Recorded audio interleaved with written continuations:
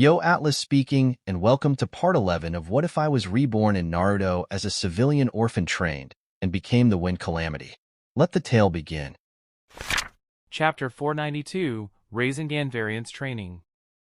Fujin analyzed, not bad. With some practice, I will be able to freely control the shape and size of this blade. It can catch opponents off guard. Fujin decreased the length and instead changed the shape. Instead of a sword, the weapon now looked entirely like a vajra. Fujin changed the sword's shape to various other shapes to find out its limits until he was satisfied. He stopped experimenting with the sword and muttered, "Time to experiment with the main feature of the sword." Fujin closed his eyes and recalled the training the aim Jounin had gone through after he received the sword. Fujin knew neither the lightning dragon nor the lightning crow jutsu. Though they weren't difficult to learn, he decided to keep it simple and experiment with the false darkness jutsu instead. Fujin began sending his chakra into the blade of the thunder spirit. He closed his eyes and began creating the false darkness jutsu while using the sword as the medium. Soon, he opened his eyes and pointed the sword at the sky. A large amount of lightning was unleashed from the sword. It traveled towards the sky without any control. Fujin frowned and analyzed, "It's difficult to control. I have no control over the lightning I released with the help of the sword. Also, my efficiency was quite low. I lost nearly half my chakra while trying to create the false darkness jutsu. However, with the 10 times amplification that the sword provides, the jutsu was 5 times stronger than what it would have been without the sword. It looks like I'll need to practice with this sword for a long time to increase my efficiency and control." Fujin let out a sigh. He had added yet another training to his already ridiculously tight schedule. Fortunately, this one won't need as much time and dedication as some of Fujin's other projects like the Flying Thunder God Jutsu, the Wind Domain, or the 8 Inner Gates technique. Fujin decided, since shadow clones can have the blade of the Thunder Spirit as well, I'll just create multiple shadow clones to practice. Due to chakra amplification, the clones won't need much chakra to practice anyway. I'll create 10 shadow clones with 1% of my chakra reserves and have them train while I meditate the entire 5 days and only replace the shadow clones after they pop. Fujin quickly acted on his plan. He created 10 shadow clones which began practicing, while he constructed a cave in the mountain and inscribed the seals to improve the efficiency of meditation like the room in his basement. Fujin's clones continued training while Fujin only meditated and created new shadow clones when the existing ones got dispelled or ran out of chakra. On day 3, Fujin made a change. He stopped training the Rasengan cannon and instead created 2 shadow clones with 30% of his chakra each and another 2 clones with 10% of his chakra each to work on the rasen shuriken. The reason for the change was that 2 clones with 10% of his chakra each were insufficient to create the rasen shuriken. The clone infusing wind chakra into the Rasengan needed a lot higher chakra to properly create it. Fujin was surprised by the amount of chakra he needed for the jutsu. However, on thinking for some time, he recalled that Naruto couldn't make many either until he learned Sage Mode and got control of Kurama's chakra. The training continued for 5 days straight before the effect of the soldier pill ran out. While he made huge progress, he wasn't satisfied. He rested for a couple of days before consuming another pill and continuing his training. 3 more days passed. Fujin was meditating in his cave when suddenly his eyes snapped open. He disappeared from the cave and appeared some distance away from a couple of his clones. 2 of Fujin's clones were focusing on their jutsu. One clone had created and maintained the Rasengan while the other clone was continuously infusing large amounts of wind chakra into the Rasengan. When Fujin arrived, the rasen shuriken was almost created. It was the best one Fujin's clones had created so far. Fujin and Kaido watched intently as the 2 clones needed another minute to complete the jutsu. A smile formed on their faces as they managed to create a proper rasen shuriken for the first time. The clone holding the rasen shuriken looked at it and thought, 5 days to learn wind release, Rasengan, and 8 days to learn the rasen shuriken with just 2 pairs of shadow clones training. Excellent! Time to test it. He turned around and slammed the jutsu into the mountain they were training on. The rasen shuriken sank a few meters into the mountain. At the same time, the shadow clone's right arm felt the backlash of the jutsu and got dispelled. The rasen shuriken exploded a moment later. A large crater was formed on the side of the wall as it disintegrated into sand and soil. A tremor was felt throughout the mountain, scaring away any birds and animals living on or around the mountain. It took several minutes for the dust and soil to settle or fly away. If one were to look at the mountain, it would feel like a large monster had taken a bite of the side of the mountain. Kaido, who had flown next to Fujin, said in amazement, "That was cool. What's this jutsu?" While Kaido had seen the incomplete version several times, a complete rasen shuriken was in an entirely different league. He could sense that none of the winged saber-tooths could resist the dangerous jutsu Fujin had just created.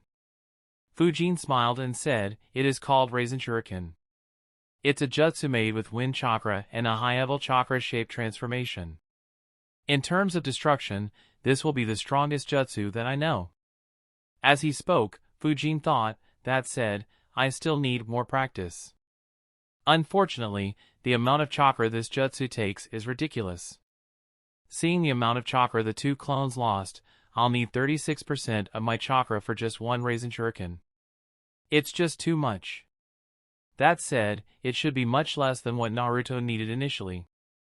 It should be because I am much more efficient in infusing wind chakra as compared to Naruto, who had just learnt wind manipulation.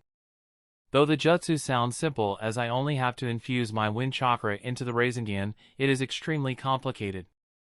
The only easy part is converting normal chakra into wind chakra and releasing it. If control over wind chakra is bad, then a lot of wind chakra will be lost during the process of infusing chakra into it. Even after infusing the wind chakra into the Rasengan, the clone that maintains the Rasengan has to ensure that the wind chakra isn't lost and stays within the Rasengan. Even for me, I lost close to 50% of the wind chakra I infused into the Rasengan during these processes. If my efficiency was only 20%, then the chakra I needed would have risen 2.5 times.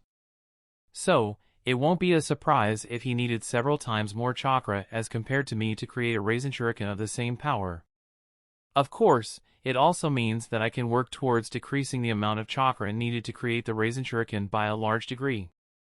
At the very least, I should try to create at least 4 rasen shuriken with my current chakra reserves. Of course, that is only one part. I'm not a fan of needing a shadow clone to help create a jutsu. I need to work towards creating the jutsu without needing another shadow clone to help. Apart from that, I also need to create a lightning version of this jutsu. I shouldn't be able to create it with the help of the Blade of the Thunder Spirit due to the level of chakra-shaped transformation involved, but even without that, having a rank S jutsu that is so destructive is always helpful. However, I am not as used to using lightning as I am with wind. My efficiency will be a lot worse with lightning. It could create some complications. Another variation I want to explore later on is if I can add fire chakra to the rasen shuriken. If I can, then the jutsu will be far more devastating than the rasen shuriken. Sigh, so much to do again. Just when I feel that I'm heading somewhere, more training comes up. Fujin let out a sigh. While he understood the importance of training and strictly followed his training schedule, he couldn't help but get a sense of fatigue. He thought to himself, no wonder there are so few ninjas who reach rank S. Despite having so much motivation, I'm still feeling tired. For normal ninjas, it is highly unlikely for anyone to maintain a strict training schedule for more than a few months. Anyway, I should stay here for another week. Once I get a hang of the rasen shuriken and Rasengan cannon, I'll leave. I'll return later to improve it and learn the variants. Staying any longer here without informing Hiruzen about my absence won't be good. Chapter 493, 1.5 months. Fujin got back to training. He trained for the next couple of days until the effects of the soldier pill ran out. After resting for a couple of days, he consumed another pill and trained for another 5 days. During this time, he had learnt the rasen shuriken, which now needed 34% of his maximum chakra. His clones could create it successfully every single time. However, he couldn't create it with just one clone. The Rasengan cannon was mastered as well. Fujin could propel it in a straight line for nearly 50 meters and control the timing of its explosion. In addition, he could change its direction by a few degrees by controlling the winds that propelled it forward. And lastly, he had managed to master the blade of the Thunder Spirit. Unlike the other two jutsus, Fujin could assign a lot of shadow clones to train the blade. As a result, his control over the blade had already exceeded that of the aim Jounin who gifted him the sword. Satisfied with how far he had progressed, Fujin decided to go to Konoha. In all, he had spent 20 days training on that mountain. Fujin ended his reverse summoning and appeared back in the training ground. As soon as he appeared, he saw Naruto training in front of him. A deadpan expression appeared on his face as he wondered, I have been running into him too frequently lately. Is someone messing with me?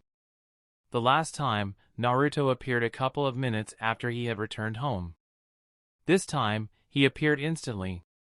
He couldn't help but wonder, is Hagoromo helping the reincarnation of his son? Probably not. I doubt he'd pay attention to something so insignificant. Naruto immediately saw Fujin when he appeared. He quickly ran towards him and asked excitedly, Fujin, when did you return? Fujin answered, just a moment ago. I'm a bit hungry, want to visit Ichiraku? Naruto excitedly jumped and said, of course I do. Believe it! Fujin smiled and said, all right, we race there. Believe it. Naruto was surprised. He asked, Rack. However, before he could complete his question, Fujin had already disappeared. Realizing that Fujin had already started, he complained, hey, no fair. Wait for me. Naruto immediately began running towards Ichiraku. Needless to say, Fujin reached the stall within a few seconds and sat down on the stool. Ayam was surprised as Fujin suddenly appeared out of nowhere and was sitting on the stool. She quickly smiled and said, Fujin. You haven't visited in a while. Fujin nodded and said, yeah. I was busy with some missions. Get me the usual. Actually, double that. I haven't eaten good food in a while.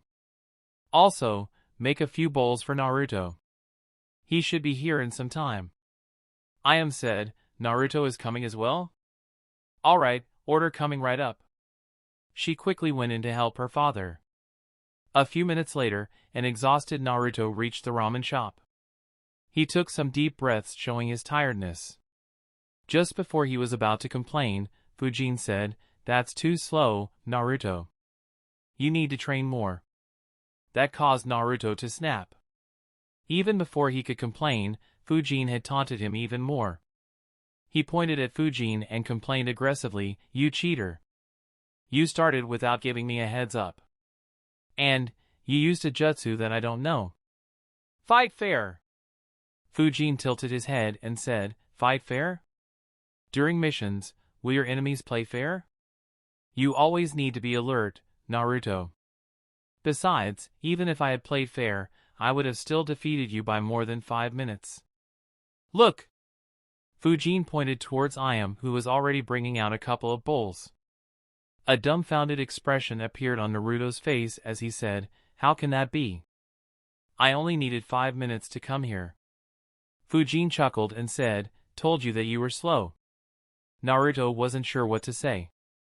He just became dejected and his shoulders dropped. Ayam placed the bowls and said, Fujin, don't tease Naruto so much. Naruto, he is just messing with you. See, he already ordered for you as well. Come eat. Naruto's mood immediately brightened up as he hopped into the seat next to Fujin. Fujin just chuckled and began eating the ramen. As they ate, Fujin asked, so, how is your training progressing? Naruto answered, I can walk and run on the water. The combination jutsu is still very difficult though. Fujin nodded and said, that's good progress. You can focus all your attention on the combination jutsus now. Just remember to practice the 4 jutsus individually every once in a while and practice tree climbing and water walking once a week or so. Naruto nodded and asked, could you teach me how you can disappear suddenly? Fujin shook his head and answered, learning too many jutsus at the same time isn't a good thing. You should focus on mastering what you already know for the time being. Once your base becomes strong, you'll be able to learn more jutsus easily in the future. Naruto looked at Fuin and immediately pestered him, "Come on. Just teach me this one jutsu. I'll master all of them, believe it." Fuin chuckled and said, "All right. How about this? I'll teach you that jutsu as your graduation gift once you graduate. Deal?" Naruto immediately beamed up and said, "Deal." There were only a couple of months left for his graduation exam. Though Naruto still couldn't perform the clone jutsu, learning so many new jutsus and skills had increased his confidence considerably. The two talked a bit more about casual stuff as they ate. Naruto updated Fuin on the pranks he pulled during the time Fuin was away. Fuin gave Naruto some tips on how to improve his pranks further and sent him away, ensuring that Naruto won't be disturbing him for a few days at least. Fuin returned to his house. He stretched for a bit and thought, "I guess it is back to Flying Thunder God training. I need to increase my teleportation range. I already rested a day on the mountain after the effects of the soldier pill ran out. I can do some low chakra intensity training today." Fuin entered his basement and began training. He had already dug a kilometer-long hole under his house and covered it with a range of seals to prevent detection. He had just begun his training when his bell rang. Fuin wondered, "I have sent Naruto away. Who is it now?" He spread his chakra field and sensed two ninjas. For a moment, he wondered, who are these TW? Ah, it's them. I wonder what they want. Though Fuin could remember chakra signatures, he had seen way too many of them. As such, it was difficult to identify the chakra signatures of the people whose chakra signatures he didn't specifically try to remember or didn't see on a regular basis. It was like trying to remember names or faces, but a bit more difficult. After all, you would see faces whenever you meet the person and use their names while talking with or about them. However, Fuin could only see the chakra signature once he activated his chakra field or focus chakra in his eyes. It wasn't something Fuin did regularly while in Konoha. He sent a shadow clone to see what the two visitors wanted. As soon as the clone opened the door, relief appeared on the faces of the visitors. Yasushi sighed in relief and said, "Finally, we found you." Harem sighed as well and added, "We were getting worried after not seeing you for so long."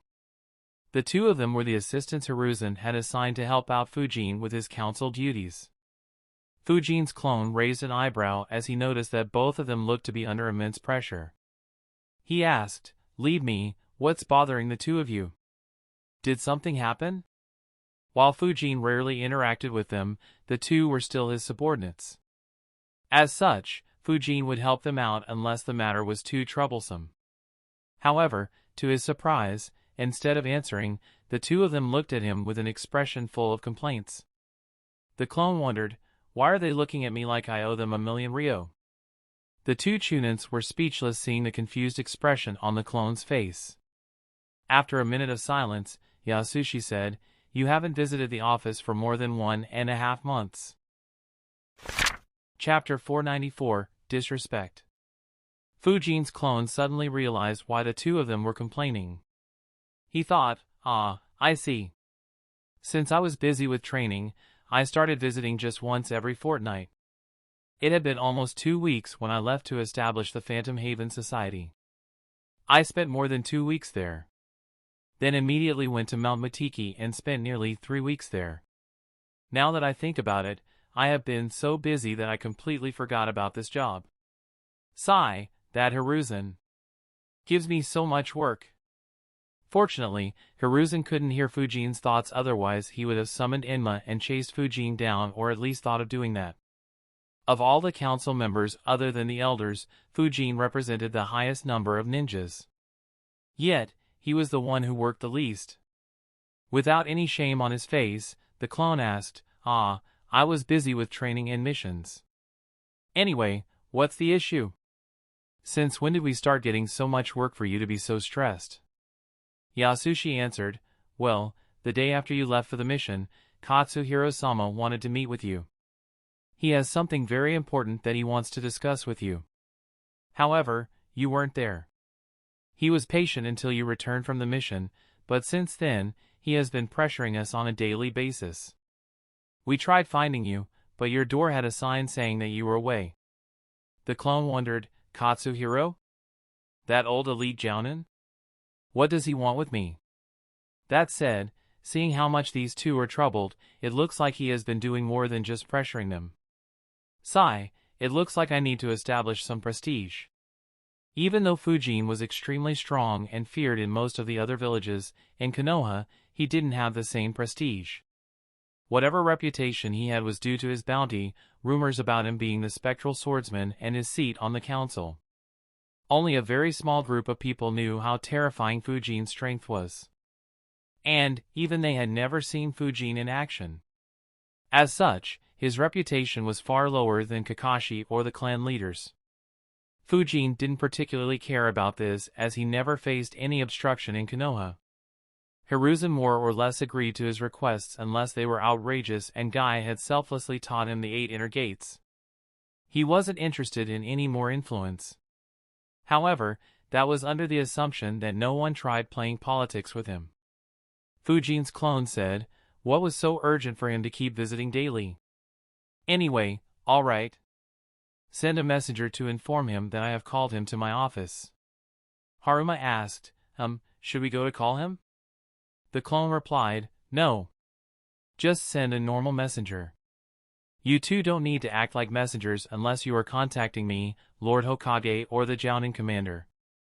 I'll meet you at the office. In front of them, the clone closed the door and disappeared. As for Fuin's main body, he continued training in the basement. Yasushi and Haruma exchanged glances. Relief could be seen on both their faces. The last 3 weeks had been rather tough on them. Haruma said, though it didn't sound like it, it seems like he was upset. Yasushi nodded and said, yes.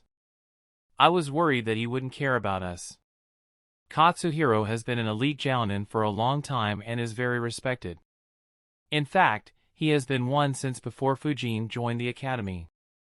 I was worried that Fuin might not know much about politics. Thankfully, that doesn't seem to be the case.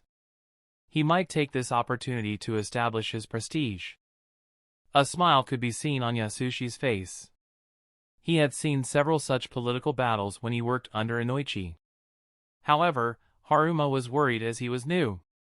He asked, Katsuhiro is very reputed. In fact, he is the most reputed among the civilian ninjas. Almost all civilian ninjas look up to him. Will it create an issue if Fuin confronts him? Yasushi answered, no. It'll just be a confrontation between them. We won't get involved. If Fuin loses, then we will be reassigned to some other duties. I guess some council members wanted to back Katsuhiro for the seat Fuin is in. You don't need to worry. Just sit back and watch. It is one of the only entertaining things about this job. Unlike Yasushi, who seemed to look forward to it, Haruma was still very worried. The two immediately left towards the Hokage building. After sending a messenger to call Katsuhiro, the two returned to Fuin's office and saw his clone skimming through the documents in the office. On noticing them, the clone said, good, you two returned. Brief me about everyone who visited the office in my absence. Let's handle their issues. Yasushi and Haruma immediately got to work. One by one, they began resolving all the cases that were raised during the past month. Fuin generally didn't receive many requests. While quite a few were curious initially, most lost interest after seeing how slow he was at responding, how little time he allocated for meeting up, and how quickly he dismissed them. As a result, ninjas would only visit him if it was a critical matter. Half an hour later, Katsuhiro showed up at Fuin's office and knocked on the door. The clone lazily said, come in. Katsuhiro entered the office and looked at Fuin's clone, who barely looked at him, and said, wait a couple of minutes. I'll handle this case and then listen to you. Without giving him any chance to respond, Fuin's clone began asking his two subordinates questions about the matter at hand. Both Yasushi and Haruma felt awkward, but remembering the pressure Katsuhiro applied on them for the last few days, they ignored him as well and just began helping Fujin. Seeing him standing without being paid any attention alleviated some of the complaints they had about him. A frown appeared on Katsuhiro's face. Fujin didn't give him any chance to speak. In fact, he completely ignored him. So did his subordinates. However, Fujin's words left him with little option to respond. Suddenly, he realized something that made his anger go through the roof. Fortunately, he was able to restrain himself thanks to his long experience. After 4 minutes, they were finally done with the case they were looking at. The clone closed the file and looked at Katsuhiro.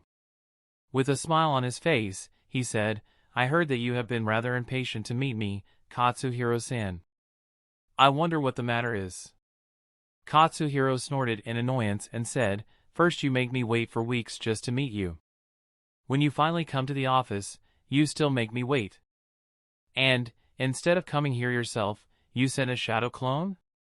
As he spoke, the anger in his voice continuously rose. Not only did Fuji not come, but the shadow clone he sent also had very little chakra. It was a massive disrespect to someone experienced and respected like Katsuhiro. Meanwhile, Yasushi and Haruma were stunned. They glanced at each other in disbelief. Yasushi looked at Fujin once again and thought, he is a shadow clone? He sent a clone to meet up with Katsuhiro? I have never even seen Lord Hokage being this disrespectful. At the same time, Haruma wondered, did he ever come to the office in person? Or did he always send a clone? Fujin's clone ignored his anger and asked with a puzzled expression on his face, "Are you on a secret or a rank S mission?" Katsuhiro thought, what the hell? What does that have to do with anything? He answered, "Not right now." The clone asked, "Why are you getting so worked up for a few minutes then? Seeing your state, one would assume that we are at a war or something. You should relax, Katsuhiro-san. Otherwise, others would misunderstand. Now, why did you want to meet me?" Haruma just kept watching Fujin with a dumbfounded expression. He thought, not only did he ignore the fact that he didn't meet him for weeks, but also ignored the fact that he only sent a clone. Instead, he admonished Katsuhiro for being worked up. "Yasushi, are you sure that we will be fine?" Despite his experience, Yasushi was getting increasingly worried as well. He had seen Inoichi being strict and disrespectful, but he had never seen him be that way to an elite jounin. Meanwhile, Katsuhiro was stuck in a dilemma. Fujin's shamelessness had completely caught him off guard. He couldn't decide whether he should blow up the matter or relent because Fujin wasn't confronting him openly. The disrespect, though obvious, wasn't something he could complain about as Fujin could easily claim ignorance and give excuses. He thought, damn you Danzo. You didn't say that dealing with him will be this difficult. I need to calm down. Since he doesn't want to openly offend me, I'll continue with the plan. Katsuhiro said, I had a proposal for you, a plan that would be extremely helpful to the civilian ninjas and would make us much stronger. I want you to put it forth to the council and get it passed. Fujin's clone was intrigued. Not long ago, Fujin had given one such proposal to the council which was still not implemented. He asked, "Oh, what is the proposal?" At the same time, he thought, he controlled his anger too easily. Old ninjas are particularly sensitive about the respect they get from youngsters. As I guessed, he is scheming something. Chapter 495, As long as Konoha benefits, I am happy. Katsuhiro explained, in the ninja clans, the seniors in the clan always instruct and guide the juniors. They pass them their secret techniques which make it very easy for them to become special jounins with little effort. In addition, they also arrange groups for them to join once they become chunins. By comparison, we have no access to any jutsus or guidance from any seniors. I want to level the playing field. Fujin's clone tilted his head and said, the village library is open to all and has hundreds of jutsus. Anyone can pay a visit and take the jutsus that are suitable for them. Similarly, everyone can ask their sensei for guidance. What exactly are you complaining about? Katsuhiro shook his head and said, "It's not the same. The normal jutsus in the library aren't as useful as the secret techniques." Fujin's clone said dismissively, "I disagree. Instead of complaining about not having secret techniques, we need to train with more dedication and train our jutsus to the next level. There is no excuse for not having stronger or suitable jutsus other than a lack of effort." Fujin himself had depended heavily on the library. Though he received some help from Hiruzen and Renjiro, who taught him samurai saber techniques, wind vacuum technique, provided the scroll for the flying thunder god, and allowed him to learn shadow clone jutsu quite earlier than he would have normally, there was no denying the help the library provided. Even without Renjiro and Hiruzen's help, Fujin wouldn't have any issue becoming a rank S ninja.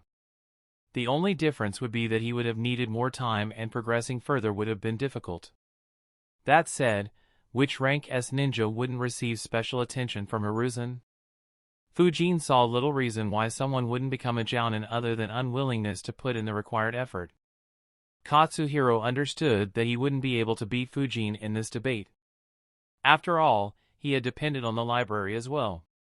He said, "Even if jutsus are available, it isn't the same. Without proper guidance, it is difficult to learn the jutsus. Even though everyone gets a sensei assigned, most civilian genins get assigned just a chunin sensei. They aren't very qualified to help them after they become chunins. That is why, I want you to propose the construction of a guidance hall for civilian ninjas." Fujin's clone was intrigued again. He asked, "What will the guidance hall be?"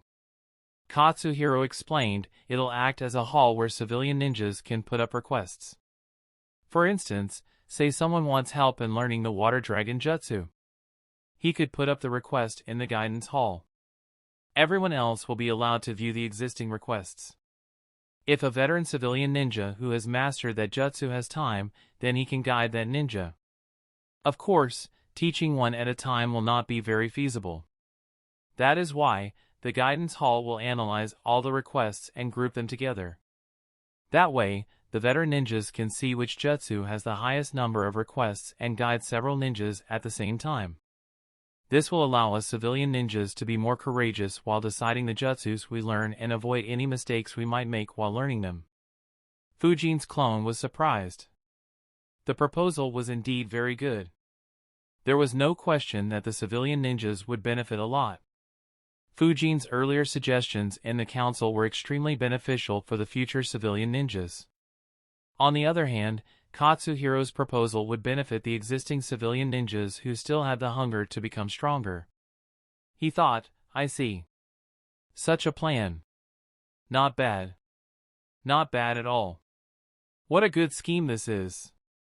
He wants my seat on the council. That said, who gave him the confidence to think that he would be able to take my seat?" Fujin hadn't gotten the seat on the council due to his political acumen. He received due to Hiruzen acknowledging and making use of Fujin's overwhelming strength. Apart from Hiruzen, there was no one on the council that could defeat him in a fight. As such, he wasn't very worried. He nodded and said, "It will be very beneficial." "This is a great idea, Katsuhiro-san." Katsuhiro added, "Another method to make civilian ninjas stronger would be getting elemental crystals allotted to us. The clan ninjas are stronger than us because they have had the support of elemental crystals since they were young. On the other hand, we can only access it if we are in the Umbu. I want you to demand elemental crystals for civilian ninjas as well." Fujin's clone shook his head and said, "Already asked. Lord Hokage refused. The village is already facing a shortfall." Katsuhiro argued, "But the clans still get a large amount of elemental crystals every year. We deserve to get the SA." However, the clone cut him off and said, "As I said, Lord Hokage has refused. If you want to take it up with him, feel free to do so."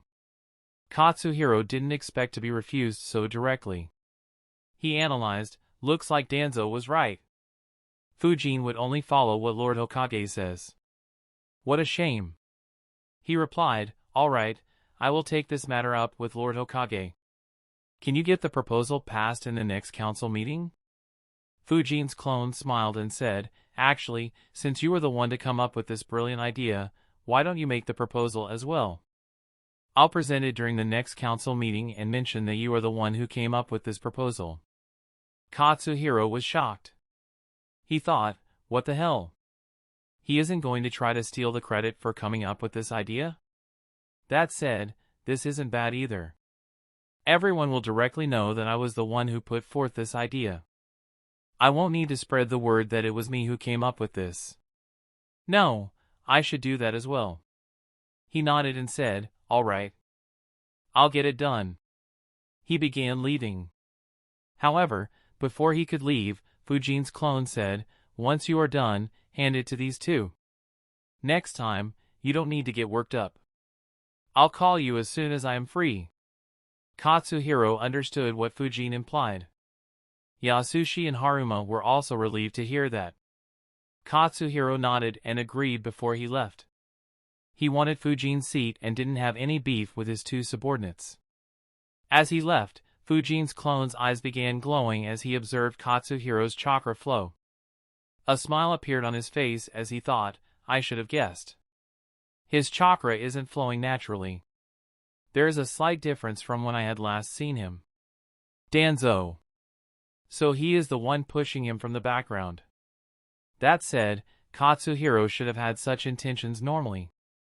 Otherwise, Danzo wouldn't have been able to push him against me so easily while being completely unaware of any external influence. Seeing that Katsuhiro had disappeared from his view, Yasushi softly said, Fujin. You are still new to the council and haven't been very active. So you may not have seen this, but he wants your seat on the council. Since Fujin had stood up for him, Yasushi felt compelled to inform him about the political plays others played. To his surprise, Fujin's clone nodded and said, I know. Yasushi asked, then why are you letting him put forth the proposal and giving him the credit? If you had made the proposal, then you could have taken the credit. Fujin's clone smiled and asked, what will I do with this little credit? I'm not interested in political games. As long as Konoha benefits, I am happy. Yasushi and Haruma were surprised by the words. Though Yasushi didn't say anything, he was disappointed. He thought, he is still too young. If he maintains this attitude, he might not be able to keep his seat. What a pity. Someone like him will be able to help the village a lot. Unfortunately, people like him don't last in the political arena. Chapter 496, Fujin's Counterattack.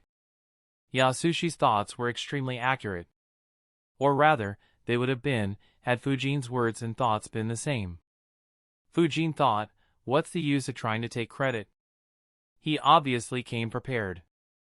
If I had tried to steal the credit, I would have fallen into a trap. Even Hiruzen would have been unlikely to support my seat in the council if that happened. Since I can't take the credit, why should I put in the hard work? Let him do it all by himself or with Danzo's aid. Besides, even though I never did any politics in my previous life, I do know how bureaucracy works. In the council, only I can put forth this proposal due to its nature. The civilian members can't do it as they represent the non-ninja population. The elders obviously won't do it as they will offend the clan leaders. As for the clan leaders, there is no reason to even think. So, let him put forth a proposal. I'll delay my response as much as I can and then point out the flaws in his proposal and ask him to redo it. As long as he fails to complete the proposal before the council meeting happens, he'll have to wait for 6 months until the proposal can be put forth again.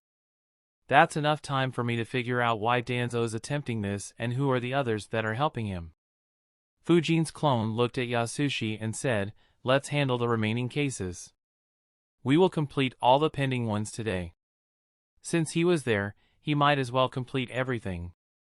Yasushi and Haruma immediately got to work.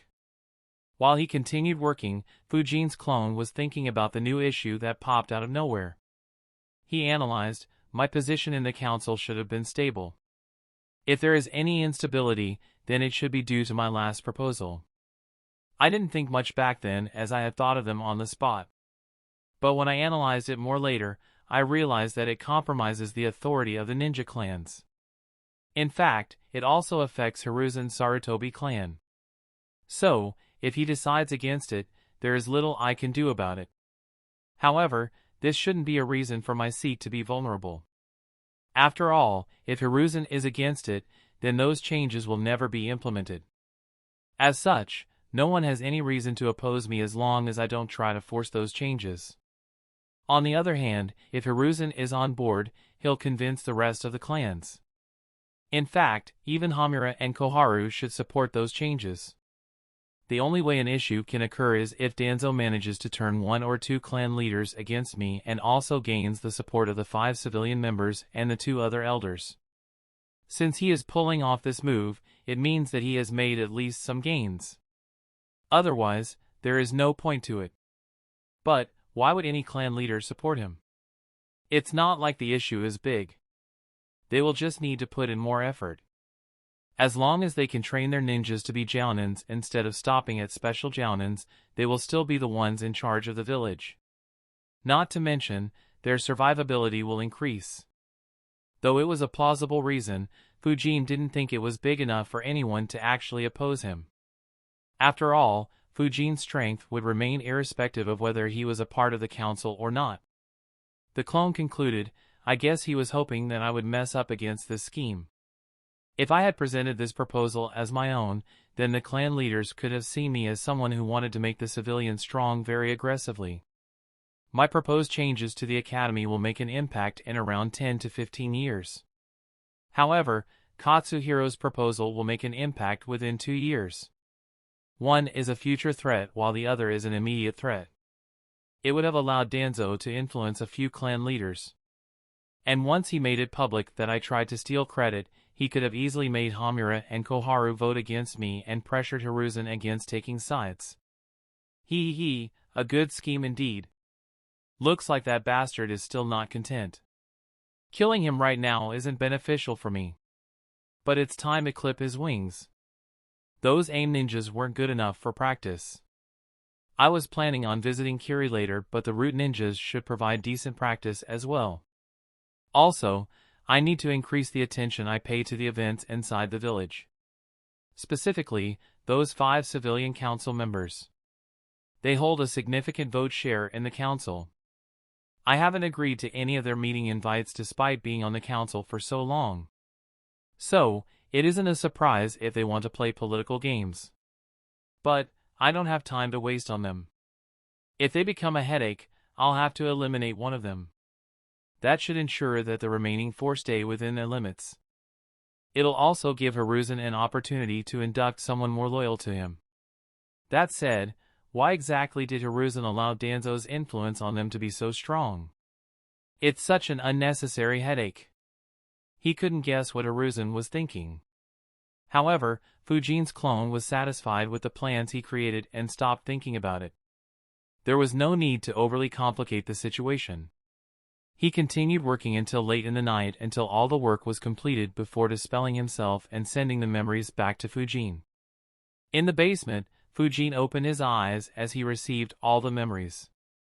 A smile appeared on his face as he thought, it looks like Danzo grew impatient with me staying in my house and in the training ground for months. Sigh, he is a lot tougher to deal with. Despite messing with me so many times, he hasn't given me a single opening to act upon. As expected as someone who operates an organization like Root. He doesn't leave any tracks behind. If not for my knowledge, I wouldn't have been able to link these incidents to him. Though, it isn't entirely bad. Killing him this early would have made me miss out on a future opportunity. Besides, since he has so much free time on his hands, I'll give him something to be worried about instead of wasting his time on me. In an instant, 4 shadow clones appeared next to Fujin. Each had 20% of the chakra Fujin currently had left. Immediately, all 4 changed their appearances and physiques to be completely different from each other. On top of it, they wore masks and cloaks to disguise themselves further. Looking at each other, one clone said, "I'll go east. I'll go west. I'll take the northern base." The last clone didn't say anything. All 4 hid their chakra and disappeared from Fujin's house. Inside Konoha, Root had one main base where Danzo generally stayed. However, that was one of the many bases Root controlled. When Fujin secretly inspected the village, he found as many as 37 other hidden underground bases. Of course, most of the bases were closed after Hiruzen cut off Danzo's manpower following the Uchiha massacre. However, the route still operated 4 of those bases, covering every direction. Each of those 4 bases had 2 to 6 root ninjas managing it at any point depending on the available manpower. Only if Root had to deploy all its forces outside the village would those bases be shut down. Fujin's target was those 4 bases.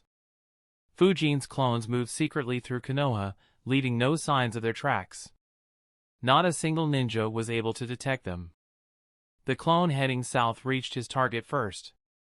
He stopped just outside the base as surprise appeared on his face. He analyzed, there are 9 ninjas inside this base? That's strange. Is Danzo up to something? I need to check who it is. If Danzo is present here, I'll have to retreat. My main body can send a clone to target the main root base instead. Fighting someone like Danzo would leave a lot of clues.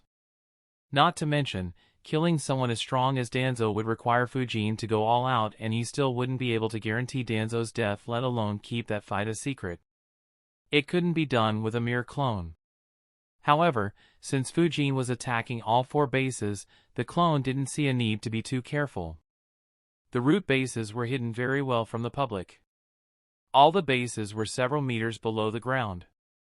In addition, they were covered in numerous seals to ensure they stayed hidden and were strong enough to not collapse due to a few jutsus.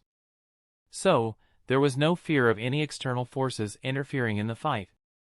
The clone directly entered into the base and activated his chakra field, covering the entire base.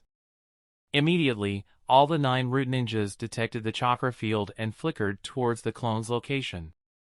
Behind his mask, a smile appeared on Fujin's clone's face. He thought, good, Danzo or any other elite jounins aren't here. Time to go on a rampage. Chapter 497, Lightning Release. It was late at night in Konoha. Most people had already gone to sleep. Only a few umbu and some ninjas on patrol duties and similar jobs were awake. In a rather inconspicuous spot in between 2 remote training fields, a hidden base existed around a couple of dozen meters underground. The base wasn't very big like some of the other bases in Konoha. It only had 7 rooms and 2 paths to enter and exit the base. Under normal circumstances, this base was never disturbed. However, on this day, every root ninja sensed a chakra field aggressively detecting everyone in the base. It stunned the root ninjas momentarily. Ever since they joined the root, they had never experienced someone barging into a root base with so little restraint. Even the Hokage wouldn't do so. Another important factor to remember was that the base was covered in numerous seals. It was perfectly hidden. Even a Fuin Jutsu Grandmaster would have trouble spotting the base.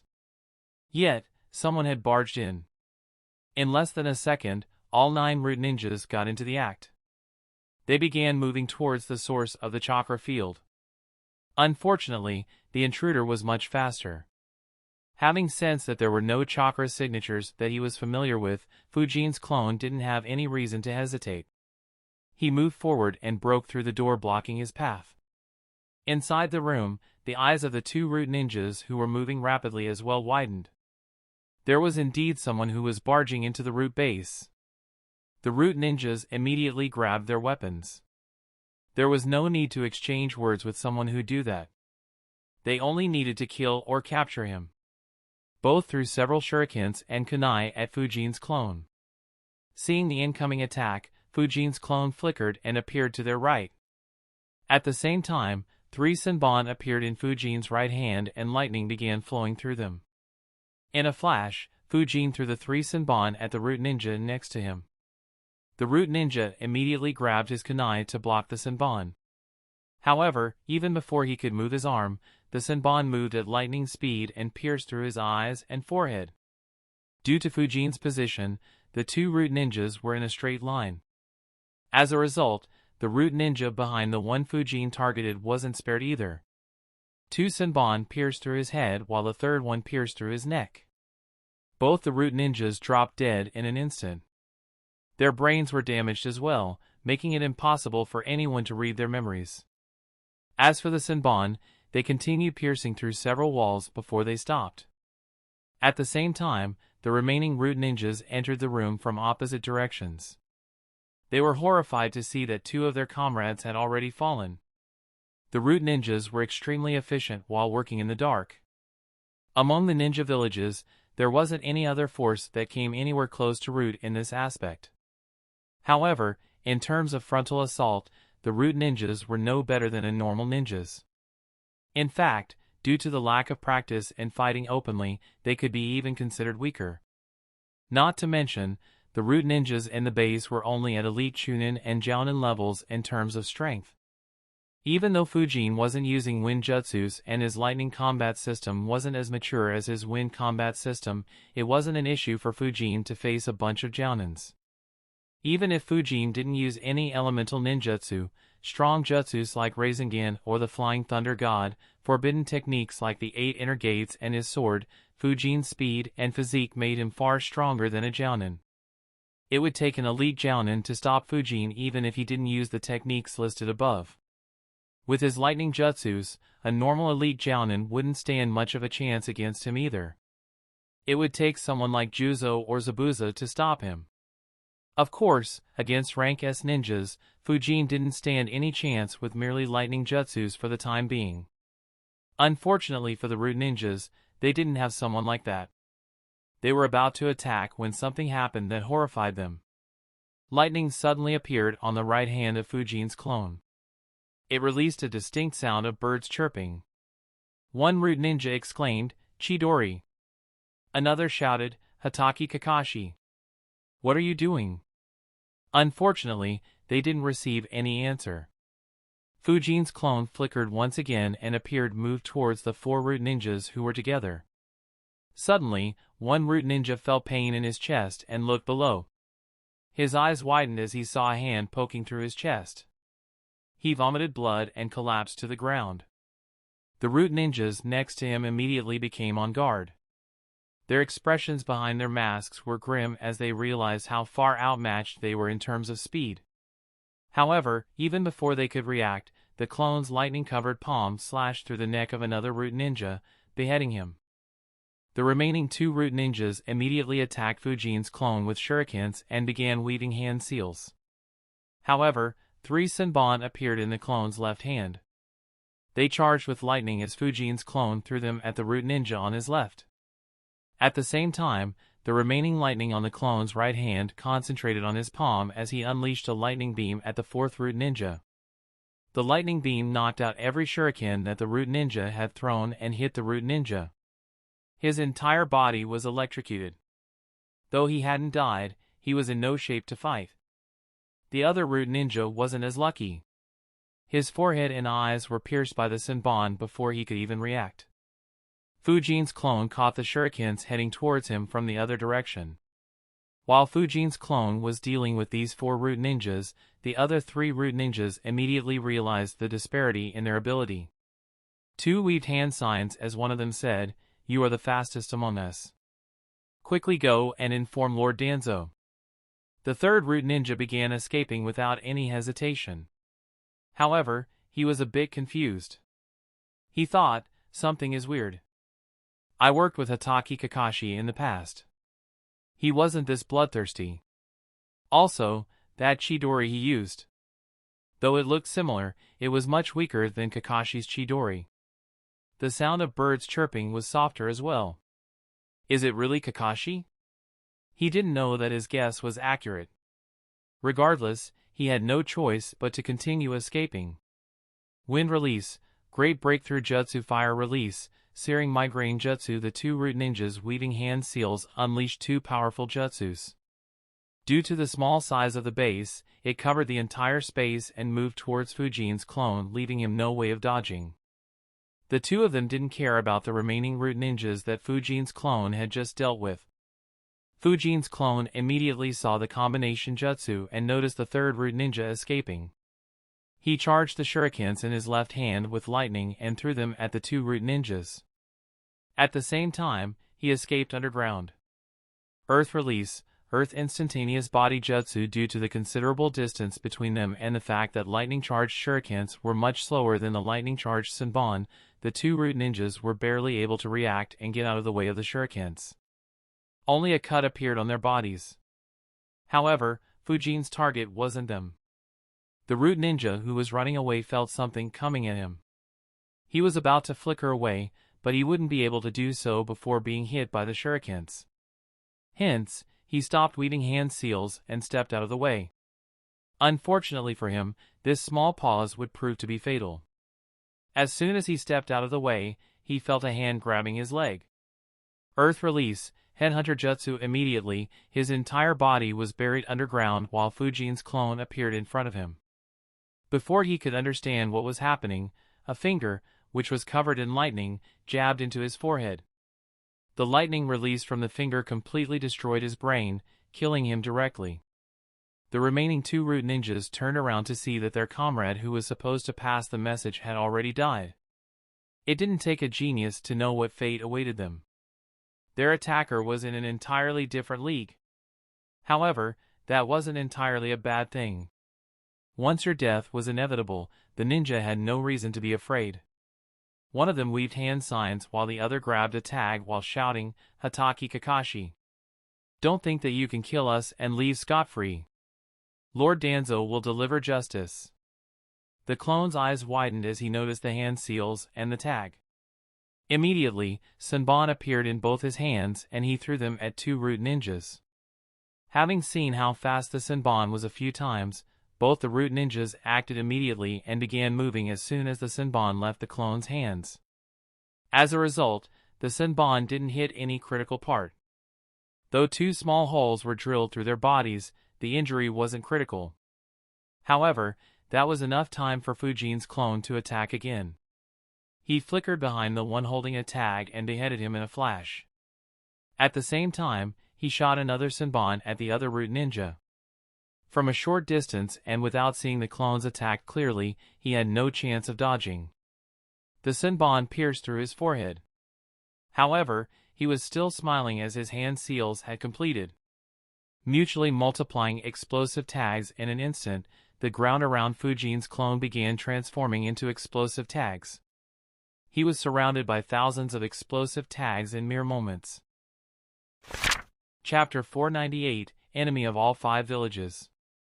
Just as the Fujin's clone was surrounded with explosive tags, he released a large amount of lightning from his body which spread in every direction, forming a lightning field. It covered every explosive tag around him, causing lightning to pass through the tags, diffusing them within a few moments. In a few seconds, the ground stopped transforming into explosive tags and the clone was done diffusing them. However, it drained away almost all of his chakra. He sighed and muttered to himself, "After I did such a good job creating such a good crime scene, why do you want to ruin it with explosions?" As for the tag, that was even more dangerous. It was the standard tag used to blow up the entire base. It would have dispelled me and instantly alerted everyone. I wouldn't have been able to decorate this crime scene like I want to if that happened. Anyway, time to get to work. I can't wait for Danzo to come and look at this scene. Let me see if you still have the time and energy to try and create trouble for me.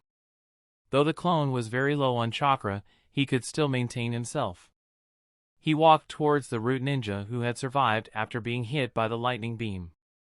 Though his resistance was rather admirable, his paralyzed body was covered in deep cuts and was burnt thoroughly by the combination jutsu. He didn't survive such a torture.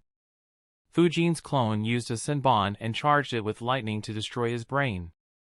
He did the same to any other root ninja who still had their brains intact so that no one could read any memories. Needless to say, Fujin wanted to divert the blame to Kakashi. Had someone's memories been read, Danzo could openly question Kakashi. However, doing that would be equivalent to proving that Kakashi was innocent. Kakashi was an extremely experienced ninja. He had been a ninja for more than a decade when Fujin graduated. He had spent several years in the Umbu. Would someone like him make the mistake of not destroying memories? All it would prove is that someone was framing Kakashi. So, Fujin's clone didn't bother leaving something so obvious. There were only 2 clues he left behind to point towards Kakashi. The first was that almost every wound on the dead bodies, other than the ones caused by the combination jutsu, had signs of damage due to lightning. Any decent medical ninja will be able to find that out during the autopsy. Even the large number of explosive tags were damaged due to lightning. Danzo would easily see that. The second clue was the hole he left in the chest of one of the root ninjas. Kakashi's Chidori was extremely famous. This injury plus the lightning would force Danzo to suspect Kakashi. Of course, it wasn't an ironclad proof. In fact, even this would be considered as someone setting up Kakashi. However, it was exactly as Fuin wanted.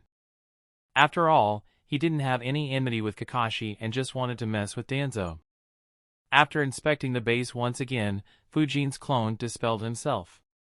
As soon as he was dispelled, every Senbon he had used to attack also disappeared. All that was left behind were 6 burnt dead bodies, one of which had a hole in the chest, and 3 more dead bodies that weren't burnt. A few of the dead bodies were beheaded while one was buried upright in the ground, with only his head visible above the ground with a small hole in his forehead. Due to the remote location of the base and the seals covering it, no one detected the fight that just happened there. Until another root ninja shows up at this base, no one would know that anything had happened. While Fuin's clone was dealing with the root ninjas at this base, his other 3 clones were already done as the bases they targeted only had 2 root ninjas each. In all, 15 root ninjas had died within the span of a few minutes. In his basement, Fuin received the memories of all his 4 shadow clones. A smile appeared on his face. He had stopped training as he needed chakra in case something happened after the details of the incident were leaked. Apart from 1 clone, the remaining transferred back most of the chakra. As a result, he had more than half of his chakra reserves, which was sufficient to deal with most matters. Fuin chuckled as he analyzed, perfect. 15 root ninjas. This might be the most root ninjas Danzo lost within a few minutes. Hiruzen had already taken away most of his subordinates post the Uchiha massacre. I wonder how many are left after today. Regardless, the village will heat up. The evidence clearly points towards Kakashi. However, I doubt whether he is even inside the village considering how many missions Hiruzen assigns him. Even if he is, there is no way Hiruzen that I know would take any action against him without any ironclad proof. After all, for what reason would Kakashi do something so outrageous? Even Danzo would ask that question. As for its answer, there is only one that makes sense. It is that Hiruzen ordered Kakashi to do so. There is no doubt that Danzo would suspect that Hiruzen wants to finish Root for good.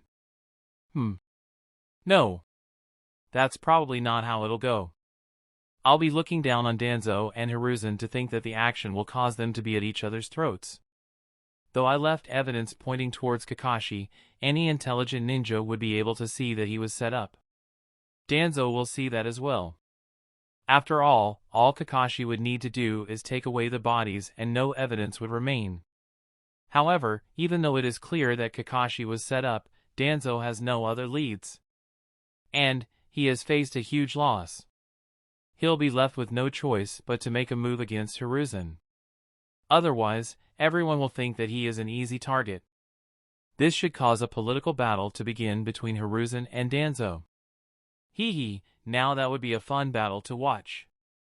Once it starts, Danzo won't have much energy left to try and replace me on the council. If he still interferes somehow, I'll just add some more oil to the fire.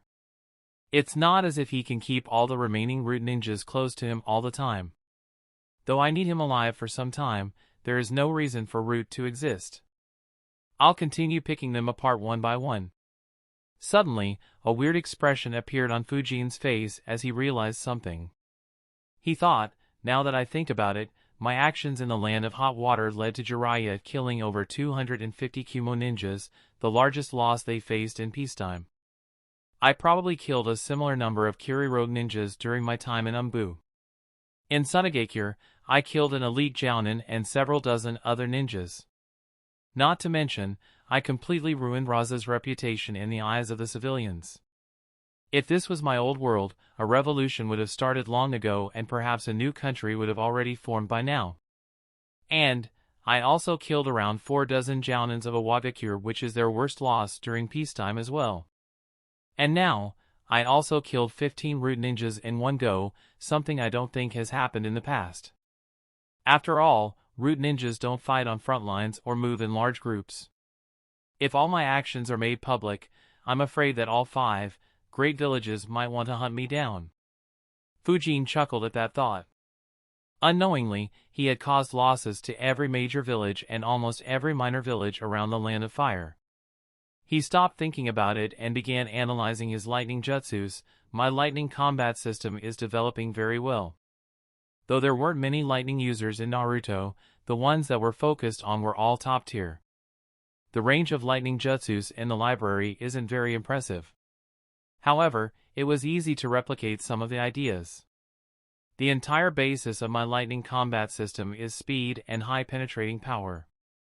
One of the uses of lightning that impressed me the most was when Killer Bee Sneak attacked Kisame with a pencil that was enhanced with lightning. Kisame could dodge those due to his strength and speed and also the fact that Bee didn't spam them. However, even he found those troublesome. I have merely applied the same technique to Senbon, making them extremely deadly. Even someone like Renjiro will have to be extremely alert against this tactic. As for the ones weaker than him, they'll struggle heavily. Until I can replicate Raikage's lightning chakra mode, this will be my main tactic while fighting with Akuro's identity. The lightning chakra mode is difficult to replicate though. I already have a decent base thanks to the burst jutsu, lightning transformation jutsu and electric skin jutsu in the library. However, lightning chakra mode is several levels above basic stuff like that. It's difficult to say whether I'd manage to replicate it without getting some help. Chapter 499, A Grave Loss. Fuin continued analyzing. Compared to that, the Chidori is a bit easier. While my Chidori isn't as good as Kakashi's Chidori, it's only a matter of time before it becomes as good as his. Actually, even without it, my current level with Chidori is sufficient to poke holes or overwhelm the usual defenses. The only time I'd struggle would be if I try going head-on against another Chidori or a Rasengan or go up against a defense at the level of Gaara. In addition, I also managed to create a one-finger lightning jab by taking inspiration from the third Raikage's attack. Though it is nowhere near his level, it'll continue improving. My initial plan with the lightning release was to have a combat system like this. I did create some more jutsus to help out with defenses and for some other uses. What I didn't expect was that I would get the Blade of the Thunder Spirit. It allows me to fight comfortably from a range as well. It was indeed a very helpful gift as it directly resolved the issue of me not having good mid and long-range jutsus. I was overly dependent on the lightning beam and the false darkness jutsus. And neither was strong enough to threaten an elite Jounin. Now, it is a completely different story with the amplification the sword provides me. Looks like my lightning combat system is almost complete. A smile formed on Fuin's face. Unlike with wind, he had received very little help to improve his lightning jutsus. Reaching such a level with just himself was a great accomplishment. Fuin let out a yawn and muttered to himself, "It's late at night. I need to sleep. There is still some exhaustion from the soldier pill. Tomorrow, I need to see what happens after Danzo finds the dead bodies. If nothing serious happens, I need to start working on creating the 8 trigrams divination seal. I'll have my clones work on it while I train Flying Thunder God and the 8 inner gates." Fuin went to sleep. The night was very peaceful in Konoha. However, no one knew the storm that would soon hit the higher-ups in the village. The next day, a root ninja visited one of the 4 bases on a routine visit. When he entered it, his eyes widened as he saw 2 root ninjas lying dead. He immediately sent a clone to inform Danzo. Within a few minutes, Danzo and 8 root ninjas arrived at the base. Root ninjas dying inside Konoha was a huge matter. Danzo bent down and began observing the 2 dead bodies.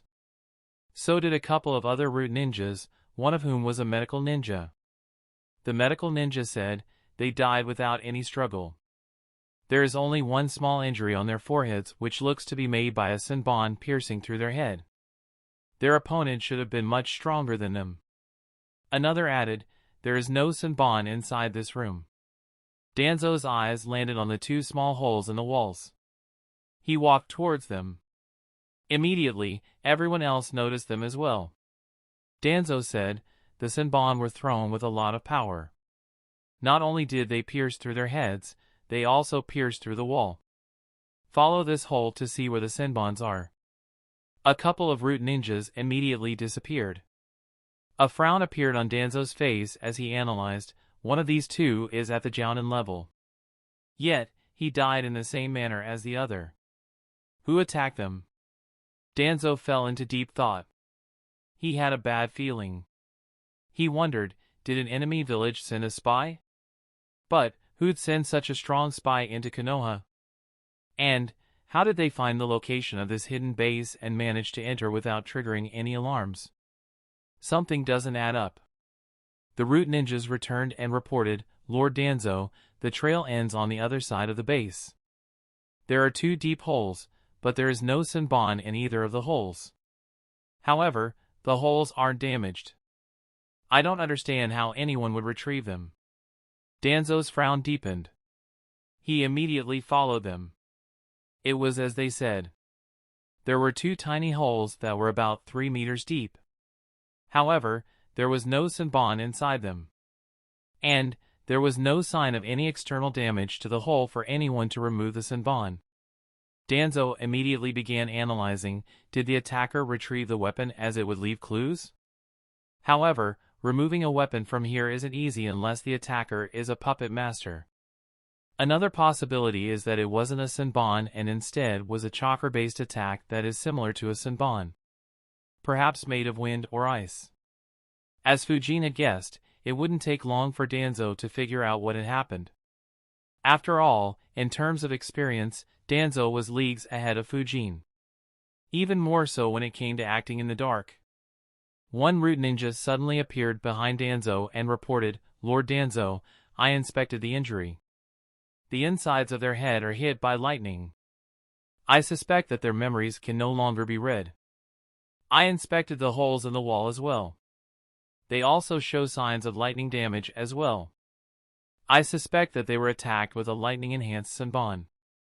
Danzo said, I see. Call Yamanaka Fu here and have him inspect their memories to see if their memories can still be read. Danzo secretly deactivated the seal on their brains that was responsible for attacking anyone who tried to read their memories. He continued analyzing, an elite Genin or a rank S who can use lightning-enhanced senbon assisted by someone skilled in controlling puppets. Or, someone using shadow clones to achieve the same effect. Is it an external scheme? Or is it someone from within the village? An image of a certain silver-haired ninja appeared in Danzo's mind. However, Danzo couldn't see any reason why he would do something like this. More importantly, the bad feeling he was getting had only gotten worse, but he didn't understand where it was coming from. He asked the ninja who informed him about the dead bodies, did you visit the other 3 bases? The root ninja answered, no, Lord Danzo. This was the first base I visited. Danzo immediately instructed a couple of ninjas to collect any and all evidence there. The remaining ninjas followed him. To their shock, the next 2 bases were in a similar state. The situation in those 2 bases was nearly identical. After inspecting for some time and leaving behind more root ninjas to gather any evidence left behind, Danzo and 3 root ninjas headed towards the last base. As they did, even Danzo became a bit nervous. He thought, I haven't heard anything from the last base either. There were 9 ninjas there. If they also met the same fate. Danzo didn't particularly care about the lives of his subordinates. During the Great Wars, many of them would die frequently while doing extremely high-risk missions behind enemy lines. However, that was a different era. Danzo had several hundred ninjas en route at that time. And, Danzo could freely recruit hundreds of talented kids and train them to replace the dead root ninjas. Unfortunately for him, it was no longer the case. Hiruzen had been hard on the root after the Uchiha massacre. he didn't have many subordinates. Losing 15 subordinates in one go would mean that he would lose more than a third of his manpower. In actuality, that was even worse than it sounded. Danzo thought, though I had 41 subordinates en route, many can't be deployed due to their duties. Losing 15 would mean that I would lose more than half the forces that I could deploy for missions. It will be a grave loss for Konoha if they are dead. Another aspect was that Danzo couldn't recruit any kids either. He had managed to get his hands on slightly more than 100 kids from the Land of Water, but they were still in training. It would easily take half a decade for some of them to meet the minimum requirements of taking a route mission. The remaining kids could take an even longer time. In addition, Danzo couldn't kidnap any more kids from the Land of Water. Both the Mizuki faction and the rebel faction had noticed the cases of children going missing and understood that someone was kidnapping young kids. Despite their conflict, both came to a tacit understanding and began taking action to prevent such incidents, making it extremely risky for Root to continue their operations. Danzo had long withdrawn his subordinates from the Land of Water as he didn't want to lose the few capable Root ninjas he still had under his command. Danzo's group finally reached the last base. Every single person, including Danzo, was stunned by the sight. Chapter 500, reminding Danzo of his situation. As soon as they entered the base, they were greeted by the sight of one Root ninja stuck underground with only his head stuck above the ground facing them. A finger-sized hole could be seen in his forehead. Some distance behind him were innumerable damaged explosive seals. On those seals laid 2 dead bodies, one of which was beheaded. Behind them was a burnt room. The smell of burnt flesh still lingered in the air. Danzo's expression became very grim. It was a great loss. In terms of percentage, this was the second worst loss that Root experienced. The worst was of course when Hiruzen disbanded the Root and inducted a large amount of Root ninjas into the Umbu. They quickly began inspecting the dead bodies. Danzo's expression became very serious when he noticed the hole in the chest of one of the dead bodies. He quickly thought of Kakashi. In the past, he had looked at the bodies of a few enemy ninjas who had fallen to Kakashi's Chidori. The injury was identical. Danzo's expression became ugly as he thought, Hatake Kakashi. This attack is undoubtedly his work. How can an enemy find all the hidden bases and pinpoint the 4 where ninjas were deployed? However, why would he suddenly do this? Danzo fell into deep thought. This time, none of the Root ninjas dared to disturb him. This loss was too big for Root. Danzo quickly concluded, Kakashi has no reason to do this. The only reason why he would do something like this is if he was ordered by Hiruzen. He cursed internally, Hiruzen. What scheme are you making this time? Still, to secretly kill Konoha's shinobi. This is so unlike Hiruzen. Did he discover something? Or, is someone scheming in the shadows to make me go against Hiruzen? Danzo couldn't be sure. However, all clues pointed directly towards Hiruzen. He didn't see any way that enemy countries would be able to sneak inside Konoha, search the hidden Root bases and kill 15 Root ninjas without drawing any suspicion at all. Even a Kage might not be able to pull that off. However, the Hiruzen he knew wouldn't have done such a sloppy job. Having worked with Hiruzen for so long, Danzo knew that if Hiruzen was the one behind this incident, then the evidence would have been such that Hiruzen would have been the last person Danzo suspects. One of the Root ninjas asked, Lord Danzo, should we shut down the entrance of the village to prevent culprits from escaping? Danzo answered, no. If they wanted to escape, they would already have. How long has it been since their death? The medical ninja who was inspecting the bodies answered, all 15 ninjas died roughly around 12 to 14 hours ago. I'll need to perform an autopsy to be sure. Danzo ordered, all right, keep inspecting the bodies. He looked towards the other 2 subordinates and instructed, inspect the entire base. See if you can find any clues. The fight here is much more intense than the rest. Hopefully, there might be some clues left behind. The Root ninjas immediately got to work. While the Root ninjas worked, Danzo began planning what action he could take. Despite his decades of experience, he didn't see an easy way out of that situation.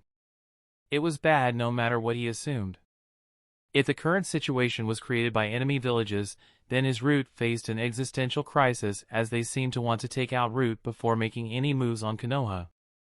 On the other hand, if it was Hiruzen, then Danzo was outmatched once again. While Danzo still had several trump cards and could make Hiruzen suffer as well, there was no doubt that Danzo would be the bigger loser.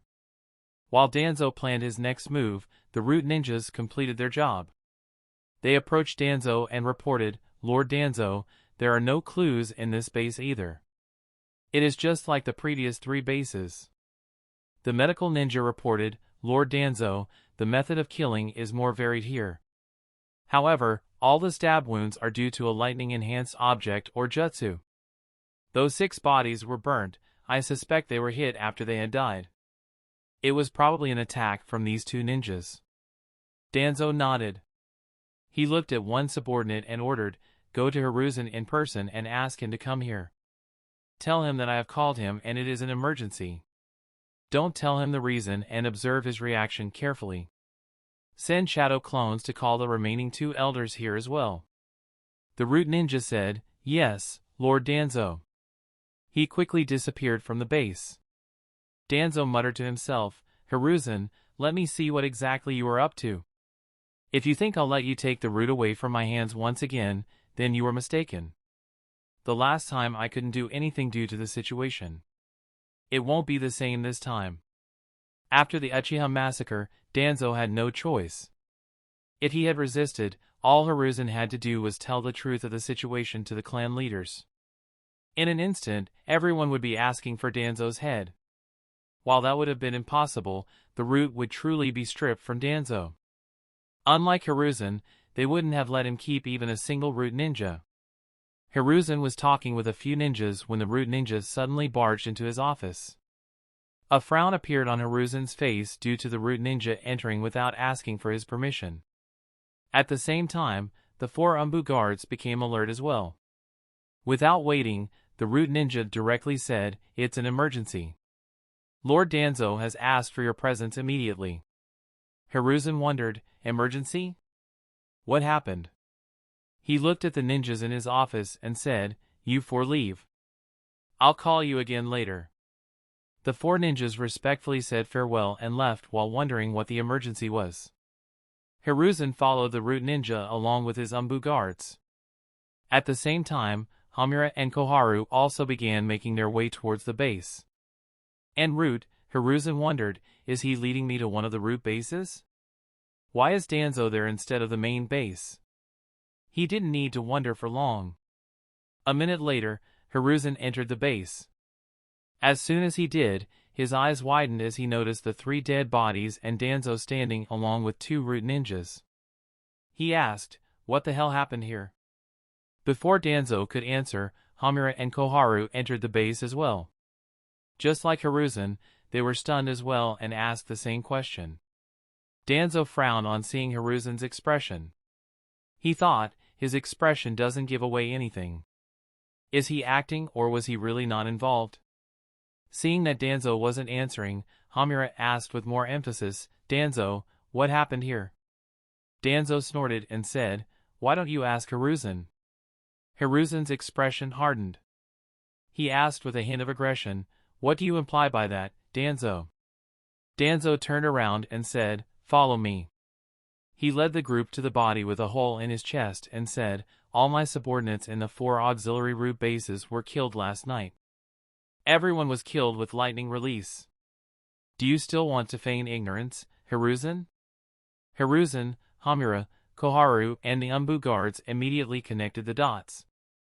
Every single one was surprised as Danzo was blaming Kakashi. Before anyone could say anything, Danzo asked angrily, "Why did Kakashi kill my men, Hiruzen?" Hiruzen's face became very serious. He harshly replied, "Watch your tone, Danzo. Kakashi isn't even in the village. He left for a rank S mission a week ago. Besides, if I wanted to deal with you, I would have disbanded Root for good. Why would I waste the lives of capable Konoha shinobi?" Danzo replied equally harshly, "Is this how you want to play, Hiruzen? Since you don't want to accept responsibility, I'll arrest and question Hatake Kakashi. Immediately, Koharu said sternly, Danzo, control yourself. Arresting Hatake Kakashi is out of the question no matter what the situation is. The evidence you have is only speculative. Besides, even if you had solid evidence to prove that Kakashi was the culprit, we can't arrest him. Hamura added, the root was disbanded 4 years ago. Officially, no root ninja exists. The village can't punish a ninja for killing someone that doesn't exist. So calm down and work together with us. We first need to investigate to understand for sure who was behind this incident. If we fight among ourselves, then whoever is behind this will benefit at our expense. Unlike Danzo, Koharu and Hamura had nothing at stake and hence weren't affected by emotions. Both could clearly see the fact that it was not Hiruzen's style. Hiruzen wouldn't have killed Konoha's shinobi. If he was forced to do so by circumstances, there was no way he'd leave behind such a flaw. Chapter 501, A Bizarre Situation. Danzo snorted and said, I said, my subordinates in all 4 bases were killed. Do you think an external enemy can locate the exact 4 out of all the hidden bases and kill root ninjas without raising any suspicions at all? Hamura added, I didn't rule out an internal hand in the incident. But blaming someone without any evidence is pointless. Though the signs here point towards Kakashi, Kakashi is someone who knows 1,000 jutsus. Why would he use his signature jutsu? Even if he was forced to, why would he leave such evidence behind? He could have just taken the body with him or changed the nature of the injury to fool us. Instead, everything is precisely set up to blame Kakashi. If anything, it looks like someone tried to set him up to cause an argument between you and Hiruzen. Danzo finally calmed down. Or rather, he was always calm but had only just shown it. His attention was focused on Hiruzen all the time. He didn't see any flaw in Hiruzen's expressions. He sighed internally and thought, looks like it isn't him after all. However, there is no other clue. Whoever it was, they did a damn good job. Even if Hiruzen is innocent, I can't take this lying down. Otherwise, the root will really be finished. Seeing that Danzo had finally stopped pretending to be angry, Hiruzen said, I'll say it again, Danzo. This incident has nothing to do with me. If you want, you can cross-check Kakashi's mission as well. For now, look for evidence. I'll dispatch 4 Umbu squads to help you out in this regard. Once all evidence is gathered, we will meet in my office. Hamura and Koharu agreed with Hiruzen's decision while Danzo stayed silent. Hiruzen and his guards left. He quickly dispatched 4 Umbu squads who specialized in investigation to investigate this matter. As for the other 3, they stayed to look over the investigation. Though Hiruzen and Danzo's conflict had settled for the time being, all 4 of them were still left with a big question. Who was the one behind this incident? The matter was very serious. If it was done by outside forces, then it was a huge lapse in Konoha defenses. Someone could enter the village without being detected, search the bases without raising any suspicion and kill 15 root ninjas in one go. The other possibility was the existence of an exceptional spy or a traitor inside Konoha. No matter what it was, they needed to solve the situation before something worse happened. Not a single one of them considered the possibility that this was done merely as a retaliation for a political play. Like every other village, deaths due to political conflicts, though rare, happened in Konoha as well. However, it was always Root eliminating the ones creating trouble for Danzo or Hiruzen. There had never been any incident where someone else had taken the initiative to eliminate root ninjas without root ninjas attacking first. For the next few hours, the investigations continued. However, just like their initial investigation, they came up empty-handed. The only new information they received was from the autopsy of the dead root ninjas. However, there wasn't any useful information in that data either. The 4 of them gathered in Hiruzen's office in the evening. Danzo snorted while looking at Hiruzen with displeasure. The job has been done too cleanly. There isn't any information for us to use. Everyone understood that Danzo was blaming Hiruzen. However, All three understood that Danzo had no other choice. They didn't bother pacifying him once again. They stayed quietly in the room while thinking for a while. Unfortunately, none of them could come up with any reasonable explanation. Koharu sighed and muttered, "There is just too little information. From what we know, we can only say that a group or a single person who is an expert in lightning release and is a Fuin Jutsu Grandmaster was involved. We could lay the blame on Kumogakure, but there is no proof." Hiruzen nodded and added, "Even if there was proof against them, retaliating won't be easy. More importantly, it'll be a huge danger if the culprit is still inside the village. Very few ninjas in the village will be able to resist an attack from them." Koharu agreed and said, "We need to increase the security of the village. We need to deploy all forces to find out whether the culprits are still in the village and how they were able to enter and leave undetected. Fuin Jutsu Grandmasters will have to be deployed to find them if they are hiding with the help of a Fuin Jutsu Grandmaster." Hiruzen nodded. Danzo said, "If they are still in the village, then it'll mean that they are confident of staying hidden from our methods. Even though we should do it, nothing will come from it.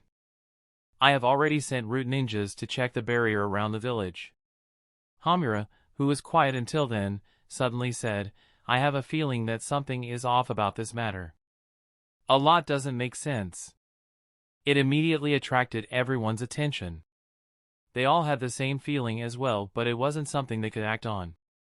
Hamura added, "I feel like we have overlooked some important aspect, but no matter how hard I think, I can't see anything we might have ignored.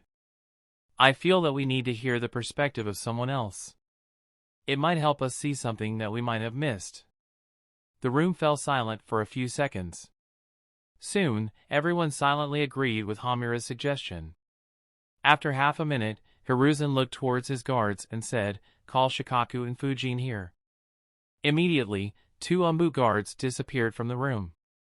The 3 elders were surprised. Danzo thought, "Suzuki Fujin? Didn't Katsuhiro say that he was missing? Has he returned?" Meanwhile, Koharu asked, "I can understand Shikaku, but why Suzuki Fujin?"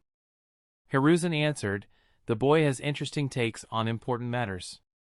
You already heard his recommendations for the academy. He might surprise us. Regardless, there is no harm." Koharu thought for a bit before nodding.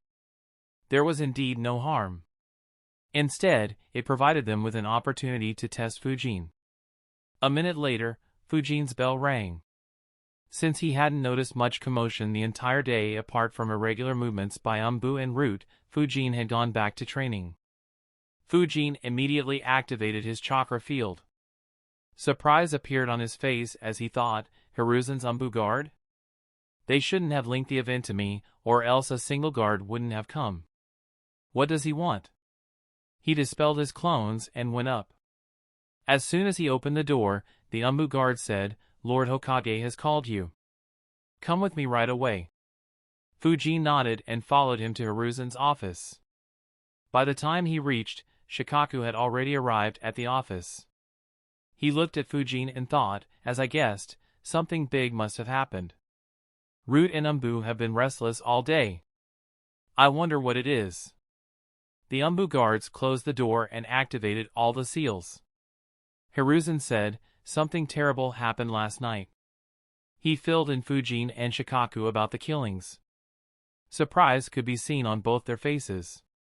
However, both immediately became serious as Hiruzen said, "We brainstormed for a long time but haven't come up with anything substantial. What do you think about the situation?" Both Shikaku and Fujin fell into thought. Shikaku was actually thinking about what the situation could be. On the other hand, Fujin cursed internally, "What the hell? They called me to analyze and speculate on the crime I committed? What the hell do I say?" Fujin never expected that Hiruzen would ask him for his opinion. He expected the elders, maybe Shikaku and perhaps a few clan leaders to work on this matter. So, he hadn't thought of an answer. His mind quickly began thinking of what to say and who to blame. Suddenly, his eyes landed on Danzo as he thought, now that I think about it, if Danzo plays this well, he could try and coerce Hiruzen into getting some of his old subordinates back as compensation to stop blaming him and Kakashi. Though it is unlikely that Hiruzen would agree as the accusations are absurd, I'll take this opportunity to add more oil to the fire. I wonder how he would react once he hears my reply. A devious plan immediately formed in Fujin's mind. The more he thought about it, the more he loved his interpretation of the situation. Danzo's bad situation was about to get far worse. Chapter 502, The Hidden Meaning. After some time, Shikaku muttered, "Whoever is behind this incident is very brave and efficient. At the very least, a rank S ninja who specializes in lightning, a Fuin jutsu grandmaster and a high-level spy are involved. On the surface, all evidence points towards Kakashi. However, anyone with brains can see that this is a setup. As such, due to the involvement of high-level application of lightning, our suspicions fall on Kumogakure. I feel that this is a diversion as well. Whoever is behind this act most likely wants us to blame Kumogakure and for our relationship to sour. I am afraid that the real culprit is someone else." Fujin looked at Shikaku and thought, he can overcomplicate things a lot. Then again, his final conclusion isn't wrong. Fujin hadn't thought of blaming Kumogakure. He knew that Kakashi wouldn't be blamed at the end of the day. As for who gets the blame, he didn't particularly care. Regardless, he found the situation amusing. Hiruzen and the others thought of Shikaku's answer properly. His intelligence was something everyone rated very highly. After a while, Hamura said, "A double cover. We hadn't thought of that. It might be the case that the other three villages want us to fight with Kumogakure. Still, that doesn't explain who was behind these attacks." Hiruzen looked at Fujin and asked, "What is your view, Fujin?" Fujin answered, "Shikaku's viewpoint is valid and it might indeed be that the culprits want us to fight against Kumo or other major villages. However, I feel that the culprit might not be from an enemy village and this might be an inside job." Everyone's eyes widened. Especially Danzo's, who thought, "I didn't expect him to support me." Saying that points a finger at Kakashi and Hiruzen. "It looks like you made a mistake calling him here, Hiruzen." At the same time, Hiruzen got slightly worried. Though Fujin was dependable, he had a tendency to put Hiruzen in difficult positions. Hiruzen prayed that this wasn't that time.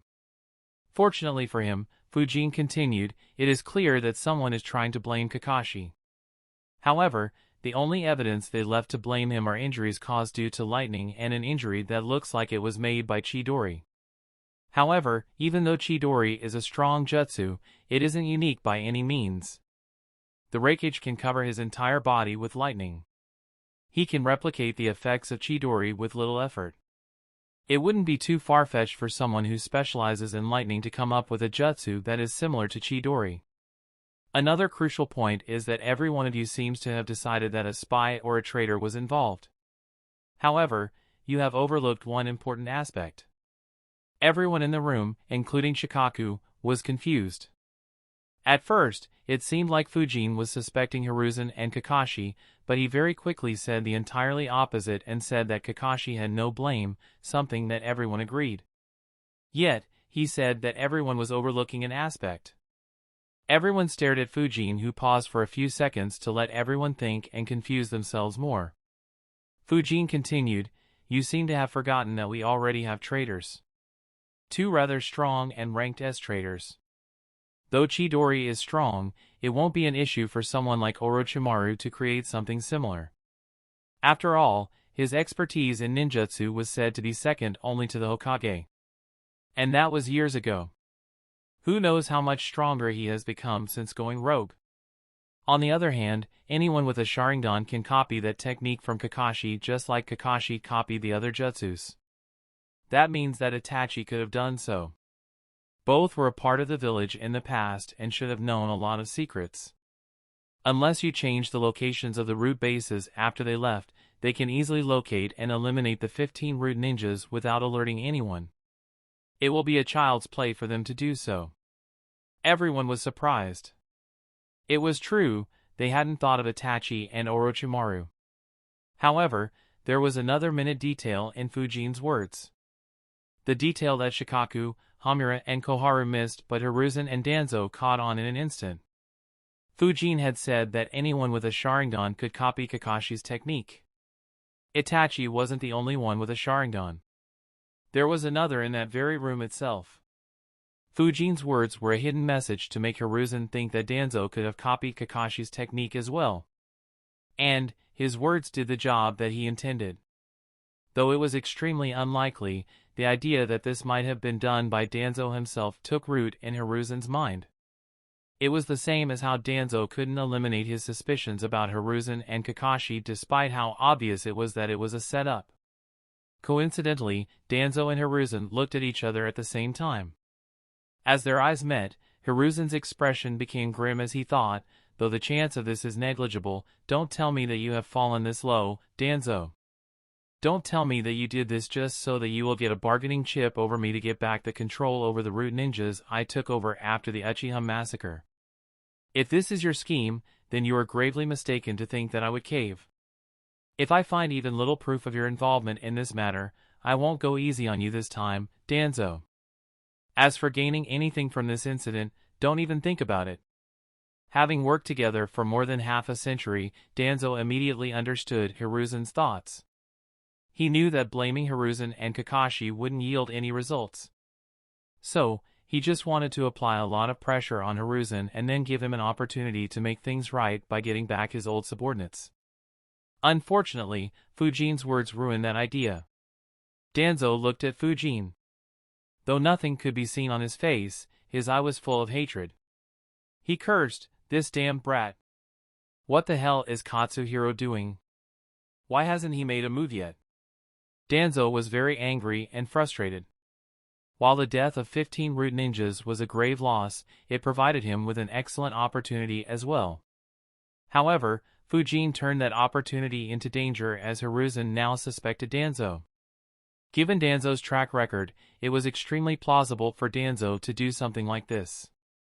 Unlike Hiruzen and Danzo, who were fixated on the hidden message in Fujin's words, the others were thinking about Itachi and Orochimaru. Hamura thought, Itachi won't do this. He is too loyal to the village. Even if he isn't anymore, we still have his brother. He won't risk this. But Orochimaru, on the other hand, this is something that he may do. It also feels like his style of doing things. But why would he? Koharu voiced his thoughts and asked, why would Orochimaru or Itachi return to the village and do something like this? Fujin shrugged and replied, how am I supposed to know that? All of you should know them much better than I know. After all, I never interacted with them while you elders saw them rise from an academy student to deadly rank as ninjas. Fujin's words suddenly made them feel embarrassed.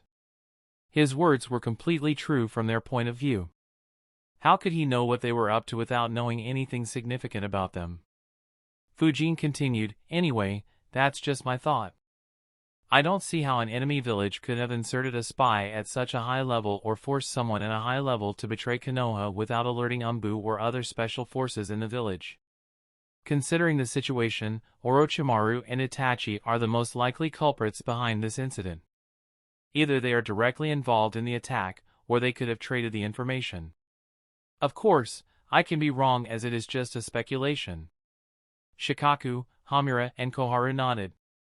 Fujin hadn't provided anything substantial. He just provided another viewpoint that was quite different from theirs and made some sense, but it was still just a speculation. The three of them didn't notice Hiruzen and Danzo being in a different state of mind. Fujin could have noticed, but he chose to ignore it. After all, both were smart enough to get his hidden meaning.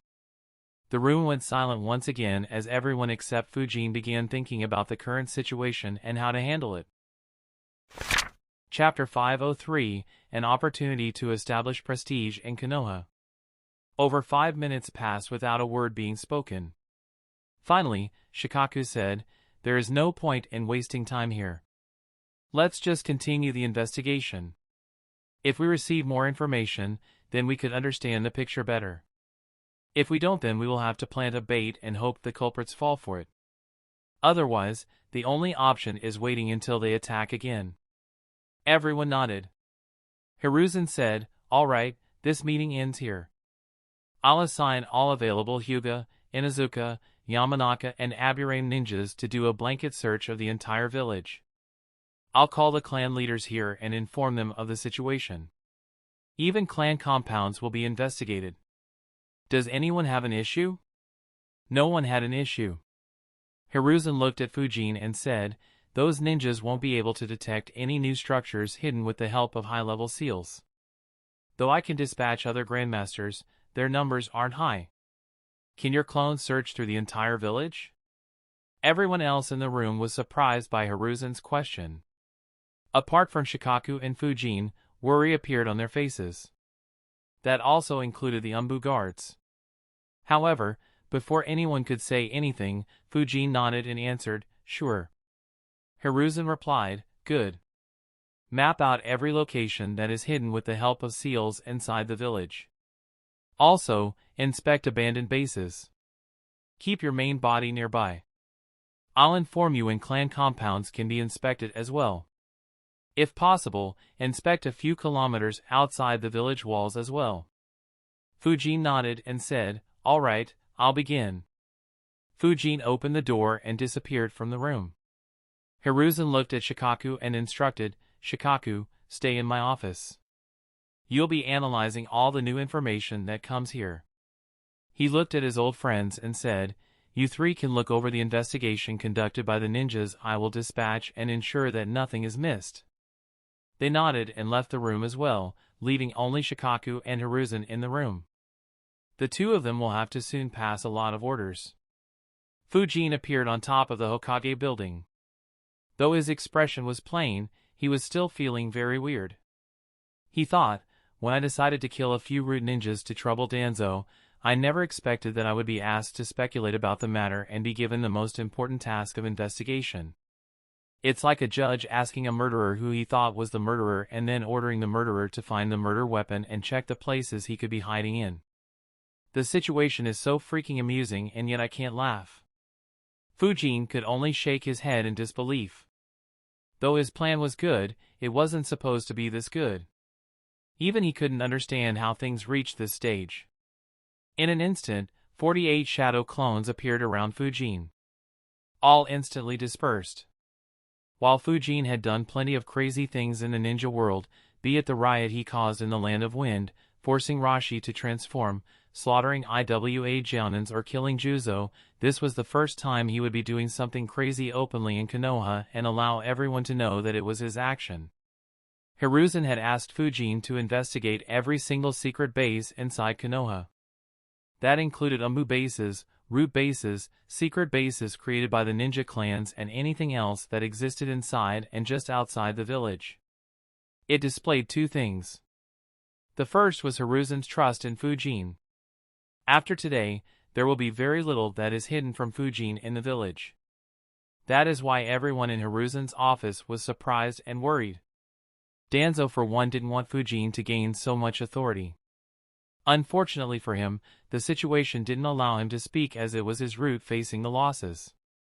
Allowing Fujin to do this displayed how much Hiruzen trusted Fujin. Everyone in Konoha will become aware of this trust.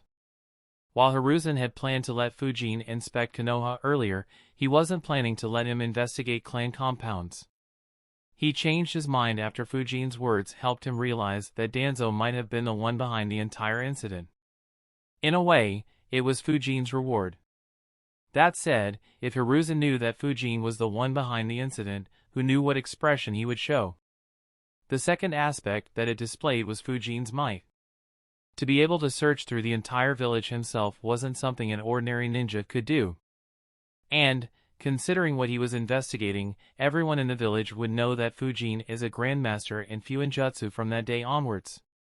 While Fujin loved keeping his abilities a secret, too many people already knew about his accomplishments in Fuin Jutsu. So, there wasn't any loss in making it public.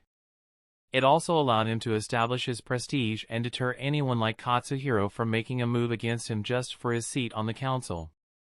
As his clones moved, Fujin thought, this wasn't the conclusion I had planned for dealing with Katsuhiro.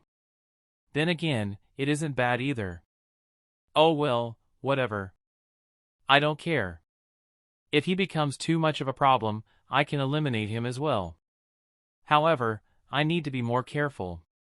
Once Danzo meets him, he'll know that the root ninjas were eliminated shortly after our meeting.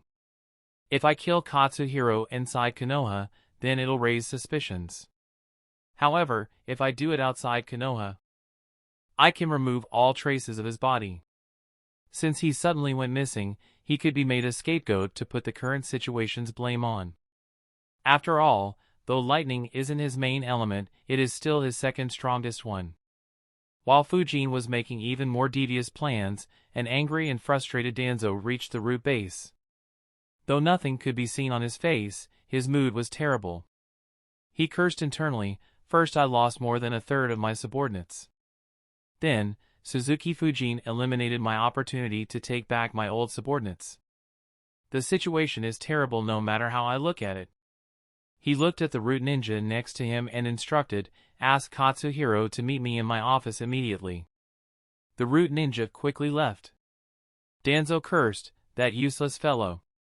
It has been over a month since I gave him the idea to go against Fuin. However, he still hasn't done anything despite the suggestion I planted in him. When did he become so useless?" Now that Hiruzen has given Fuin such a responsibility, removing him from the council would be 10 times more difficult. Minutes later, Katsuhiro reached the root base and met Danzo. Before he could say anything, Danzo asked, "Have you put forth the proposal?" Katsuhiro was annoyed. First, he made me come here without any notice, and now he demands answers from me? Though I need his help, I am not his subordinate. Though Danzo had influenced Katsuhiro's thoughts with Shursui's Manjikyu Sharingan, he only utilized Katsuhiro's arrogance and belief that he was the best person to represent civilian ninjas and put him against Fuin. He didn't use the Manjikyu to make Katsuhiro loyal to him, as it would have raised suspicions. So, Katsuhiro wasn't loyal to Danzo, nor was he his subordinate. Danzo was using his wit to keep him in line. Unfortunately, Danzo's situation had become very bad, forcing him to lose patience.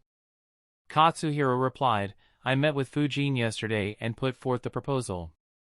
He has asked me to draft the proposal and he will present it to the council while giving me the credit.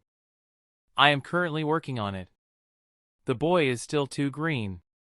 You don't need to worry too much about him or make complicated schemes. I'll take his seat in the council in no time." As he said, Katsuhiro thought, "I still need his vote for joining the council. I'll endure this attitude for now." Unlike Katsuhiro, Danzo's thoughts were the exact opposite. He was stunned to hear what Katsuhiro had said. He thought, he gave him credit so easily? No, it isn't right. How can someone Hiruzen chose to join the council so early be so open-minded? He must have seen through my scheme. As long as he says that this proposal was put forth by Katsuhiro and doesn't try to force it on the council, the clan leaders will be vigilant against Katsuhiro and not Fuin. They will have no reason to vote him out. And, since he isn't stealing any credit, I can't defame him. Such a crafty kid. The only thing I can do is ruin his reputation among civilian ninjas. That said, will he be affected by public opinion? Danzo couldn't be sure. Fuin openly hung around and guided someone like Naruto, who was a social pariah and probably the most disliked person in Konoha. It showed that Fuin didn't care much about his reputation. Seeing that Danzo was lost in thought, Katsuhiro asked, "Why did you call me here?" Danzo looked at it and replied, "Just to ask for your progress with the proposal. You can leave." Katsuhiro was annoyed at being called for such a small matter. He left the root base without exchanging any pleasantries. Danzo didn't mind that. He had more important things to think about. He thought, Suzuki Fuin. Something about this boy is awfully off. But I can't put my finger on what exactly is off. Chapter 504, Danzo's Suspicion. Danzo recalled all his interactions with Fuin. When he first got my interest, Hiruzen refused to let me induct him in the root. That wasn't too odd considering Hiruzen's nature. However, there is no explanation as to why Fujin was so on guard when I met him. Even in the council meeting, he opposed me and even challenged Root to a fight to prove his point. The 2 Root ninjas I sent after him mysteriously vanished. And today, his words caused Hiruzen to suspect me of something I haven't done and put me in a terrible position. I have only suffered losses due to this boy. Not to mention, why is his house covered in so many seals? I felt that it was just a trap to lure me into making a mistake, but the more I find out about this boy, the more I feel that something about him is horribly wrong. Even this incident. I manipulated Katsuhiro into making a move against him. Yet, he somehow managed to stall Katsuhiro for over 5 weeks. And, the day he met Katsuhiro, 15 of Root ninjas died. It was as if this was a retaliation for me manipulating Katsuhiro into making a move against him. It's just that there is a lot of information I am missing. Why was he so on guard against me? Why would he eliminate any Root ninjas following him? How could he link Katsuhiro's actions to me? And, how could he, someone who has no history of using lightning, kill 15 ninjas with lightning jutsus and replicate a high-level jutsu like Chidori? Danzo had no answer to any of his questions. In fact, he couldn't even make an educated guess as there was no information relevant to those questions. It was why Danzo wasn't sure whether what he thought was true or not. In fact, even he found his analysis to be completely absurd. There wasn't even a hint of proof that Fujin did any of that. If he were to tell it to someone else, they would look at him like something was wrong with his brain. Yet, he couldn't get rid of the feeling that something about Fujin was odd. Danzo decided, I need to put him under surveillance once again. The only issue is that he is extremely careful. Nothing inside his house can be spied upon. Even in his training ground, he is extremely careful. Even bugs can't enter undetected. The last time I spied on him, I didn't find anything substantial on him. Unlike others in the village, I can't threaten the ones close to him either. He is an orphan and mostly stays by himself. The few people he could be considered friends with are quite strong or well-connected as well. There is very little I can do against him. Danzo was troubled. He had made up his mind to act, however, his options were extremely limited and without much hope. Though they lived in a deadly world of ninjas, even ninjas had weaknesses and Danzo specialized in exploiting those. However, Fujin had none. Danzo couldn't help but mutter, I now see why you compared him to Sensei. He's almost a perfect ninja. He might be the toughest opponent I faced. Yet, I can't even be sure if he is facing me or whether this is all in my head. While Danzo was in a dilemma and wondering what he should do, be it about Fujin or his dead subordinates, he suddenly heard a commotion. He stopped thinking and looked in the direction of one of the entrances to the Root headquarters. At the entrance of the base, 2 Root ninjas stood extremely alert, as if they were facing an enemy. One of them asked, Suzuki Fujin, why are you trying to enter the Root headquarters unauthorized? Fujin's clone replied, unauthorized? Lord Hokage has ordered me to inspect every base in the village. Even Elder Danzo didn't oppose him. Stop blocking me, or else I'll be forced to apprehend you two before searching the base. The 2 Root ninjas grew tense. Unlike others in Konoha, Root ninjas were well aware of how difficult Fujin was to deal with. Suddenly, Danzo's figure appeared behind them and asked, what is happening here? The Root ninjas were relieved to see that Danzo had appeared. Before they could say anything, Fujin's clone said, it's good to see you, Elder Danzo.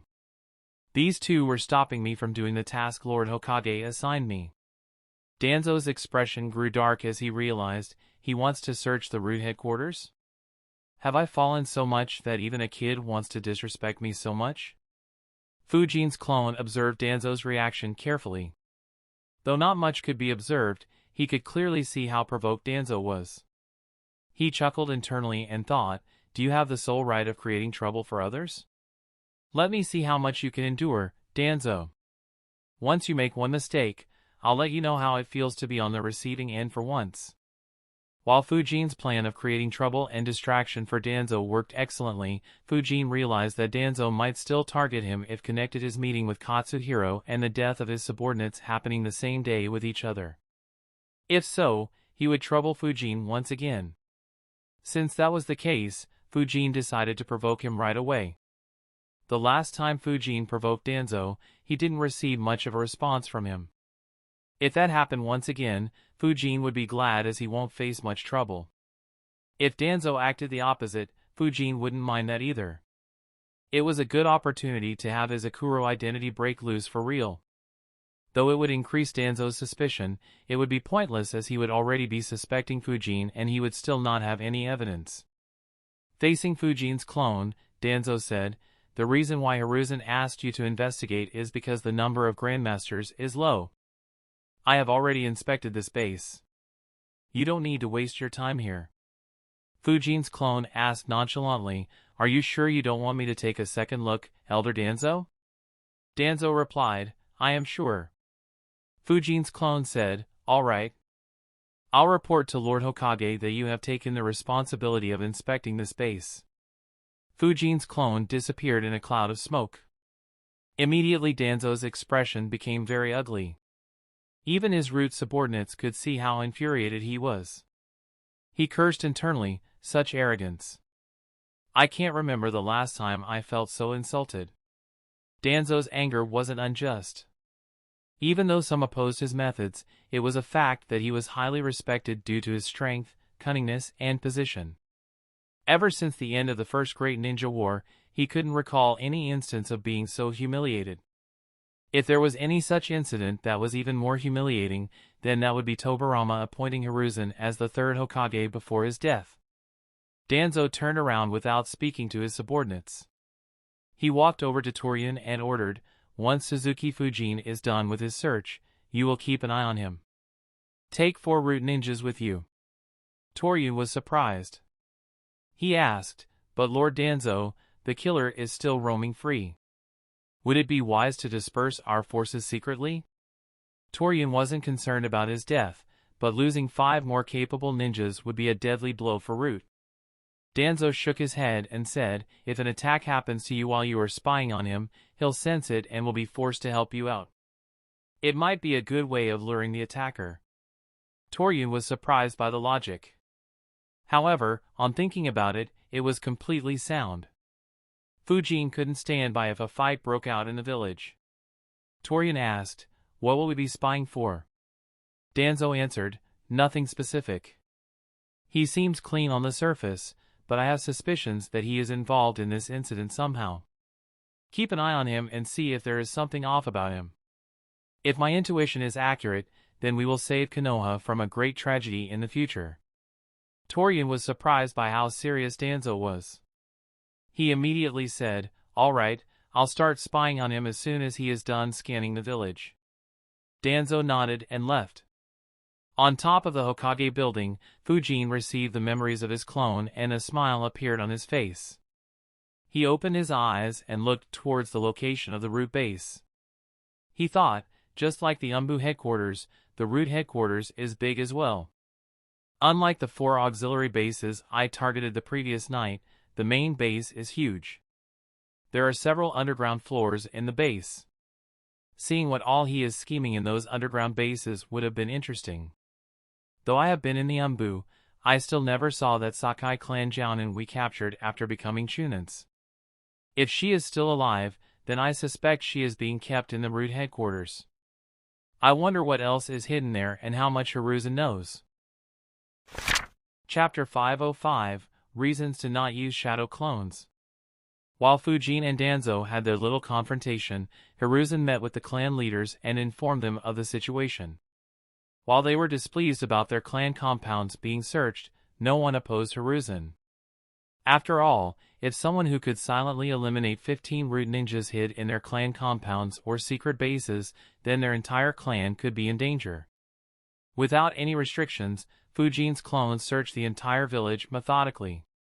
Needless to say, it was all an act. With his space-time sensing technique, there wasn't much that could hide from him anyway.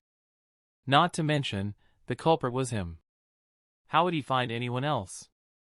He merely took the opportunity to check out all the secret bases inside Konoha and left the Flying Thunder God mark secretly whenever he could. He had already put thousands of marks inside the village. However, now he could truly claim that he had marked the entire village. Once his range increased, he could appear almost anywhere inside the village. Unless the village was destroyed, Fuin could soon be considered as invincible inside Konoha. Of course, his search wasn't entirely unrestricted. While the clans didn't stop him like Danzo, their ninjas still followed him when he inspected their clan compounds or secret bases. As such, his clones couldn't brazenly mark every place there. Regardless, he was long satisfied with what he had done. After all, these were unintended benefits of his move against Danzo. Besides, this search had become common knowledge among the ninjas. Almost every clan ninja became aware of such a search despite not knowing the reason behind the search. A few civilian ninjas noticed as well. The ones who didn't notice would soon come to know of it from their friends who were a part of ninja clans. Within a few days, the fact that Fuin could sustain dozens of shadow clones for hours and his grandmaster attainment in Fuin jutsu would be known to every ninja in Konoha. One of those civilian ninjas was Katsuhiro. He was dumbfounded by what he had discovered. He immediately realized, so this is why Danzo seemed so annoyed. How did he suddenly get the authority to do something like this? Shit, if he is a grandmaster in Fuin jutsu, then taking his seat will be extremely difficult. Everyone wants to have a good relationship with a Fuin jutsu grandmaster. However, how did he become a grandmaster out of nowhere? I didn't even know that he was a seal master, let alone a grandmaster. What do I do now? Needless to say, the spies would learn of this as well. However, seeing how tense Konoha was, they didn't dare to send messages until things calmed down. The search continued the entire evening, continued throughout the night, and only ended around late in the afternoon the next day. Fuin was long done with his part, but he still needed to coordinate with the ninjas specializing in sensing and detection to ensure that there wasn't anyone hiding in the village. While they couldn't find any culprits for obvious reasons, they did find a few spies who were hiding in the Konoha pretending to be civilians. It ensured that the torture and interrogation department in Konoha would have fun for a few days. In the Hokage office, there were several people including Fuin. Hiruzen and Shikaku were busy going through all the information gathered in case they noticed something others might have missed. The leaders of the sensing team were making reports as well. As for Fuin, he was just sitting on one side of the room, watching everyone work so hard to find the person sitting in that very room. He looked at Hiruzen and Shikaku and thought, while Danzo might be the most tense one, seeing these two lazy fellows work their ass off is a decent benefit as well. Just look at their tired and exhausted expressions. Even under these circumstances, the two of them don't stop acting.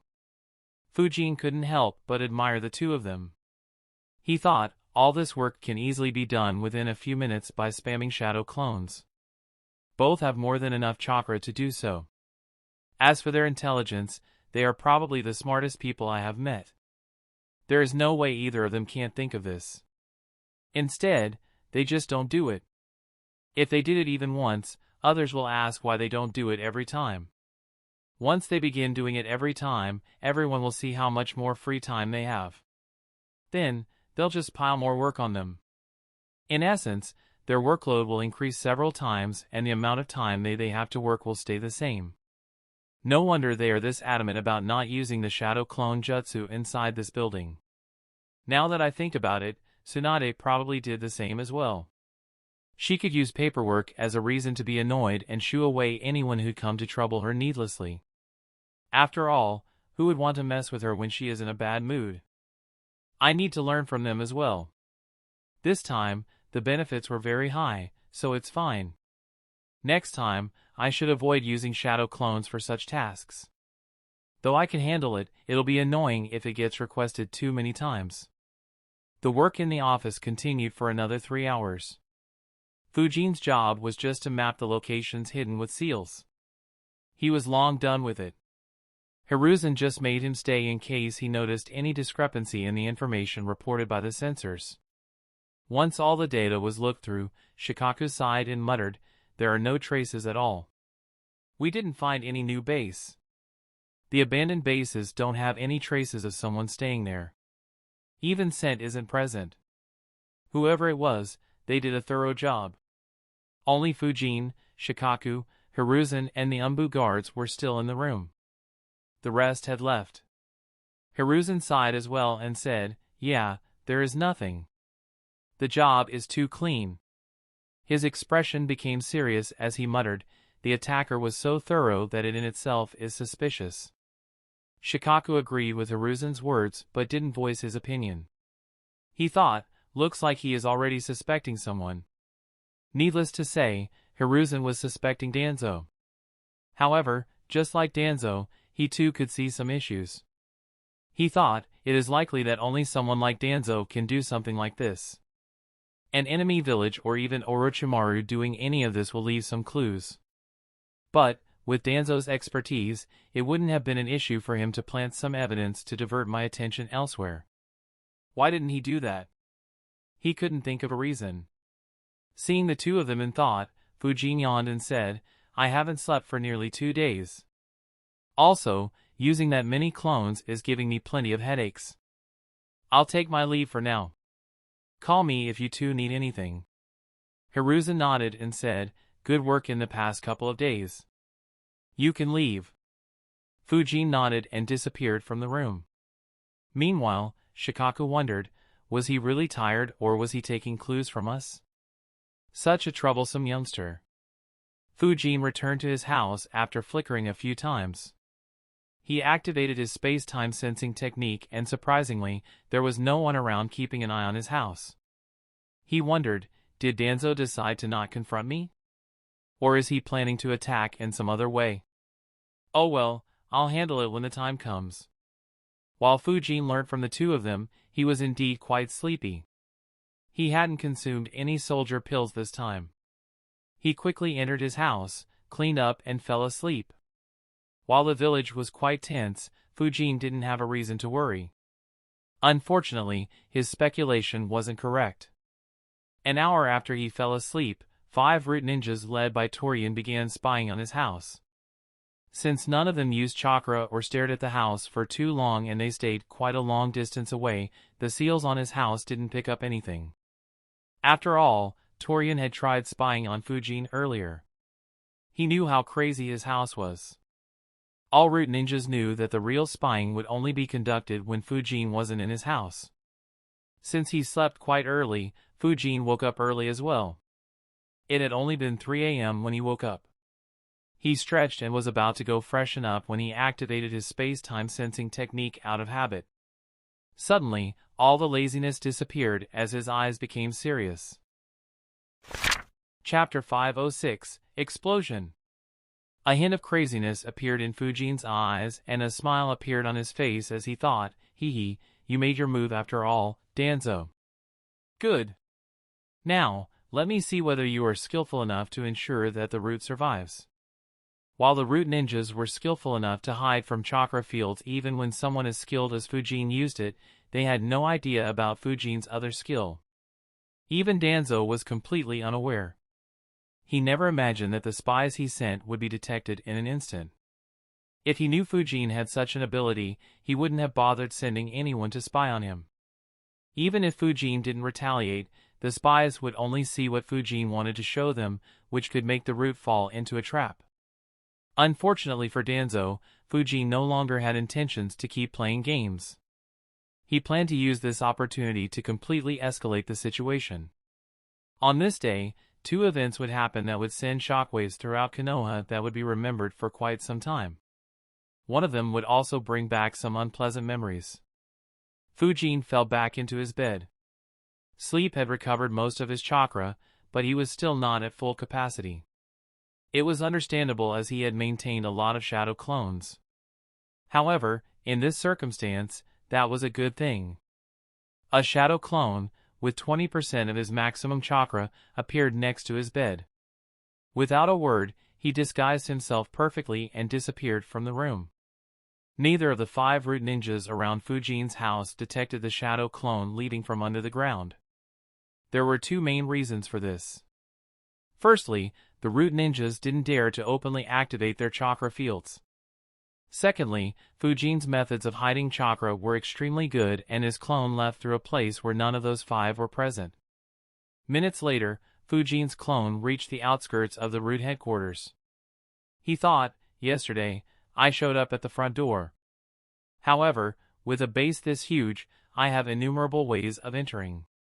Even though this base is very well hidden and protected with seals, Root currently lacks the manpower to defend its main headquarters. Of course, it is also because they don't expect to be attacked in the first place. After all, Konoha will be the one to take the hit first before any attacker reaches the Root headquarters. Danzo had only 26 Root ninjas left after Fujin's stunt 2 nights ago. Out of those, 5 were outside Fujin's house, while another 5 were outside the village training the kids from the Land of Water in a secret location. In addition, 2 were deployed in the fire capital, 1 always followed Naruto and 1 was hiding in the Umbu. As a result, the massive Root headquarters had only 12 Root ninjas along with Danzo. Even among them, 5 of the Root ninjas were in the underground laboratories at the lowest 2 levels of Root headquarters, meaning that only 7 were available to keep an eye on their base. Hence, they couldn't pay attention to every entry into the Root headquarters. Of course, Danzo had long sealed up such entry points. Fujin's clone was standing in front of one such sealed entry point. The clone's eyes glowed as he began studying the seals. He nodded as he realized, not bad. Even I will need some time to decode these seals and enter inside without being detected. Not to mention, there are some seals I don't recognize.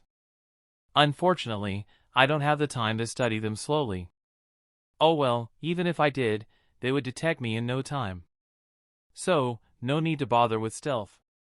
The blade of the Thunder Spirit appeared in his right hand, but the hilt was covered by his long sleeves. The shape of the blade looked nothing like a sword and instead looked like a ball of lightning. In an instant, nearly 35% of the clone's chakra was transformed into lightning and transferred into the lightning ball. Such a massive chakra spike just outside the Root headquarters was picked up by the seals. A couple of sensors and Danzo also felt it. Danzo thought, what the hell? He immediately made a hand seal to activate all defensive seals on the Root headquarters. Unfortunately, he wasn't fast enough. Fujin's clone kicked the seal entrance, smashing it apart before the seals could activate. Immediately, the 5 Root ninjas in the laboratories activated the defenses to ensure that the labs would stay safe. The 2 who were with Danzo got on alert to protect Danzo. As for the remaining 5, they ran towards where Fujin's clone had barged in from. Unfortunately for them, those few seconds were all that Fujin's clone needed to supercharge the lightning ball with almost 99% of his chakra. As soon as 3 Root ninjas appeared, he waved his right arm in a slashing action, unleashing all the lightning stored inside the blade of the Thunder Spirit. Lightning release, lightning flood jutsu. The Root ninjas who had just arrived were shocked. While they came prepared for war, none of them expected to face such a devastating attack even before they could properly see the intruder. What shocked them more was the massive quantity of chakra they were feeling from the incoming attack despite not being a sensor. Fujin's clone had supercharged the jutsu with almost his entire chakra. That was 20% of Fujin's chakra. However, with the amplification from the blade of the Thunder Spirit, the attack was equivalent to 200% of Fujin's chakra. It was important to know that Fujin's chakra reserves were almost at the same level as Hiruzen's. Though Hiruzen's chakra reserves had deteriorated with age, he was still a formidable ninja and his place in the rank S tier was unshaken. Very few ninjas had chakra reserves exceeding his. As for the ninjas that had chakra twice as much as him, they could be counted on one hand if the Jinchurikis weren't considered. And, even they would never use up all their chakra in a single attack. What the Jounin level Umbu were facing was an attack at a level rarely seen in the ninja world. The 3 Root ninjas, as well as the 2 who weren't too far away, were hit by the lightning within the blink of an eye. They didn't even have a chance to put up a defense and were obliterated within moments. Though Danzo had failed to activate the seals on the sealed entrance in time, he activated the remaining seals in the headquarters. As a result, the entire base became very resilient. Every wall could endure a couple of rank A jutsus before crumbling. Unfortunately for Danzo, lightning specialized in penetrating through obstacles like walls. And the attack could be considered a peak rank S jutsu in terms of pure destruction. The lightning immediately began spreading throughout the root headquarters. Fujin's jutsu was a variation of the lightning release, false darkness jutsu, and was quite similar to it. The only difference was the amount of chakra infused in the jutsu, which caused the nature of the jutsu to change. This change could be seen in the root headquarters. If a bystander had spectated this scene, it would seem like there was a lightning flood inside root headquarters, spreading in every direction and piercing through every obstacle. It was a scene from a nightmare. In his office, Danzo's eyes widened in shock and disbelief as he sensed the amount of chakra in the attack and how easily his base was being destroyed. Standing next to him, Yamanaka Fu nervously said, "Lord Danzo." Despite being an elite jounin, Fu had no confidence in being able to resist the incoming attack. Danzo immediately weaved hand seals while saying, "Move behind me." Wind release, serial vacuum waves jutsu immediately, Fu and the other root ninja moved behind Danzo. At the very instant when Danzo was done weaving the hand seals, the lightning broke through his office walls and moved towards him when he exhaled his jutsu. Several vacuum waves hit the incoming lightning flood continuously and kept bombarding the incoming attack for a few seconds. The lightning headed towards Danzo was finally stopped. Only some lightning charges made it through the intense wind and hit the three of them. They weren't strong enough to cause them any damage. Danzo and the two root ninjas with him were safe. However, their moods were anything but calm. Even Danzo was extremely tense. He thought, fortunately the lightning wasn't all concentrated on me. Otherwise, I would have no chance of stopping it without using would release or sacrificing Shurisui's eye by using his Izanagi. I didn't even have time to remove the seals on my right arm. Which crazy bastard attacked my base? And who is strong enough to unleash such an attack? Even Hiruzen shouldn't be able to do something like this. Though Danzo stopped the lightning flood from hitting him, it still continued spreading in other directions. Within seconds, 3 underground floors were completely in shambles. Thankfully, while the seals weren't strong enough to stop the lightning flood, it slowly whittled down the power of the lightning flood, putting an end to the destruction. Unfortunately, the destruction caused by the lightning until that moment was too high. The top 3 floors collapsed entirely, forcing Danzo and the 2 root ninjas to evacuate in a hurry.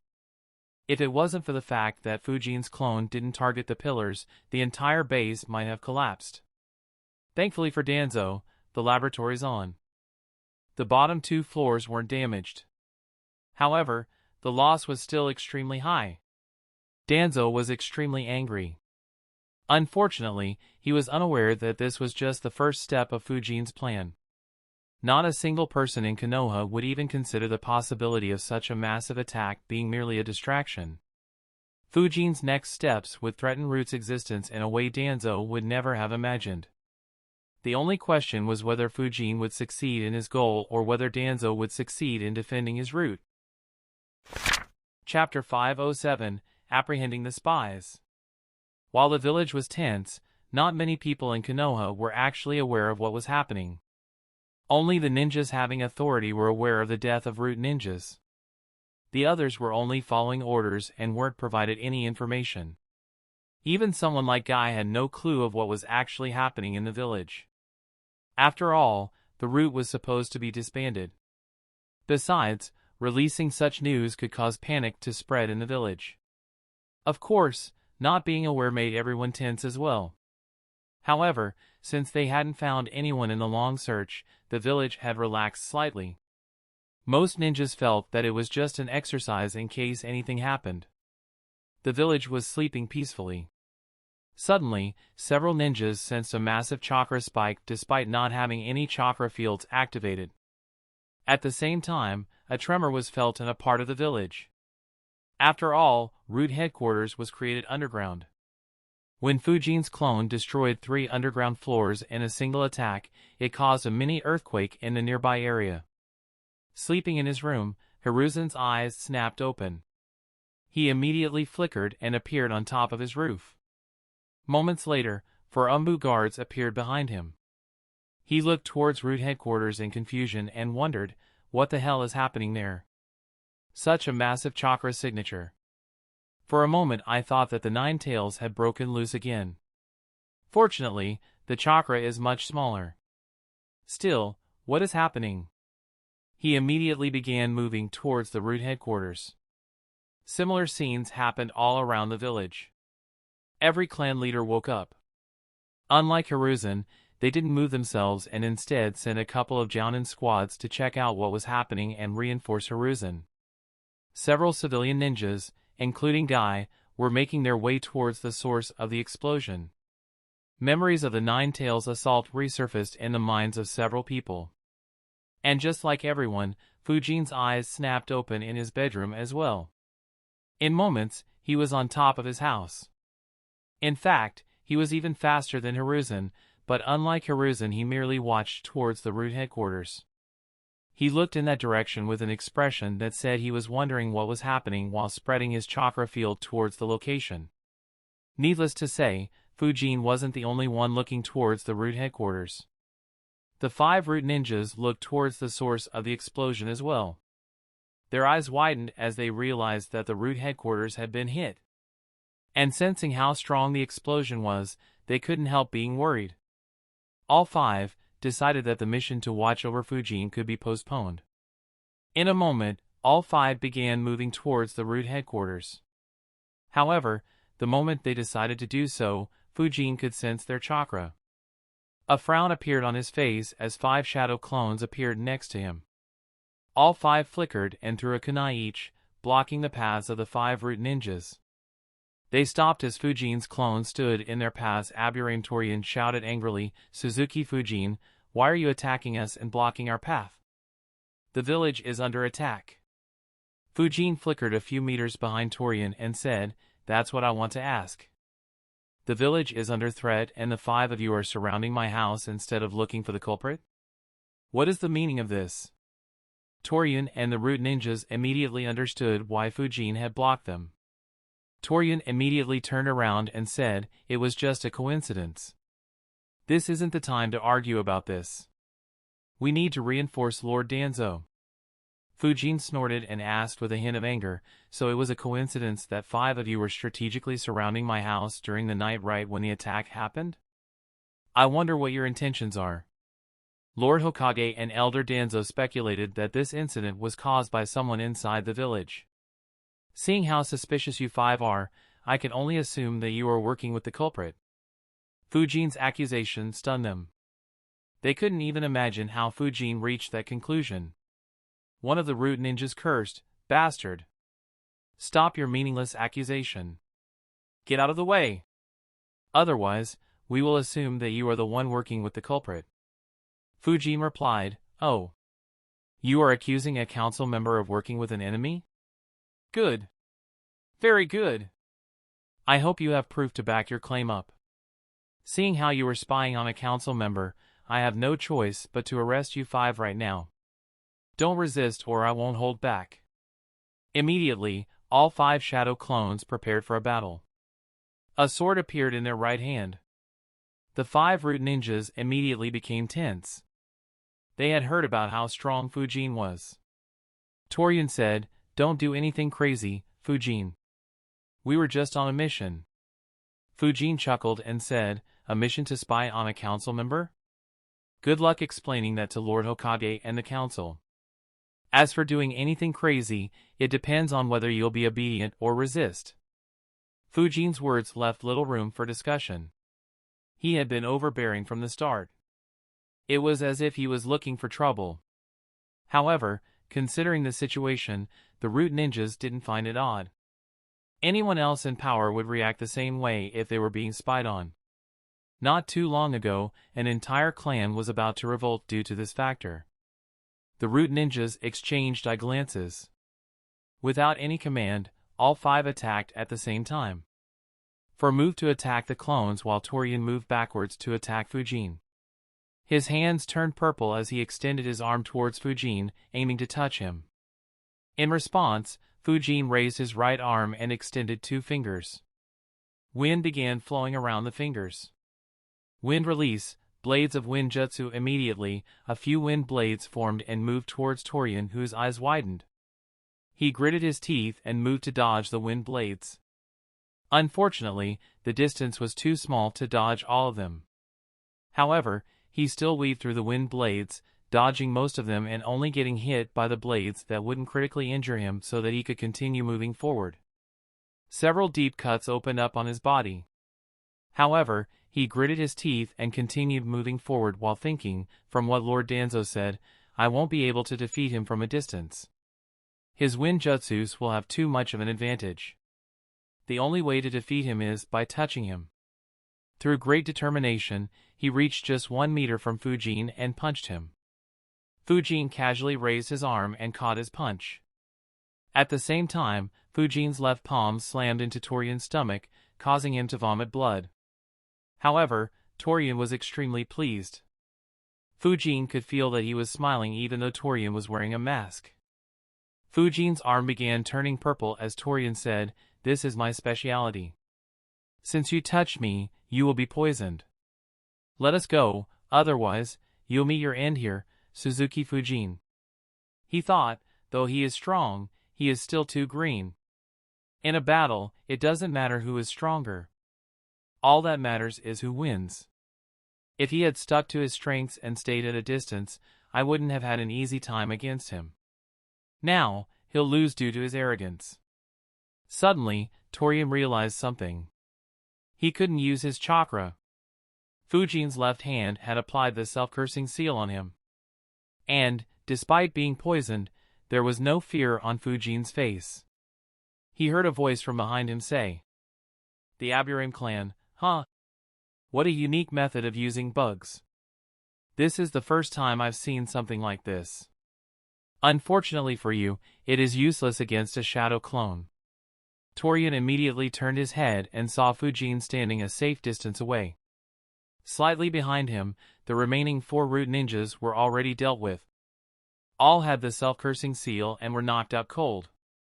He thought, I attacked a shadow clone? He sent a shadow clone to sneak up on me? No wonder he was this fearless. I thought he was just arrogant. That said, is this one a clone or the real body? Torian wasn't sure. Fuin said, "Stop resisting. If your bugs attack after you are unconscious, then I'll have no choice but to kill all of them." Torian said, "I hope you know what you are doing, Suzuki Fuin." A large number of minute-sized bugs began exiting his body. However, Torian received no response other than a punch in his gut from the clone he had poisoned. The punch was enhanced with chakra and strong enough to immediately knock him out. At the same time, a couple of clones flickered next to Torian and activated a barrier, sealing Torian, his bugs and Fuin's clone inside. The clone sealed inside immediately applied a few more seals on Torian before being dispelled due to being attacked by the bugs. Fuin left his 5 shadow clones there to keep an eye on the root ninjas and flickered towards the root headquarters. He thought, Step 2 completed. Now, time for Step 3. Unfortunately, unlike the first 2 steps, I will have very little control over the outcome. If things go perfectly, then root will no longer exist. If they don't, then the status quo will be maintained. Regardless, it will heavily restrict Danzo while I won't have any loss. Though the expression on his face still showed that he was annoyed and angry, internally, he was very indifferent the whole time. Even the emotions he displayed while arguing against Torian were fake. He only had them to make his actions look more convincing. The root headquarters were currently in chaos as no one knew who the attacker was and why the root was attacked. If Danzo knew that the only reason his headquarters was targeted was so that his subordinates spying on Fuin would expose themselves, who knows how he would have reacted. Chapter 508, Aftermath. Before Fuin and the root ninjas entered into a fight, Hiruzen along with his Umbu guards reached the root headquarters. Their eyes widened as they noticed the state of the top 3 underground floors of the base. The walls and floors of the base had almost entirely collapsed. Hiruzen quickly sensed Danzo and flickered towards him. He appeared behind him and asked, "Danzo, what happened here?" Danzo was already annoyed. As soon as he left the base, he had Fu sense the attacker. Unfortunately, Fu couldn't sense anyone anymore. It was as if the attacker had disappeared in thin air. Of course, seeing the level of attack, Danzo speculated that the attacker was too good at hiding himself and managed to escape during the destruction. On hearing Hiruzen's question, Danzo answered, "My headquarters was attacked." Hiruzen asked, "By whom? Did you already kill the attacker?" Danzo said, "No. He disappeared. I can't sense his chakra signature." Surprise appeared on Hiruzen's face. He couldn't help but say, "You mean, someone attacked the root headquarters while you were inside it and left before you could even see what he looked like?" To say Hiruzen was surprised was an understatement. While some thought of Danzo as weak and a relic of the past, he knew very well how strong Danzo still was. He couldn't help but wonder if Danzo was sleeping when the attack happened. He said, "Tell me everything as it happened." Danzo informed him about suddenly detecting the chakra signature and the massive lightning flood that followed seconds later. Hiruzen fell silent. His expression became serious as he learned how strong the attack was. He didn't suspect Danzo as he had felt the chakra spike as well. He said, "This level of attack. It can only be done by a Jinchuriki. No other ninja has enough chakra to do something like this and still get away. Unless..." Danzo completed Hiruzen's words, "unless they have Sensei's sword." A frown appeared on his face as he said, "But Sensei's sword is in aim. Why would Hanzo do something like this? It makes no sense for him to provoke Konoha like this." Hiruzen added, "Unless he has allied with some other major village to create trouble for us. Or if an incredible talent has appeared in aim and Hanzo has become ambitious once again." A frown appeared on Danzo's face as he thought of that possibility. Just Hanzo alone is a lot of trouble. If he gets a rank S under him, then he'll become even more troublesome to deal with. However, why is he trying to pick on me? Couldn't he just have attacked anyone else to establish prestige? Some things still don't add up. Or could it be that Kumo sent one of their Jinchurikis and is trying to set us up against Hanzo? However, how can a Jinchuriki infiltrate Konoha completely undetected? That should be impossible. Slowly, more ninjas began arriving. Hiruzen passed commands to clear up the debris in the destroyed base. Danzo had already sent one of his subordinates to inform the ninjas in the labs to seal the place and keep other ninjas away from it. In fact, Danzo was hoping that the attacker would target his subordinate who was moving alone so that he could see who it was. Unfortunately, no one attacked. After a few squads had appeared, Fuin appeared as well. He directly met up with Hiruzen and asked with a frown, "Someone attacked the root headquarters?" Hiruzen nodded.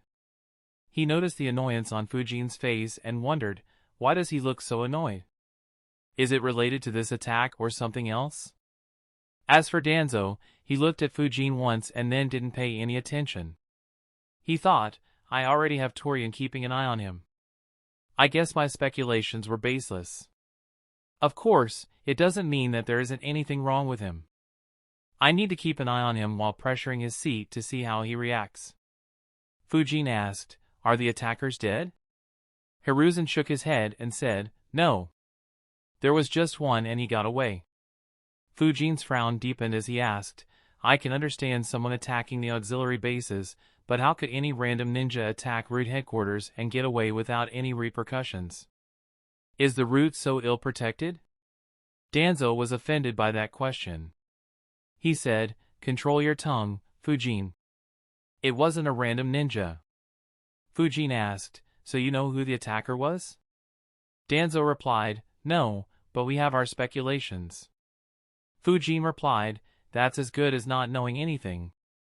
Grandpa, I have something to discuss with you. But I guess it can wait until we return to your office." There weren't any clan leaders nearby. Even the ninjas were dispatched to do the work and wouldn't hear their conversation unless Fuin deliberately made a scene. However, that would go against the personality he had created. What Fuin planned needed clan leaders around. Otherwise, destroying a good portion of the root headquarters and subduing 5 root ninjas wouldn't have the same effect that he wanted. Danzo frowned on hearing Fujin's tone, but he didn't say anything as Fujin was right and there was no point in arguing. However, his eyes widened as Fujin began walking towards the debris. As he walked, Fujin said, "I'll check if anyone's hiding." Danzo immediately said, "There is no need. We have already checked. The attacker has long fled." Fujin turned around. He was about to say something when Hiruzen said, "He's right. I have inspected it as well. There is no need to check the base. Just keep an eye in case you notice someone acting weird." Fujin frowned but didn't argue against Hiruzen. Hiruzen sighed in relief. Danzo was slightly relieved as well. The seals could hide the labs from normal ninjas. Against Fujin, they won't have much of a chance. And, unlike the other grandmasters in Konoha, Fujin might not back down if a root ninja tried to stop him from entering the labs. If Fujin entered the labs, then he would see the most messed up things inside Konoha. Hiruzen didn't know how Fujin would react. If he blew up the matter, every ninja clearing the debris would also come to know of it. It would completely ruin Danzo's public image and raise questions about Hiruzen as well. Neither Hiruzen nor Danzo wanted to see that happen. The clearing continued. More ninjas kept appearing, but Hiruzen just assigned them other tasks such as scouting the area around the base to check if anyone was hiding. Around half an hour later the debris was all cleared but nothing was found apart from the dead bodies of the 5 root ninjas. They were in a terrible state due to having faced nearly the full force of the terrifying attack. Guy, who had just cleared the debris in the area he was assigned, noticed Fujin standing alone while casually watching everyone.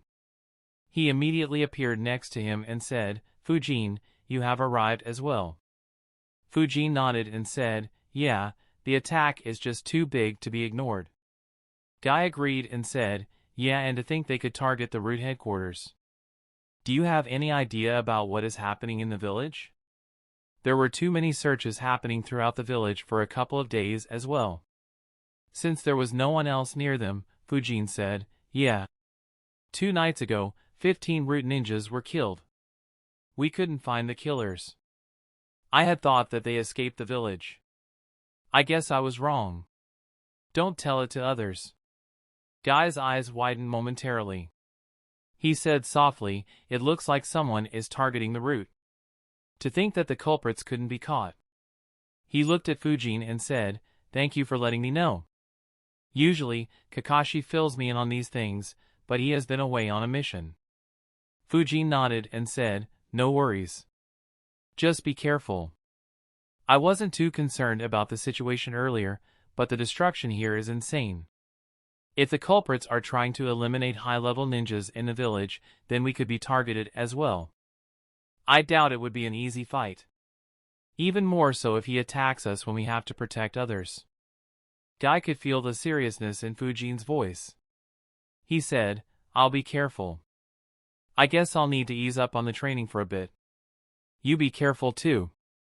Fujin nodded. While Guy and Fujin were chatting, Danzo and Hiruzen were monitoring the search. Both were concerned as nothing was found. Needless to say, Danzo's mood was beyond terrible. Unfortunately, there wasn't anything he could do to find the attacker. Nor could he take his anger out on someone else. This was a grave threat his root was facing, and yet he was helpless and without any lead that he could pursue immediately. Since nothing was found, Hiruzen deployed some Umbu ninjas and sent the remaining ninjas back. Fujin, the clan leaders and the elders were called to Hiruzen's office for a quick meeting. Fujin said farewell to Guy and flickered to Hiruzen's office. Once everyone arrived, Hiruzen informed everyone about the events of that night. Hiruzen's office became silent. Everyone except Fujin, Hiruzen, and Danzo had complicated expressions. The clan leaders thought about what would have happened if such an attack had been aimed at their clan compounds. They realized that their clans would have unimaginable losses. After all, even someone like Danzo wasn't able to do much other than protect himself. Hiruzen noticed Fujin's expression but didn't find anything odd. With Fujin's strength and abilities, dodging such an attack wouldn't be a difficult task. Even if his house was sneak attacked the same way, there was a good chance that his house would actually survive the hit. While there were places in Konoha with more seals than in Fujin's house, nothing came close in terms of the density of the seals. Seeing that no one was saying anything, Hiruzen asked, "Does anyone have any ideas on what we should do further?" Hiruzen was hoping for Shikaku to figure something out. Unfortunately, the situation didn't make any sense to him either. It was just too peculiar. Two big attacks had happened and they didn't even know who was behind it apart from some speculations. And even the speculations were such that Konoha couldn't take action easily. He didn't say anything. Seeing that no one was saying anything, Fujin said, "I have something that I was wondering about." Chapter 509, Confronting Danzo. Everyone immediately looked at Fujin. Fujin looked at Danzo and said, "For root bases were attacked 2 days ago." Seeing that nothing else happened, there is little doubt that the culprit is targeting the root. At such a time, why were your root ninjas keeping an eye on the root headquarters and were instead spying on me? Everyone's eyes widened as they heard Fujin's words. They all immediately looked at Danzo. Danzo was stunned as well. He never imagined that the elite ninjas he sent to spy on Fujin would be discovered within hours. Nor did he think that Fujin would confront him in front of everyone during a time when the village was facing a grave threat. Before Danzo could reply, Fujin added, "Your actions are too peculiar, Elder Danzo. Instead of protecting the root ninjas, you spread them even thinner. Perhaps if they were in the root headquarters, then the attacker might have been spotted before it was too late. You could have kept the root headquarters safe. You could even have had a chance to fight and capture him. However, you decided to send them to spy on me." Everyone was staring at Danzo. Deploying root ninjas at such a time made little to no sense. Not to mention, Fujin was a council member as well. Spying on him meant that others could be spied upon as well. Though Fujin had provided no proof, knowing Danzo, everyone in the room believed that Danzo had indeed done something like that. Of course, that was no reason for Danzo to accept it. He said, "I didn't send anyone to spy on you. I don't know what you were talking about." Fujin asked, "Is that so? Could you tell me why 5 of your root ninjas were hiding their chakra signature and surrounding my house instead of staying in the root headquarters?" Danzo frowned. He said, "Don't accuse me without any proof, Suzuki Fujin. I had dispatched a squad for an important secret mission. It had nothing to do with you." Fujin continued asking in a neutral tone without a hint of expression on his face, "Oh, I wonder what secret mission you had to do at such a point." Danzo displayed slight anger and asked, "Do I have to explain myself to you? Besides, my ninjas should have returned by now. Did you do anything to them?" Seeing that Fujin had discovered them, Danzo wondered why they hadn't returned yet. Not to mention, they should have returned after the explosion. But there was no sign of them. Fujin replied, "I apprehended them." The eyes of everyone in the room widened. That included Hiruzen and Shikaku, who were familiar with the kind of shit Fujin always pulled off. Shikaku muttered to himself, "I'm dead.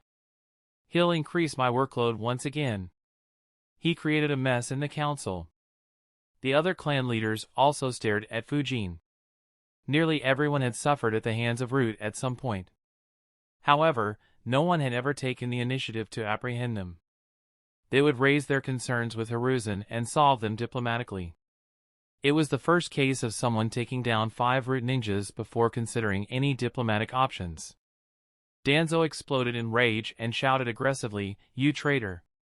You dare to attack Konoha ninjas inside the village due to mere suspicions?" Of course, Danzo was only pretending to be in a rage. While he was indeed angry, he wouldn't lose control over something like this. He just acted so to show that he was furious. Before Fujin could say anything, Koharu said, "Fujin, even though you are in the council, it doesn't mean that you can act willfully. If there was an issue, you should raise it in the council instead of taking action yourself. I hope that those root ninjas are fine. Otherwise, you will lose your seat on the council." The clan leaders were too familiar with how much the elders supported each other. They had expected such a backlash. Of course, they won't allow that to happen. If someone was taking the initiative to take down Danzo, they would support him from the back. All the clan leaders reached a tacit understanding despite not speaking a word or even exchanging glances. Only Shikaku wasn't worried and was instead looking forward to Fujin's reply, which was immediate. He only prayed that Fujin wouldn't increase his workload. Fujin turned his gaze from Danzo to Koharu and asked, "Elder Koharu, if I were to attack you with the intention to kill you, would you fight back and try to protect yourself, or would you let me kill you and call a council meeting from the afterlife?" Though Fujin's words were extremely provocative, his tone was still extremely neutral. It was as if there was no emotion in them. It was something everyone in the room found very odd. In a situation like this, it was normal to become angry and emotional. Even more so considering that Fujin was still only 15 years old. However, Fujin didn't display any emotion at all. He looked neither angry at being attacked nor scared to face the elders who stood tall in the village for decades. The clan leaders in the office were surprised and impressed at the same time. Senju Hiromasa looked at Fujin and thought, such control over his emotions at such a young age. No wonder Renjiro praised him so much and Hiruzen included him in the council. Shikaka thought, though I have heard about his fighting skills, this is the first time I have seen him angry. No wonder he is so efficient and deadly during missions. If he can maintain his calm and be calculative in such a situation, then there will be little that could disturb his mental state. Still, he is getting scary. He is the kind of opponent I hate to plan against. Similar thoughts ran through the minds of others. Hiruzen's office became eerily silent. It wasn't just due to how composed Fujin was. Fujin had threatened a village elder. And he had stated in such a way that it wasn't a big deal, implying that he didn't think he would have any difficulty in killing her if he wanted to. And secondly, what Fujin's words implied was that the root ninjas attempted to kill him. That was a big accusation.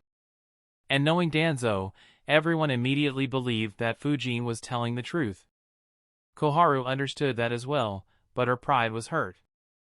She hadn't been threatened by a Konoha ninja in this manner since she became an elder. She asked icily, "Is that a threat, Suzuki Fujin?" Fujin replied, "If by merely mentioning it, you get so offended, do you expect me to not resist when gained upon by 5 root ninjas?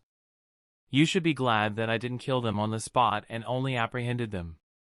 He looked towards Danzo and said, "One of the spies he sent was from the Aburame clan with a strange ability to poison someone on touch.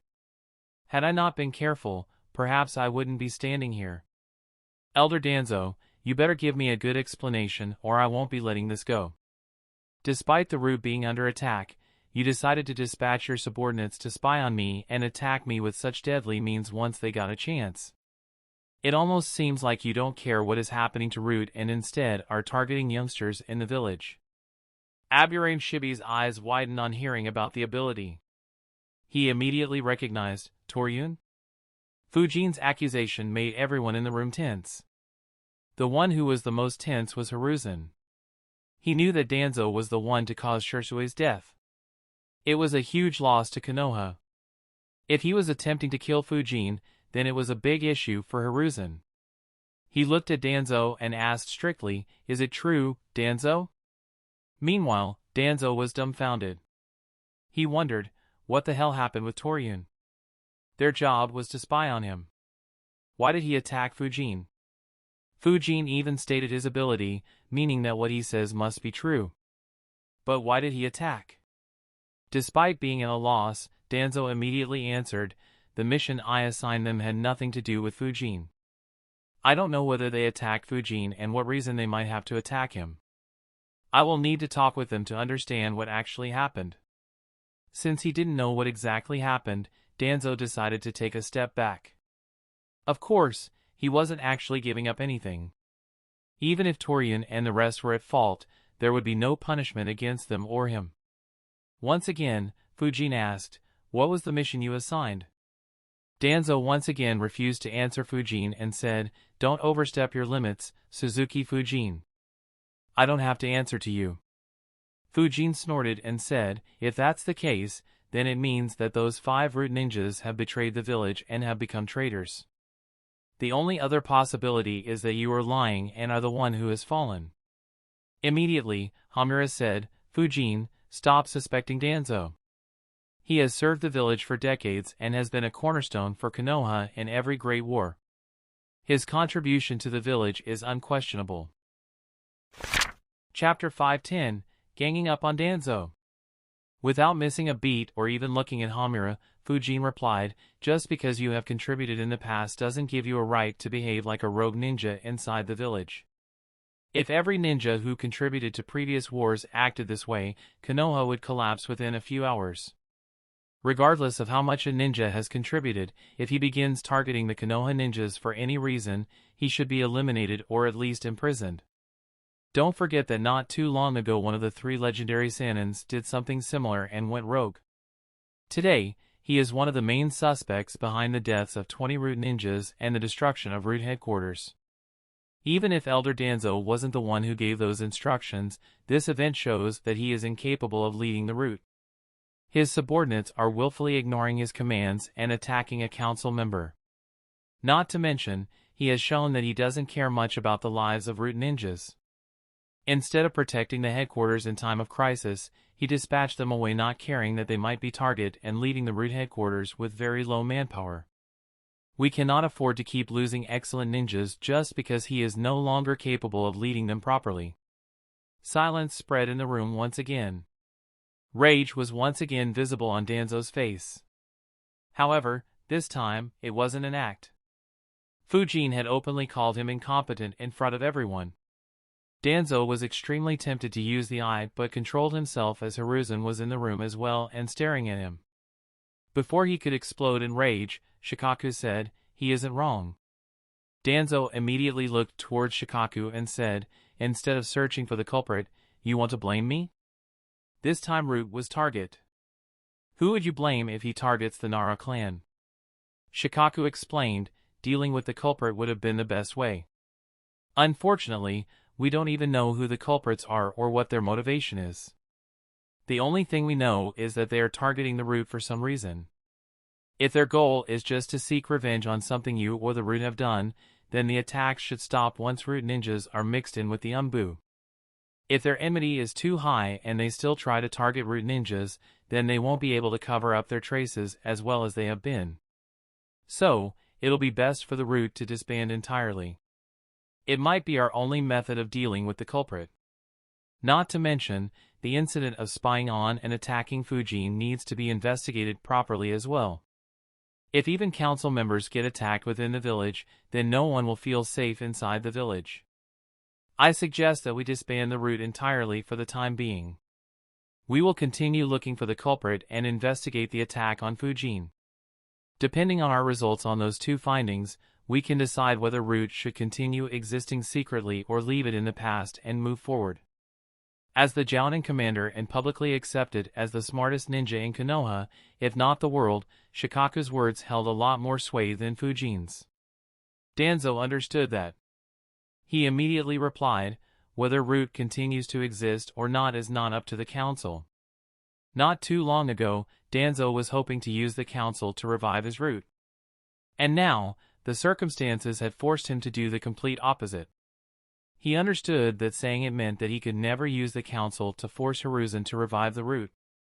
However, he could only handle one situation at a time. As long as the root continued existing, he could always come up with more schemes to increase its strength.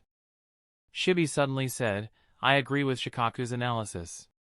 While the council can't interfere with root normally, it's a different case if root ninjas are targeting a council member. Not to mention, we have already lost 20 capable ninjas during peacetime in the last 3 days. It's better to disband the root than see every root ninja die because someone is too stubborn to see the situation." Inoichi added, "I agree as well." Immediately, every other clan leader agreed with Shikaku. After all, other than the Hyuga clan, all of them had several of their geniuses forcefully taken in by the root. With Fujin taking the lead in targeting Danzo, they decided to add to the pressure on Danzo. Several of them voiced their own thoughts about the situation. A few brought out their grievances against the root, mentioning how so many of their clan members had died during the training in the root and how the families of the root ninjas never saw them again, among other things. The room became more tense. Especially Danzo and the elders. The elders might not treat Fujin or one clan leader that seriously. However, it was a different matter altogether if every single clan leader was on the same page. Even Hiruzen won't be able to dismiss them lightly. If he did, then the coup that the Uchihas were planning could look like a child's play. Though Fujin didn't show any change in his expression and seemed like he was hiding his anger, in truth, he was extremely pleased. He thought, good. This is what I wanted. With all the clan leaders and I, who represent the civilian ninjas even if only in name, opposing Root, these four can't act willfully. Now, the rest depends on what Hiruzen wants. If he has been looking to deal Root a blow, then Root will be finished for good. Otherwise, it'll only be restricted. When Fujin realized that Danzo might still not leave him alone and continue pressuring him, he came up with a 3-step plan against Danzo after thinking for nearly a couple of days. As soon as he detected the 5 root ninjas spying on his house, the conditions for setting the plan in motion were fulfilled. The first step of the plan was doing something so big that it would attract the entire village's attention, forcing everyone to take the situation with utmost seriousness. Fujin decided to directly target the root headquarters for this step. It served several additional purposes. For one, it allowed Fujin to directly inflict more damage on the root. The root headquarters was underground and some distance away from where people lived. Fujin didn't need to be concerned about hitting an innocent here. As a bonus, it also showed that Danzo wasn't capable enough of even protecting his own base. And lastly, it would force the root ninjas that were spying on him to show themselves. The second step of the plan was arresting the root ninjas spying on him. In terms of difficulty, it was the easiest to achieve. However, in terms of importance, this step was the most important as it gave Fujin a chance to accuse Danzo.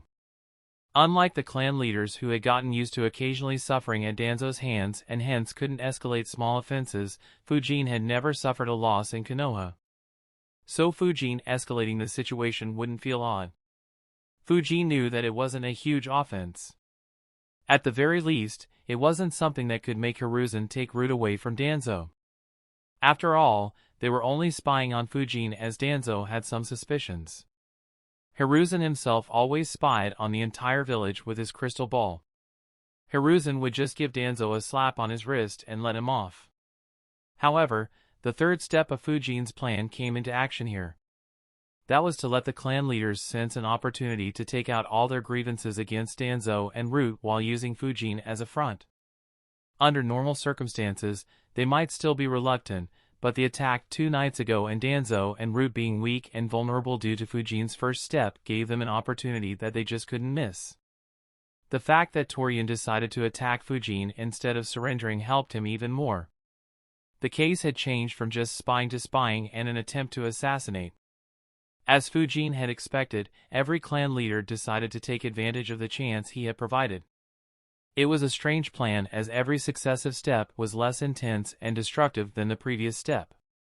The first step was total annihilation, the second step was just retraining a few ninjas, and the third step was diplomacy without any fighting involved. It went against the traditional way of slowly escalating the situation. However, it fitted perfectly in this scenario. Seeing every clan leader speaking against Danzo, Koharu and Hamura decided to go silent. Danzo, of course, wouldn't take everything lying down. He argued against everyone, but Fujin didn't even need to open his mouth.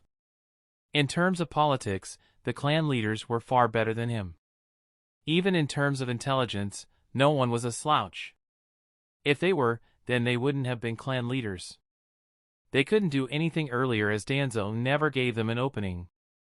Now that they had it, they immediately ganged up on Danzo and countered every single point he made while leveling more accusations against the root.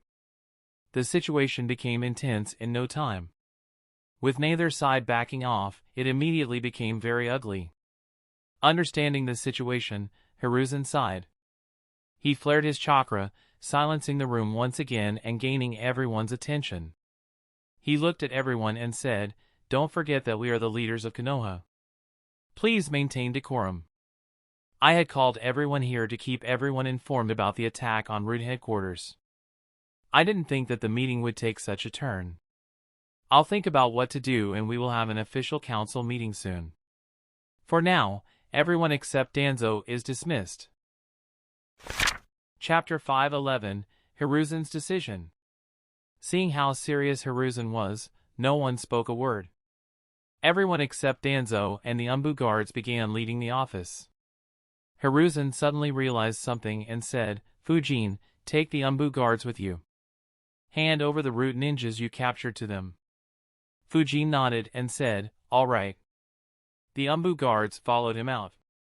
As the group began walking out of the building, Hamura said, "Fujin, I can understand that you were angry due to the situation, but refrain from threatening other council members in the future.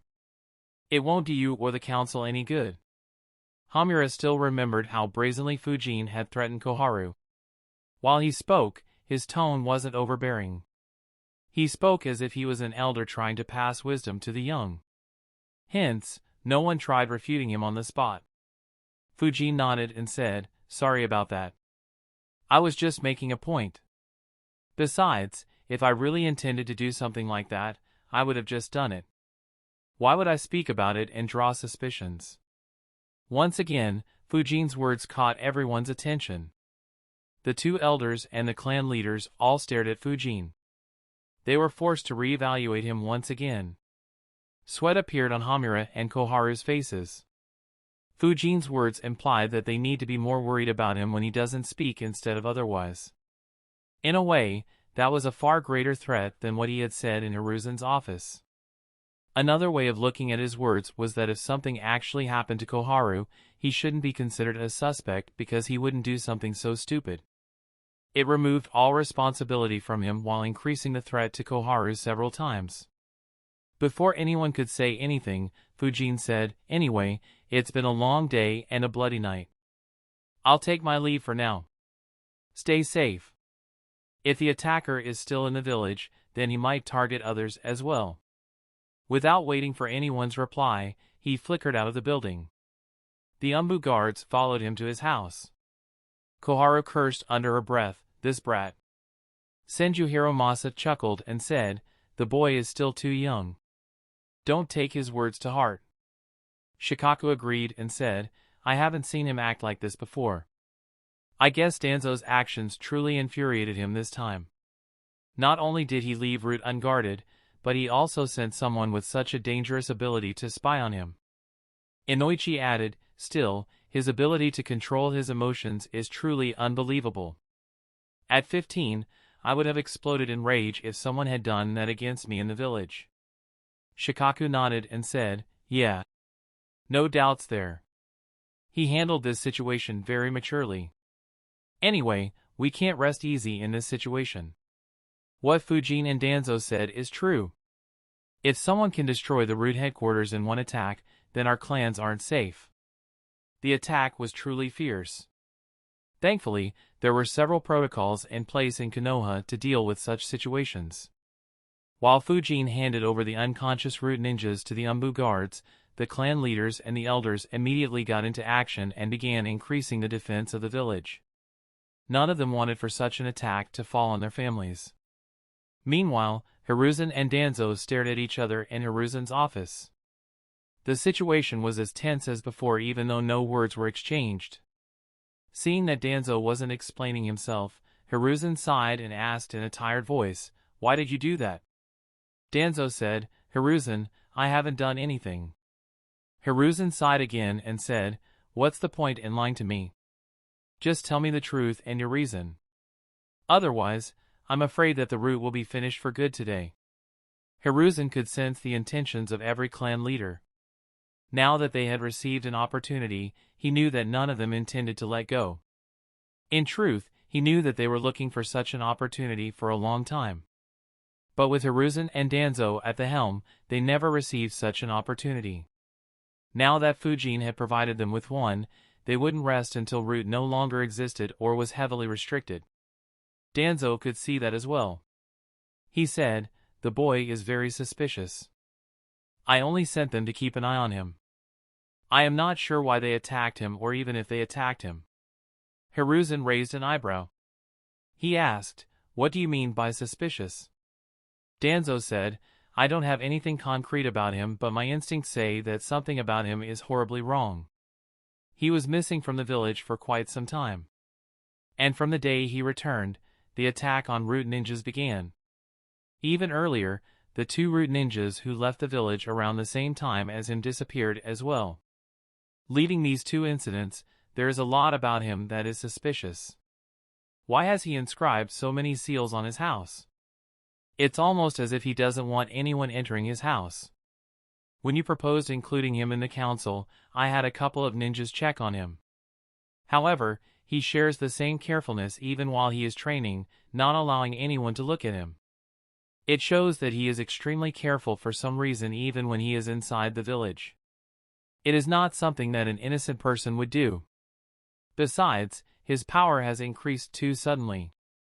A 15-year-old boy being this strong is suspicious in itself. Not to mention, Fujin becoming a grandmaster in Fuin Jutsu out of nowhere is even more suspicious. His rapid improvement raises a lot of questions about him. Hiruzen heard Danzo. Unknowingly, a look of disappointment appeared on Hiruzen's face. He couldn't even hide it.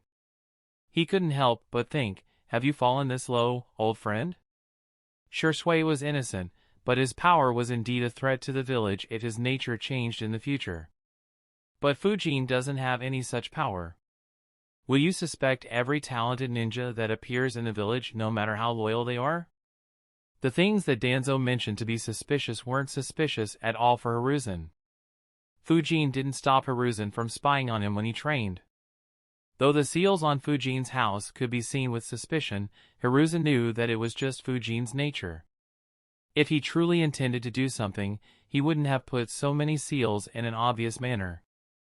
As for Fuin Jutsu, Hiruzen knew that Fujin had spammed shadow clones to be able to learn it quickly. He hadn't become a grandmaster out of nowhere. Similarly, his strength had also increased step by step. Thanks to Renjiro's reports, Hiruzen's crystal ball and the fact that Fujin regularly asked Hiruzen's help, Hiruzen could see how natural his progress was. The only differentiating factor was how much Fujin trained without taking a break. If Hiruzen began suspecting someone just for training hard, then every capable ninja in the village including Hiruzen and Danzo themselves should be suspected as well. As such, all Hiruzen saw was that Danzo was being delusional. Danzo didn't miss the look of disappointment on Hiruzen's face. He asked, "Why are you looking at me like that, Hiruzen?" Hiruzen said, "I am disappointed in you, Danzo." Danzo displayed some anger and asked, "Do you want to say that my instincts are wrong?" Hiruzen replied, "It doesn't matter what your instincts say. You are way out of line with your behavior. There is nothing suspicious about Fujin. You only showed interest in him once he became very strong." Hiruzen's expression hardened as he said, "Fujin's and Shikaku's words are true. From today onwards, I can't allow Root to operate inside the village."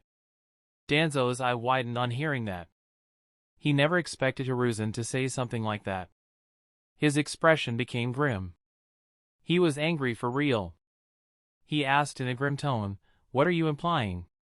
Hiruzen said, "If I let you continue doing what you are right now, it is inevitable that you'll try to eliminate him the same way you tried killing Shursui.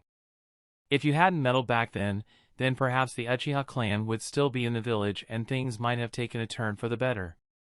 I can't change what has already happened. However, if you display even a bit of intention of harming Fujin or any other ninja in the village." Hiruzen's expression became extremely serious as he stared into Danzo's eye. He said, "Then I won't show you the same mercy that I showed Orochimaru." Chapter 512, Root's Fate. Danzo's expression became even more grim on hearing Hiruzen's words. He had known Hiruzen for too long and knew that he wasn't bluffing. While Danzo wasn't a weakling and wouldn't be afraid if Fujin or even some other Kage said it, it was different with Hiruzen. He knew that even with Shursui's eye, Hashirama's cells, and Izanagi, he wouldn't stand much chance against Hiruzen. He asked, You will kill someone who has worked with you for over 6 decades, given everything to the village including my limbs just because that boy accused me of something that I didn't do? Danzo knew Hiruzen had a soft spot for him and the other 2 elders. The 4 of them truly had been through thick and thin together. Even though Danzo did many things that opposed Hiruzen directly or indirectly, this was the first time Hiruzen had threatened him in this manner. Hiruzen didn't back off and replied, I wouldn't have a choice. Fujin isn't Shisui or Itachi.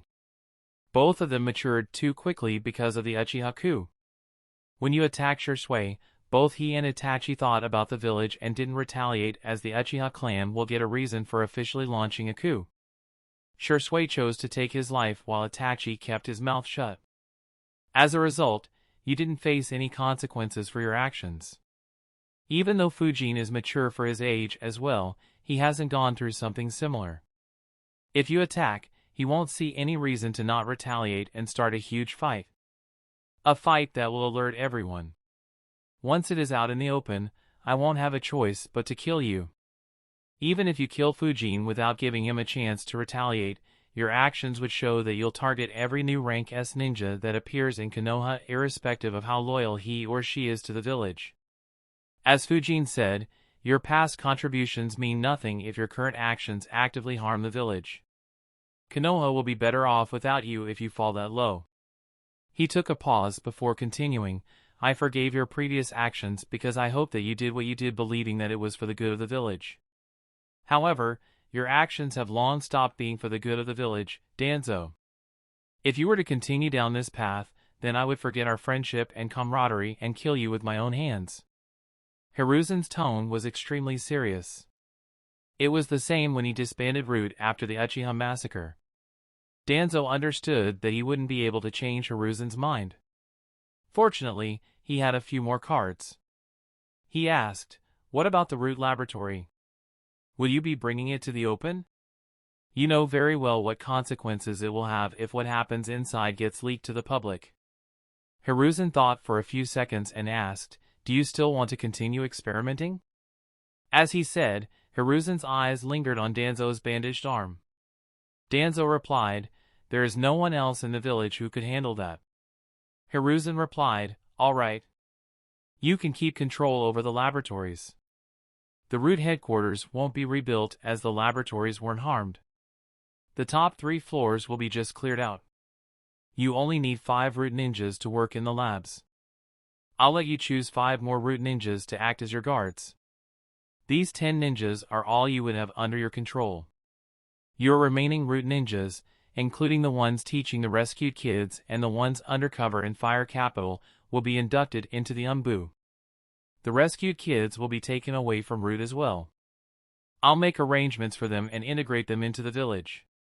From now onwards, you don't have the authority to spy on or take action against anyone inside Konoha. Nor do you have any authority to order anyone around. Your subordinates won't keep an eye on Naruto either. In addition, I'll be taking away your vote in the council. Your only authority will be within the Root laboratories where others won't be allowed to disturb you. If you were to break any of these rules, then I'll take away the laboratory as well as the remaining 10 Root ninjas. Danzo's eyes widened at how thorough Hiruzen was this time. With so few subordinates, he truly didn't have any room to maneuver. He had added plenty of restrictions on Danzo on top of it. And, by taking away the kids, Hiruzen had cut off Root's future. However, the biggest blow was taking away his vote in the council. Without having an influence in the council, reviving Root would be a Herculean task. He immediately said, I am an elder in the village. Do you want to throw me out of the council after all I have done? Hiruzen replied, it's the cost you have to pay for keeping the laboratories and 10 Root ninjas. If you want, you can keep your vote on the council, but you won't have any more rights than what Hamura and Koharu have. Choose what you want. Danzo immediately said, I am not looking over the labs for myself. It's for the benefit of the village.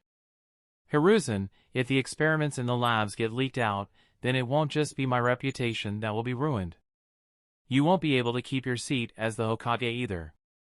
Hiruzen nodded and said, that's true. Go ahead and leak the information if you want. I'll just give up on the Hokage seat and appoint the 5th Hokage.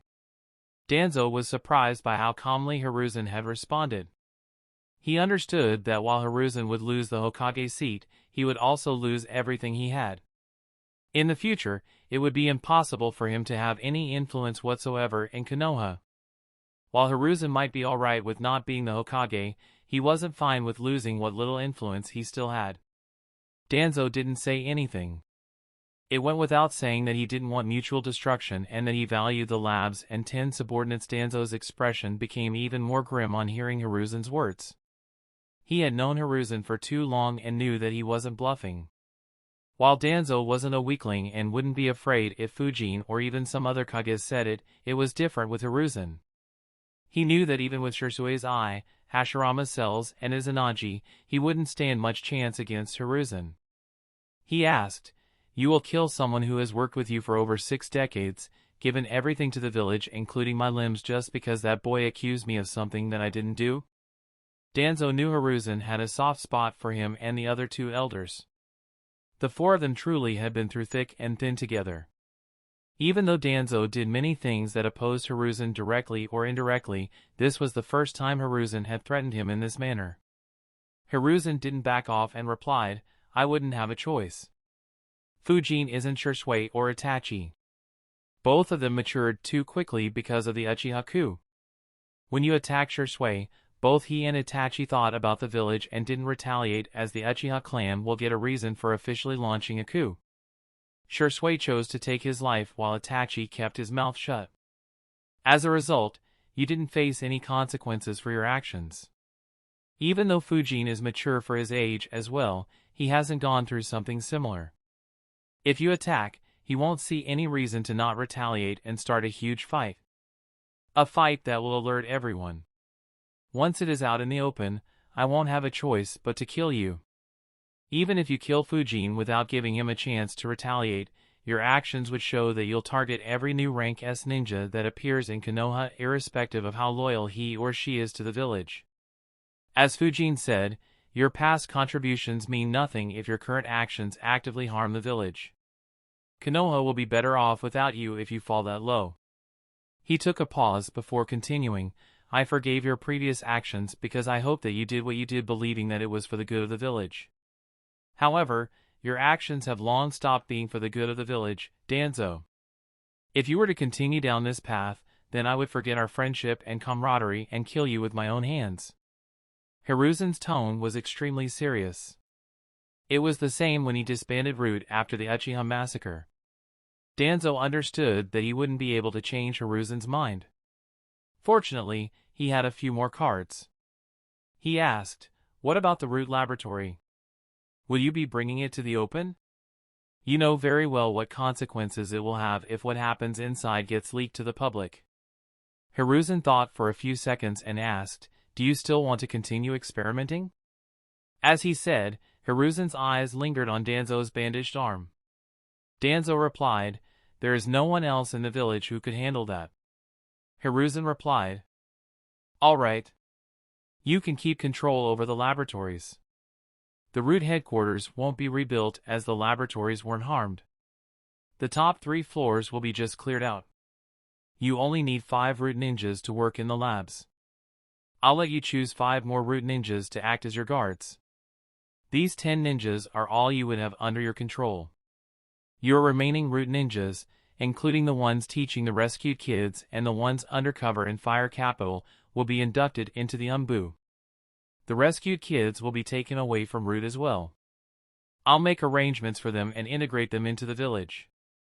From now onwards, you don't have the authority to spy on or take action against anyone inside Konoha. Nor do you have any authority to order anyone around. Your subordinates won't keep an eye on Naruto either. In addition, I'll be taking away your vote in the council. Your only authority will be within the Root laboratories where others won't be allowed to disturb you. If you were to break any of these rules, then I'll take away the laboratory as well as the remaining 10 Root ninjas." Danzo's eyes widened at how thorough Hiruzen was this time. With so few subordinates, he truly didn't have any room to maneuver. He had added plenty of restrictions on Danzo on top of it. And, by taking away the kids, Hiruzen had cut off Root's future. However, the biggest blow was taking away his vote in the council. Without having an influence in the council, reviving Root would be a Herculean task. He immediately said, "I am an elder in the village. Do you want to throw me out of the council after all I have done?" Hiruzen replied, "It's the cost you have to pay for keeping the laboratories and 10 Root ninjas. If you want, you can keep your vote on the council, but you won't have any more rights than what Hamura and Koharu have. Choose what you want." Danzo immediately said, "I am not looking over the labs for myself. It's for the benefit of the village. Hiruzen, if the experiments in the labs get leaked out, then it won't just be my reputation that will be ruined. You won't be able to keep your seat as the Hokage either." Hiruzen nodded and said, "That's true. Go ahead and leak the information if you want. I'll just give up on the Hokage seat and appoint the 5th Hokage." Danzo was surprised by how calmly Hiruzen had responded. He understood that while Hiruzen would lose the Hokage seat, he would also lose everything he had. In the future, it would be impossible for him to have any influence whatsoever in Konoha. While Hiruzen might be alright with not being the Hokage, he wasn't fine with losing what little influence he still had. Danzo didn't say anything. It went without saying that he didn't want mutual destruction and that he valued the labs and 10 subordinates far more than a mere vote. Seeing him silent, Hiruzen said, "I thought as much. Considering your contributions, you will be invited to important council meetings. However, you will no longer have a vote in any matter." Seeing that he had no way of negotiating further, Danzo said, "The village will always require the Root. There will come a day when you regret this decision, Hiruzen." He turned around and began walking out. Before he could open the door, Hiruzen said, "Danzo, the culprit has still not been found. They might still try to attack the Root. Stay on guard. If a Jinchuriki is involved, then the attack might not be restricted to just lightning. They can supercharge any jutsu with their massive chakra. As for the ninjas who spied on Fujin, I'll question them in some time. We will have a council meeting at 9 today. Come see me before then." Danzo turned around and looked at Hiruzen once, before leaving his office without speaking a word. On this day, Danzo had lost a lot. And unlike the Uchiha incident, he didn't think that he had committed any fault. Things just spiral out of control somehow. He was in no mood to discuss anything else with Hiruzen. As he left the office, his expression became very ugly. He thought, such a terrible day. Of course, I'll be prepared for an attack. Those bastards. I hope they attack once again. This time, I'll catch and kill them myself even if I have to sacrifice a few eyes. I haven't even done anything recently to attract such hatred. Also, I need to find out what happened with Torian. Why did he attack Fujin and expose his skills? As long as he hadn't used his ability, I could have said that Fujin was making things up. But by mentioning that ability, Fujin made his words sound too convincing. As he thought of Fujin, Danzo's mood worsened. He thought, the odd feeling I am getting about this boy has gotten even worse. I never expected him to do something like this. He gave the clans an opportunity that they had been looking for decades. Unfortunately, Hiruzen completely trusts him. I can't do anything to him in the near future. Otherwise, Hiruzen might truly carry out his threat. With nothing else to do, Danzo left to see what was left of his base. He would be spending a considerable amount of time adding more seals to the Root laboratories to ensure that they could withstand a destructive jutsu if the Root was attacked once again. Back in the Hokage's office, Hiruzen let out a sigh. Unlike all the times he acted, he truly was tired. The Root was attacked twice in 2 days inside Konoha and they still hadn't found any culprit. On the other hand, Danzo was returning back to acting however he wanted. Both incidents gave headaches to Hiruzen. He thought, Danzo, I truly hope you don't do anything outrageous once again. I would hate having to kill you myself. Sigh, age hasn't been kind to me. I can't continue as a Hokage for long in this way. I can no longer take decisions as ruthlessly as I once did. Chapter 513, Hiruzen's exhaustion. Hiruzen had carried the responsibilities of the Hokage position right from the end of the First Great Ninja War to the end of the Third Great Ninja War. The era during which he led the village was far more turbulent as compared to the relatively peaceful time Konoha currently enjoyed. Unlike today, when Suna was weak, Kiri was embroiled in a civil war and Inoki had grown old and weary, Hiruzen had to deal with the never-ending schemes of the powerful Third Hokage, a young and more active Inoki, the cunning Third Mizuki, and a Tsunagakure that was much stronger with several rank S ninjas and promising youngsters among their ranks, all of whom eyed the land of fire like hungry wolves. In addition, he also had to watch out for the powerful Hanzo who led the land of rain. Though he hadn't been perfect, he had led the village admirably and had ensured that Konoha stayed strong throughout despite being surrounded by enemies on all sides. He had done his duty of passing the will of fire to the next generation by passing the hat to Minato.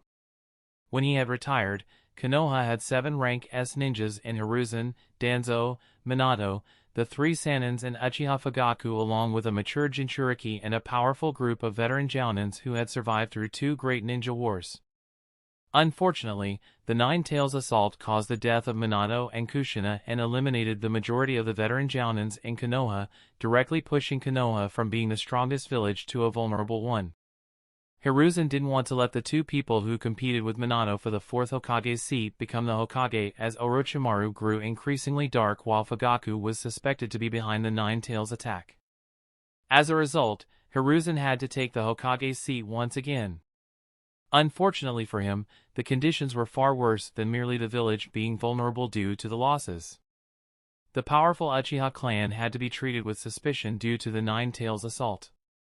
Danzo's dreams of becoming the Hokage reignited with Minato out of the way and Jiraiya and Tsunade showing no interest in the position. He created more and more problems for Hiruzen which he failed to curb in time. And Orochimaru became increasingly dark to a point where he was considered beyond saving and Hiruzen had to exile him. Hiruzen's second stint as the Hokage was a mere shadow of what he had achieved during his initial reign. Being as smart and experienced as he was, he could see it clearly. Unfortunately, he hadn't been able to handle the matters as efficiently as he could when he was younger. In his old age, he had been reluctant to be as decisive as he once was. Even after Minato's death, Hiruzen had done well in keeping Konoha's enemies at bay. Apart from the Hizashi incident, Konoha didn't suffer any significant loss at the hands of enemy villages. Of course, the weak situations of the other villages were a big help. However, when it came to internal politics, Hiruzen had performed miserably during this time. Every time it felt like the village would stabilize after a lot of effort, the village would be hit by something that would set it back several years. And that something would always be an internal issue in Konoha which he should have handled long before it reached such a level. It was what exhausted Hiruzen to the point that he became tired of the job. And yet, he had no choice but to continue sitting on the post as no one who was qualified was willing to accept the responsibilities of the Hokage seat. Hiruzen couldn't continue sitting in his office for a long time. After feeling pity for himself for some time, he got up and began dispatching the Umbu ninjas to cooperate with what Shikaku and the other clan leaders were doing. In addition, he left to see Torian and the other 4 root ninjas who were with his Umbu guards. The Umbu guards had woken the 5 of them up. Fujin's clones had only knocked them unconscious while placing seals on them. It wasn't difficult to heal and wake them up. On seeing Hiruzen, they all became serious. Hiruzen asked some questions which they answered truthfully. On hearing them, a peculiar expression appeared on Hiruzen's face. He thought, that's it? Are they hiding something or is this all that happened? Hiruzen thought for a bit and concluded, I doubt they will lie to me. Besides, they were indeed spying on Fujin. Considering Fujin's nature, things might have developed in this manner. Regardless, I should call him tomorrow as well in case there are some differences. Leave it, he and Danzo might break into a fight. I'll just confirm during the council meeting. Still, as Hiruzen heard what actually happened, he couldn't help but think how small the incident was. It was merely spying along with a small clash with no casualties and yet the incident had blown up spectacularly in Danzo's face. Hiruzen couldn't help but think, No wonder Danzo's expression showed that he was facing injustice. He has pulled stunts 100 times worse than this on a regular basis for decades and didn't even face so much as a complaint, but this minor incident nearly cost him everything. Hiruzen couldn't help but find the situation funny. It was as if a serial killer who had killed his victims for decades and managed to stay safe from police had suddenly been apprehended because of an insignificant petty crime he committed. Hiruzen left the root ninjas with his guards and began monitoring the efforts to look into the incident and investigate the village. Unfortunately, it became clear very soon that it would be another fruitless search. Hiruzen gave up on it once the sun rose and called Danzo to meet the root ninjas. After learning what had actually happened, Danzo exploded in rage once again. He looked at Hiruzen and shouted, if he hadn't insisted on stopping them, Torian wouldn't even have attacked him. Are you going to punish me because Fujin acted so willfully even when such a big attack had happened in the village? Danzo truly was infuriated. He had thought about what happened in Hiruzen's office all the time and kept feeling as if a grave injustice had happened against him. On learning what truly happened between the root ninjas and Fujin, he couldn't keep his calm anymore. The only reason why Torian and others were discovered was because Root was attacked. Similarly, the only reason they attacked was because Fujin was too stubborn to let them go. Considering that the Root headquarters was blown up, Danzo couldn't even fault them for wanting to return immediately. Yet, Fujin used this incident to make the situation miserable for him by giving everyone one-sided information. In fact, Torian didn't even intend to kill Fujin and would have neutralized the poison, but Fujin presented the matter as if Torian wanted to assassinate him. Hiruzen had expected Danzo to explode in this manner. It was why he hadn't called Fujin. Besides, having known Fujin for so long, Hiruzen knew exactly what he would have said. After thinking for a bit, he decided to speak in the same tone. Hiruzen said, well, it is a fact that you sent them to spy on Fujin, a council member. Just that alone makes your punishment justified, something that the clan leaders will press on. Even though Fujin ignored the situation, he wasn't wrong in asking them to come with him. He didn't attack first either. Attacking a council member under these circumstances is nothing short of treason. Besides, the attack took place inside of Konoha. I and several hundred ninjas were heading towards the route within seconds. In such a situation, cooperating with Fujin should have been your only thought. Hiruzen's words were a huge blow to Danzo, who became lost for words. He understood that Hiruzen wouldn't be budging no matter how well he argued. At the same time, he also understood that the clan leaders too wouldn't relent even if the matter was so small. He could do nothing but curse Fujin who blew up such an insignificant matter. Danzo removed the seals on the bodies of root ninjas and began walking out. The root ninjas followed him in confusion as they wondered what Danzo meant by being punished. As they left, Hiruzen said, Danzo, you have till noon to inform me which ninjas you will be keeping. The rest need to visit me in my office. Danzo looked at Hiruzen once but left without saying a word. Torian and the rest were confused. After they left the room, Torian asked, Lord Danzo, what happened in the headquarters last night? Also, what did you mean by getting punished? Danzo didn't say anything until they reached the labs under Root. He informed the 5 of them what had happened.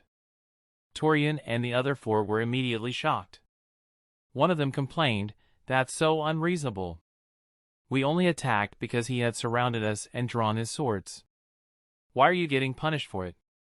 Another one added, though this is injustice, we can take the blame and say that we did it independently and without your orders. That way, even though we will have to sacrifice ourselves, the root will prosper. Danzo replied, it's useless. Hiruzen and the others won't relent even if you do something like that. They are only using this opportunity to take the root out. Danzo looked at his subordinates and said, even if I have to let some of you go, don't forget that you are a part of Root. Konoha will always need us to ensure that the village stays peaceful. In the future, the village will need us once again. At that time, I'll call you all back and we will reform Root once again. Danzo's image, which was already heavenly in their hearts, improved even further. Despite facing such injustice, he still wanted to serve the village. Since he only had a few hours, Danzo spent them increasing his influence on his subordinates further. He didn't want to let Hiruzen brainwash them like he did with his previous subordinates. Danzo had little to no chance of recruiting them once again. Unfortunately, the kids kidnapped from the Land of Water were too far away. As such, Danzo didn't get an opportunity to brainwash them as well. Sitting in his office, Hiruzen wondered, what should I do with those Kiri kids? They could have stayed hidden in the root and wouldn't have raised any questions. But if I bring them in the open, there is a chance that their identity will be leaked. If that happens, Konoha's reputation will plummet hard. He thought for a while when he suddenly had an idea. He thought, yeah, this might be the best way to deal with them. A mischievous smile appeared on Hiruzen's face. He looked at his guards and said, invite the council members for a meeting. Don't invite the civilian members. A/N, oof. Almost 2K words chapter after a long time. Anyway, almost done with this arc. Hope you guys enjoyed how Root was dealt with.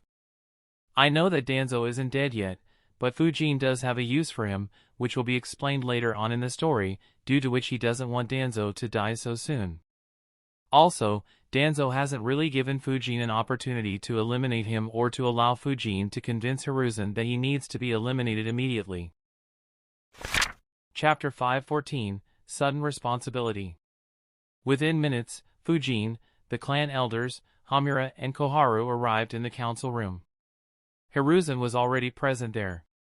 Seeing that everyone had arrived, he said, since everyone is here, I will start the meeting. Today's meeting has 2 agendas. In an instant, everyone was surprised. Danzo had still not arrived, and yet Hiruzen said that everyone was present. They understood that one of the agendas was related to that. Fujin wondered, a meeting without Danzo? Interesting. Now, the question is whether Hiruzen really did something or is it just an act and he'll let Danzo continue as usual after staying in the dark for some time? Hiruzen said, first, about the attack on the Root headquarters. Despite searching for several hours, none of us have found anyone remotely suspicious. Considering how strict the security was, I doubt anyone could have escaped from the village the normal way. So, I suspect that the attacker escaped using reverse summoning jutsu. We still haven't ascertained how the culprit entered the village. For the near future, we will be maintaining the highest level of vigilance. The walls will be properly manned and the number of patrol units will be increased. The Umbu can't handle these duties without any help. So, I'll need every clan to contribute 2 jounins, 7 special jounins and 21 chunins to help in this matter. Let me know if anyone has any objections. Hiruzen scanned around the room. No one complained. Except for Fujin, everyone had participated in the search. They all knew that it was completely pointless. It was as if the attacker had disappeared in thin air. They had reached the same conclusion as Hiruzen as well. Since no one opposed it, Hiruzen said, good. Of course, we can't give up on finding and apprehending the culprit. The internal searches will continue for a week. In addition, I will be activating our spies in enemy villages. They might be our best way to understand whether any enemy is making preparations to make a big move against us. If someone is, then it'll be safe to assume that these attacks were a distraction to keep us occupied internally while they make their real move. Everyone nodded. It was the only way they had to keep investigating the matter. If there were no such movements, then it could only be assumed that someone was acting against Danzo or the Root to fulfill a personal vendetta. Hiruzen continued, now, on to Elder Danzo's matter. Hiruzen took a pause before continuing, in light of recent events, Danzo's ability to leave Root has come under question. Despite repeated attacks on Root and even an attack on their headquarters, he didn't manage to find who the attacker was. Not to mention, our village lost 20 capable ninjas. I investigated the matter between Fujin and Root ninjas as well. He looked at Fujin and said, Fujin, though the Root ninjas were at fault for attacking you, I hope that you understand that it only happened due to the extraordinary circumstances. Elder Danzo didn't order them to attack you. If not for the fact that the Root headquarters had been blown up, they wouldn't have acted in such a manner. I hope you can forgive them. Hiruzen's words immediately made Fujin fall into a tough spot. Fujin knew that the matter was too small to force Hiruzen to punish them. However, he had finally caught Danzo in a tight spot, taking advantage of the fact that the clan leaders had too many grievances towards him. He didn't want to stop applying pressure.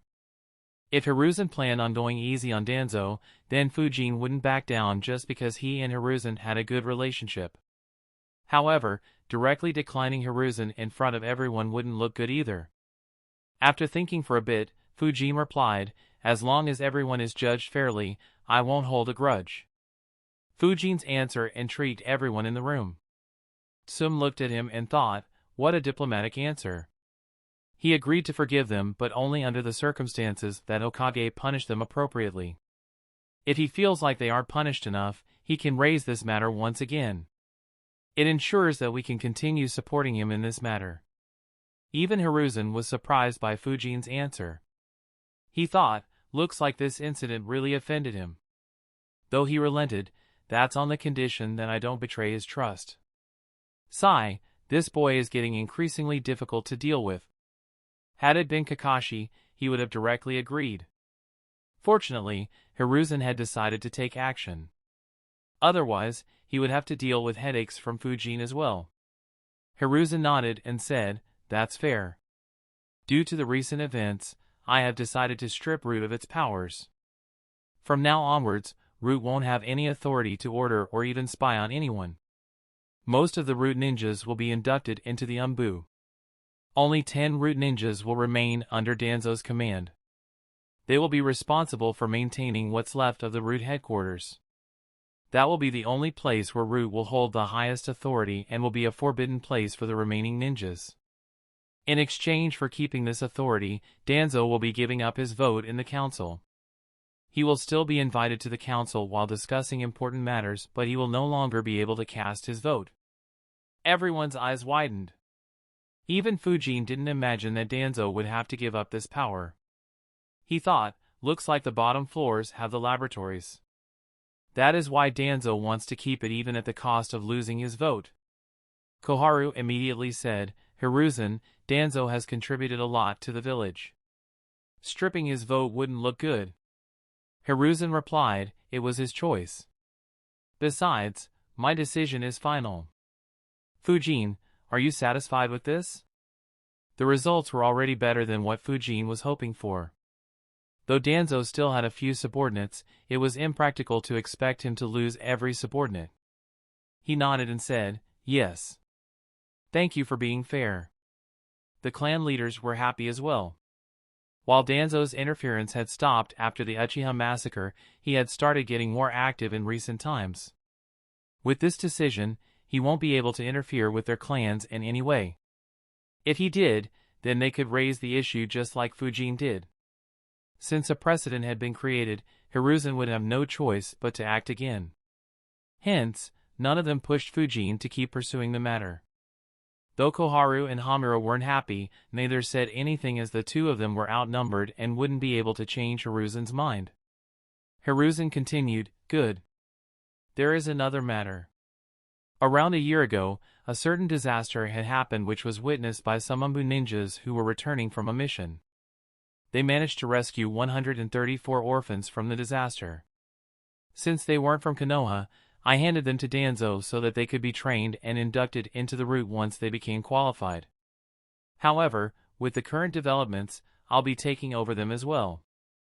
Instead of joining the Root, they will directly join the Umbu once they become qualified enough.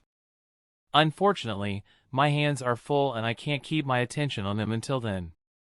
Since they are orphans and hence would fall under civilian ninjas, I have decided that they will be placed under Fujin's care." Hiruzen's words once again surprised everyone. Apart from Hiruzen, not a single person in the room knew that 134 kids were being trained in secret to join the Root. Of course, no one believed Hiruzen's bullshit story. Just the fact that they had been recruited into the Root by Danzo implied that every one of them was talented. Fujin immediately connected the dots and thought, around a year ago? Don't tell me these maniacs continued Renjiro's mission and kidnapped more kids from the Land of Water. Hiruzen had no choice but to give them to Root. The real identities of those kids can never be exposed. No wonder Danzo suddenly became more active around a year ago. Those 134 kids meant that Root now had a future. That is why Danzo suddenly began bothering me. If he didn't have these kids, he would have stayed silent and in the dark like in the original story. That said, why does Hiruzen want to put this burden on me? I already have so little time to train. Now I have to watch over kids who were trained by Danzo and might want me dead. Besides, the clan leaders might truly see me as a threat now, as I might have to take a share of their resources. Sigh, why can't I catch a break? Chapter 515, Welcoming Trouble with Open Arms. Fujin almost wanted to cry at how much workload he had. Unfortunately, the situation didn't allow him to even complain. He couldn't even ask why because Hiruzen had already given an appropriate reason. Everyone was looking at Fujin.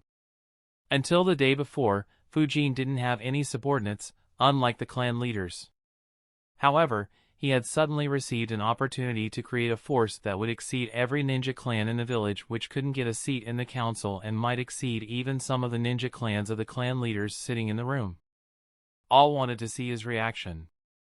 To their surprise, his expression displayed some annoyance and unwillingness instead of happiness. Thoughts moved at light speed in Fujin's brain. He quickly said, I don't have any experience in watching over kids. Though I am an orphan myself, I was always busy training and never had the chance to interact much with others. Could you find someone more capable for the kids? They deserve better considering that they had to go through a disaster and then spend time en route. Before Hiruzen could reply, Shikaku said, You are underestimating yourself, Fujin. Don't worry, we have full confidence in your abilities. As Lord Hokage said, there is no one better than you to handle this job. We believe that you will do it splendidly. A smile could be seen on Shikaku's face as he thought, finally a chance. Shikaku still hadn't forgotten how much work Fujin had put him through. Even after Fujin joined the council, he had avoided taking any responsibilities. Finally, he had a chance to take some revenge. Meanwhile, Fujin thought, when the hell did Hiruzen say that? Don't put words in his mouth.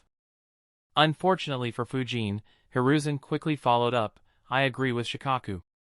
Don't worry. Just do your best. I believe that the kids will benefit from having a role model like you. Besides, I'll be making arrangements so that it isn't too much of a problem for you. Seeing how much both of them were praising him, Fujin was lost for words. The only way for Fujin to argue against Hiruzen and Shikaku would be to prove to the council that he was terrible and irresponsible. While Fujin didn't care what others thought of him, that went against the careful persona he had constructed, and he doubted whether he could still escape the responsibility. He could do nothing but curse the two of them. He looked at Hiruzen and Shikaku and thought, if I'm going down, I'm taking the two of you with me. He muttered, all right. If I face any troubles. Before Fujin could complete his sentence, Hiruzen cut him off and said, if you are facing any troubles, or doubts, or don't understand what you should do or how you should handle the kids, you can approach Elder Hamura and Elder Koharu. Both of them are very experienced in this matter. Fujin looked at Hiruzen and thought, this old fox. Is he taking revenge for me forcing him to act against Danzo? Oh well, bothering those two stuck-up old schemers isn't bad either. Fujin didn't particularly care who he was irritating as long as it wasn't he who would be irritated. Seeing that Fujin wasn't saying anything, Hamura smiled and assured, don't worry Fujin. You can approach us whenever you want. We will help you out. Though Koharu was still upset about the threat the previous day, she nodded as well. Hiruzen and Shikaku smirked in secret. Neither Hamura nor Koharu knew what sort of trouble Hiruzen had diverted towards them. Considering the situation, Fujin nodded and said, all right. I'll trouble the elders. Thank you for looking out for me. The remaining clan leaders watched the expression with a puzzled face. None of them understood why Shikaku vouched so strongly for Fujin. As for Hiruzen's words, They assumed that Hiruzen wanted to soothe the ties between Fujin and the elders since Fujin had just gone against Danzo and threatened Koharu. Hiruzen said, "With that out of the way, let us discuss the arrangements we will have to make in the village to avoid such incidents." For the next couple of hours, the council discussed what precautions they should take and how the ninjas should be distributed throughout the village to prevent such attacks in the future. Special attention was given to ensuring the safety of clan compounds as they would be susceptible to attacks like the one that happened on the root headquarters. Fujin didn't contribute much to the discussion and instead just watched while thinking. First they sent the culprit to find where the culprit was hiding, and now they are discussing all their plans in front of the culprit as well. They are so lucky that I don't have any plans to keep attacking. Otherwise, Konoha will be a real mess. Fujin suddenly realized something. He thought, I never had thought much about this. If one strong person in the village is upset about the state of the village, he or she can do a lot of damage to the village. Had Tsukumo taken the taunts personally, or had Orochimaru hated the village as much as he does now, both could have caused ridiculous harm to the village while staying in the dark, just like how I just did. If this can happen in Konoha, there is no reason to assume that it won't happen in Phantom Haven society. I need to be careful about any differences that might arise inside the organization. Though it isn't a threat for now, it will be a threat once a few ambitious rank S ninjas are raised there. Thankfully, I apply seals on everyone. That way, at least no one will turn on me. However, I need to ensure that every kid raised there believes in the Phantom will fanatically. And, I need a way to deal with or accommodate anyone whose beliefs change as they grow older. Oh well, issues for later.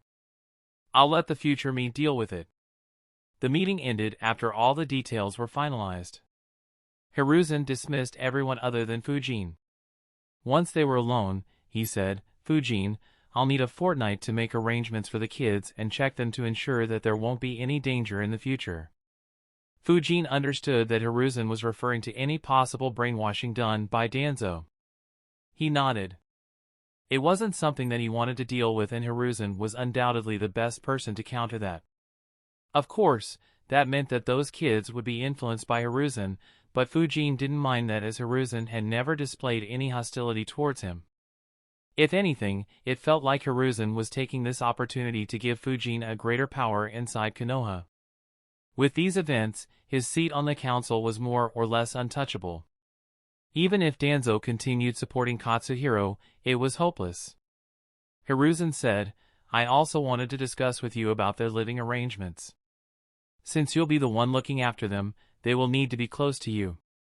Fujin was immediately alarmed. He immediately said, "Grandpa, there is no way I can house 134 kids in my house. It isn't that big." Hiruzen chuckled and said, "That's not what I was implying. I can offer you two choices. One, you can move into the Uchiha clan compound, which is on the outskirts of the village." Fujin replied, "That has a terrible past and probably not the best place to raise kids." Hiruzen nodded and said, "I agree. But we don't have another large compound lying around. The other option is converting your current land into something similar to a clan compound." When Fujin was looking for a house, he bought a rather large piece of land since it was cheap due to being on the outskirts of the village. His own house only occupied a small part of it. Fujin thought for a bit and said, "Though I do have some land, it will only barely fit 134 kids. Not to mention, they will need a bigger house once they grow up. Also, it'll become very crowded." Fujin had two thoughts while buying the larger piece of land. For one, Fujin didn't want the area around his house to be crowded by other houses. As someone who came from Earth, he knew how quickly a city would expand outwards, and even the outskirts would soon become crowded with houses in a few years or decades. The other reason was having the ability to build more houses for others in case he decided to build a faction inside Konoha. Since he had dropped that plan, the place was just lying idle for several years. Hiruzen nodded and said, "Yes. However, once the kids grow up, they would want to move out and buy their own house anyway. So, that's not a concern. Regardless, I will give you 4 plots of land adjacent to your land having a similar area. The village will also fund the construction of houses and a fence. Those seals will be left to you. As for the kids being a bother, I don't think you should be worried about that. If anything, your concerns must be the exact opposite considering their past. Fujin thought for a bit and said, all right. That is acceptable. He sighed and added, still, Grandpa, I am feeling short of time to train even after leaving Umbu. And now this responsibility. Hiruzen chuckled and said, I have a feeling that this will be good for you. So see it as an opportunity instead of a chore. You might get some surprises. Fujin thought, yeah, it would have been great if I wanted to fight for the Hokage spot. I'm sure I could raise most of these kids to be jounins and have their unwavering support. But I don't have much interest in it. So this will just be a chore. Still, this is a good opportunity. Fujin immediately asked, Grandpa, do you know of any seals similar to the ones we use inside storage scrolls that can increase the flow of time instead of slowing it down? Chapter 516, Expanding the Territory. Anyways, as you guys know, I'm all for trolling and pranking. So it's not something I mind. However, kindly keep it civil. After all, we are all Naruto fans here. Making sexual comments, abusing others' mothers, abusing other readers will result in your comments getting deleted. Peace out and have a fun week, smiley face. Hiruzen was surprised by the question. He thought for a few seconds before answering, not that I know of. Why do you want such a seal? Fujin answered, I could inscribe such seals in a room and use it to train at a much faster speed. Hiruzen's eyes immediately widened as he understood what Fujin was thinking of. He couldn't help but think, from where did he get such a crazy idea? If such a seal exists, it will completely break the power balance in the world. A large number of jounins and even a handful of rank S ninjas could be raised in a few years. In fact, this method could be the perfect way to raise the young kids we rescued. No one will be able to point any fingers as their ages won't match up. Unfortunately, Hiruzen said, it's a good idea. Unfortunately, such a seal doesn't exist. Even if it did, you should be very careful of it. You wouldn't want to spend your entire youth in a room. Though the idea was good, it was more effective for an organization like the Root. It wouldn't be very effective in raising a future Kage as they will lack qualities other than strength. Fujin sighed and thought, I thought as much. Guess trying to reverse that seal is the only way. Of course, it's easier said than done. Fortunately, I don't need it desperately as I still have more than 4 years. If I had to forcefully create it, I guess my best bet would be to revive Tobirama and have him work on it. Unfortunately, I don't know Edo Tensei nor can I control him to do something like this. He said, all right, Grandpa. I'll continue training the same way. Fujin got up to leave, but before he could disappear, Hiruzen said, oh, I almost forgot to mention. Some of the kids have Kekei Genkai. One of your tasks will be giving them some attention and guiding them. I want them to become elite jounins in the future. And, another task you'll have is ensuring that this stays a secret. Only clan leaders and Umbu can know of it, but you don't need to take the initiative to inform them. Without waiting for Fujin's reply, Hiruzen disappeared from the room. Fujin cursed, this old fox, he keeps giving me more tasks. He even ran away before I could ask for anything in return. Still, this isn't bad. I wanted to create a Kekei Genkai with wind and lightning or wind and fire elements. In fact, that is my next goal after my current training is complete. Unfortunately, I never had any inspiration in this direction. Perhaps watching those kids might be helpful. I guess there is some benefit in watching over those kids. Fujin disappeared from the council room as well. He returned home and thought, before I get that responsibility, I need to create the 8 trigrams divination seal. I have been putting it off for a long time. Konoha became busy very quickly. The clan leaders were busy making arrangements to ensure that their clans didn't fall prey to such attacks. On the other hand, Hiruzen was increasing the security of the entire village and was activating the spies he had placed in other villages. At the same time, he sent a message to Jiraiya, informing him about the recent events and asking him to dig out information on anyone who could launch such a strong lightning jutsu. Meanwhile, Danzo was busy increasing his influence on the root ninjas he was planning to let go of. He wanted to ensure that he could recruit them back as soon as he got an opportunity and didn't lose them forever like the previous root ninjas who joined the Umbu. At noon, the root ninjas left the labs and met with Hiruzen leading the root officially. From this day onwards, Danzo would have only 10 subordinates. Or rather 11, since Hiruzen wasn't aware that one of his Umbu reported to Danzo. While everyone was busy and tense, Fujin was in his basement, working with 100 clones to create the 8 trigrams divination seal by placing 2 4-symbol seals on top of each other. Since he knew the basic idea, it wasn't very difficult. He just had to get it right once. A couple of days later, a couple of Umbu appeared at Fujin's house and informed him about the development plan to develop his land and the nearby plots. Fujin checked it once and was slightly surprised. He thought, not bad at all. It looks like Hiruzen wants to keep my house at the center and develop houses on the plots next to mine. The remaining area on my land will be used to construct a training facility for the kids, and some space will be left for other community buildings that I might need in the future. He has also left a lot of land for future expansions. I wonder if he plans on diverting more kids here. Oh well, once it is done, it would almost be like a clan compound.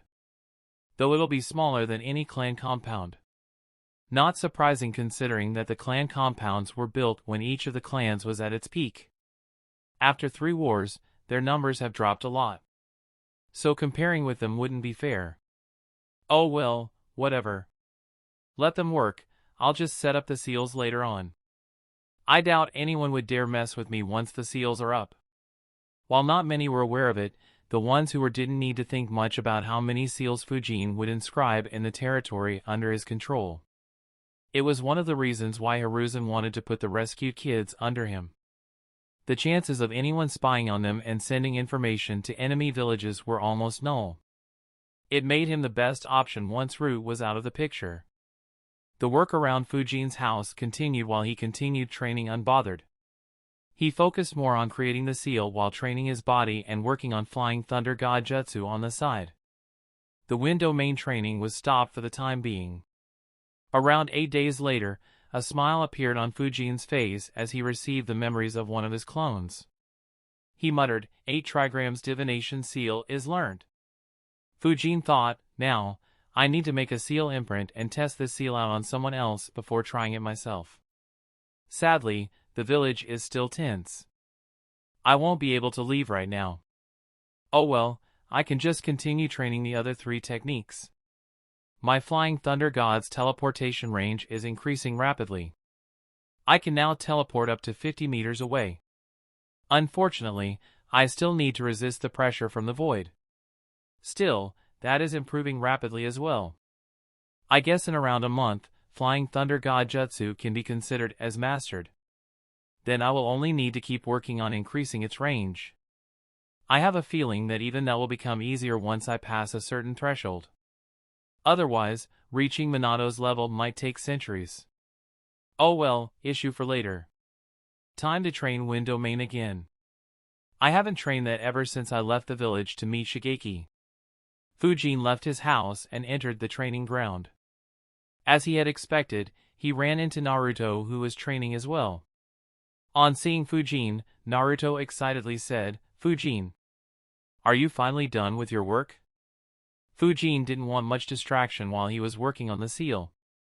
So he had asked Naruto to not disturb him unless it was very important. Seeing Fujin finally leave his house, Naruto was a bit excited. Fujin nodded and said, done for now. Anyway, what's up with you? And why is your right wrist bandaged? Naruto laughed nervously and said, there were several ninjas moving around the village for the last few days. I decided to prank them. You should have seen them panic. One of them got startled and accidentally hurt me. A frown appeared on Fujin's face. While he didn't care that much for Naruto, he didn't want to see him getting bullied, especially by grown-up ninjas. The poor guy already had a rather miserable childhood. He asked, "Who did it? And how exactly did he hurt you?" Seeing Fujin serious, Naruto immediately explained, No, it's fine. That person was wearing a mask, so I don't know who he was. He only appeared next to me suddenly and grabbed my hand very tightly. But when he saw me, he quickly apologized and took me to the hospital to heal me. He also paid all the expenses and just told me to not do that again. A weird expression appeared on Naruto's face as he said, actually, he was very polite and apologized several times and ensured that I was fine. I don't think anyone has been that polite with me. But he didn't tell me what his name was. Fujin was slightly surprised. He thought, I see. I guess Naruto just startled them. Since they were tense, they assumed it to be one of the culprits and took action rapidly. Anyway, being able to startle Anbu is good. It looks like Naruto has made some progress recently. Chapter 517, Wind Domain. Fujin said, Alright. Next time, don't prank a ninja when he is very busy. It's fine to prank the ones idling around though. Anyway, how many of those masked ninjas were there? Naruto said, there were 8. Fujin chuckled and said, being able to prank 2 squads of Anbu. Hee, that's good progress. Naruto asked in a confused tone, Anbu? Fujin replied, they are the ones wearing the mask. Don't prank them in the future. Their jobs are quite tense and they might not hold back. As someone whose killing instincts were honed during his time in the Anbu, Fujin was well aware of how cold and quick Anbu could be. Pranking them was generally not a good idea. Naruto obediently said, Alright. I won't prank them. He looked towards Fujin's house with some interest and asked, What is happening with your house? Are you making it even bigger? Fujin chuckled and said, Lord Hokage wants me to look after some orphan students. They'll be moving over once everything is constructed. Suddenly, Fujin had an idea. He smiled and said, Once they do, maybe you could make several friends. Fujin chuckled internally while thinking, Roots training makes a ninja very antisocial and a bit robotic. While Hiruzen's brainwashing should have some influence, I doubt it'll compare to what Naruto can achieve. This guy literally talked Nagato into reviving the ones he killed. Besides, I can encourage Naruto to teach them how to prank. I'll have an army of minions to unleash on the village. I wonder what an army of talented brats trained by Root and influenced by Naruto will do to the village. While Fujin was scheming to unleash a different type of hell on Konoha, Naruto was lost in his own thoughts. Involuntarily, he asked, I am an orphan too. Can I move here as well? Fujin was caught off guard by the question. A look of surprise appeared on his face as he muttered, You want to move in here? Naruto immediately answered, Yes. Fujin thought, Now here's something I didn't think of. Fujin thought for a bit before concluding, there is no harm to it. As long as he gets along with them, it might create a good impact on him. The only issue is that he might pick up some of their jutsus. It might change his fighting style. But, as long as he doesn't learn and spam the shadow clone trick, his strength shouldn't differ by much. The only issue is the political ramifications it might have.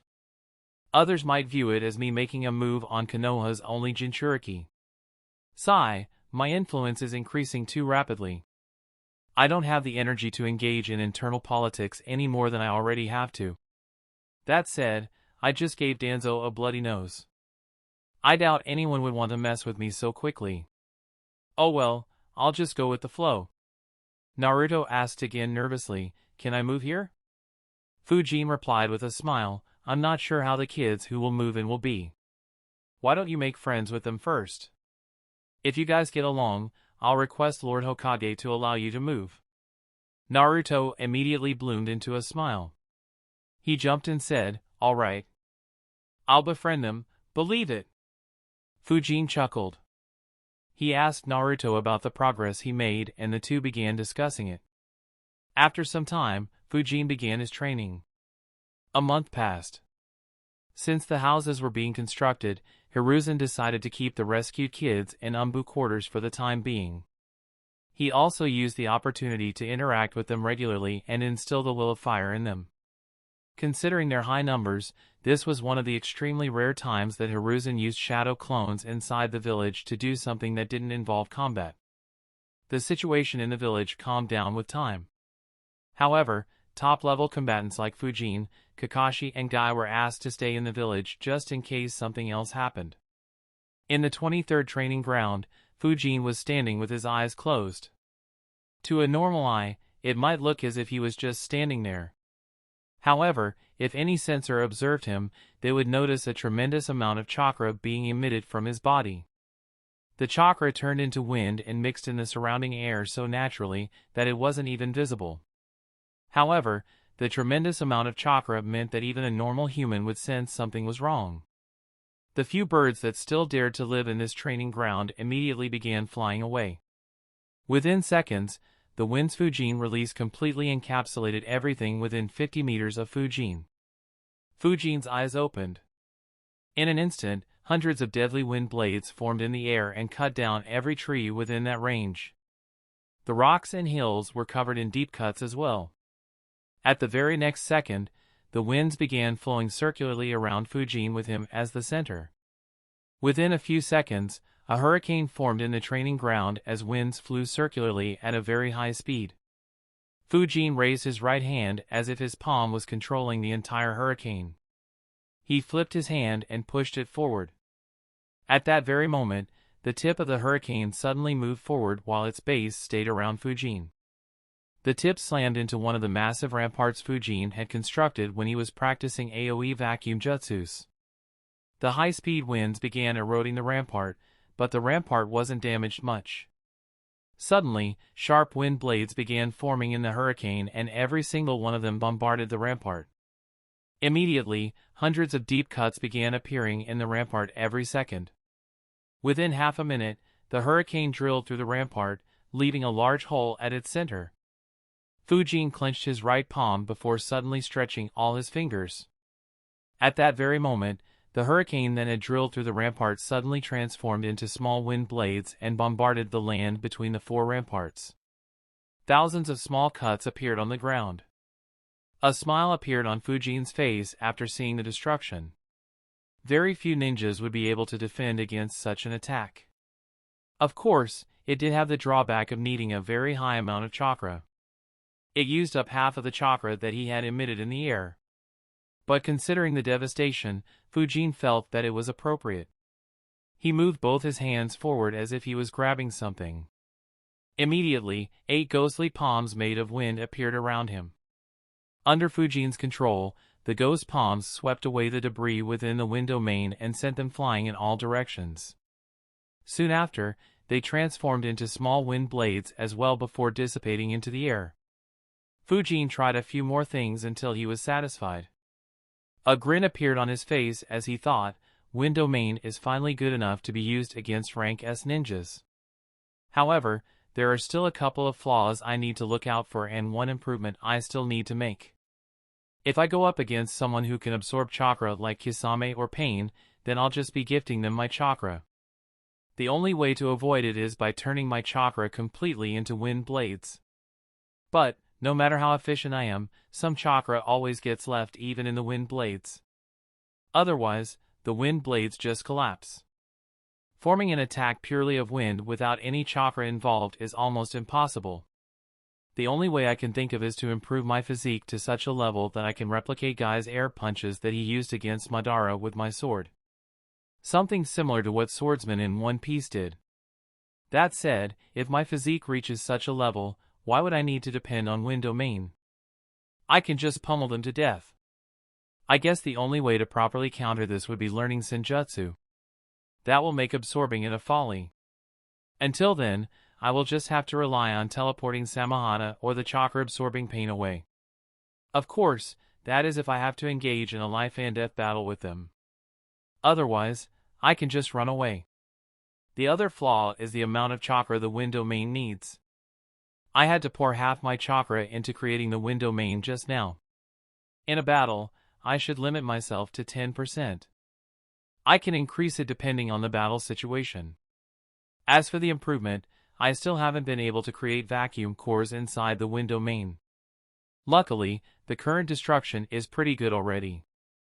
I can leave this matter for later. Fujin stretched his body for a bit before deciding, I will pause the Wind domain training for a long time now. And I still can't leave the village. I guess it's time to ask Hiruzen's help again. While I didn't need a reason, considering the huge responsibility he has put on my shoulders, he can't refuse, hee. Chapter 518, Fire and Earth Combat Systems. Without wasting any time, Fujin flickered towards Hokage's building and entered his office. Surprisingly, Hiruzen wasn't in his office and Fujin instead saw Takao arranging some files. Takao greeted Fujin and asked, "It's been a while, Fujin. Are you here to see Lord Hokage?" Fujin nodded and asked, "Yeah, where is he?" Takao answered, "He went to the Umbu headquarters for some work." Without waiting for him to be done speaking, Fujin nodded and said, "All right, I'll find him there." He immediately disappeared without waiting for Takao, who continued his sentence, "He will be back in a couple of hours." Unfortunately, he only spoke to the air. Takao cursed, "Why do I even bother?" He didn't even ask whether he could go or not and directly left. Fujin entered the Umbu headquarters while thinking, is he influencing those kids again? Well, whatever, that doesn't need much chakra. Finding Hiruzen wasn't difficult. As Fujin expected, he was drilling the will of fire into them. In the past month, most of Danzo's influence on them was already wiped out. Their belief in the will of fire even exceeded an average Konoha ninja's belief in it. By the time Hiruzen handed them over to him, Fujin had little doubt that those poor kids would believe in the will of fire fanatically. A few Umbu noticed Fujin but didn't say anything as he regularly entered to meet with Eagle and was a former Umbu captain. Hiruzen noticed him as well and suddenly had a bad feeling. He thought, why does it feel like he is here to ask something from me again? Unknowingly, Hiruzen got a bit tense. He cursed Hamura, whose idea it was to arrange rewards for the top academy student in each year. It had caused him numerous headaches over the last few years. Thankfully, Hiruzen had stopped it. Unfortunately, it was already too late to do anything about Fujin, for whom it had become normal. Fujin waited for a couple of minutes for Hiruzen to be done with the kids he was talking to and flickered next to him. Hiruzen smiled and asked, "Good to see you, Fujin. Are you here to meet the kids as well?" Fujin looked towards the kids standing close to Hiruzen and smiled. He answered, "I'll be seeing them for several years, Grandpa. It'll be better for them to enjoy your company right now. Anyway, I need your help." Hiruzen complained internally, he didn't even pretend. He asked, "What's the matter?" Fujin answered, "Well, it isn't anything bad, but it's a bit too complicated to explain here. Also, I don't want to distract you from meeting these kids. Can you send a shadow clone with me? Preferably with at least a third of your chakra." Hiruzen looked at Fujin with a deadpan expression, but there was no change in Fujin's expression. Having already been helped by Hiruzen's clone several times, Fujin didn't even see a reason to say please. And having helped Fujin so many times, Hiruzen couldn't say no either, especially if he didn't have a good reason. Helplessly, he created a shadow clone and sent it with Fujin. Fujin and Hiruzen's clone reached the training ground. Surprise appeared on Hiruzen's clone's face as he noticed the destruction. He thought, this doesn't look like the destruction he usually causes. I haven't checked on him for quite some time. Did that wind technique he was working on improve so much? I should check up on him sometime later to monitor his progress. While Hiruzen's clone was observing, Fujin said, "Grandpa, I need your help in developing proper fire and earth combat systems." Hiruzen's clone was a bit surprised. He asked, "You are working on improving fire and earth manipulation? What is the issue you are stuck on?" Fujin answered, "I am not stuck on anything. I was thinking about developing these two natures in case wind jutsus don't work against an enemy for some reason. Currently, I have developed both of them to complement my wind jutsus. Earth helps me in defense and gives me another direction to escape when I can't resist the attack, while fire is useful in making large-scale wind jutsus even more destructive. However, if I use either of them independently, their power is very lacking.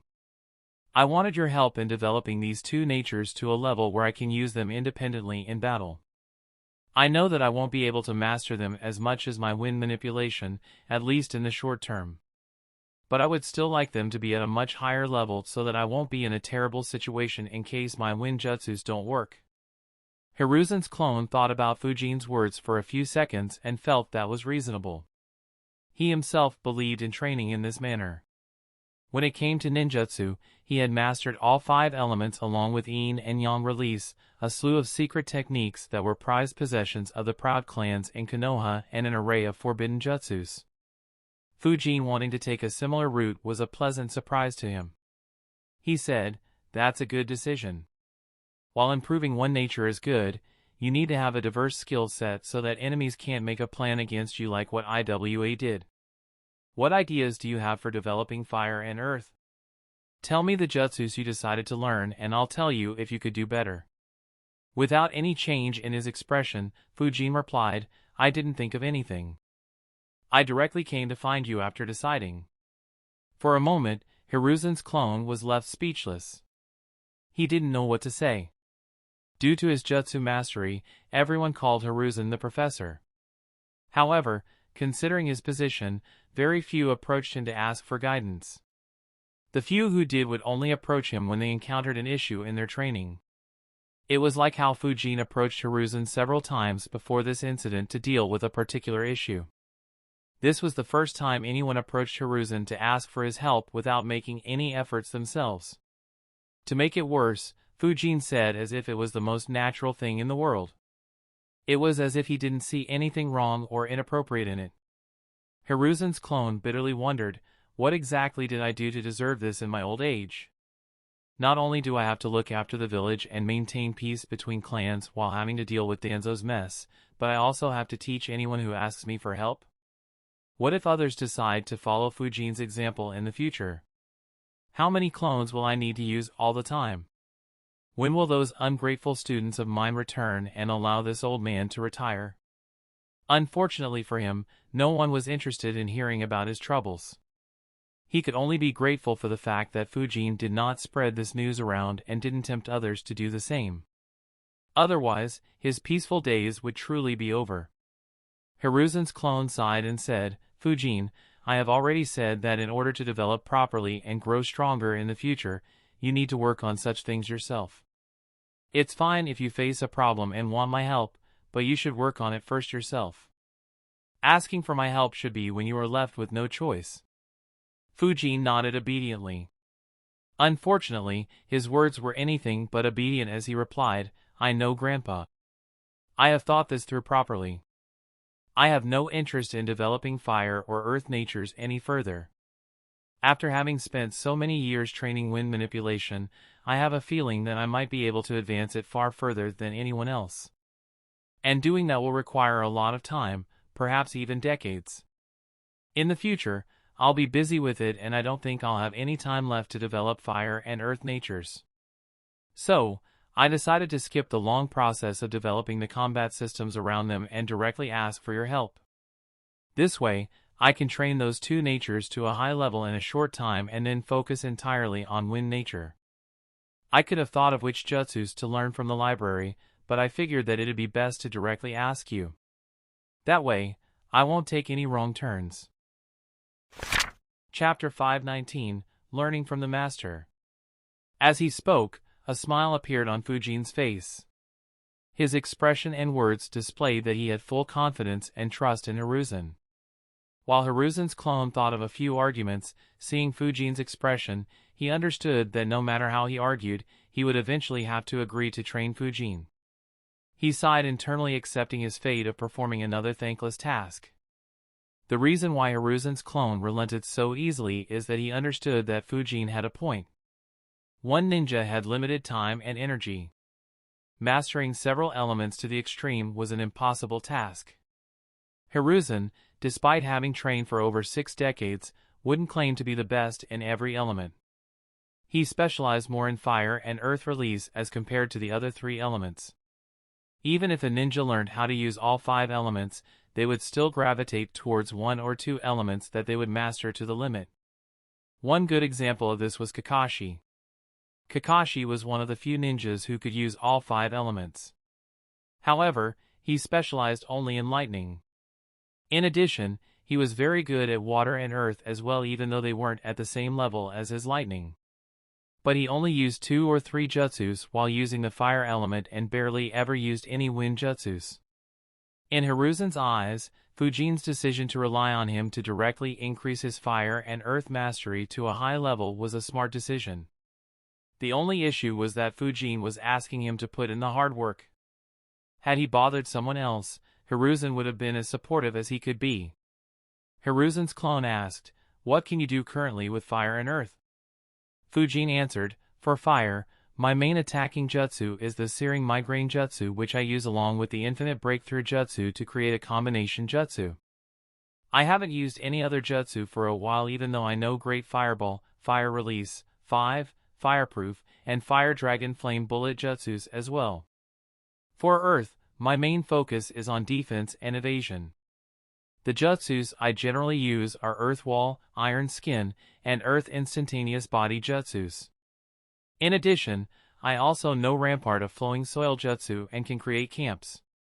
Hiruzen's clone thought, not bad. These jutsus complement wind release extremely well. It also gives him a good base to start with. He asked, "I know you didn't plan it, but do you have any specific ideas in mind, or should I teach you what I think will be appropriate for you?" Fujin thought for a bit and replied, "I haven't thought of anything particular in fire. So I'll depend on you. As for earth, I haven't thought of much either. The only thing that intrigued me was Tsuchikage's ability to fly by controlling or changing weights. If I can learn that, then it'll be very helpful." The ability to fly at will was something Fujin wanted for a long time. While he could use Assassin's Rush Jutsu to stay in the air for some time, it exhausted his chakra at a terrifying speed. If he could fly like Inoki, then very few ninjas would be able to resist his wind or fire-wind combination jutsus. Hiruzen's clone replied, "That is a very convenient jutsu. Unfortunately, no one except the Tsuchikage knows how to use that jutsu. I can't teach it to you." Fujin was surprised. He asked in a confused tone, "We weren't able to copy his jutsu?" The Uchiha clan was famous for copying jutsus with ease. And Konoha used to have hundreds of Sharingan-wielding Uchiha ninjas. In addition, there were a few ninjas who were at the peak of the ninja world in terms of their understanding of ninjutsu. Tobirama, Hiruzen, and Orochimaru could all be considered as such. And there were several other talented ninjas in Konoha's history who didn't gain as much fame as them or died prematurely. So, Fujin expected that jutsu to have long been copied. He just guessed that no one was able to use it despite knowing it. After all, even in IWA, only the 3 Tsuchikages were known to be able to use this jutsu. Hiruzen's clone understood Fujin's thoughts and said, "We wanted to copy it, but we couldn't. The Tsuchikages don't use hand seals while using this jutsu, making it hard for someone with Sharingan to copy it. In addition, they disguise how their chakra flows as well. So all our attempts to copy the jutsu ended in failure." Fujin sighed and said, "That's a shame. I guess I'll just go with whatever you recommend then, Grandpa." Hiruzen's clone nodded. He began guiding Fujin, starting with the fire element. For the next week, Hiruzen kept sending a clone to guide Fujin. For the first half of the week, Hiruzen had to send a clone with more than half his chakra as he had to demonstrate the jutsus to Fujin. He reduced it to a quarter for the latter half as Fujin was the one practicing more while he mostly monitored. Regardless, this was the most time Hiruzen had invested in training a single ninja apart from his 3 students. Needless to say, the results of investing such time in Fujin were extremely good. Merely within a week, Fujin's fire and earth elements had grown by leaps and bounds.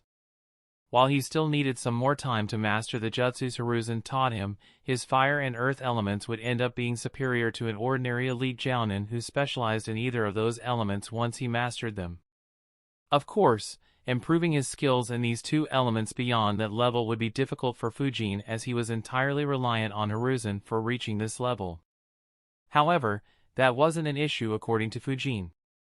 After all, with his high chakra reserves, he could just supercharge those jutsus far beyond what an elite jounin could do. Not to mention, Fujin was already a rank S ninja and had a very high mastery in wind manipulation along with several deadly techniques. Fujin continued his training the same way. The only difference was that he trained fire and earth jutsus instead of his wind domain. Konoha finally settled down as well. Danzo no longer created any problems for anyone and stayed within the root headquarters. The clan leaders finally sighed in relief. As for Katsuhiro, he lost Danzo's support as Danzo didn't see any point in getting him into the council anymore, as he couldn't use the council to revive the root. The only possible reason for Danzo to support Katsuhiro any longer was to create trouble for Fujin. However, Danzo could see that kicking Fujin off the council was pretty much impossible. It was already very difficult as Fujin hadn't fallen for his trap and showed no signs of attempting to steal credit. Now, without Danzo himself being on the council, the difficulty rose several times. As a result, Katsuhiro was on his own. Of course, he still believed himself to be a better option than Fujin and completed the proposal and reached Fujin's office.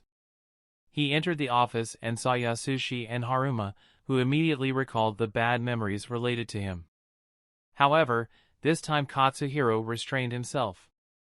Fujin's status in the past couple of months had undergone a massive change. While he still desired Fujin's seat, he no longer dared to openly offend him. He handed a few files and said, "This is the proposal. Hand it to Fujin and ask him to contact me as soon as he can." Yasushi accepted the files and said, "We will get it to him as soon as we can, Katsuhiro-sama." Katsuhiro nodded and left. Once he had gone a long distance away, Haruma chuckled and said, "He is no longer arrogant while talking to us. Last time he pressured us so much."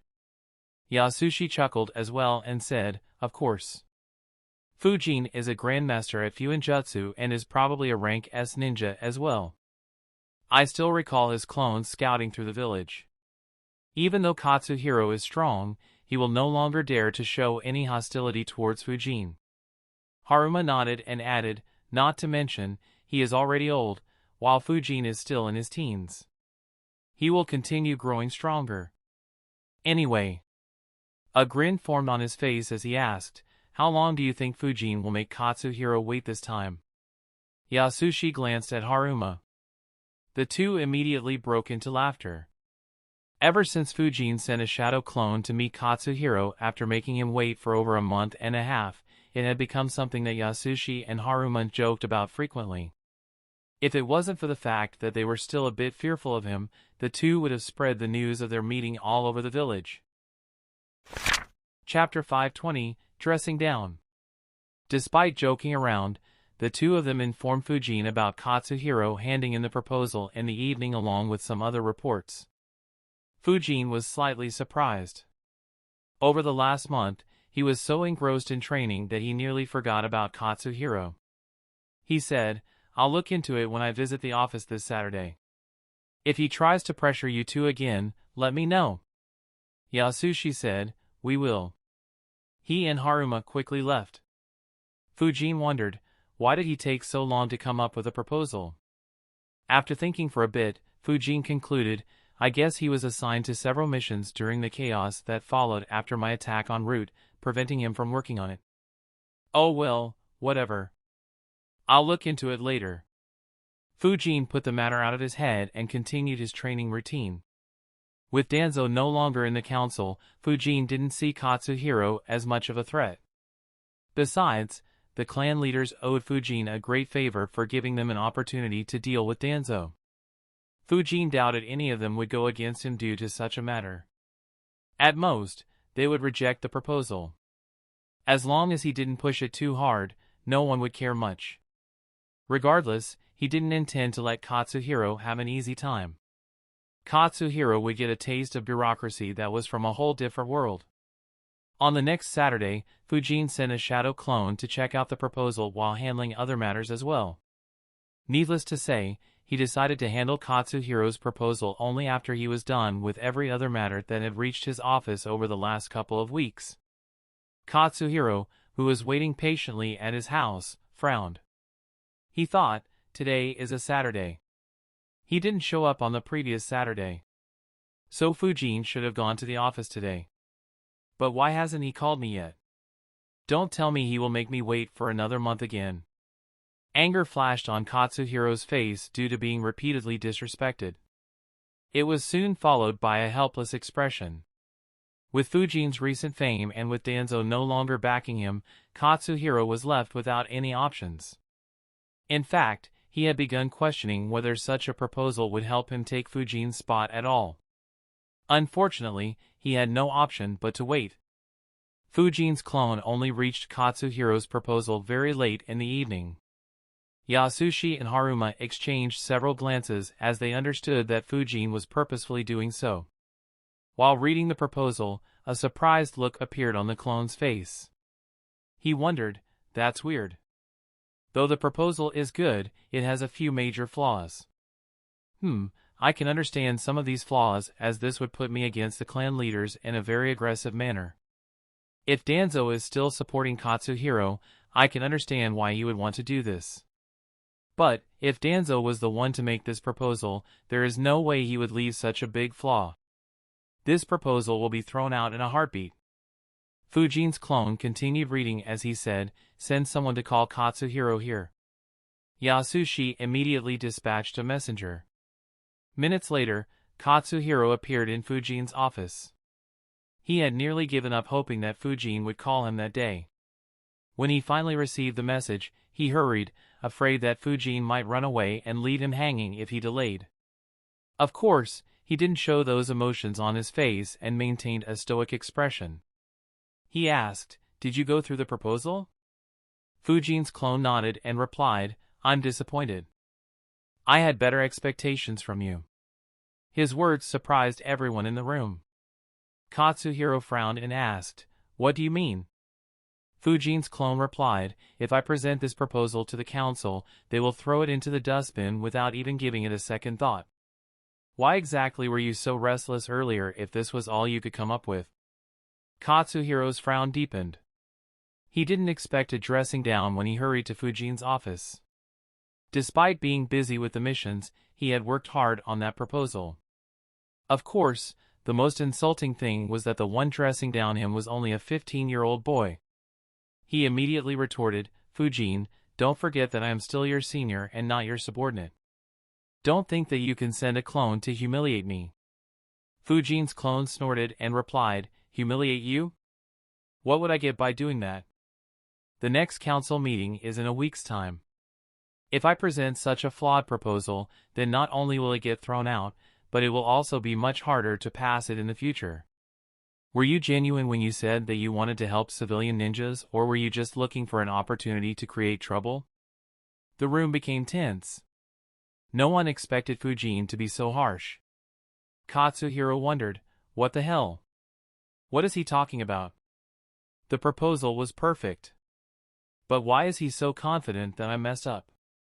He controlled himself and asked, what exactly is the issue? Fuin's clone answered, there are several issues. However, the biggest one is the location of the guidance hall. Katsuhiro immediately replied, the location of the hall is right next to other important buildings in the village, like the academy, the hospital, and the Hokage building.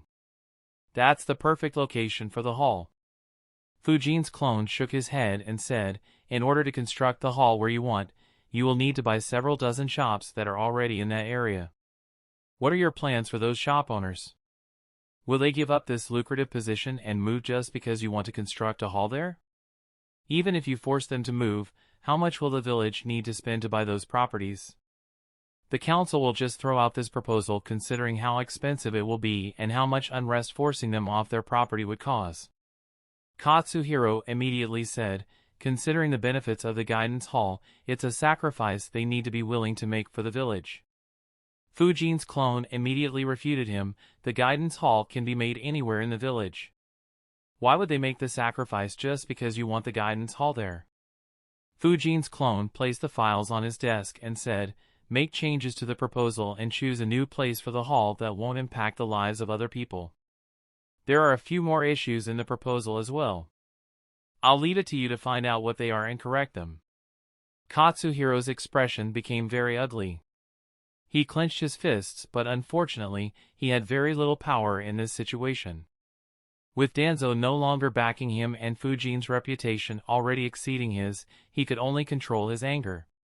He took back the proposal and left. Fujin's clone looked at Yasushi and Haruma and said, "Let me know when he brings in an updated proposal." The clone disappeared in a puff of smoke. Yasushi and Haruma exchanged glances once again. After a few seconds of silence, Haruma said, "That was so cool. I am still feeling goosebumps due to what he did."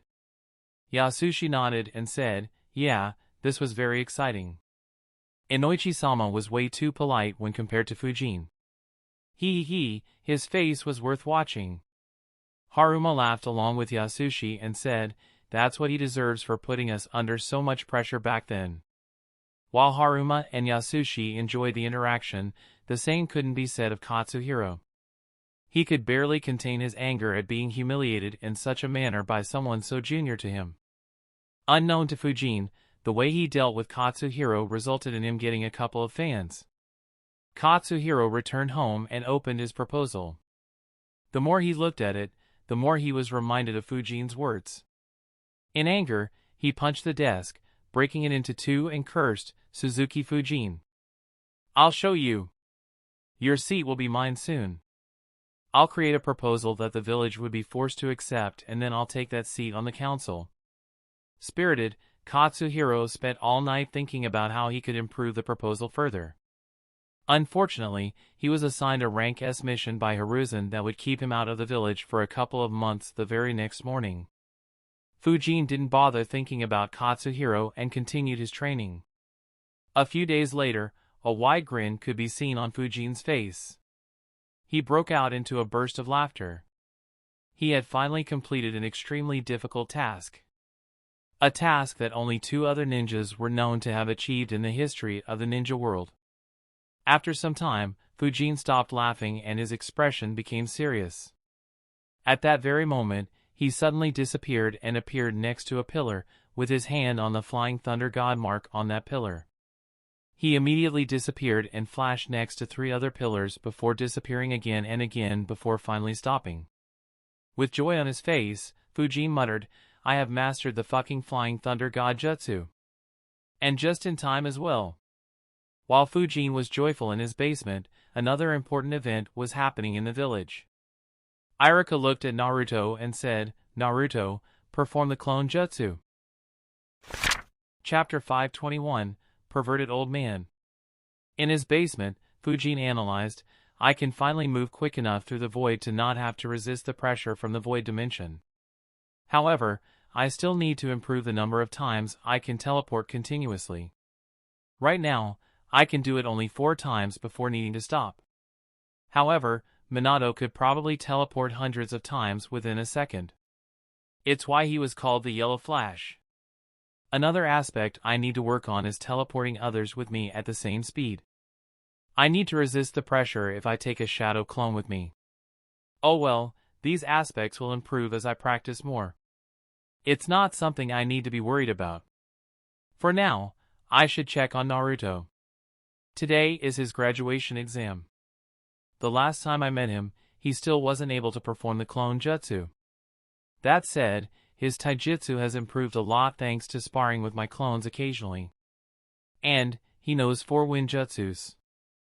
I wonder if the academy will make an exception for him and let him pass. Fujin hoped that wasn't the case. Naruto would steal the scroll of seals after he failed. While Fujin seriously doubted that Hiruzen would let him take the real one, Fujin didn't want to give up that small chance in case Naruto really did perform a miracle. Besides, This was also the time that Naruto would be learning about Nine Tails. Fuin created a shadow clone and sent him to keep an eye on Naruto after applying several stealth seals on him. In the academy, Naruto waved hand signs and shouted, "Clone Jutsu." Immediately, 2 clones appeared next to him. Unfortunately, both were terrible and looked almost dead. Iruka shook his head and said, "Naruto, you fail." Naruto's mood immediately became very depressed. At that moment, Mizuki said, "Iruka-sensei." This is his 3rd time and he did manage to create 2 clones, even though they were a bit flawed.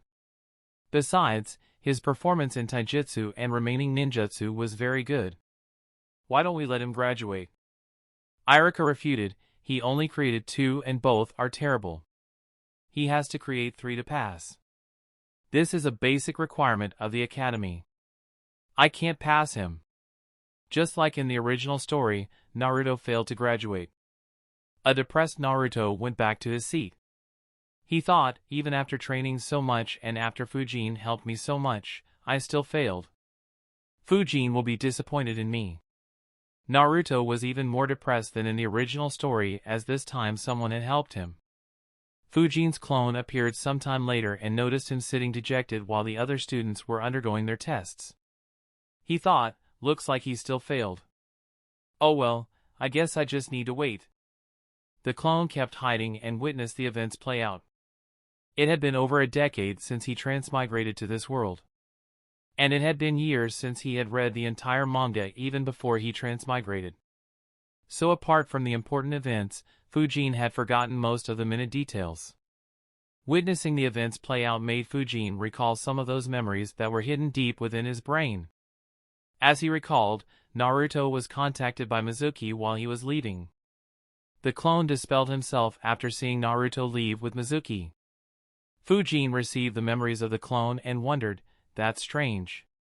Why didn't Naruto try to find me after failing? Even while he was leaving, he wasn't moving towards my house. Is he embarrassed to approach me after he failed? Fuin felt that to be the case, but wasn't entirely sure. While Naruto was easy to read, his childhood was extremely brutal even in this messed up world. Fuin wouldn't say that he'd be able to understand the psychology of such a person perfectly, having never gone through something like that himself. Fuin stretched his body and thought, I should sleep early. If events happen just as in the original story, then Naruto will steal the scroll tonight. I need to get up early and find him so that I can borrow the scroll. Fuin went to bed. A few hours later, Naruto snuck into Hiruzen's house and stole the scroll of sealing successfully. Fuin woke up around an hour earlier than usual and activated his space-time sensing technique. As he expected, he sensed someone in the training ground opposite his house. He chuckled and thought, guess he has become quite comfortable with this training ground. Oh well, let me see what trick that old fox is playing this time. If he was indeed beaten by this knucklehead, I might as well keep the scroll with me permanently. Fuin freshened up before sneaking into the training ground. He observed Naruto from a distance for a few minutes and thought, this jutsu is tailor-made for him. He is learning it at a much faster rate than even me. I wonder if Tobirama had an intention of pairing this jutsu up with a Jinchuriki when he created this jutsu. The combination is just too magical. It was important to remember that Naruto, despite learning the training trick, never used it after learning the Shadow Clone Jutsu. If he did, Fuin saw no reason why Naruto couldn't reach the peak of ninjutsu. Even Kakashi, a ninja with top-tier talent and a Sharingan, might not be able to keep up with him. In fact, he was quite curious about whether Naruto would abuse this technique in the future or just take it easy like he did in the original story. Naruto's breathing was heavy due to getting tired. He motivated himself by saying, one more time. I'll master TH. What are you doing, Naruto? The sudden voice startled Naruto, who immediately turned around and lost his balance in panic. He fell on his ass as he saw Fuin. A look of surprise could be seen on his face as he asked, Fuin, why are you up so early? Naruto's expression looked like a thief who had been caught red-handed. He was planning to train there for another half an hour and leave before Fuin woke up.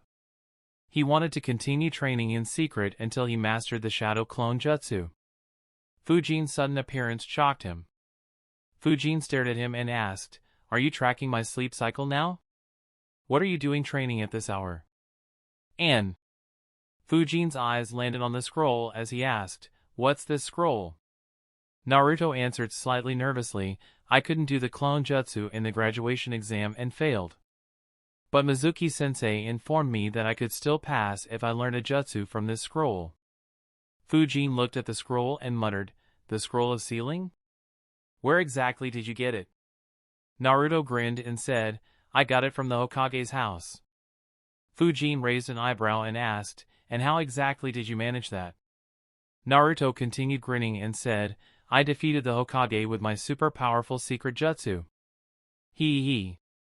Fujin chuckled and said, "Oh really? You managed to defeat Lord Hokage?" Naruto said, "If you don't believe me, then I'll show you too." Sexy jutsu. Naruto immediately transformed into a naked girl. A second later, a chop landed on his head and dispelled the jutsu. Naruto grabbed his head and rolled on the ground as he shouted, "Oh you. Ouch! That hurt. Why did you do that?" Fujin tilted his head and said, "You said it was a secret jutsu. I was expecting it to be super powerful. I would have held back if you told me it was this weak. Is transforming into a naked girl all you do?" Naruto argued loudly, "Hey! That isn't a weak jutsu. I knocked out Iruka-sensei and Grandpa Hokage with it. Besides, it is a hot naked girl." Fujin broke out into laughter and said, "You defeated Grandpa Hokage by transforming into an adolescent girl? Ha ha ha. I didn't know that the respected Lord Hokage was this perverted. What an unexpected surprise. Anyway, which jutsu are you practicing?"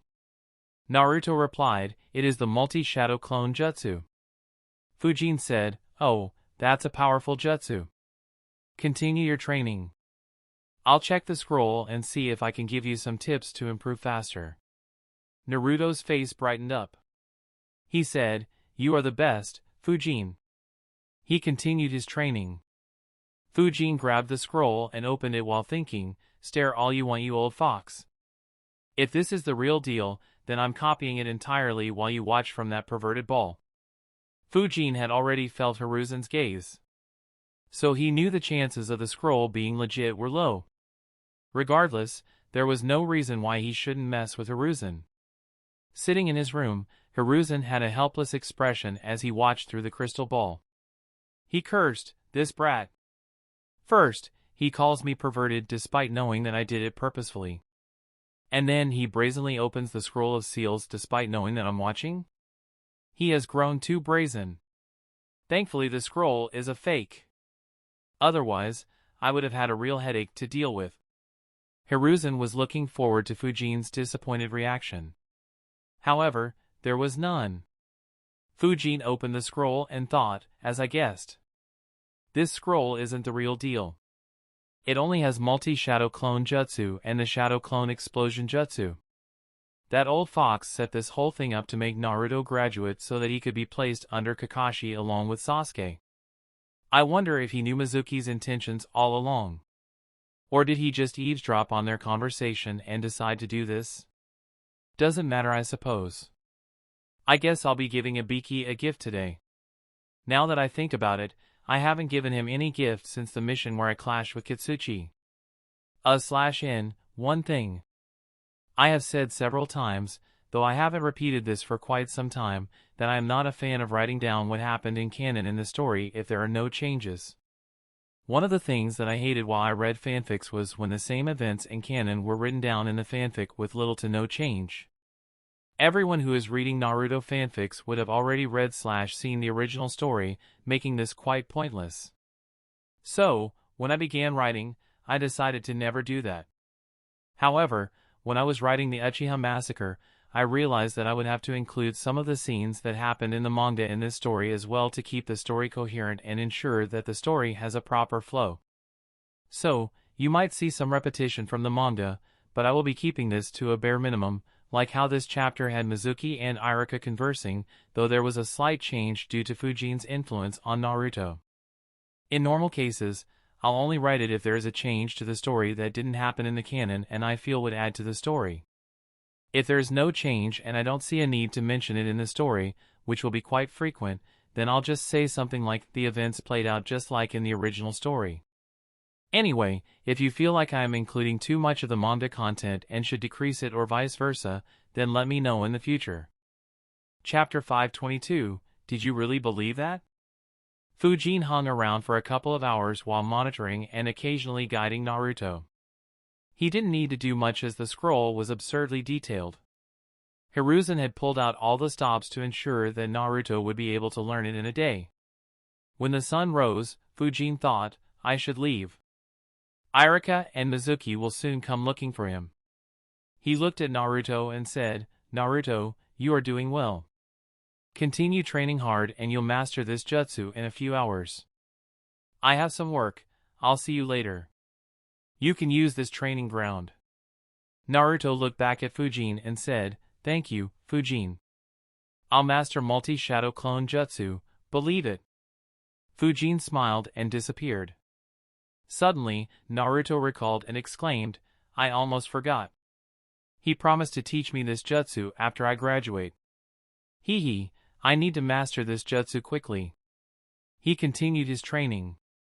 He was already capable of creating imperfect shadow clones when Fujin left. In the next couple of hours, he had completely mastered the multi-shadow clone jutsu. A kid who couldn't master the rank E clone jutsu had mastered the forbidden multi-shadow clone jutsu within a single night. Just like in the original story, Irika found Naruto soon after and was attacked by Mizuki, who revealed to Naruto that he was the demon fox who assaulted the village 12 years ago before attacking him. Irika took the blow for him before Naruto escaped. The secret he just learned shocked Naruto. He involuntarily wanted to escape towards Fujin's house but could only escape in the opposite direction as Mizuki was standing in the way. As he hid in the forest, he wondered, Grandpa Hokage knew this and still hid it from me? What about Fujin? Does he know that I am the demon fox? If he doesn't, will he still treat me nicely after he learns the truth? Naruto was scared. He was always confused and sad, not understanding why everyone hated him. Now that he learnt the truth, he didn't understand what to do. He stayed hidden while occasionally changing his situation, confused about what he should be doing. Unknown to him, he was watched by the watchful eyes of a certain someone through the crystal ball while another individual kept track of him using a space-time technique. Fujin, who received some memories from his shadow clones, was speechless as he wondered in marvel, wow! From where exactly did Hiruzen find these jokers? Does he have a list of terrible ninjas with low intelligence? Or are they in on the play too? No, he won't involve so many people in such a scheme. There is no doubt. Fujin's clones observed the ninjas Hiruzen dispatched to find Naruto. Despite being chunins, they could barely be considered as one. Most were actually inferior as they hadn't been active for quite some time. Not a single one among those ninjas was a censor or excelled in tracking. To Fujin's surprise, not a single one among them ever wondered why Hiruzen sent them to find Naruto, and not his Umbu or any ninja that actually excelled in searching and tracking. The only good thing they did was ensure that they didn't look in the same area. Fujin thought, I didn't think that a Hokage would keep a list of such people as well. I wonder if he kept it just for a moment like this, or if he just did it for fun so that he could entertain himself occasionally. Knowing Hiruzen's nature, Fujin strongly felt that it was the latter. While they were searching for him, Naruto continued changing his location until he heard someone falling. He quickly looked in that direction while staying hidden and noticed Irika and Mizuki, who soon began talking. After a few exchanges, Mizuki said, I can use that scroll to achieve the same kind of limitless power. The demon fox within him hungers for the same kind of power. You were right to fear and despise him. The demon fox, huh? Irika was about to speak when a voice was heard. Immediately, both Mizuki and Irika looked in the direction of the voice. Both were surprised to see someone sitting on a branch. It took a few seconds, however, Both quickly identified him. Relief appeared on Irika's face while Mizuki's expression became grim. Unlike the two of them who were at the bottom even among the Chunins, the person sitting on the branch was said to be one of the strongest ninjas in Konoha. Mizuki was terrified. He never expected someone like Fujin to be here. He quickly said, "What wrong did I say?" "He is the demon fox. He'll try to take his revenge and kill everyone in Konoha. Just like 12 years ago, he will destroy the village again." Mizuki was on complete guard. He thought, though he is strong, he is very young. As long as I lower his guard down, I can kill him. Fujin could see Mizuki's thoughts at a glance. For someone like Mizuki who had never faced the strong ninjas, being completely unaware of the vast difference in strength was natural. Fujin chuckled and said, "If he was the demon fox, you'd be long dead." "No, most of the people in this village would have been long dead. He's just a kid with huge dreams and the determination to work hard to achieve those dreams. Sure, he might be a little bit clumsy and mischievous, but which kid isn't? You really need to think for a bit before making such lousy accusations. At the very least, he is far more loyal to the village than a scum like you." Naruto, who was listening to the conversation, immediately became teary. While Fujin had long been guiding Naruto, hearing those words at such a time made him feel far better. Not to mention, even Irika was also doing everything he could to protect Naruto. He even risked his own life to protect Naruto. Mizuki was about to curse when Fujin said, "Naruto, come out." The words surprised everyone including Naruto, who couldn't help but wonder how Fujin knew he was there. He still followed his instructions and appeared to Irika and Mizuki's surprise. Fujin said, "I know you failed the graduation exams and what Mizuki promised you was a lie. So, I'll give you another chance. Mizuki is a Chunin. If you beat him, I'll graduate you and promote you to the Genin rank." Naruto's eyes immediately lit up. At the same time, Mizuki was offended. Not only did Fujin not fight him, he instead asked someone who couldn't pass the graduation exam to fight him. He shouted, "Do you think that this demon fox brat can defeat me?" Fujin looked at him and said, To make it interesting, I'll give you an offer too. If you manage to kill Naruto and take the scroll of the Forbidden Seals with you, then I won't stop you and let you go." Fujin's words shocked everyone once again, except for a certain old geezer peeping from a long distance away who wondered, since when did I give him the authority to graduate academy students? And, why is he playing with them? Irika shouted, "You can't make Naruto do that." However, Fujin ignored him and looked into Naruto's eyes. Naruto became serious and understood that Fujin was putting his faith in him. Naruto made the hand seal and said, "I'll beat him." In the next second, 1,000 shadow clones surrounded that place. A smile appeared on Fujin's face as he thought, so he still went with the shadow clone jutsu. TSK, I was expecting him to use those wind jutsus I taught him for so long. Oh well, it doesn't matter. Needless to say, Mizuki got his ass beaten terribly. After a brutal beating, he was knocked out cold and lay on the ground. Naruto looked at his body and laughed awkwardly. Hee, I went too far. Fujin flickered next to him and chuckled, "Don't worry about it. He's going to be far worse soon." Naruto was surprised and asked, "What do you mean?" Fujin replied, "The price to pay for trying to betray the village is very costly. No need to think about it. I'll handle it. Anyway, you fought very well. While I believed that you would have won, I didn't anticipate such a one-sided fight." Naruto giggled on hearing the praise. Irika was smiling as well. Naruto asked, "Does it mean that I'm a Genin now?" Fujin raised an eyebrow and asked, "Did you really believe that?" Naruto was stunned. Fujin continued, "I have no authority in the academy. So, I'm afraid that you'll have to stay in the academy for another year. The good news is that since you have mastered this jutsu, you'll graduate easily next year." Chapter 523, Helping an Old Man. Fujin's words completely caught Naruto off guard. Disbelief was visible on his face. He didn't know how to react for a few seconds. As soon as he gathered his thoughts together, he jumped and argued loudly, "Hey! That's not fair. I have learnt the jutsu and I even beat him. Also, you promised. You can't go back on your word."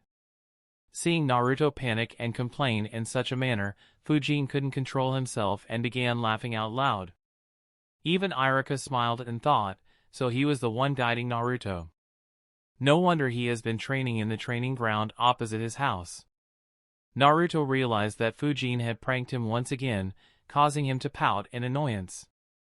Fuin said, "Don't worry, kiddo, I was just kidding. I'll be taking Mizuki and the scroll with me. Come visit me during dinner. Iruka, I'll leave Naruto in your care for now." Naruto nodded and handed him the scroll. Fuin grabbed Mizuki and flickered away. Just like in the original story, Iruka passed his forehead protector to Naruto and treated him to Ichiraku. As for Fuin, he first dropped off Mizuki in Ibiki's office. Just when he was about to leave, Mizuki woke up. On seeing Ibiki, he was horrified. While he wasn't aware of the vast gap between him and Fuin's strength, he was very aware of Ibiki's horrible reputation. Fuin chuckled and said, "It looks like he is already loving his new home. I'll leave him in your capable hands, Ibiki-san." Ibiki chuckled and said, "Don't worry about it. I'll take good care of him."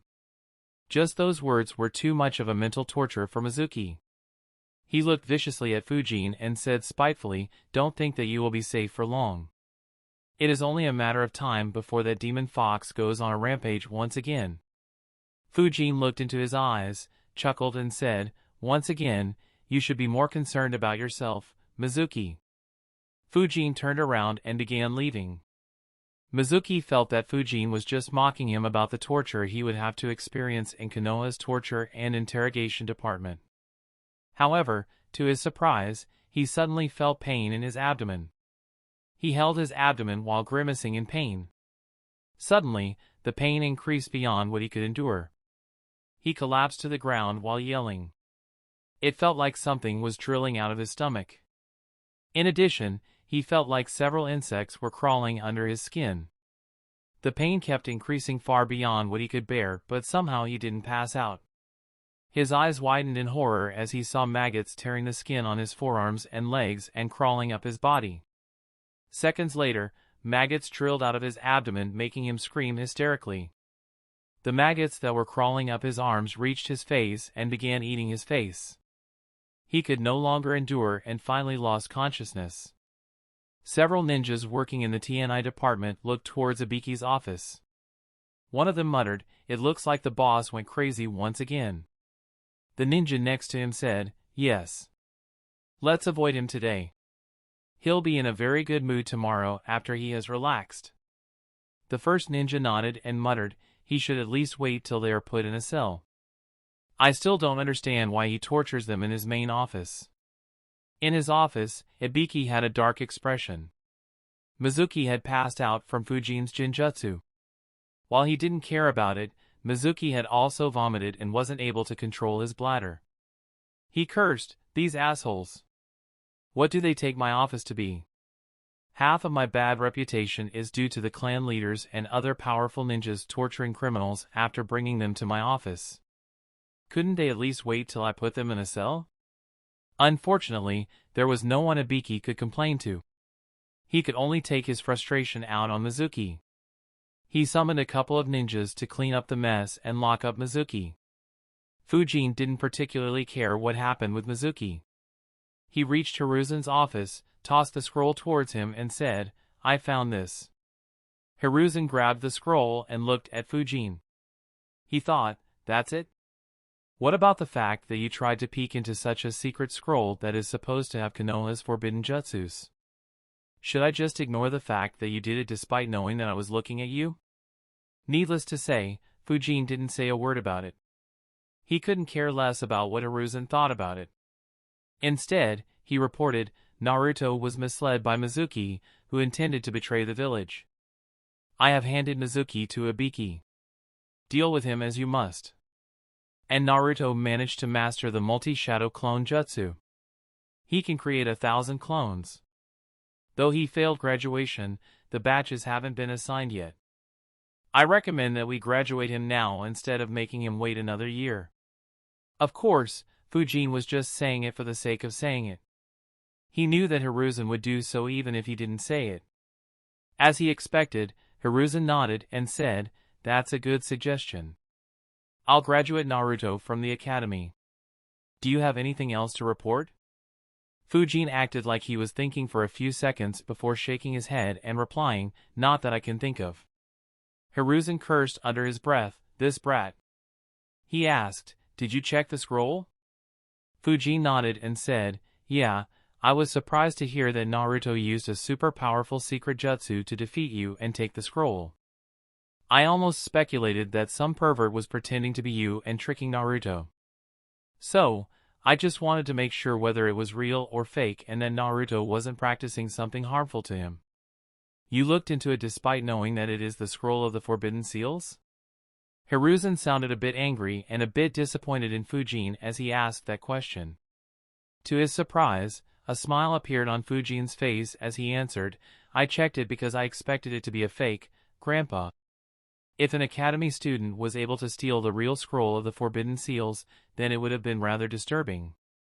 Considering that you are growing older every passing day, I would have offered to keep it safe and help take some stress off your shoulders. As a youngster who looks up to you, that's the least I could do." Fujin's response left Hiruzen speechless. His anger was obviously fake. He just wanted to put Fujin in a difficult spot and wanted to take the opportunity to reevaluate him. He didn't expect that Fujin would play him instead. He cursed, "This cheeky brat. Not only did he try to peek into the scroll, he is making it sound like he did a completely noble act. Where is this concern about my old age when he asks me to send shadow clones to guide him?" Unfortunately, there wasn't anything Hiruzen could say. Fujin's reply was just too perfect. He chuckled and said, "These old bones can still hold on for some time. Don't worry." Fujin smiled and said, "I know, Grandpa. That's why I knew it'd be fake. That said, I can still help you keep the real one safe if you want. If it'll take some pressure off your shoulders, I'd be happy to endure it for you." Hiruzen looked at Fujin with a deadpan expression. Knowing how many jutsus Fujin asked him for, it didn't take a genius to understand what Fujin wanted to do. He replied, "It's fine. It isn't much pressure considering everything else.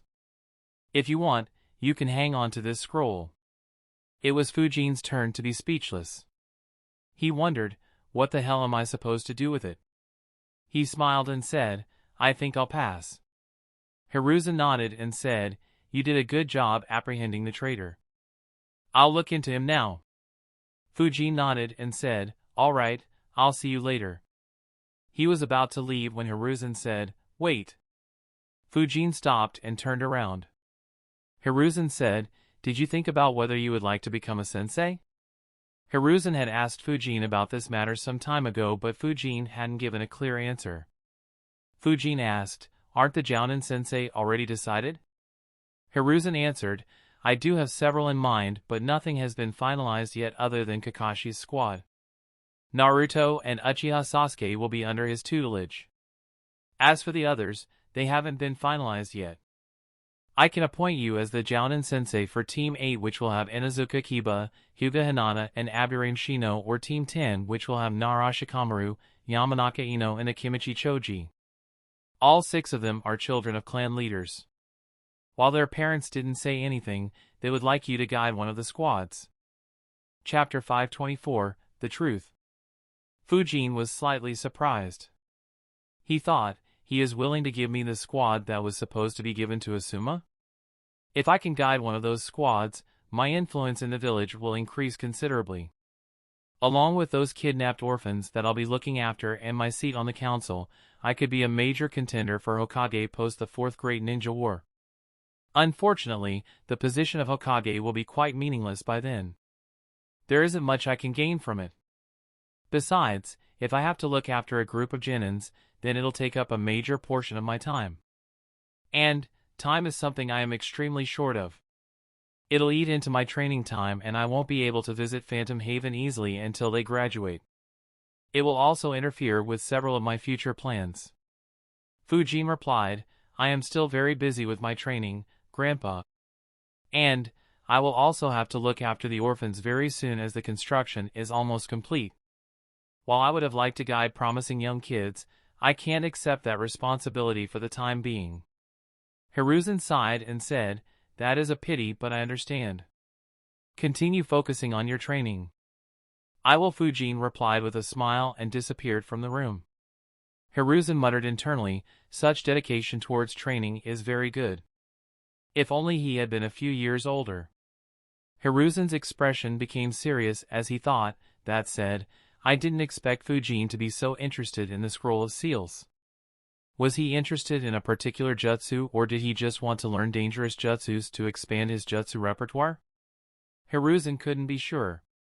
He stopped thinking about it after a while. Though Fujin was brazen, he had just taken advantage of an opportunity and hadn't tried something by himself. Despite the greed he usually displayed, Hiruzen didn't think that Fujin would do something like what Orochimaru did. Of course, if he knew that Fujin was the one responsible for the tense situation the village was in for the last couple of months, who knows what he would have thought. As Fujin left the office, he thought, that was a shame. I was hoping Hiruzen would give me the scroll. Of course, it wouldn't be for safekeeping, but rather to give me an opportunity to learn the jutsus inside. Oh well, I guess he doesn't want me to have access to the darker jutsus like the Edo Tensei. Knowing what happened with Orochimaru, I am not surprised with his decision. Fujin was hoping that Hiruzen would provide him with the same opportunity as Naruto. Though Hiruzen hadn't, Fujin wasn't offended. After all, Hiruzen had helped him a lot and even provided him with all the information on the Flying Thunder God Jutsu along with several other jutsus. The matter of refusing to train the kids was also a missed opportunity. Though Fujin realized it, one person had limited energy and time. After weighing his options, he could only give up on it and continue forward on his original path without thinking about it for a second time. Later that day, Naruto arrived at Fujin's house. Fujin opened the door and said, already received the headband? Congrats on passing, Naruto. Naruto smiled and said, thank you, Fujin. It was thanks to you. Naruto was genuinely grateful. Not only Fujin had taught him wind jutsus and improved his chakra control, but he had also provided him with an opportunity to graduate after he had failed and even defended him when Mizuki was trash-talking about him. Fujin chuckled and said, don't worry about it. Come on in. Naruto entered Fujin's house. Fujin said, I was planning to treat you outside, but I guess that you have a lot of questions. So, let's eat at home today. I made some fried chicken and prawns. Naruto's eyes immediately lit up. He had come to love those two dishes during the last year. While ramen was still his favorite, he loved eating those two dishes as well. Of course, the most important point was that Fujin was willing to answer his questions. After all, Iruka wasn't entirely clear on the situation either and didn't want to talk much about it with Naruto. After arranging the plates, both sat down to eat. Naruto became nervous. He asked, is what Mizuki said true? Fujin spoke while eating, in a way, yes. But not entirely. He is too weak to know important details. I suppose even Iruka doesn't know everything. Naruto was surprised at how dismissive Fujin was about his academy teachers. He recalled Fujin having the same attitude earlier that day. Naruto nervously asked, so, what is the truth? Fujin answered, 12 years ago, the nine-tailed beast attacked our village. The attack was devastating for our village. We lost many experienced jounins. Lord Fourth lost his life while defeating him as well. Our village was in a difficult position for several years due to those losses. Naruto's expression became grim upon hearing that. He wasn't completely aware of how devastating that attack was on Konoha. Fujin continued, as its name implies, the nine-tailed beast is a tailed beast. Naruto asked curiously, what is a tailed beast?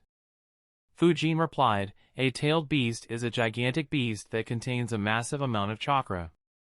We humans can never reach that level of chakra, though there are always a few exceptions. As a result, they are extremely powerful and can be very destructive. In all, there are 9 tailed beasts in this world, each having a different number of tails. It goes from 1 tail to the 9 tails that attacked our village. Naruto was surprised. He asked loudly, "There are 9 such tailed beasts?" Fuin nodded and continued, "A tailed beast can't be killed. If it is killed, it'll just revive a few years later. As a result, Lord Fourth didn't kill the 9-tailed beast. He instead sealed it inside you. So, you're not the 9-tailed beast who destroyed the village. Instead, you are the one who is keeping the 9-tailed beast sealed." Naruto was surprised to hear that. Fuin smiled and said, "So, it can be said that you are the one keeping the village safe from the 9-tailed beast. I suppose you can be considered a hero for doing so." A smile appeared on Naruto's face as he heard it. However, it quickly disappeared as he asked, "But if that's the case, why does everyone in the village hate me?" Fuin replied, "Just like Mizuki, they don't know the entire truth. Even if they are told so, they may still be afraid of the tailed beast inside you. It is very dangerous after all. Most people will still be scared of it. Unlike Lord Fourth, you are still a little kid. What if you aren't able to hold the beast back and it breaks loose? Of course, it isn't a worry as Lord Fourth's seal should be very strong. But it isn't unnatural for them to be afraid. Do you remember those people who smiled back when you looked at them?" Naruto nodded. Fuin said, "Those are the ones who know that the seal won't break and recognize that you are a hero for keeping the village safe." Naruto understood what Fuin was saying. However, he could still see the unfairness. After all, he hadn't done anything and yet so many hated him. Naruto asked dejectedly, "Why did Lord Fourth seal him inside me?" Fuin shrugged and answered, "How can I know? I was only 4 years old back then. Perhaps you were the only one nearby. Or perhaps Lord Fourth saw something special in you and believed that you would be the best host for the 9-tailed beast and do something miraculous when you grew up. It's tough to know the real reason. Perhaps Lord Hokage might have some idea." On hearing the second guess, Naruto's eyes lit up. Though there was no guarantee for it to be true, Naruto hoped that it was the case. Of course, that was the reason why Fuin said it. Naruto asked, "But how can I convince everyone that I am not the demon fox?" Fuin replied, "Just keep doing what you are doing. Train harder, become stronger and keep striving to become the Hokage. Eventually, everyone will realize the truth." Naruto nodded with determination on hearing that. Fuin sighed internally and thought, it is so tempting to tell him to stop thinking about others. Unfortunately, I have no idea what will happen if I undo Hiruzen's work. Besides, even though Naruto struggled in his life until now, his days will get better very soon. As satisfying as it would be, there's not much point in driving him towards taking revenge on the ones that mistreated him. Chapter 525, Complicated Topics. Naruto asked, "Do you know why the 9-tailed beast attacked our village?" Fuin answered, "I don't know for sure. The tailed beasts, though strong, don't have a history of randomly attacking humans. Perhaps someone provoked it to attack us. There is also some speculation that it was controlled by someone to attack us. So though everyone blames it, it is possible that the fox was a victim as well. Unfortunately, I'm not sure of what was the exact case." Naruto was surprised. He asked, "Can a demon like it also be controlled?" Fuin replied, "There are various mysterious techniques and jutsus, Naruto. Don't underestimate anyone. Also, don't judge someone too quickly. Though I don't have proof, I believe that 9 Tails was indeed controlled. Otherwise, why would it attack a strong village like ours? Regardless, if that is the case or not, I hope you won't treat it the same way the misinformed people in the village treated you." Fuin's words surprised Naruto even more, forcing him to think, which wasn't a very common occurrence. Fuin chuckled internally on seeing Naruto trying to think hard. Of course, there was another entity that fell into a thought. It was the tailed beast sealed inside Naruto. He never imagined that a human would defend him and sympathize with his situation. Naruto said, "All right. Thank you for telling me, Fujin." Fujin smiled and said, "Of course, that doesn't mean that you should treat it as a harmless being. Regardless of whether it was innocent or not, it is currently sealed inside you. It would want nothing less than to tear you apart and become free once again. It is still scarily strong. Is that understood?" Naruto shivered while picturing the nine-tailed beast ripping his body and coming out. He immediately nodded repeatedly and said, "Understood." The two continued eating. After some time, Naruto asked, "If the nine-tailed beast was controlled, wouldn't that mean that everyone in the village is wrong in hating it?" Fujin nodded. Naruto asked, "But why would people hate when they aren't sure about the truth?" Naruto had suffered a lot due to the hate, so he had to ask that question. Fujin said, "People are complicated. They direct their hatred where they can vent their sorrow. Since Nine Tails was the one who attacked and did the job, they hate it." Naruto tried thinking, but it was too complicated. His expression became comical as he complained, "Your statements today are too complicated, Fujin." Fujin chuckled and said, "The topic is as such. Here's another complicated topic. This will be a test for you. Do you remember my challenge to you and Mizuki?" Naruto nodded. That challenge had allowed him to graduate. Fujin asked, "Do you think that it was a fair challenge?" Naruto thought and said with uncertainty, "Well, I failed the exam. So it is fair, I guess." Fujin said, "But your opponent was a chunin. On beating him, you only became a genin. Why is it fair that I made you fight a chunin to only become a genin?" Naruto was stumped. He never thought about it. He just thought that Fujin was giving him an opportunity. He became confused and thought, "Man, that sounds totally unfair.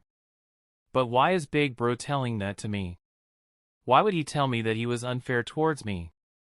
Fujin chuckled on seeing his expression and asked again, "Well?" Naruto answered, "If you put it that way, then it sounds totally unfair." Fujin chuckled again and asked, "I told Mizuki that if he killed you, he could take the scroll and leave. What do you think I would have done if he was about to kill you?" Naruto hadn't thought about this either. He merely thought that Fujin was helping him. He didn't think in such depth. He looked at Fujin and replied after a while, "I guess you would have saved me and then let him go." Fujin smirked and replied, "Nope. If you were about to lose, I'd have hit him from the back and killed or captured him myself." Naruto's eyes widened. He never imagined Fujin would do something like that. He asked, "Boo. But, wouldn't that be unfair? Didn't you say you would let him go?" Fujin answered, "I did. But why do I have to stick to my words?" Naruto, whose ninja way was to never go back on his word, asked in a confused tone, "What do you mean?" Fujin answered, "Mizuki was a teacher. He is supposed to guide students. Yet, he set you up, tried to kill you and tried to betray our village. Why do I have to keep my word against such a scum?" Naruto was speechless. Fujin's words were extremely absurd for him. However, somehow they made complete sense. It felt like his head was spinning. Suddenly, he had a thought. He asked, "Would you still pass me if I had lost?" Fujin replied, "Of course. You are ready to graduate. I just have to work harder to convince Grandpa Hokage, but I'm sure I would have managed that.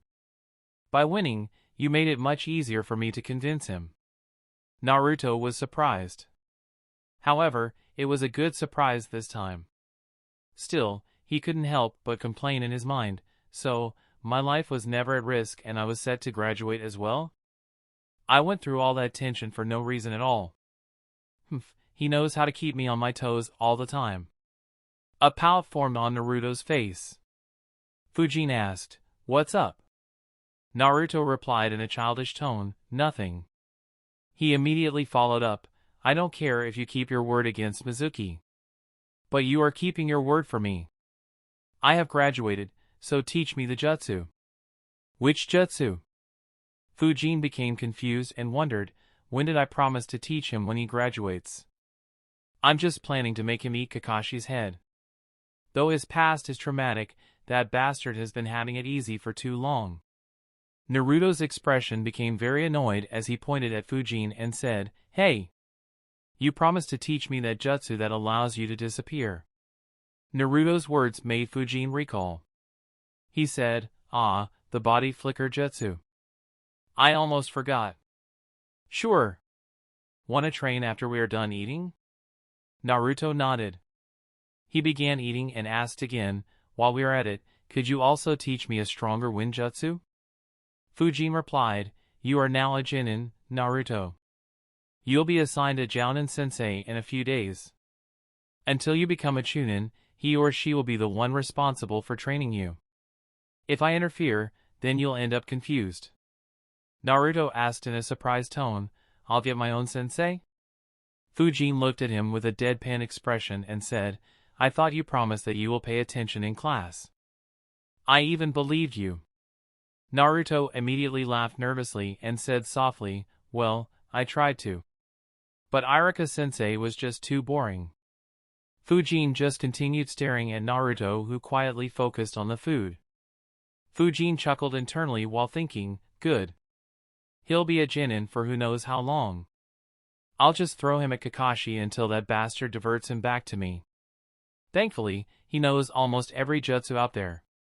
Sending Naruto back to annoy him wouldn't be much of a challenge. After dinner, Fujin took Naruto to the training ground opposite his house and began teaching him the basics of the body flicker jutsu. After explaining the basics of the jutsu, Fujin said, this jutsu isn't very complicated in terms of chakra molding as it only requires the tiger seal. The difficult part is chakra control. You have to concentrate a lot of chakra at your feet. If you had tried it earlier, you would have failed. Luckily for you, your chakra control has improved a lot thanks to tree climbing and water walking exercises. So try it. Naruto immediately began trying. Needless to say, the first few tries were all a failure. Only after a couple of hours of trying continuously did he manage to flicker for a few meters for the first time. Fujin sighed as he watched. Having such a high chakra is a boon. When I was trying to learn it, I could barely practice it for some time before I ran out of chakra. Meanwhile, he can practice for 2 hours straight despite having spent last night and early morning training the multi-shadow clone jutsu and escaping from Mizuki for another hour and still is able to practice continuously. Fortunately, my chakra has become quite high as well thanks to training continuously for so long. Otherwise, I'd be tempted to go catch a tailed beast irrespective of the dangers involved. Chapter 526, Another Mission to Sunagakure. Naruto excitedly shouted, I did it! He quickly made the tiger seal and shouted, body flicker jutsu. However, nothing happened this time. He kept standing in the same place. He tried it a few more times. Body flicker jutsu. Body flicker jutsu. Body flicker jutsu. Unfortunately, he failed every time. Suddenly, he heard a chuckle. He turned around to see Fujin, who said, that's enough for today, Naruto. You did good work by managing to do it successfully once within just 2 hours. Naruto immediately said, just a few more minutes. I'll completely master it. Fujin shook his head and said, no. You are tired. And, this jutsu will take a long time to master. Right now you only managed to flicker by a couple of meters. That isn't very helpful in the battle. You will need to practice sincerely for a few weeks until you can flicker for at least a few dozen meters and can do so continuously. Naruto unwillingly nodded and left. Fujin went to sleep as well. While he hadn't stayed up all night like Naruto, he did wake up absurdly early even by his standards. The next day, Fujin returned to his training, while Naruto had a rather eventful day. He met Konohamaru and later in the day created his legendary harem jutsu. The day after, Fujin had just begun training when he had an unexpected visitor. One of Hiruzen's Umbu guards visited Fujin and called him to visit Hiruzen's office. Fujin wondered, did something happen? He flickered along with the Umbu guard and reached Hiruzen's office. When he entered, Hiruzen sent everyone out and activated the seals.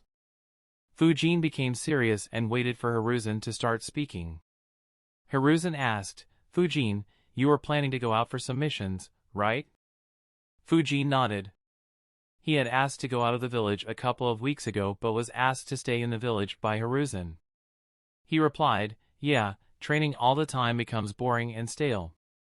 I find it more helpful to go out for a week or two for a change. It helps me relax and increases my efficiency in training. Hiruzen said, good. We have a couple of situations. I'll let you handle it. Suna has been acting strangely for the past few months. From the reports from our spies, it almost looks like they are preparing their forces for something.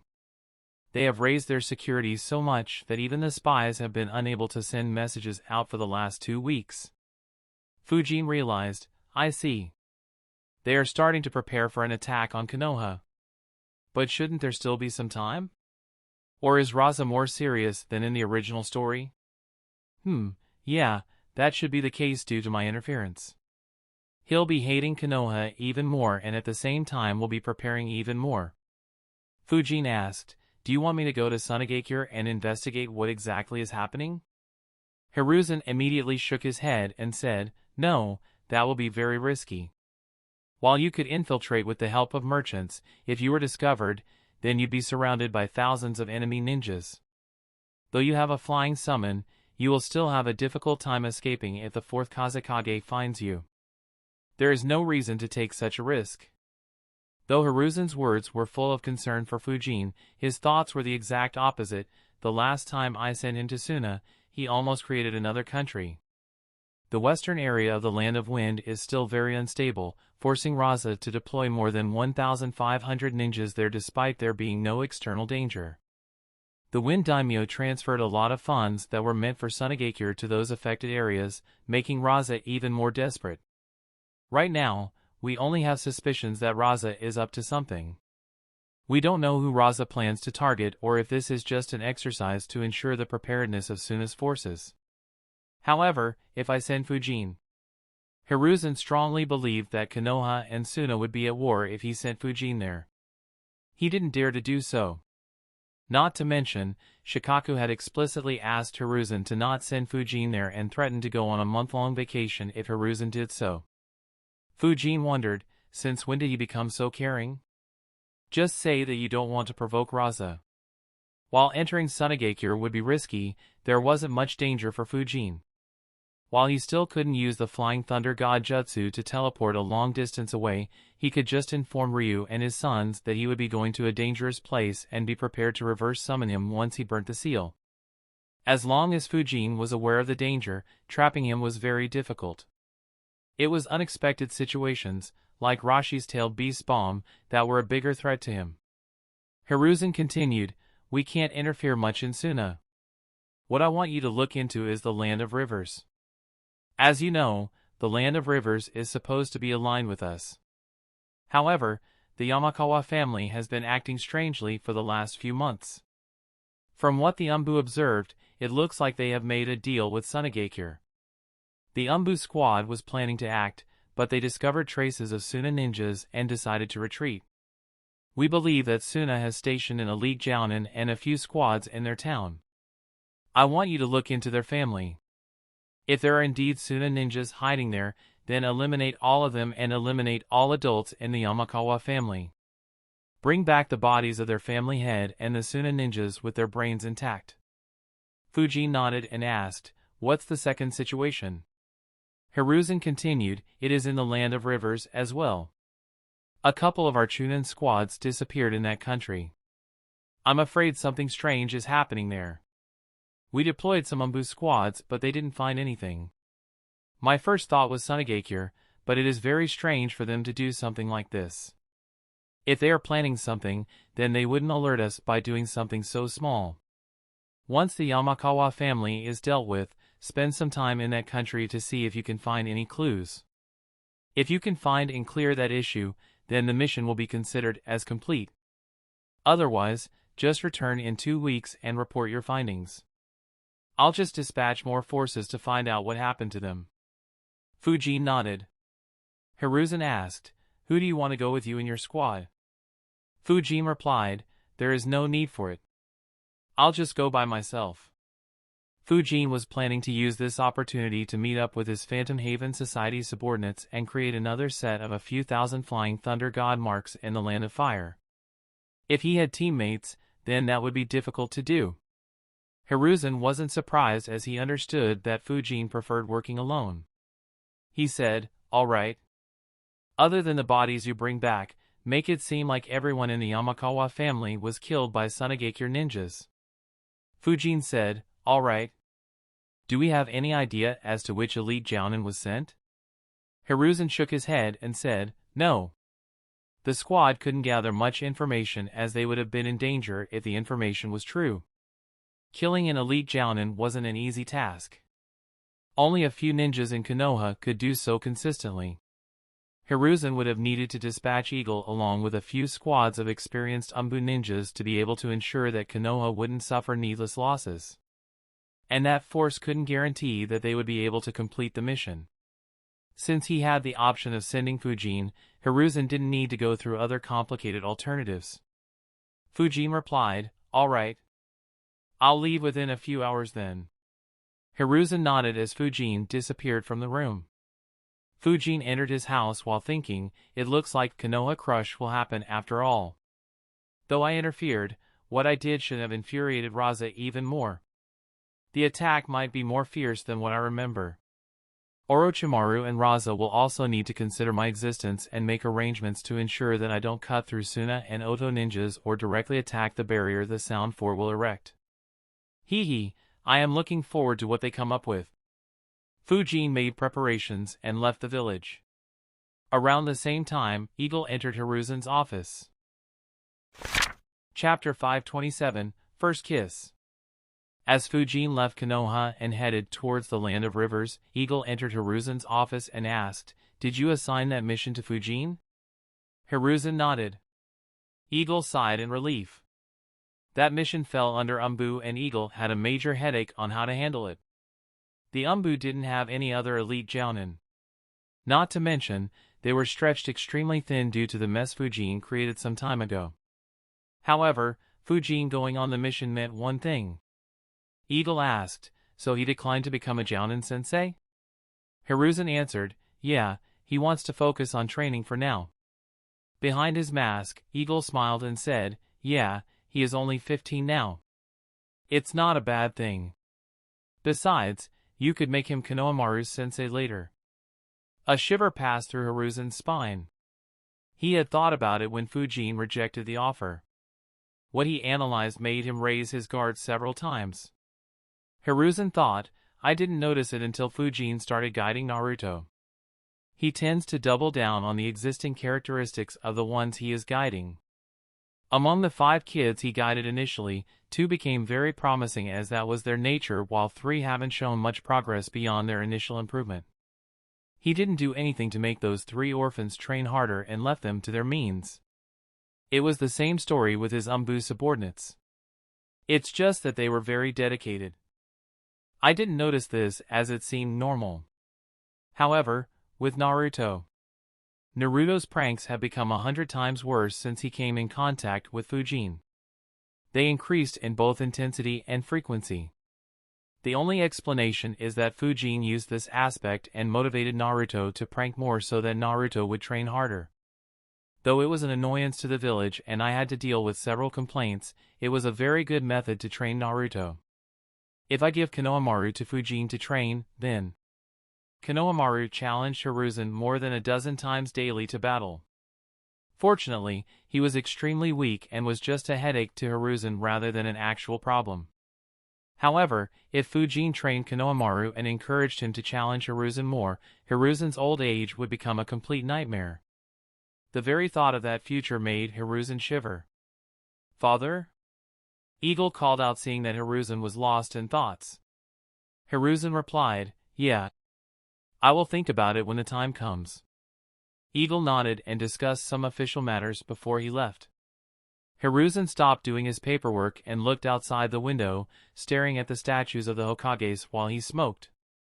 After some time, he decided, if that happens in the future, I'll just make Fujin or Kakashi the Hokage and retire. Let my grandson challenge either of them instead of me. While Hiruzen was worrying about his future, another interesting change happened in the village. Even though Team 7 wasn't created yet, all but one of its members had their first kiss. The only one who still didn't was their soon-to-be 26-year-old sensei. Naruto and Sasuke kissed accidentally just like in the original story. However, Fujin's interference in Naruto's life brought one change that he didn't even consider. Fujin ensured that Naruto had access to good food and understood when food got spoiled. So, Naruto no longer drank milk that was a few weeks past its expiry date. Hence, he wasn't interrupted when he disguised himself as Sasuke to kiss Sakura and managed to do it without any interruption. As a result, Sakura had her first kiss as well. Only, it was with Naruto, who was disguised as Sasuke. Having kissed her dear Sasuke, Sakura was on cloud 9. Unfortunately, that only lasted for a minute as she heard, "Naruto, what are you doing?" Both Sakura and Naruto looked in the direction of the voice and saw the real Sasuke standing there. Sakura grew confused as she wondered aloud, "Two, Sasuke?" Meanwhile, Naruto was shocked and exclaimed loudly, "What are you doing here?" Sasuke replied, "A simple rope trick. Any good ninja can escape. Why are you disguised as me?" Sakura, who heard their conversation, immediately understood, "I kissed Naruto." Her expression became a sight to see. It was a mixture of sadness, terror, disgust, heartbreak, and a lack of desire to continue living. She muttered, "Naruto." Naruto turned around and saw Sakura's horrifying expression. A shiver passed through his spine as he immediately disappeared from the spot. Thankfully, Sakura was still in shock at losing her first kiss to Naruto instead of wanting to kill Naruto. Sasuke looked at Sakura's state and muttered, "What did that jerk do?" Sakura said, She couldn't continue. How could she tell Sasuke that she kissed Naruto? Soon, all her feelings turned into rage as she clenched her fist and shouted, "Shinaro! I am going to kill Naruto." She immediately ran away to hunt Naruto down, leaving only a puzzled Sasuke who wondered, what the hell did Naruto do? Fortunately for Naruto, he managed to stay hidden until the break was over. Naruto sighed in relief and thought, "I am safe. She won't hit me in front of Iruka-sensei." Naruto sneakily entered his classroom at the same time as Iruka. Unfortunately for him, his squad was assigned to Kakashi, who showed up 3 hours late, giving plenty of time for Sakura to take out all her anger. When Kakashi finally showed up, he couldn't help but wonder what happened between the three of them. Their introductions went just as in the original story. The only change was that Naruto spoke a bit about Fujin while Sasuke didn't have the burden of reviving his clan. He just wanted revenge on Itachi. While having more kids survive gave Sasuke a sense of responsibility as he was the eldest among the survivors and their future clan leader. Seeing all of them miss their families and suffer due to it also reminded him consistently of what Itachi had done. As a result, his desire to kill Itachi was even higher than what it would have been had he been the only survivor. Fujin took a break in one of the patrol camps along the border with the Land of Rivers for the night. As he rested, he wondered, tomorrow, Kakashi will be conducting the bell test. I wonder how they will perform. After a few seconds, he chuckled and thought, well, what does it matter whether you bring a needle or a pocket knife to a gunfight? Though Naruto is slightly stronger, Kakashi will still beat them with ease. I just wonder if he'll still use that legendary jutsu. The next morning, Kakashi once again made his Genins wait for several hours before showing up at the training ground. Just like the original story, Naruto tried attacking Kakashi on being taunted but was stopped easily. When Kakashi started the test, both Sasuke and Sakura hid themselves, while Naruto kept standing there. Naruto grabbed his shurikens as he claimed loudly, "Fight me, Kakashi-sensei. I'll take the bells in no time, believe it." Kakashi sighed as Naruto threw the shurikens. Naruto immediately weaved hand signs after throwing the shurikens, wondering. Lord Hokage said that Fuin guided Naruto for some time. But why didn't he tell Naruto to stop screaming the attack name? How is it supposed to hit an enemy when the enemy knows what is coming? Seeing that Kakashi dodged the shurikens, Naruto changed his hand seals and shouted, "Wind release, wind retreating jutsu." The shurikens that were flying away suddenly stopped and began flowing back. At the same time, Naruto threw more shurikens towards Kakashi. Sasuke and Sakura, who were observing the fight while hiding, had an annoyed expression when Naruto displayed his two jutsus. That said, they couldn't be faulted for it. While Naruto was initially hated for no reason, these two jutsus had given half of the village a reason to hate him.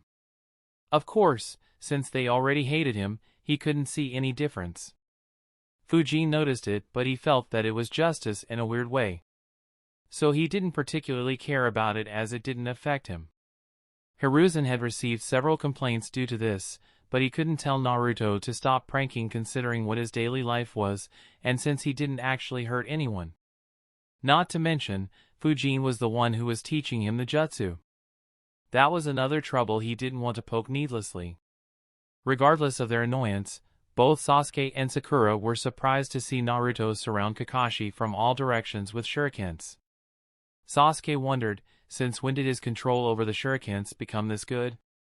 Meanwhile, Sakura muttered to herself, since when did Naruto become so strong? The shurikens enclosed Kakashi and hit him moments later, covering his entire body with shurikens. A second later, a smoke cloud appeared and his body turned into a log. Naruto's eyes widened as he exclaimed, when did he use the substitution jutsu? He quickly looked around himself but couldn't see Kakashi. Suddenly, he heard a voice. A ninja should always be aware of what is happening around him.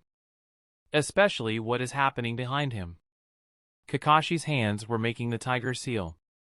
Both Sakura and Sasuke immediately became tense on seeing that seal. Chapter 528, Who Attacked? Konoha's most secret and sacred jutsu. 1,000 Years of Death. Kakashi hit Naruto with the hand seal and sent him flying. Naruto fell into the water while holding his backside. As he drowned, he thought, not like this. I trained so much. I can't be defeated so easily. But how do I defeat him? Naruto made the shadow clone hand seal but stopped as his eyes widened. Naruto suddenly had an idea. He thought, wait, I can only control a few shurikens. What if all my clones control them as well? Also, I don't need to defeat him. I just need to. Immediately, he created several shadow clones inside the water and swam out. Naruto made small talk with Kakashi, waiting for him to turn his back. As soon as he did, almost 100 shurikens were launched from the water. At the same time, his clones jumped out as well, surprising his two teammates. Kakashi turned around and noticed every shadow clone weaving hand signs. He muttered, impressive. However, it's still not enough. Instead of dodging, Kakashi just grabbed the shurikens one by one and threw them into the ground, ensuring that they stuck there. Naruto thought, now. Wind release, wind retreating jutsu. He quickly weaved hand signs and used the jutsu on the bell.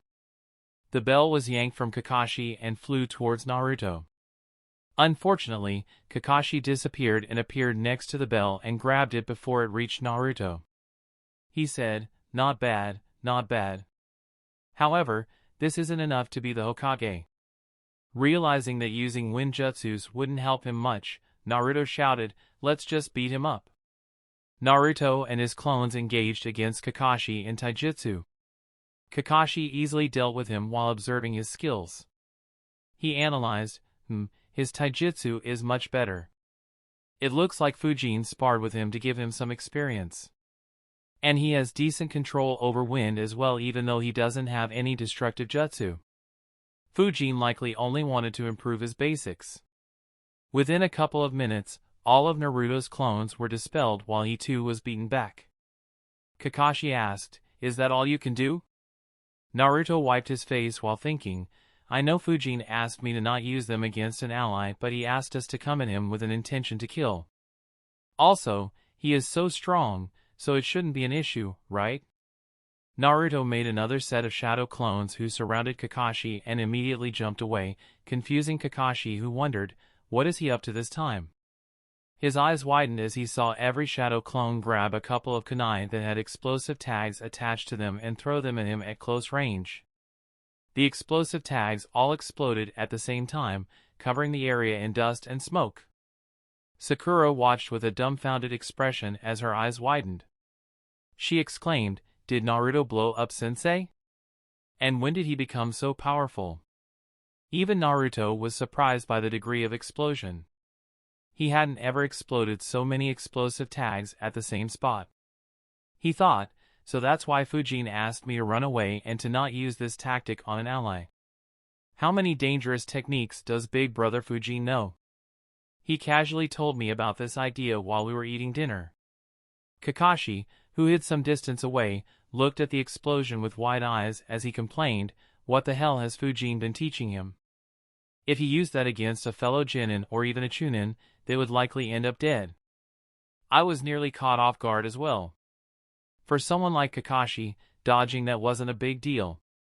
If he wasn't fighting newly promoted Genins, there was no way he'd be off guard. However, if Naruto used this tactic against an ordinary Chunin in this manner, very few would be able to stay unhurt. It took some time for the dust and smoke to clear. Once it did, no one saw any signs of Kakashi. Sakura thought in shock, did Sensei really get blown up? Will I also be blamed? While Sasuke squinted his eyes and observed, there is no sign of blood. As expected, he got away. Still, when did Naruto become so strong? If he used that against me, I would have been injured. Naruto looked around while wondering where Kakashi was when his eyes landed on a bell lying on the ground next to a tree. He wondered, did he drop it while escaping? He quickly went to pick it up. Unfortunately for Naruto, that was a trap and he hung upside down from the tree branch. Kakashi appeared and picked up the bell while lecturing Naruto again. While Kakashi was having fun with his new students, Fuin reached Yamakawa town in the Land of Rivers. The Yamakawa family was one of the strongest families in the Land of Rivers. Their family head ranked among the top 5 strongest ninjas in that country. In a major village, he'd be considered a veteran jounin. As a result, they built an entire town away from the main village to strengthen their family further. While the walls around the town were inscribed in several seals by a sealmaster, they weren't an obstacle for Fuin, who entered the town easily. He used transformation jutsu to disguise himself as an ordinary person and openly strolled through the town as he recalled all the information about this family. As usual, he activated his space-time sensing technique and his eyes widened momentarily. He looked towards the central mansion and thought, that's strange. 24 people are living underneath that mansion. And it doesn't seem like a normal basement, rather they are a few floors underneath what would have been a normal basement. Is Danzo spreading his wings or is someone taking inspiration from him? Fuin walked towards the castle without attracting any suspicion. When no one was looking at him, he suddenly disappeared underground and reached close to the underground base. His eyes glowed as he noticed several seals covering that room and passageway to that location. He immediately became interested as he realized it looks like Hiruzen's suspicions were on point. These seals have been inscribed by a Fuin Jutsu Grandmaster. Sneaking inside will take a lot of time. If that Grandmaster is here, then that will be more or less impossible. For Suna to put so much effort into this place, are they planning to create a secret outpost here? Yeah, the Yamakawa town is very close to the border with the Land of Fire. It will be the perfect place for them to rest after they travel through the vast deserts. When they decide to attack Konoha, they can rest here until the time is right and then make a quick headway towards Konoha through the Land of Fire. They could sneak in small groups and later use reverse summoning to call a majority of their forces there. Alternatively, they could even cut through Konoha's patrol squads. But that will be risky as messages could be sent. Fuin analyzed his observations for some time before sighing, for Hiruzen to send me here. It looks like Raza is destined to suffer at my hands until his death. Still, I wonder how Hiruzen dealt with this in the original story. Kakashi will be teaching Genins, and Guy isn't a good option for a mission like this. Did he send Jiraiya? Or did Suna create a hidden base elsewhere because Konoha didn't destroy one of their bases earlier? Oh well, it doesn't matter. I'll take this chance to study the seals for a bit. Coming across seals inscribed by a grandmaster wasn't a regular occurrence. Every grandmaster usually added their own twist to the seals. For someone like Fuin, who hadn't been a grandmaster for long, studying them would help him improve much quicker. Inside the room, there were 24 people. 22 were Suna ninjas, while 2 were members of the Yamakawa family who the family had stationed for their convenience. While Fuin was studying the seals, the Yamakawa family head appeared in the underground base and entered a room after knocking. Inside the room were a middle-aged man and an elderly man. The middle-aged man, who was also an elite jounin, asked with a smile, "Hiromu-san, are the preparations complete?" Yamakawa Hiromu smiled and answered, "Yes, Koichi-san. You can begin expanding this base in an hour. I have made all the preparations above. No one will suspect even if some disturbances happen as long as Okazaki-sama inscribes the seals quickly." Okazaki was the old man who was also one of the few grandmasters in Suna.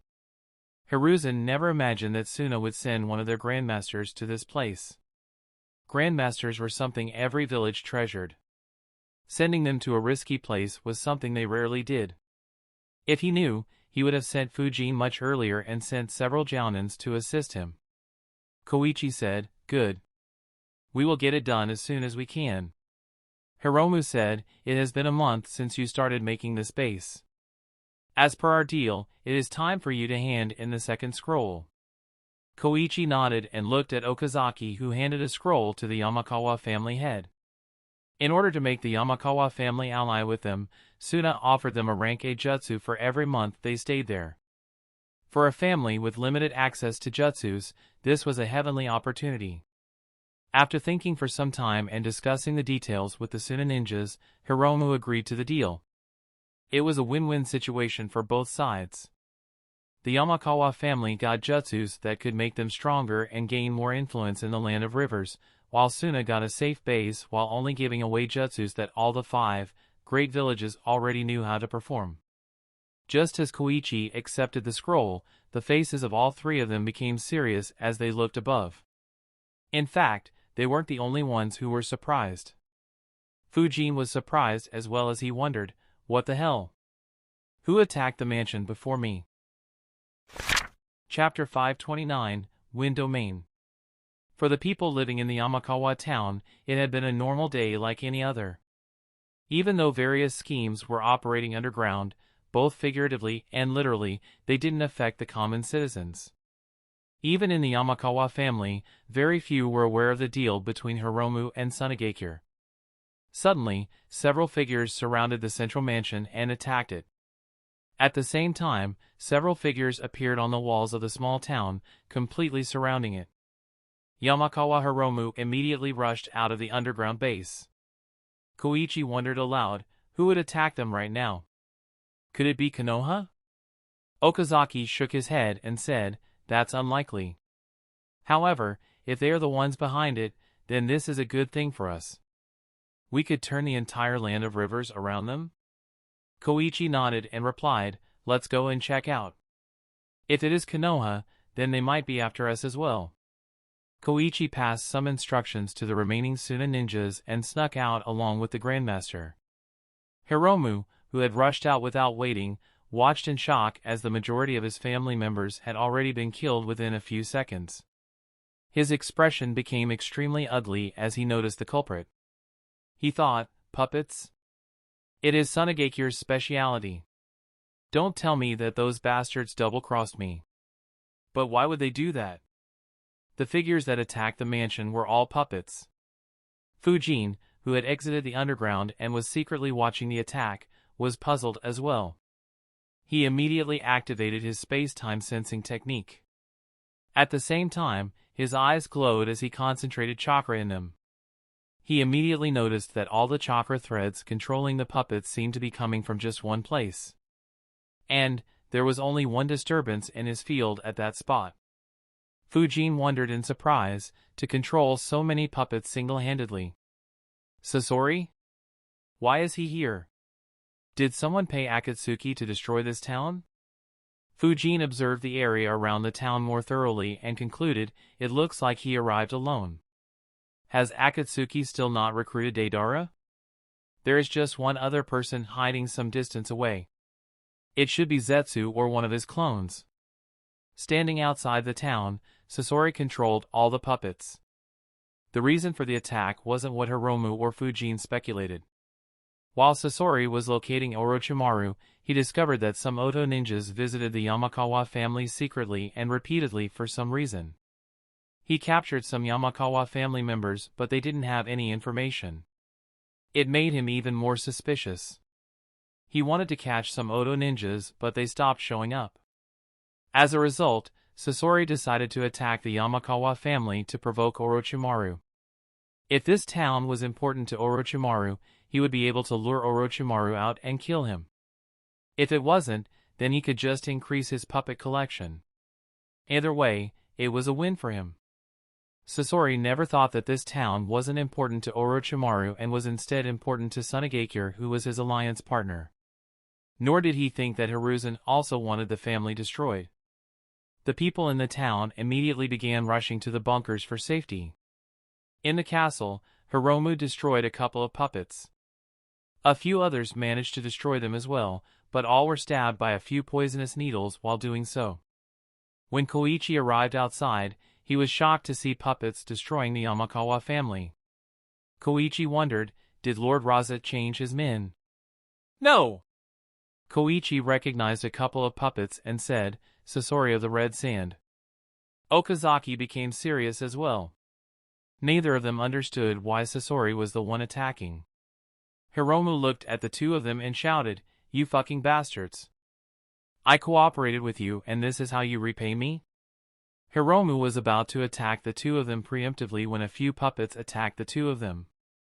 Both immediately weaved hand signs. Wind release, blade of wind jutsu, earth release, earth spikes jutsu. Koichi launched several dozen blades of wind which cut through the incoming puppets and also deflected any needles they launched. At the same time, several spikes were launched from the ground and hit the puppets from below, ensuring that every one of them was dealt with. Hiromu was surprised by the development. He didn't expect that the two of them would be attacked as well. Koichi and Okazaki had ugly expressions. Okazaki said, "It looks like he plans on killing everyone here." Fuin observed as the chakra signatures in the castle kept disappearing. He wondered, well, what do I do? He is doing my job for me.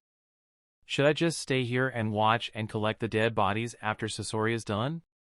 The only issue is that Suna has poison that affects the brain. So, we won't be able to read any memories. There's also a chance that Sasori decides to take the bodies himself to make puppets. Should I just sneak attack Sasori when he comes to collect the bodies? Fuin thought for a few seconds before deciding Sasori won't be a major headache for the future. There is no need to eliminate him now. Not to mention, killing him in one shot will be difficult and fighting him at close range will be tricky even with my wind domain. If I accidentally get poisoned, then it will almost be a death sentence. Fuin's eyes focused on a spot in the mansion as he continued thinking, it looks like Sasori can't kill everyone. At least not while he is staying outside the town. If the Suna ninjas run away, hunting them down will be a pain in the ass. Oh well, it's time to test this technique in an actual battle. Suddenly, Fuin started emitting chakra into the air. The chakra transformed seamlessly into the wind and mixed with the surrounding air. Despite being quite close to the mansion, no one detected Fuin's actions. It was as if nothing was happening there. Sasori, who was still standing outside the town, realized, there are a few strong ones. One of them should be the Yamakawa family head. The others might be related to Orochimaru. Since he doesn't want to show up, I'll add them to my collection. Sasori was about to move towards the mansion when his feet froze. He muttered, "What the hell is that chakra?" He carefully observed and analyzed, This looks like Susumu's ability. Didn't he die a few years ago? Also, the amount of chakra Susumu used was pitiful compared to this. So who is it? Even though Sasori could sense the wind domain that was engulfing the mansion, he couldn't locate Fujin, who was continuously emitting more chakra into the air. Fujin's wind domain engulfed the mansion and even entered the underground base. Everyone was on alert due to the sudden attack and immediately realized the presence of a foreign chakra in the air. Koichi and Okazaki immediately disrupted their chakra flow to ensure that they didn't fall into a jinjutsu.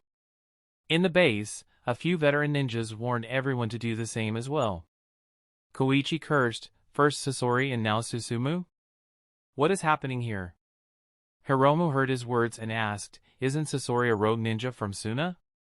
And isn't Susumu your elite jounin? Why the hell did they attack my family? Despite understanding that he was weaker, Hiromu was filled with rage and sorrow and couldn't think rationally. Sasori's puppets had killed everyone in the mansion. Unlike Hiruzen's order, Sasori saw no need to keep children alive. Other than the ones that had gone outside the mansion, every Yamakawa family member besides Hiromu was dead. Okazaki answered, we don't know either. This jutsu is used to cast jinjutsu. Prepare yourself against it. If you get influenced as well, then your family will disappear for good. Hearing the word jinjutsu, Hiromu immediately disrupted his chakra. Sasori had stopped his attack as well due to the sudden change and was planning his next move when suddenly something happened that no one expected. Blades of wind appeared out of thin air without any sign or warning. Within the blink of an eye, all 20 Suna ninjas in the base were beheaded. Hiromu, who was disrupting his chakra, was caught off guard as well and died with his eyes wide open in disbelief. Koichi and Okazaki managed to defend themselves, but were soon overwhelmed by dozens of blades of wind attacking them from every direction. They too died within a couple of seconds. And they weren't the only casualty. Sasori watched in disbelief as several blades of wind suddenly appeared out of thin air and severed his chakra threads, disconnecting the puppets in and around the mansion from Sasori's control. In an instant, Sasori lost control over most of his puppets. Chapter 530, Wind Domain Part 2. Puppet masters were generally known for having one weakness. That weakness was close combat. If someone good at taijutsu got close to them, they could defeat them easily without letting the puppet master use their puppets.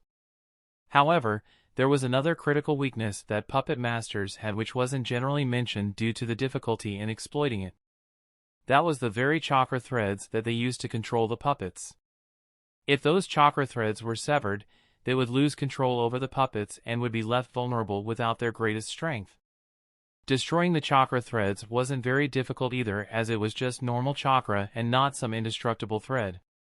While an experienced puppet master could ensure that the threads didn't break against an AoE attack, if the threads were specifically targeted, they would still break. Of course, that was easier said than done, as the puppets would be used to block such attempts. And even if you succeeded, the puppet master could just create new chakra threads and connect to the puppet once more. When Sasori's chakra threads were destroyed, he did the exact same thing. In less than a second, he created more chakra threads to connect to the puppets. Unfortunately for him, Fujin's wind domain was the perfect counter to chakra threads.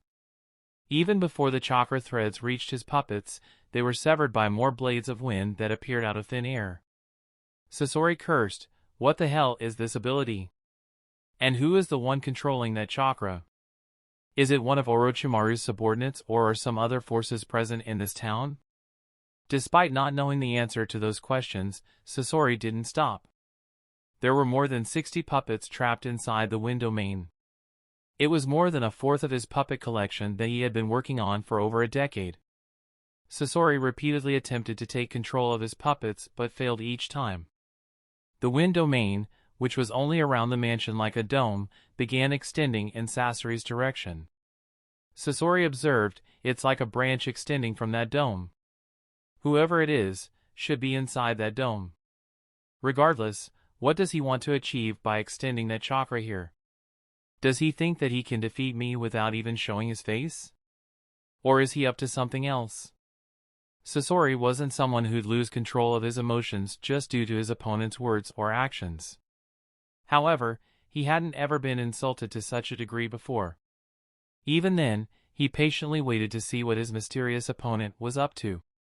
In a minute, the wind domain had extended all the way from the mansion to Sasori, who was standing outside the town. Winds began moving at a rapid speed and took the form of a dragon. Sasori wondered, the wind dragon jutsu? So this chakra can be used to create wind jutsus other than blades of wind jutsu. Still, this wind dragon. As I thought. As Sasori observed the wind dragon, he realized that it wasn't a normal wind dragon. Instead, it contained several dozen blades of wind inside it. In a sense, it was a deadly combination of two wind jutsus. The wind dragon suddenly dived towards Sasori. Sasori immediately took a defensive posture and extended Hiroka's tail forward while thinking, those wind blades might work against normal puppets. However, it is useless against Hiroka's defenses. Sasori was confident in his defense. The wind dragon hit him and all the wind blades were stopped. They weren't even able to scratch the shield on Hiroka's back. The remaining parts had some scratches, but they weren't fatal for the puppet. However, something happened that made Sasori feel a sense of dread. He immediately flickered away along with the Hiroka puppet.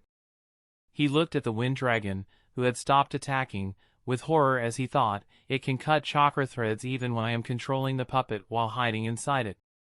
If those wind blades accidentally enter my body. Sasori's entire body was a puppet. If the wind blades destroyed the chakra threads that were controlled by his core, then he could fall within the blink of an eye. Of course, Sasori doubted that the wind blades would be able to reach his core, which was indeed the case as Fuin couldn't create vacuum blades with his wind domain yet, but he didn't dare to test it for no good reason. Seeing that Sasori had moved away, the wind dragon stopped and extended its elongated neck in the sky. Unlike the normal wind dragon, which Fuin couldn't control much, he had complete control over the wind dragon in his wind domain. So it could do much more than just tackle or shoot a wind explosion sphere. It opened its mouth and exhaled a wind breath while moving its head slightly so that the wind breath would be able to affect a large area. Needless to say, the wind breath also consisted of several small wind blades. While the wind dragon was keeping Sasori busy, Fuin created several clones. A few of them flickered into the mansion and sealed the dead bodies of Yamakawa Hiromu and the Suna ninjas. A few others flickered around in the town to the ninjas whom Fuin had detected. They killed the ones who were from the Yamakawa family with blades of wind jutsu if they were alone. For the ones that weren't alone, they transformed into a random person wearing the Sunagakure outfit and headband and killed them in broad daylight, causing even more chaos in the town. The remaining clones hid their identities and flickered next to Sasori's puppets that were lying around. One of the shadow clones observed the seals on the puppets properly and analyzed, I see. The puppets don't just have seals to strengthen their combat capabilities but also have several seals to help Sasori detect things happening around them. No wonder he can control them so well despite being such a long distance away. He is probably aware that we are inspecting his puppets right now. And this seal should allow him to detect the location of his puppets. However, this seal has quite a low range. Suppressing these seals and sealing the puppet up shouldn't be an issue. If I escape with these puppets, he shouldn't be able to track them unless I am missing something. Oh well, I was always curious about using puppets. I can't refuse such a generous gift, hee hee. The other clones also noticed the same thing on the remaining puppets. Everyone immediately began working on suppressing the problematic seals so that they could store the puppets in storage scrolls. Sasori noticed the incoming wind breath, grabbed a scroll and opened it. A puff of smoke appeared. A moment later, several iron particles rushed towards the wind breath and formed an iron wall. Fuin looked in the direction of Sasori and thought, so he decided to use the third Kazekage puppet? Annoying, but my wind domain can't be stopped so easily. Fuin emitted more chakra into the air.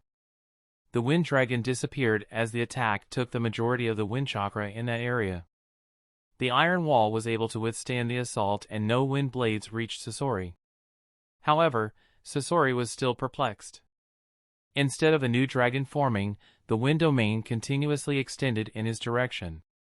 Sasori retreated while analyzing, if I enter that area, then he can form wind blades at will. I will lose control over the puppet once again. I need to attack the one who is controlling this wind. Sasori got out of the path of the wind domain that was extending like a branch and began moving towards the town at a fast speed. Fujin's wind domain didn't have any chance of catching up with him. Fujin sensed his movements and a smile appeared on his face as he thought, in Akatsuki, Sasori is one of the most dangerous members. If I ignore the ones with dojutsu, I'd say that Sasori is the most dangerous one even though Kisame and maybe Kakuzu are stronger. Unfortunately for him, my wind domain is the perfect counter for a puppet master. It makes him one of the easiest Akatsuki members to deal with for me. Immediately, another branch extended out of the wind domain. However, it wasn't moving towards Sasori but instead was quite far from him. While the first branch that had extended began cutting off Sasori's retreat. Instead of confronting Sasori directly, Fujin attempted to trap him inside the wind domain. Understanding his intentions, Sasori immediately retreated once again. Fujin chuckled as he muttered to himself, "What a shame. I thought that he wanted to give me the third Kazekage puppet as well." Chapter 531, Second Strongest Puppet Collection. Sasori, who had just entered the town, retreated once again and avoided getting trapped within the wind domain. He looked at the wind domain extending slowly towards him and muttered, "What a difficult opponent. How do I retrieve my puppets?" Suddenly, Sasori became stunned. He sensed that his puppets were getting sealed. Within a few seconds, he became unable to sense any of his puppets that were trapped in the wind domain. Sasori cursed, "Which bastard wants to steal my puppets? What the hell has been happening in this town?" Sasori was thoroughly confused. Everything was going well until the mysterious chakra appeared. After that, nothing made sense. He still hadn't seen who his opponent was and didn't know what his goal was. The only thing that he knew was that he was completely enraged. Fujin saw a massive amount of iron floating in the air outside the town. He stored the scroll that his clone had just handed him while wondering, does he want to destroy the town to force me out? Oh well, it doesn't matter. I already have what I want. Fujin had already gathered the dead bodies that Hiruzen had asked for and had also accepted Sasori's generous gift. He looked at the 4 shadow clones next to him and nodded. At the very next moment, wind appeared around them and all 5 of them disappeared from the city. Sasori immediately noticed the sudden movement and noted, 5 ninjas ran away using wind instantaneous body jutsu. All are extremely good at it. I won't be able to chase them. However, the chakra is present in the town. Sasori felt in doubt once again. He analyzed, there are several possibilities. The ones who were controlling this chakra got afraid and ran away as they wouldn't be able to stop my attack. They left the chakra here as they can't take it back. Another possibility is that the one controlling this chakra is still here and only his teammates ran away. Or perhaps the ones who escaped were just clones and the real one is still hiding here and wants to bait me. The opponent is so tricky that I can't even say which case it is. Even if I decide to chase, I can only chase after one and catching him will be difficult. And, if the puppets are still here or with one of the other 4, I'll lose my puppets. At the next moment, a rain of small iron balls showered towards the town. They pierced through every house in the path before reaching the mansion and wrecked it as well. The mansion collapsed within seconds. Everything within the wind domain was crushed. Fortunately, the people had escaped into underground bunkers. Hence no one died other than a few who had heart attacks due to the sound of destruction above the ground and the tremors they felt. Sasori wasn't interested in killing common people. His attention was entirely focused on the wind domain. Despite the destruction, the chakra was still present there. However, it no longer extended towards Sasori and just stayed in that location flying along the direction of the wind. The only strange thing was that despite all the winds, it still primarily stayed in the area around the mansion. Sasori noticed it and analyzed, something feels awfully fishy. It is almost like someone wants me to enter there. Sasori immediately controlled some of his other puppets and sent them into the Wind Domain. For the first time since the appearance of the Wind Domain, his chakra threads weren't severed. Yet, Sasori didn't lower his guard and only scouted the place with puppets that he could afford to lose. Unsurprisingly, he didn't find any of his puppets. Sasori kept looking for around half an hour, but his puppets didn't find anything. Since the chakra still existed, he didn't dare to enter inside. He turned around and stared at one of the White Zetsu's clones who was keeping an eye. The White Zetsu immediately appeared next to Sasori, who instructed, "You can absorb chakra, right? Clear out that wind chakra at the center of the town. I want to study it." White Zetsu nodded and got to work. A few meters under the place where the mansion stood until some time ago, Fujin's shadow clone let out a sigh and muttered, "The experienced ninjas are too difficult to defeat. If it was Haiden or Deidara, neither would have been this careful." However, Sasori didn't even attempt to get close. Fujin's shadow clone had his space-time sensing technique activated at all times. He could sense Sasori and Zetsu's movements without alerting either of them. White Zetsu, who was absorbing some of the chakra from the wind domain into his body, was suddenly cut up into pieces as dozens of wind blades suddenly appeared around him. Sasori looked at the White Zetsu's clone being dissected and thought grimly, as I expected. It was a trap to lure me inside. However, before he could do anything, Sasori was shocked once again. It was because wind blades kept forming around the Zetsu and kept cutting it up despite it already having been killed. It was as if the attacker wanted to separate every cell from its body. Unknown to Sasori, that was exactly the case. While Fujin had sensed an existence and speculated that it was Zetsu, he didn't know whether it was the real Zetsu or just a clone. On the off chance that it was the real one, Fujin wanted to take the opportunity to kill Black Zetsu. Of course, he didn't think that normal wind blades would be enough to kill it. However, there was no reason to not try. As it is, there was nothing else he could do with that chakra. Sasori just watched as all the chakra in that area was used up to brutally slice up Zetsu's clone. Within a few minutes, the entire chakra was consumed, leaving Sasori confused once again.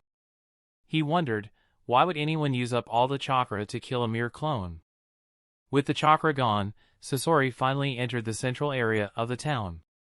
He tried investigating but didn't find anyone. Fujin's clone had already dispersed himself. Sasori couldn't help but wonder who was controlling the chakra. Did the ones who ran away leave a mechanism for it to activate once when a living being entered it? Or is this some sort of weapon instead of a jutsu? Sasori didn't consider the prospect of a clone controlling it, as it didn't make much sense for a clone to use up all chakra on just one intruder even after it was dead. He became a bit perplexed as he muttered, "What of my puppets? I can't locate any of them." Sasori's puppets weren't ordinary puppets. They were human puppets, and he had worked a lot on each of his puppets. Losing more than a quarter of them in one go was a substantial blow to him, even though it wouldn't affect his fighting prowess much. He thought one of those 5 would have left with it. Finding them will be difficult normally, as I don't have any information on them. Fortunately, the only information I have is a very unique one. I just have to find the appearance of this technique in other places, and I will find clues to them. Once I find them, they will be good additions to my puppet collection. As for the one who had stolen Sasori's prized puppets in broad daylight, he was already a long distance away from the Yamakawa town. Fujin finally stopped moving as he received the memories of his shadow clone. He thought, as expected, Sasori didn't chase after me. Well, even if he did, he wouldn't have been able to keep up with me. Now, what do I do about this? Fujin was looking at the scroll which held 64 human puppets. In less than an hour, Fujin had gone from having 0 puppets to having the second strongest collection of puppets in the entire ninja world. Chapter 532, Seeking the Serpent's Aid. Fujin looked at the scroll and analyzed, "While I am quite fascinated with puppet mastery, trying to become a puppet master doesn't have much benefits for me. Though it is quite good, it is unlikely for me to raise my puppeteer skills to the level of my Winjutsus. It also falls quite short of Flying Thunder God and 8 Inner Gates. The only good thing is that learning it will be extremely easy for me. I can easily improve my control over chakra threads by spamming the Shadow Clone Jutsu, and I am already a Grandmaster in Fuin Jutsu. More importantly, I have Sasori's puppets to study. I can easily learn the mechanisms of his puppets and raise my puppeteer skills to a very high level. Within a few months, I can raise it to a level that would be below only Sasori and Chiyo's level. The only thing I lack is medical and poison knowledge. However, I am planning to study that as well. So I have everything I need to learn puppeteering. Fujin was in a strange situation. He didn't see much benefits to learning puppeteering. However, it was just too easy for him to master it with his current skills. Fujin shook his head and decided, I will decide what to do after I improve my medical skills and learn more about poison. I have finally completed my training on Wind Domain and have mastered Flying Thunder God Jutsu. Once I open the 5th gate, I'll ease up on training 8 inner gates as well. That will finally ease up my schedule. If I begin focusing on puppeteering as well, then I'll be locked in another brutal training regimen for a few months. Fujin's time had been extremely tight for the last few years. He didn't want to go into such a tight schedule once again unless it was extremely critical for him. Fujin analyzed. That said, there are some issues. For starters, the seals on these puppets. Even though I am a Grandmaster in Fuin Jutsu, I can't look down on others. I can't even begin to imagine the seals needed to convert a dead human into a puppet and retain that human's skills and Kekkei Jinkai. Even if I don't learn puppeteering, I should spend the next few days learning the seals Sasori used. Of course, the bigger issue is if there are any seals in these puppets that allow Sasori to detect the location of his puppets over a long distance. Though I suppress the seals, I can't be too sure as there are too many freaks in Akatsuki. Who knows what else they know? In addition, Sasori made no effort to chase me at all. It's too big of a risk to leave these puppets in the Phantom Haven base. Fujin had the idea of giving these puppets to the Phantom Haven Society. If someone there had an interest in puppets and focused on it with dedication, the Fujin could raise an elite jounin in a very short time. However, if Sasori had any way of detecting the puppets and showed up there when Fujin wasn't present, the Phantom Haven Society would be history in no time. Fujin didn't want to take such a risk. He decided, I guess there is no choice but to take them to Konoha. I'll give Hiruzen a few puppets and keep the rest to myself. Considering the level of these puppets, this might be a good opportunity to ask Hiruzen for another forbidden jutsu. While I would like Edo Tensei, I doubt he will give it to me considering that he refused to share the scroll of forbidden seals with me. However, getting that forbidden jutsu might be doable. Oh well, I'll do that. The only thing is that I will need to study the seals before handing the puppets to Hiruzen. That'll mean that I can't do the second mission that Hiruzen assigned me. Fujin thought for a few seconds before deciding, oh well, that mission isn't compulsory. Hiruzen can just deploy some more Umbu squads and dig to the bottom of those incidents. Having made his decision, Fujin created several shadow clones. He created an underground base using the Earth Release Camp Jutsu while his shadow clones inscribed several seals in the surrounding few kilometers to alert Fujin in case anyone came close to that spot. In the base, Fujin created several shadow clones who immediately began studying Sasori's human puppets. Fujin's concerns, though valid, were still unwarranted. Sasori had no way of tracking his puppets so far away from him. While Jashin might have seals that could do so, Haiden had no knowledge of it. And, Sasori won't let anyone else tag his puppets unless he had no choice. As a result, though Fujin was careful, he wasn't in any danger at all. While Fujin was studying his puppets, Sasori returned to the Land of Rain and informed Konan and Pain about what he had encountered. Both Konan and Nagato were surprised to learn of such a technique. Konan thought for a bit and asked, "Did your opponent use the wind vacuum technique?" Sasori answered, "No. If he did, I'd have connected the dots." "Do you suspect that it is the spectral swordsman?" Konan replied, "The way you described those 5 escaped is very similar to how Kakuzu described him escaping. Those 5 could have been his clones. Other than that, there is no other clue. However, he is still a suspect as he could have created that technique and used it for the first time. Anyway, I will ask Zetsu to keep an eye out for a ninja who can use such a technique. Sasori nodded. He was about to leave when Nagato said, "You have been without a partner for a long time. Hunting Orochimaru alone is risky. We have found a new partner for you. Go along with Itachi and Kisame to the Land of Stone." 5 days later, Fujin stored the puppets back in the scrolls and exited the underground base as he thought, "I guess I was worried for nothing. I didn't find any seals that could allow him to track me over long distances. That said, it'll be better to not take this scroll to the Phantom Haven base. Anyway." A smile appeared on Fujin's face. In order to create human puppets, Sasori had created several new seals that were probably unknown to anyone else. Thankfully, those seals weren't as advanced as the ones Jashin priests used, and Fujin could study and learn those seals with some effort. In addition, Sasori's utilization of the seals that Fujin knew was quite unique as well. It allowed Fujin to explore a completely different direction. While Fujin wasn't interested in walking down that path, it was still very helpful and gave Fujin several new ideas. Fujin decided, after I visit the Phantom Haven base, I need to find a few test subjects to test out the 8 trigrams divination seal. Also, it is time to create Fuin Jutsu battlefields. I have been pushing it back for too long. Fujin began moving towards the location of the Phantom Haven base but suddenly stopped after a few minutes. He thought, "Ugh, I nearly forgot. I have to bring some money along." I would have stolen from the Yamakawa family, but Sasori showed up. Fujin immediately changed his direction towards Tanigakure. Within a span of a few months, Tanigakure were in panic for the second time.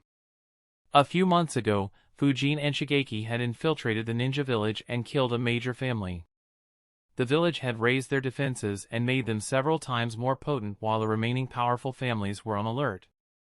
Their situation was just like the situation in Konoha after Fujin destroyed the root headquarters.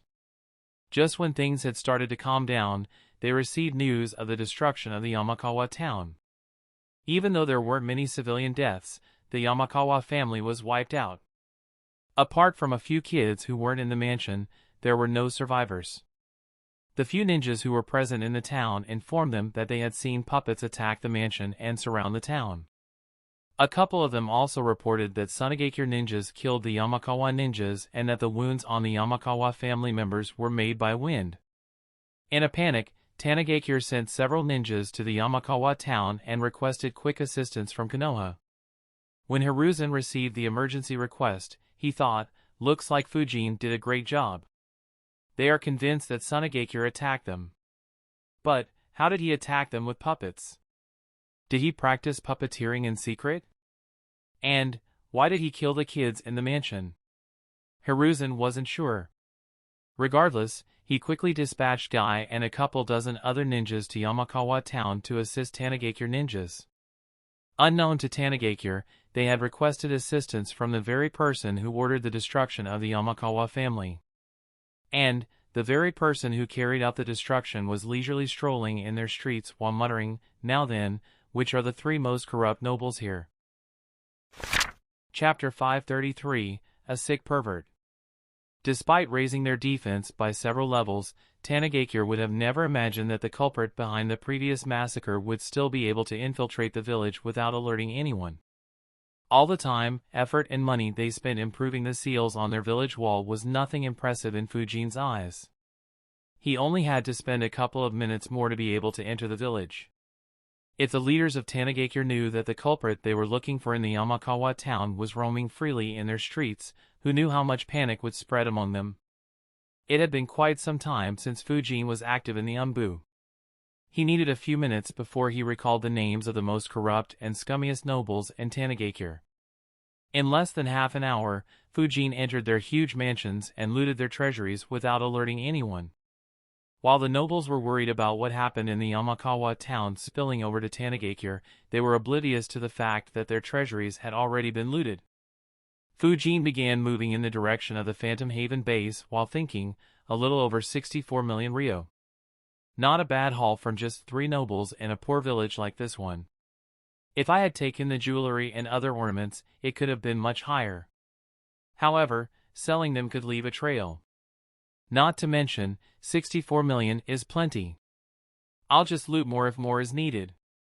If there is one thing that no world lacks, it is corrupt scums sitting in the positions of authority. It's almost like an infinite source of money. Fujin chuckled while thinking how those three nobles would react when they discovered that their treasuries no longer had any Ryo. Fujin continued moving while noting down the other corrupt nobles whom he had encountered during his time in the Umbu. Other than the Land of Rain, where Nagato ruled, Fujin planned to loot nobles from every other country, including the Land of Fire's fire capital if needed. Unless they made their Kage protect the scums among nobles or hired Akatsuki for that job, Fujin didn't see any way they could stop or trace him. This was the basic advantage that the strong enjoyed in such a world. It was also why Fujin never concerned himself much with money apart from the initial few years when he needed it for weapons and other basic necessities. As Fujin reached closer to the Phantom Haven base, he took a slight detour and created a shadow clone with nearly 30% of his chakra and left the scroll containing puppets with him before continuing towards the Phantom Haven base. Within a few hours, Fujin reached the valley. As he passed by the first mini base, Fujin was surprised. His eyes glowed as he observed, interesting. 8 people with Chunin level chakra, 1 with Jounin level and 26 with very low chakra in addition to the 3 whom I recognize. It looks like this organization has been growing well. However, it can also be because they use their contacts to recruit more. Regardless, this is good. Fujin was pleased. While it may seem like he put a lot of effort into the organization, in reality, he had put very little.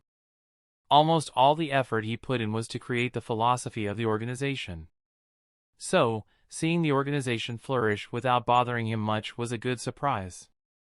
Fujin moved past the mini base, reached the main base and entered it.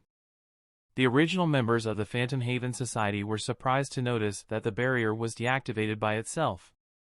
They immediately became very alert and relaxed only after seeing that it was shut in. Shigeki, in particular, breathed a sigh of relief as he thought, thankfully he returned quickly this time. I was worried he wouldn't show up for another couple of years. Fujin looked around the base. He could see that it looked much better now. In his absence, the infrastructure of the base had improved a lot. It was still very basic without any extravagant decorations, but it definitely was a major improvement. Shigeki immediately went forward to welcome Fujin and said, "It's good to see you again, Shuriken." Fujin nodded and said, "It looks like you guys have been doing well." Shigeki understood what he implied and asked, "Did you see the ones we recruited?" Fujin nodded and said, "Yes." "Tell me about them." Shigeki informed Fujin about them. As Fujin had speculated, they were other ninjas from Tanigakure who had to face injustice and were close to some of the members of the Phantom Haven Society. Shigeki took advantage of the situation and recruited them. Shigeki added, however, after recruiting them, we don't have any leads on recruiting any more experienced ninjas. It'll be difficult to expand further in the future. Fujin nodded. He knew that it wouldn't be easy to expand endlessly. Luckily, that wasn't his goal. He asked, "What about the kids?" Shigeki answered, "While we were recruiting, we came across a small village that had been attacked by some rogue ninjas. Tanigakure didn't send any aid to them as they didn't have enough money to request a mission. We helped them to relocate to a nearby village and recruited 26 orphan kids." Fujin said, "That's good. I know that we won't be able to recruit many experienced ninjas. However, we will train the kids with dedication. 10 years from now, we will have numerous capable ninjas to help us achieve our goals." Shigeki and others who had arrived by then nodded. Having been in the Phantom Haven Society for the past few months, they understood that as long as they didn't face any external enemy, the Phantom Haven Society would soon grow very strong. Of course, once they grew to that size, they would inevitably gain the attention of some ninja villages. That's when they would be put to the test. Fujin said, "You guys have done good work with the base. Have you been facing any difficulties?"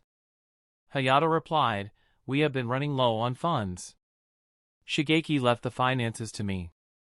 I had been planning some more upgrades to the base, but we would have run out of money. In addition, we also have to take care of the kids. Fujin asked, how much will you be needing? Hayato answered, we need another 20 million ryo to complete the upgrades in the base. Once they are complete, the base won't have much expense. However, we had to spend nearly a couple of million ryo while resettling the villagers. It will be better if we can have another 25 million ryo. I will keep 5 million for any emergencies and the remaining will be used to resettle any villagers we rescue. Fujin nodded and tossed Shigeki a couple of scrolls while saying, these scrolls contain 50 million ryo. Use it as you see fit. If you face a shortage while I am not present, you can take down any bandit groups and take their money.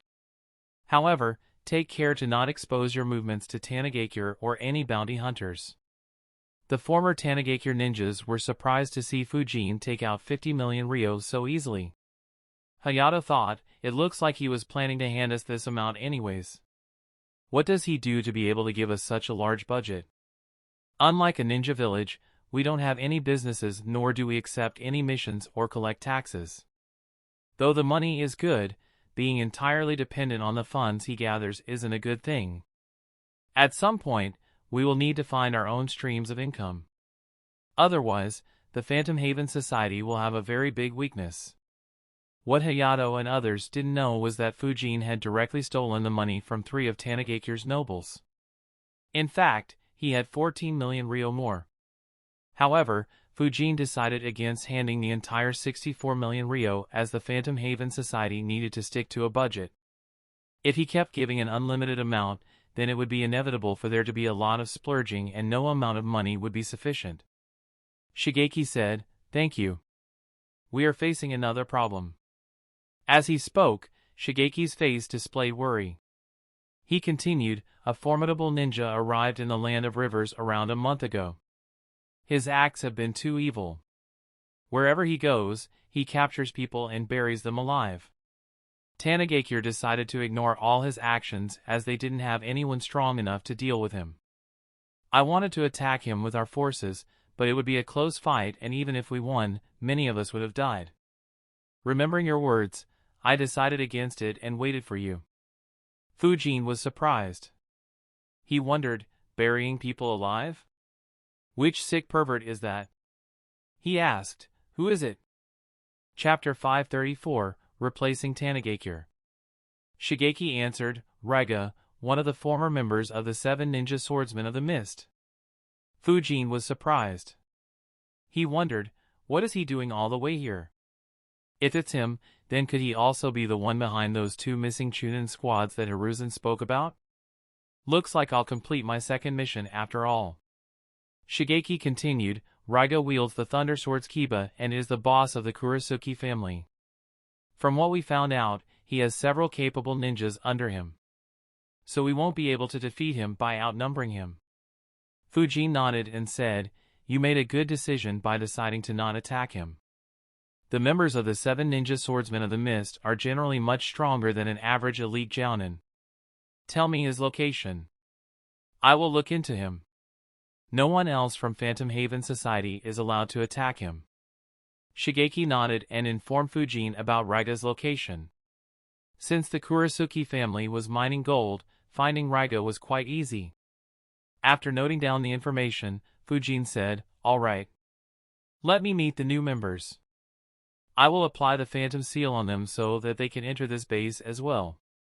Others can wait here for us to return. Fujin and Shigeki left. En route, Fujin asked, how is your training progressing? Fujin was quite impressed with Shigeki the last time he sparred with him. As a result, he had given him some jutsus and a few tips. Shigeki answered, it's going great thanks to you. I can now flicker without making hand seals though the distance is still quite short. I also learnt the pressure damage and the blades of wind jutsus. I am currently working on learning how to use the blades of wind jutsu without making hand seals. It will allow me to attack an enemy suddenly. Fujin nodded and said, good work. Continue training your body flicker and blades of wind jutsu. Also, take a look at this book. It might help you become much stronger. He handed Shigeki a book. Shigeki accepted and opened it. His eyes widened as Fujin said, "One of my colleagues had wind and water affinity as well. He spent several decades trying to fuse the two elements in order to create the ice-release Kekei Jinkai. Unfortunately, he didn't succeed. This book has all the information about what he did. You could use it to try and fuse the elements yourself. Perhaps, you might be lucky. However, do it only after you can't improve your water and wind release anymore. After all, there is no guarantee that you'll be able to succeed in doing this." Fujin had created a few copies of the book he had received from Kanda Kunio in the Land of Frost. Since he didn't have a good water affinity, the book hadn't been very useful for him. However, it was still a very valuable book. In the eyes of Shigeki, it was a treasure. Shigeki immediately thanked Fujin and promised him to do his best to learn it. After receiving so much help from Fujin, he didn't expect to receive something so valuable. The two reached the mini base and Fujin applied the seal on everyone after a slight talk and explaining the phantom will to everyone. He paid special attention to ensuring that he made a lasting impression on the kids. They transferred everyone to the main base. Fujin stayed for around half a day in the main base, ensuring that everything was functioning well. He inspected the newly constructed buildings and facilities and also checked out the library, which had quite a few scrolls added as the members had added some jutsus that they knew but weren't in the library. He also inquired about what they had come up with to collect information and gave some tips to improve and expand it rapidly. It was the aspect that he was the most interested in. The Phantom Haven Society already had created a small spy network. However, it was very rudimentary and only existed in some rural parts of the Land of Rivers. Even then, this small spy network had already shown results. Shigeki and the others had obtained Raiga's information thanks to this rudimentary spy network. Even though the news made Phantom Haven members feel a headache, it was very beneficial information for Fujin. After ensuring that everything was in order, Fujin left. He met up with his clone and took back the scroll before moving towards where Raiga was. En route, his appearance and physique changed. He changed his mask to a demon mask and changed his cloak as well. A smile appeared behind his mask as he thought, "Raiga. Who'd have thought that he would come up here? I'm already receiving the benefits of having created the Phantom Haven Society. I wanted some solid swords for this identity. To think that I would receive two that would perfectly suit me. First the Blade of the Thunder Spirit and now the Kiba Blades. This identity is extremely lucky." Fujin began thinking about the Kiba Blades. The Kiba Blades are nearly the perfect blades for a lightning user. In fact, it might be even better than the Blade of the Thunder Spirit. The Kiba Blades are said to be able to control and manipulate natural lightning to an extent. They might be the perfect tools to create Kirin. Just like the Blade of the Thunder Spirit, they also have an amplification aspect and hence require very little chakra. That said, I guess it will be inferior to the Blade of the Thunder Spirit in this regard. I guess using both swords together, the Blade of the Thunder Spirit for mid-range and the Kiba Blades for close combat and long distance, would be optimal. Oh well, let me get those blades first. Killing Raiga with my full strength wouldn't be an issue. In fact, it might be a bit too easy. Other than Kisame, none of the 7 ninja swordsmen of the mist are my match. However, he will be a good opponent to test out my progress in lightning. Since Sakura will be using those blades, it's best to take them using this identity. That only leaves one issue. I don't remember properly, but I recall reading about Raiga having a kid with Kekei Jinkai just like how Zabuza had Haku. That said, I have no idea what that Kekei Jinkai actually is. Regardless, he could be worth recruiting to the Phantom Haven Society. But if I do that, the kid will be aware that Shurden and Akuro are one and the same. Fujin thought for a few minutes before deciding, oh well, Shurden can't defeat someone like Raiga. I'll just need to apply several seals on the kid if I decide to recruit him. That way, he won't be able to tell anyone. Fujin suddenly heard a scream. Fujin looked in the direction of the scream and his eyes glowed. He noticed several minute chakra signatures, meaning that they weren't ninjas. Fujin wondered, 44 chakra signatures. Is that a small village? Fujin flickered in that direction to check out what had happened. When he arrived, he was surprised. He muttered, such a large bandit camp. I didn't pay any attention to it as I thought that it was a village. Fujin had sensed the camp from a long distance away. However, considering the number of people, he expected it to be a village and didn't pay any attention. It was only due to the scream that he paid attention to it. Fujin couldn't help but think, Raga and such huge bandit camps. Though my purpose for creating the Phantom Haven Society was extremely selfish, seeing the state of the Land of Rivers, it might be a very good thing for the people if Phantom Haven Society replaces Tanigakure.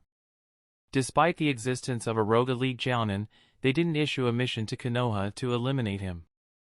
And they're allowing such large bandit camps to thrive in their country. Even their leadership is extremely corrupt. In fact, it is probably the second most corrupt after Kusagakure. Fujin shook his head in disappointment. He muttered, the next time I visit Tanigakure, I'll plunder it entirely. Immediately, the blade of the Thunder Spirit appeared in his hand. Several lightning bolts moved towards the bandit camp. Before anyone understood what was happening, every bandit was knocked out due to being zapped by lightning. The 12 captive girls, who were being tortured, were shocked to see the sudden change. It caused them to be even more afraid and become silent as something had knocked out the strong bandits that had been harassing their village for months.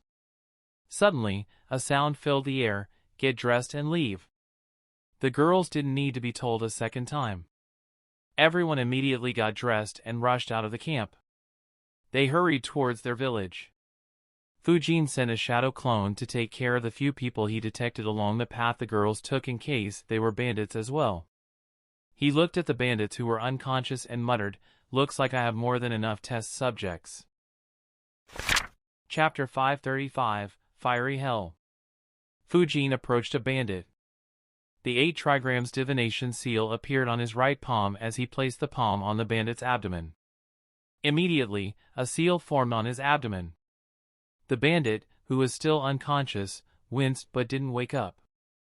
Fujin observed the seal and analyzed, that looks about right. Now, let me see how it works. Fujin placed his palm on the seal and inserted some chakra in it. In an instant, the scenery around him changed. Fujin looked around. He was standing in what seemed to be an abandoned cave. The entrance of the cave was locked behind a large gate. Fujin observed, as I guessed. The 8 trigrams divination seal allows us to access a spiritual space within ourselves. A spiritual space that can be used to seal up massive-tailed beasts. The 4-symbol seal can also create such a spiritual space, but it isn't flexible. Only the person and the sealed being can access it, and it doesn't create such a space when there is nothing sealed inside. Anyway, it looks like its appearance differs from person to person. This guy's spiritual space looks like a cave. I wonder what it will look like for others. Fujin immediately began testing it out on the other bandits. As he expected, everyone had a different type of spiritual space. Some had plain grasslands, some had buildings, some had mountains, a couple had sea, and so on. Satisfied with his experiments, Fujin thought with a smile, I haven't made any mistake while creating it. The 8 trigrams divination seal is perfect. Now, I can finally move on to the next step and the difficult part. That is, to improve this seal further. To create a seal that no one has done before. If I can make it as I envisioned, then I could increase my power exponentially. At the very least, I'll be a step ahead of every rank S ninja. Only the likes of Hashirama and Madara will be stronger than me. Unfortunately, this will be very difficult and could be risky. Not to mention, I have to ensure absolute secrecy. And, I need something weaker to test the more advanced seal on. Fortunately, I will have a perfect opportunity not too long from now. I just have to prepare the seal by then. Fujin's smile faded away as he began planning for the future. His eyes landed on the bandits. His hands moved like a blur weaving a set of hand seals. Chakra began emitting from his body. Instead of turning into the wind, it turned the surroundings extremely hot. In the blink of an eye, the entire camp caught fire. The houses in the camp, the unconscious bandits and any other object in the camp began burning. The pain caused every bandit to wake up. Their noses were immediately bombarded with the smell of burning flesh. In a fraction of a second, their brains registered the pain they were feeling. Terrified screams full of pain and fear could be heard for hundreds of meters around the camp. Unfortunately or fortunately, there was no one around to hear it. The only one who could hear was standing in the middle of the fire, completely unaffected by the heat and the screams. Some bandits managed to get up to their feet and wanted to run away. To their horror, their feet sunk into the ground. They looked down and to their dismay, the ground itself was melting. Within a couple of minutes, every bandit met a painful and traumatizing death. The fire had thoroughly destroyed their bodies. Their skins and even their bones had melted. In fact, all signs of the camp had been destroyed. The only thing that was left was the burnt ground. The jutsu Fuin had used was fire release, fiery hell jutsu. During the First Great Ninja War, a dozen ninjas who were under Hiruzen's command were captured by Kiradikure ninjas and tortured brutally. By the time Hiruzen reached to rescue them, all he found were their tortured and mutilated dead bodies. It was then that Hiruzen had created this jutsu to take revenge for his fallen comrades. When Fuin asked for Hiruzen's help to learn earth and fire jutsus, this was one of the jutsus that he taught to Fuin. As usual, Fuin used an earth jutsu to bury the burnt soil deep underground and make the ground look as good as new. If someone who didn't know about the existence of the bandit camp arrived there, they wouldn't even suspect that there used to be a bandit camp there. Let alone think that the remains of 32 bandits were buried there. With the 8 trigrams divination seal tested, Fuin decided, I should rest for the night. Though I am stronger, it'll be best to fight Raiga when I am properly rested. After all, that guy is someone who survived or managed to escape from my duel. While Fuin was dealing with the bandit camp, his clone ensured that the girls reached their village and killed a couple of bandits that they encountered. There were a couple of other bandits as well who weren't in the camp. However, Fuin didn't care about them. The bandits weren't ninjas. There was no reason why a few adults from the village couldn't deal with a couple of ordinary bandits. And that was if those two still dared to continue their activities after seeing that their entire camp was missing. The next morning, Fuin continued his journey. In a couple of hours, he arrived at the village where the Kurisuke family had established their base in. As soon as he reached close to the village, he began hearing loud bells, surprising Fuin, who wondered, what's happening in the village? He flickered and appeared atop one of the cliffs surrounding the village. His eyes glowed as he observed the situation. Some distance away from the village, over a dozen people wearing cloaks were walking towards the graveyard. 4 of them were carrying a coffin. Why? Why? Why did he have to die so young? Walking behind the ones carrying the coffin, one guy was mourning sorrowfully. Despite his words, there didn't seem to be any sorrow in his voice or his facial expressions. He continued mourning, I remember when we met. You were so enthusiastic when I drove away the greedy officials. I remember how happy you were when I threw you into the mines to work for me. I still recall how happy you were to see all your fellow villagers working without any breaks with you. Why did God take away such a kind soul? The group finally reached the graveyard and placed the coffin in a hole. Sounds of struggling and muffled screams could be heard from the coffin. However, none of the cloaked people seemed to care. They began pouring soil into the grave. While Raiga was mourning, he suddenly heard a worried voice, Raiga. I can feel that someone is staring at us. I can't sense where he is at, but I have a feeling that he is very strong. Raiga was surprised. He softly muttered, someone even you can't sense, Ranmaru? Fuin, who was watching the procession from the top of a cliff, thought, looks like the intel was accurate. The person in the coffin is very much alive. Still, they are burying him. Oh well, it's a good thing that they are already in a graveyard. Will save me some time. Fujin continued watching. He obviously wouldn't go out of his way to save someone and get a weakness while fighting one of the 7 ninja swordsmen of the mist. However, he didn't intend to kill the person either, as it was just a civilian. He just waited for them to finish burying him because, ironically, that would soon be the safest position in the graveyard. Raiga's followers continued pouring the soil until the ground was leveled. Raiga was about to say his final condolences when a ragged voice was heard, "A live burial. Hee hee, now that's something I haven't seen in a long while." The sudden words surprised everyone, including Raiga and Ranmaru, who didn't detect anyone. They immediately looked in the direction of the voice and saw Fujin standing there wearing a demon mask and a long black cloak. Most of them immediately drew their weapons. One of Raiga's subordinates shouted aggressively, "Who are you? What are you doing here?" Fujin chuckled and replied, "Just a traveler. I came looking for a village to eat some food. Your little show just attracted me here, hee hee." Raiga's subordinates immediately became angry as they understood that they were being mocked. One of them said, "You want to eat food? Sure, we will arrange it for you. It shall be your last meal before your funeral." As he spoke, some of the subordinates began walking towards Fujin. Fujin broke out into laughter and replied, "Ha ha ha, that sounds fun. You guys seem to be the kind of guys who can arrange for my favorite meal as well."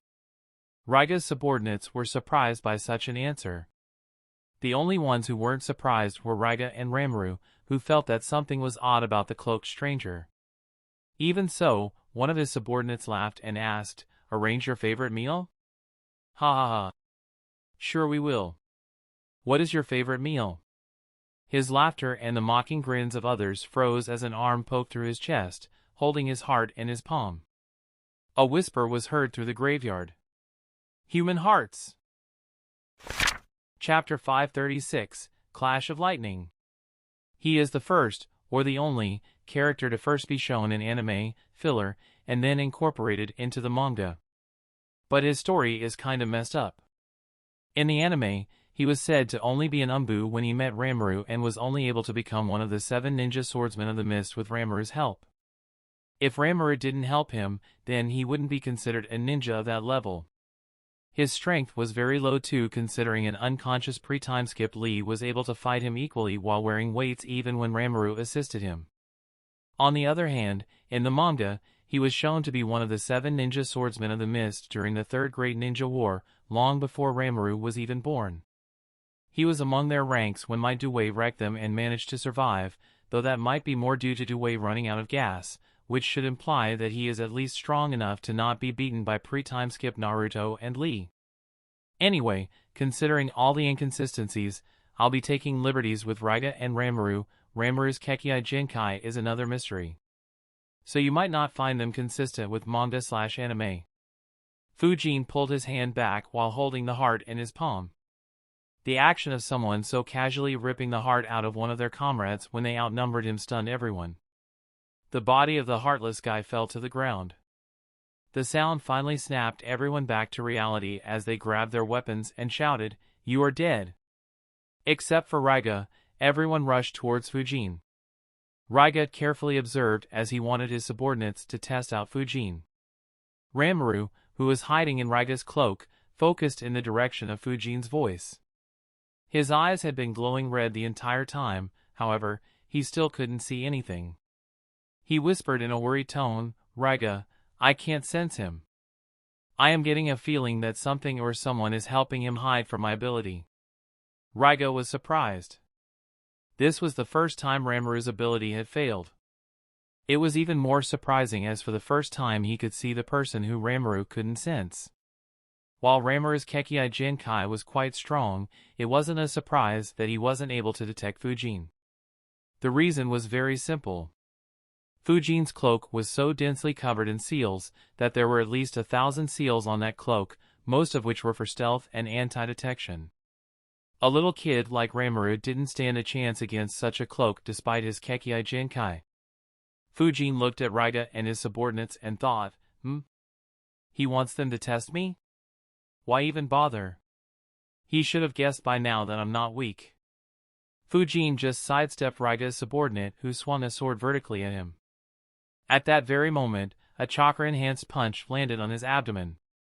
The punch obliterated his abdomen. His innards were blown at the Raiga and his subordinates, who were immediately covered in blood. Before they could register what was happening, another 4 people were blown apart in the same manner by Fujin. Seeing their comrades getting blown up in such a manner finally made them understand the difference in their strength. One of them shouted, "Everyone, gather here!" In an instant, all of Raiga's subordinates retreated to the guy who shouted.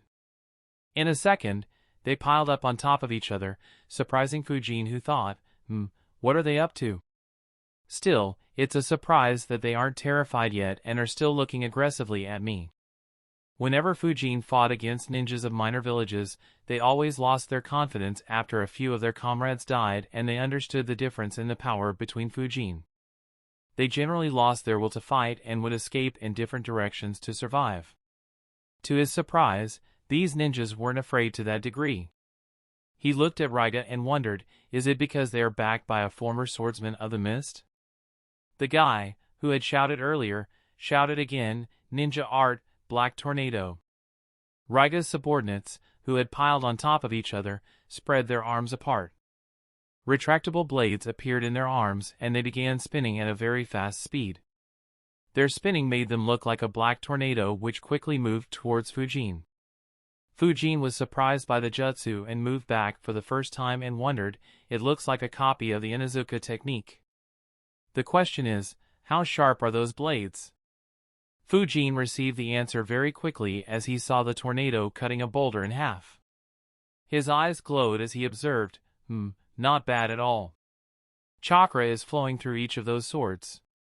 However, their control isn't very good. It looks like Raiga has been training them to an extent at least. Oh well, whatever. This is enough entertainment. Senbons appeared in Fujin's hands. Fujin charged them with lightning and threw them in one smooth action. Despite the ninjas spinning at a high speed and being covered by the tornado and the spinning swords, all 8 senbons pierced through 8 heads in the blink of an eye. Less than a second later, the ones who were still alive had their heads pierced as well. The tornado stopped and their dead bodies flew in every direction due to the momentum of their bodies. Raiga's expression became very serious. He analyzed, lightning release and such speed. His strength is very high as well. Is he from Kumogakure? 2 short blades appeared in Raiga's hands. Fujin's eyes immediately fell on them. He chuckled and said, to just watch your subordinates getting slaughtered. It seems like you really do love funerals. Should I wait for you to complete their funerals or are you impatient enough for your own? Raiga asked with a grim expression, who are you? You couldn't have just arrived here by chance. What do you want? Fujin replied nonchalantly, I am a Kuro. I am looking for some capable subordinates and I heard that a strong ninja was staying here. To be honest, I am disappointed so far. But I suppose I can give you some opportunities to prove yourself. So, are you willing to follow me? Fujin's words immediately enraged Raiga. While Fujin had displayed some strength, it was far from the level of making someone like Raiga feel threatened. His words were just an insult. He raised his swords and shouted, do you think that just killing those fodder would frighten me, a former member of the 7 ninja swordsmen of the mist? Lightning burial, banquet of lightning. Raiga unleashed the lightning flowing through the kiba blades towards Fujin. It cut through the atmosphere and moved towards Fujin. Fujin looked at the attack and thought, oh well, it was worth a try. Now, which Kekkei Genkai does the kid on his back exactly have? Is it controlling dust? The lightning pierced through Fujin's body in the blink of an eye. However, no blood was spilled. Instead, Fujin's image disappeared and Raiga immediately retreated to dodge the incoming senbons. He dodged 5 and the last one barely managed to create a cut on his left cheek. He cursed, these senbons are too fast. I have to be careful that they don't hit Ranmaru. From the corner of his eye, Raiga noticed Fujin moving rapidly towards him. He pointed one of his blades towards Fujin. Lightning release, lightning ball jutsu. He fired a lightning ball at Fujin. At the same time, the blade of the Thunder Spirit appeared in Fujin's hand but stayed hidden under his sleeves. Fujin pointed it at the incoming lightning ball. Lightning release, spinning lightning shot. Fujin fired lightning that compressed into a cone shape and moved forward while spinning like a drill. It pierced through Raiga's lightning ball and reached him in an instant. Raiga fired another lightning ball which redirected the spinning lightning shot away from him. Taking advantage of the time Raiga needed to redirect and dodge the attack, Fujin slammed his hands on the ground. Lightning release, 4 pillar bind for giant rocks were summoned, surrounding Raiga from all sides. Seeing the pillars, Raiga immediately cursed, "Shit! Hang on, Ranmaru!" He immediately unleashed a large amount of lightning from his Kiba blades. At the same time, the 4 pillars shot lightning bolts at Raiga. The lightning Raiga unleashed stayed around him and he began spinning at a fast speed.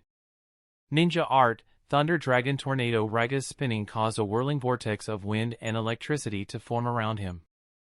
The 4 lightning bolts hit the vortex and were stopped by it. Fujin was surprised by the development. He analyzed. A wind and lightning combination jutsu.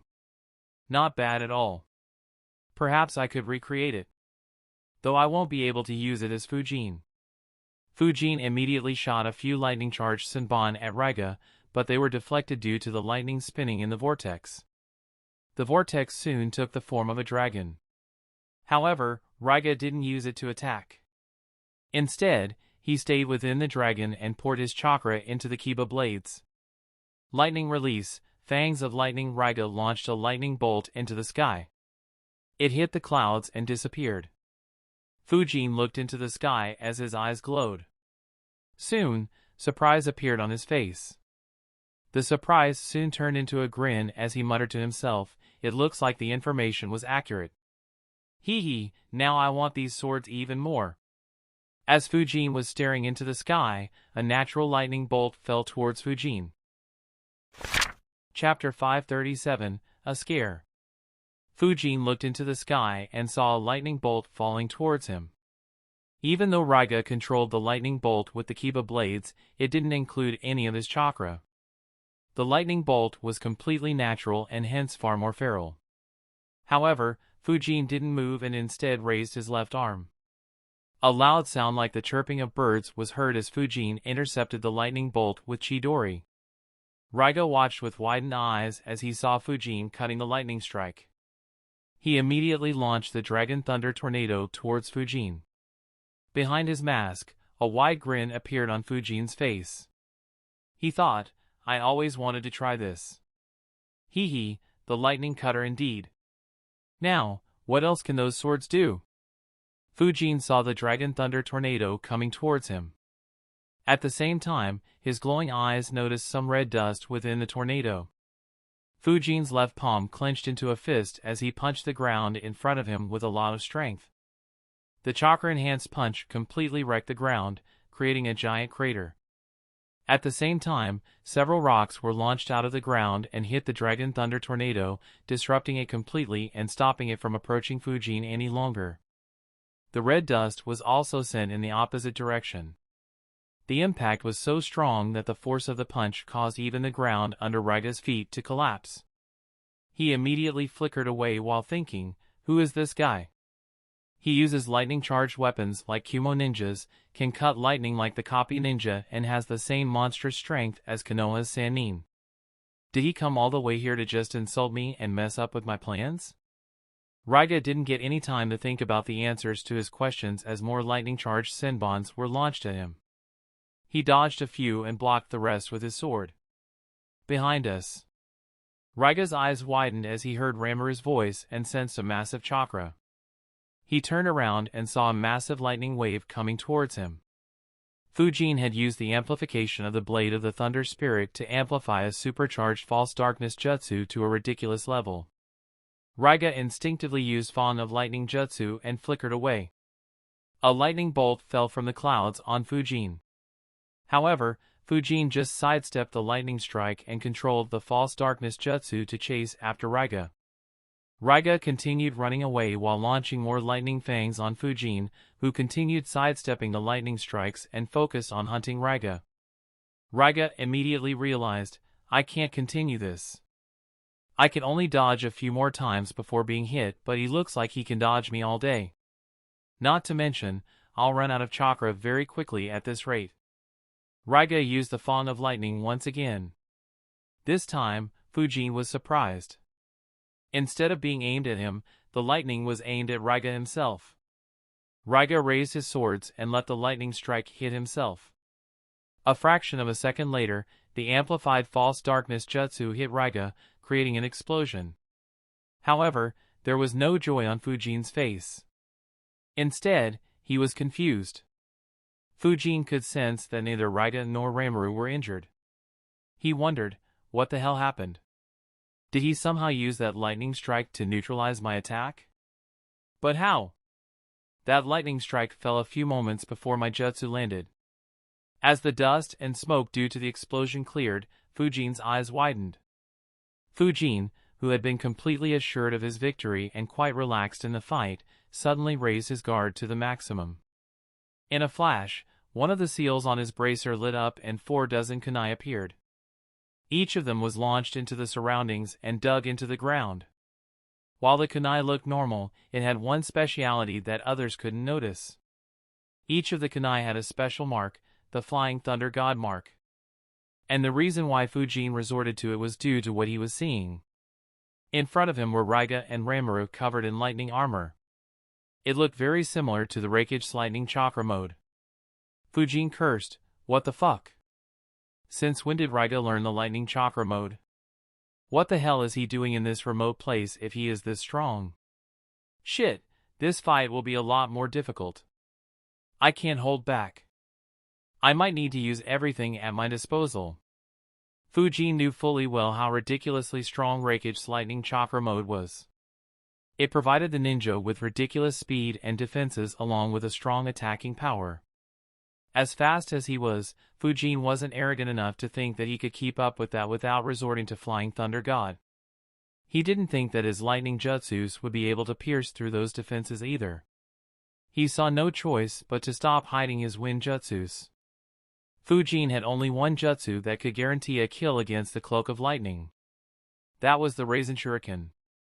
However, his clones needed a long time to create it, which would allow Raiga to dispel his clones long before they created the jutsu.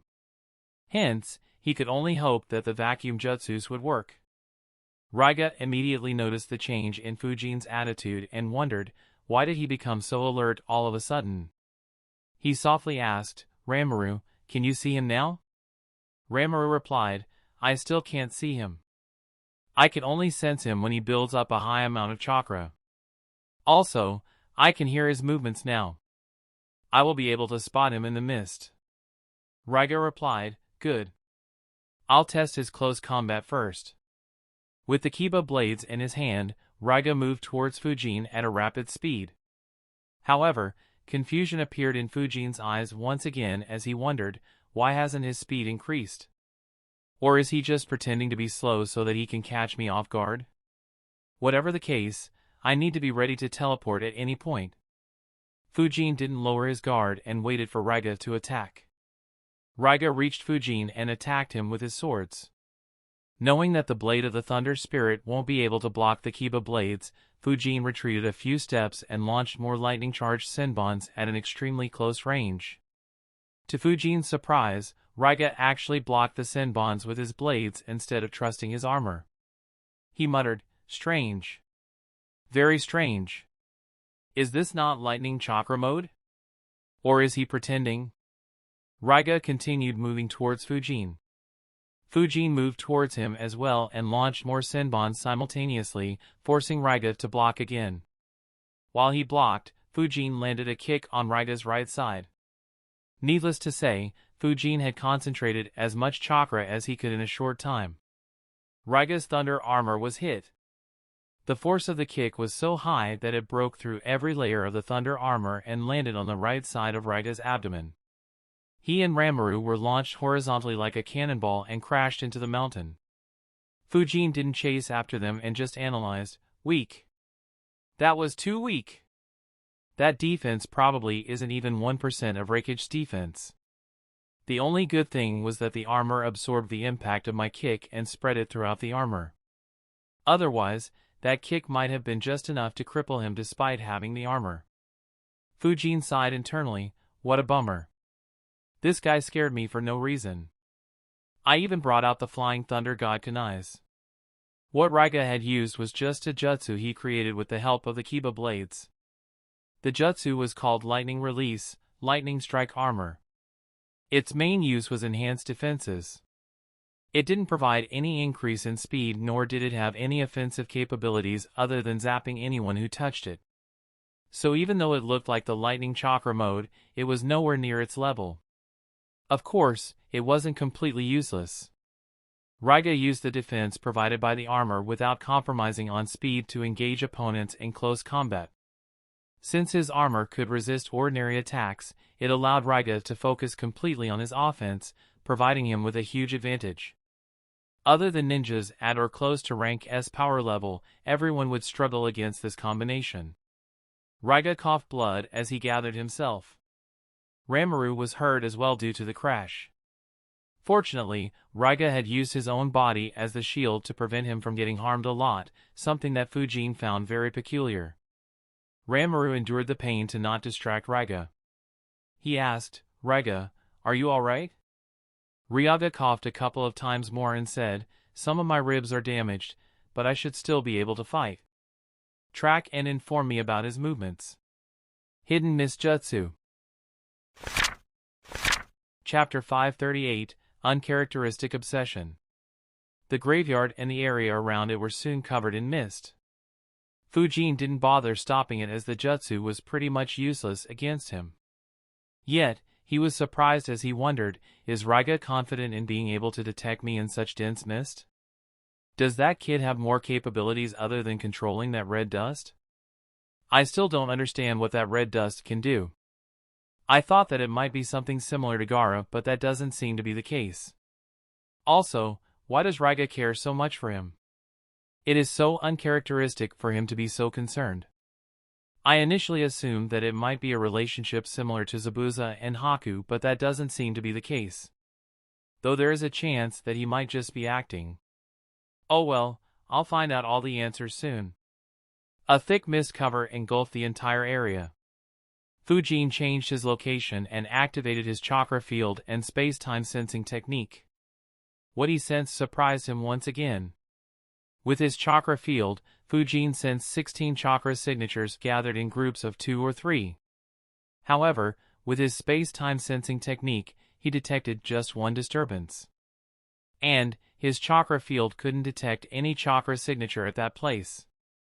It was the first time Fujin had gotten 2 completely opposite results from his 2 sensing techniques. 6 shadow clones appeared around Fujin. They flickered to investigate those 16 chakra signatures. Meanwhile, Raiga asked, where is he, Ranmaru? Ranmaru nervously replied, I can feel that he is sensing us, but he hasn't been able to find us. However, I can't detect him anymore. I can't hear any sound from him. Ranmaru was confused. He didn't understand what was happening with this opponent. It was the first time he had experienced something like this. On the other hand, Raiga was easily able to understand due to his vast experience. He figured out Ranmaru was able to hear him earlier because he didn't bother reducing the noise of his movements while fighting against me. However, in the mist, he is paying special attention to ensure that his movements are as quiet as possible. It's the good old hunting in the mist then. That said, I need to be careful. Something about him feels off. It's as if he is hiding something. I also don't understand why he threw the kunai around when I used lightning strike armor. Raiga changed his position as well. Though Ranmaru wasn't much help, he had decades of experience in fighting in the mist. It far exceeded Fujin's total experience. If not for the space-time sensing technique, Fujin would have been at a disadvantage in the mist as long as he didn't use wind jutsus. Fujin's clones reached the chakra signatures Fujin had sensed. As expected, there wasn't anyone there. Instead, red dust was present there. His clones analyzed, I see, the red dust can cloud my judgment of chakra. It can create fake chakra signatures and can probably hide the real chakra signatures as well. No wonder my chakra field didn't sense their real bodies. Still, this ability means that they think that I can't sense them, hee hee. Fujin's clones dispelled themselves and sent the memories back to him. A smile appeared on his face as he muttered, "You didn't think that you'd become the prey in this hunting ground you created, did you, Raiga?" Fujin stealthily moved towards Raiga. Since he still hadn't been attacked in the mist, Fujin was sure that Raiga couldn't sense him. Even so, Fujin knew that he couldn't overdo it. If he built up his chakra, Raiga would feel it easily. Even without it, an experienced ninja like Raiga would have a very high sense of danger. So, Fujin knew that he would have only one chance of ambushing. If he failed, then Raiga would disperse the mist, understanding his disadvantageous position. Raiga was moving stealthily in the mist to find signs of Fujin. Unknown to him, Fujin appeared just a few meters behind him. Fujin pointed the blade of the Thunder Spirit at him. In an instant, a lightning blade appeared and extended straight ahead for 10 meters. Raiga was completely unaware of the danger. Even so, he moved his body to his left instinctively. The lightning blade pierced through the right side of his abdomen, electrocuting him and burning the organs that it passed through. At the same time, a blood-curdling scream was heard. It came from Rimuru, whose right leg had been pierced by the lightning blade. Raiga could endure the pain, but Rimuru couldn't. Raiga became worried for Rimuru but understood that he couldn't afford to get distracted. He gritted his teeth and launched a lightning ball behind him in less than a fraction of a second after he was hit. Despite his quick action, it was too slow for Fujin, who anticipated and dodged the attack while getting closer to Raiga at the same time. The lightning blade transformed into a lightning whip as he swung it again at Raiga. Raiga raised his swords to defend the attack. The lightning whip hit the Kiba blades. The lightning whip was blocked, but to Raiga's surprise, it somehow forced the Kiba blades to stay in the same spot, making it difficult for him to withdraw the blades. While he would need less than a second to free his swords, Fujin didn't give him the time. He appeared in front of him and kicked his chest. The chakra-concentrated kick brutally damaged his chest, destroying several ribs and damaging his lungs and even his heart. He spat blood as he flew backwards, leading his blades with the lightning whip. Rimuru, who was in a bag on his back, was also sent flying away from him as well. Fujin created 2 shadow clones. One flickered to Rimuru while the other followed Raiga. Meanwhile, Fujin observed the swords for a second before storing them in a storage scroll. His main objective for fighting Raiga had been achieved. His Akuro identity now had 3 excellent swords. The collection of his swords was actually better than what Fujin used normally. One of Fujin's clones flickered next to Rimuru's bag, caught it and flickered a few hundred meters. Fujin still wasn't sure what his Kekkai Jinkai was. Knowing the deadly techniques that existed in the Naruto world, he wasn't interested in becoming arrogant and taking any needless risk. His other clone flickered next to Raiga and slammed his palm on his abdomen. It caused Raiga even more pain. More importantly, the self-cursing seal was applied on his abdomen, restricting his movements and access to his chakra. However, instead of being concerned about his situation, Raiga's mind was focused on Rimuru, who was launched away from him. Despite being restricted by the curse seal and in great pain, he still managed to open his mouth and frantically asked, "Rimuru? Where is Rimuru?" This development surprised Fujin once again. He thought, his personality doesn't entirely match with Konoha's intel. To think that someone as sick and bloodthirsty as him would be more concerned about a kid's life other than his own. Not to mention, that kid isn't his either. Raiga increasingly became more frantic. Had he not been critically injured, he might have broken the curse seal with just his will. Suddenly, he heard Fujin's voice, "Raiga Kurisuke, one of the 7 ninja swordsmen of the mist, known for your brutality and bloodthirsty nature. To think that you would be so attached to a child.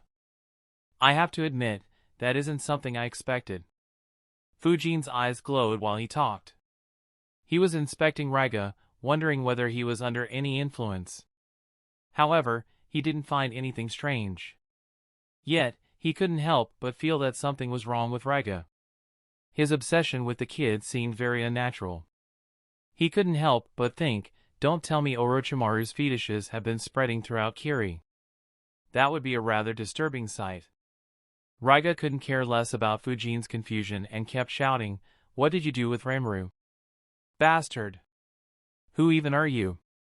Why did you come here to separate me and Ranmaru? Unnatural. This is too unnatural." Fujin thought. He said, "Tell me who that kid is, what his abilities are and why you are so concerned about him. If you can convince me, I'll let you meet him." Raiga immediately said, "He is my family. He is the only one who completes me. Bring him too." Raiga's words were stuck in his mouth as his throat was slashed. Fujin muttered, "Since you thought about the answers, I can just find the truth myself." Fujin placed his palm on Raiga's head and inserted Yin chakra into his brain. In a remote village in the land of River, which was only known for its proximity to a gold mine, Raiga Kurasuke, one of the 7 ninja swordsmen of the mist, met his end. It was the second one who had fallen by Fujin's blade. Chapter 539, An Overpowered Kekkei Jinkai. Seeing Raiga's state of mind, Fujin understood that he wouldn't be able to get clear answers for him. Even if he did, he couldn't be sure whether the answers were truthful, lies, or Raiga's delusions.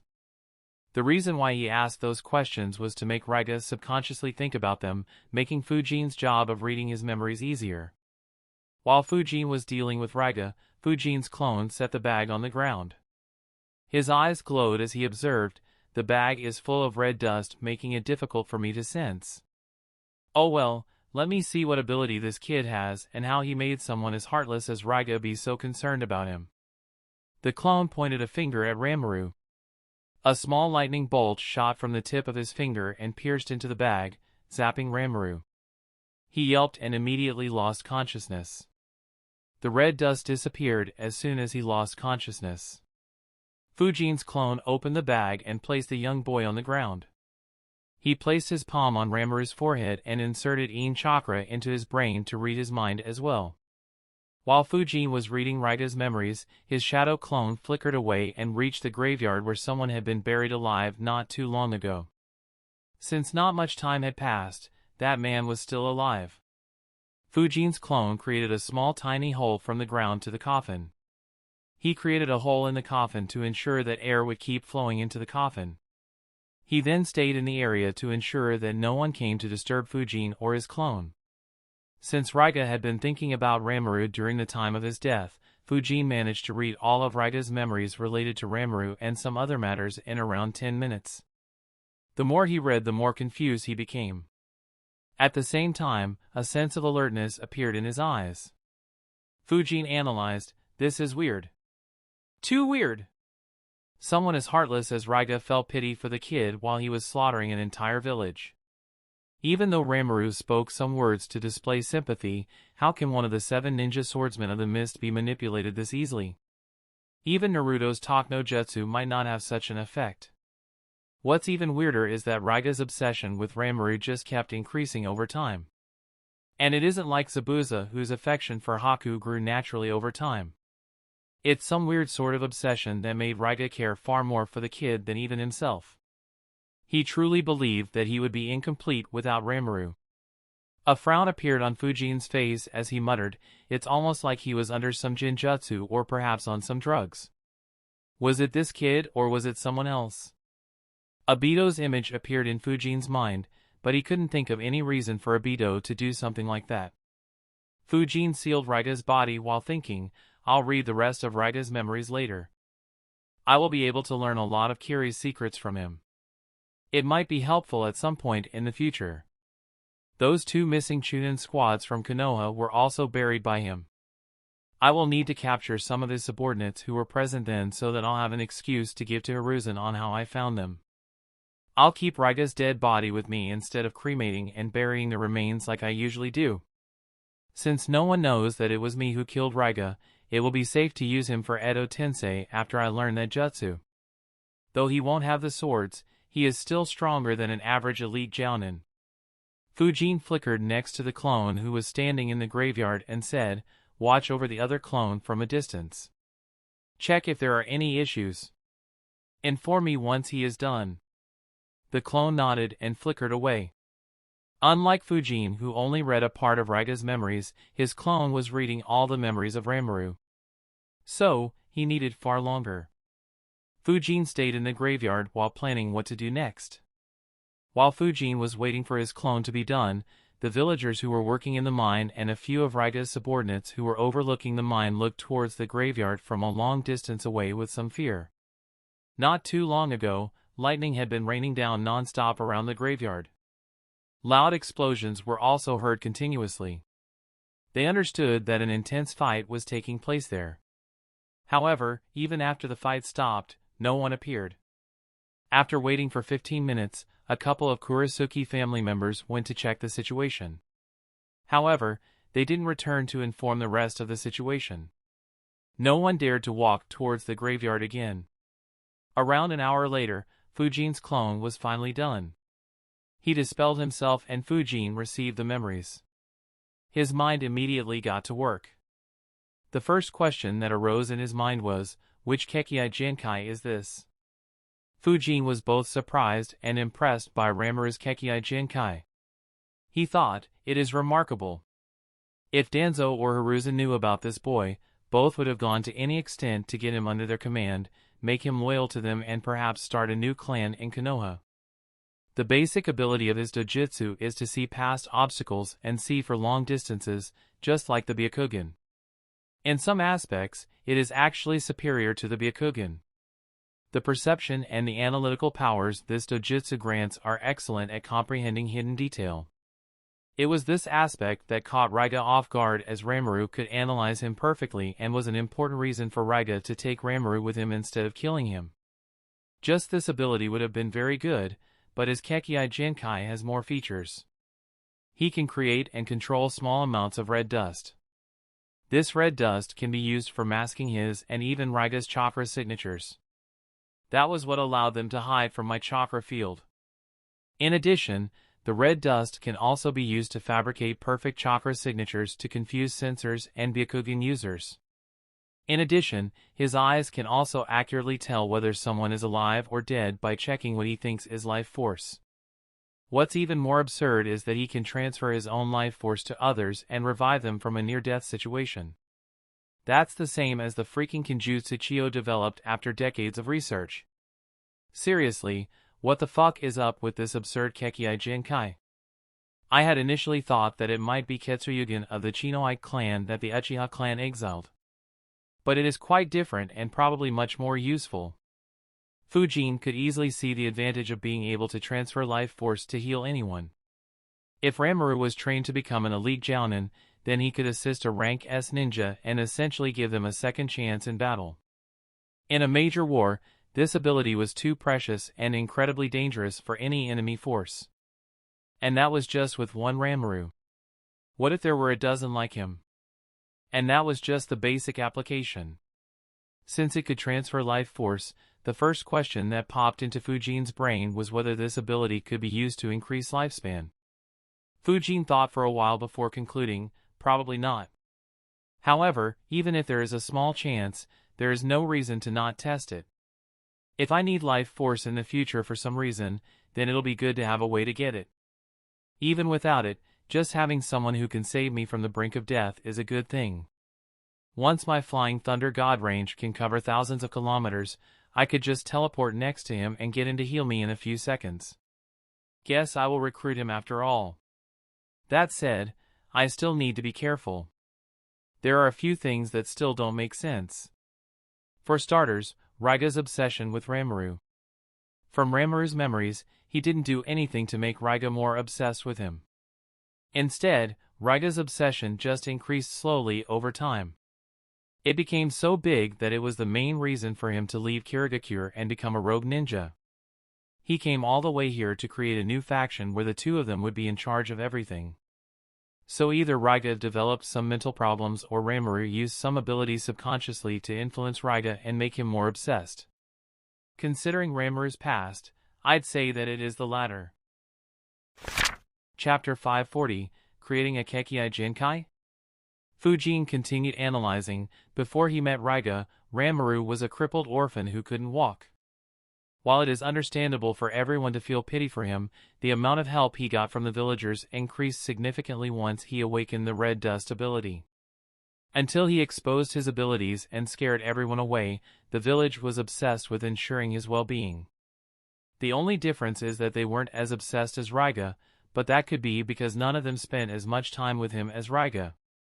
If it is a part of his Kekkai Genkai, then that would mean that he has some means of mentally influencing those who come in contact with him. I have a feeling that this is the feature of that red dust due to that incident, though I could be wrong.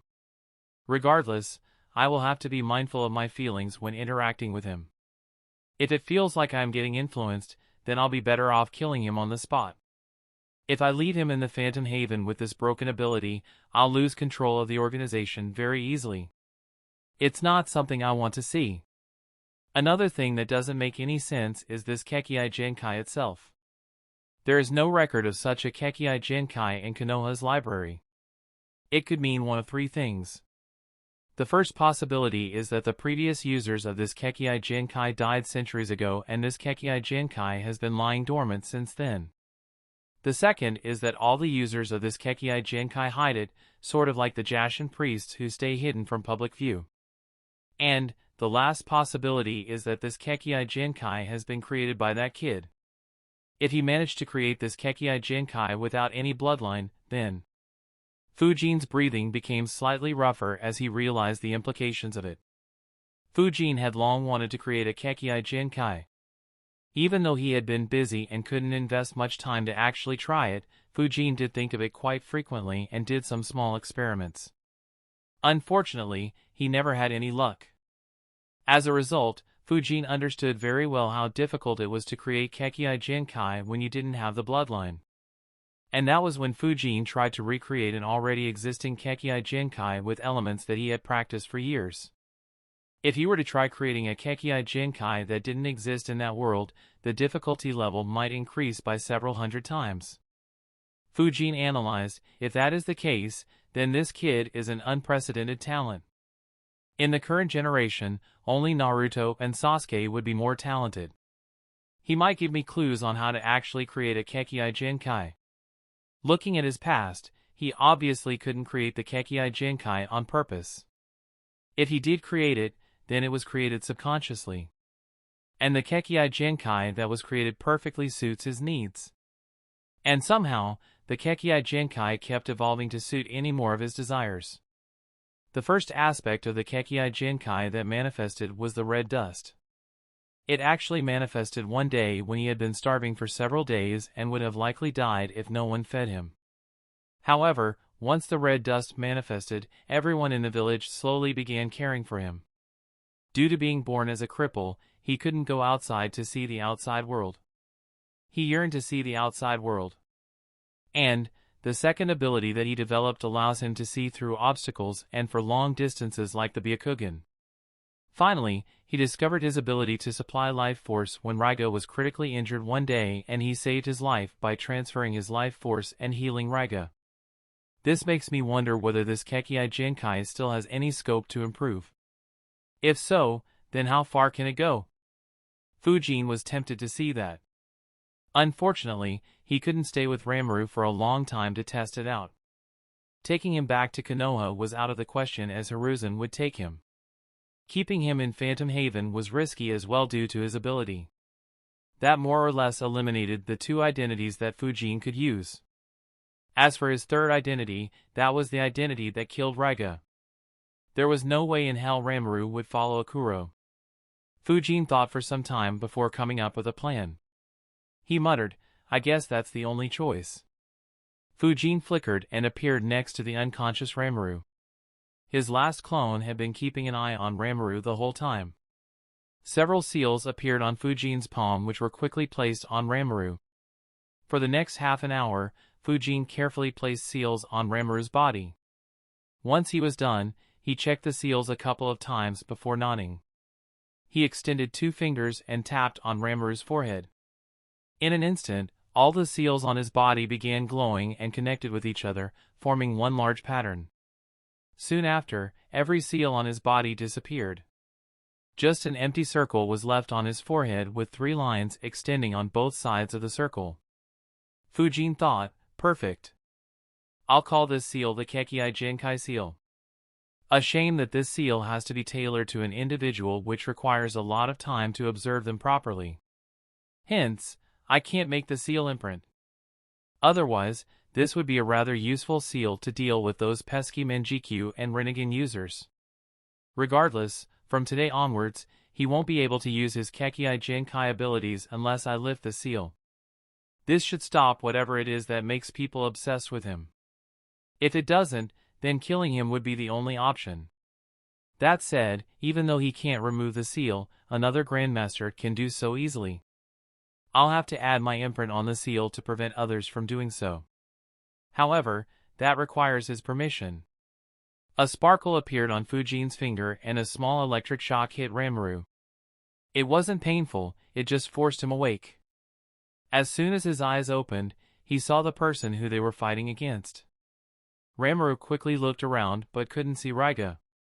Fearing the worst, he asked, "Where's Raiga?" Fujin replied in a single word, "Dead." Ranmaru's eyes widened for a moment before going back to normal. Fujin's clone had knocked Ranmaru out a few seconds before Fujin had killed Raiga. So Ranmaru didn't sense his death. Ranmaru looked at Fujin and said, "I was born as a cripple. Until I met Raiga, my life had no meaning. When we met, I became his eyes and ears while he became my hands and feet. Together, we explored the world. Raiga and I were finding the meaning of our lives by living for each other. We were convinced that we found the answer. That's why, if Raiga is gone, I have no reason to live.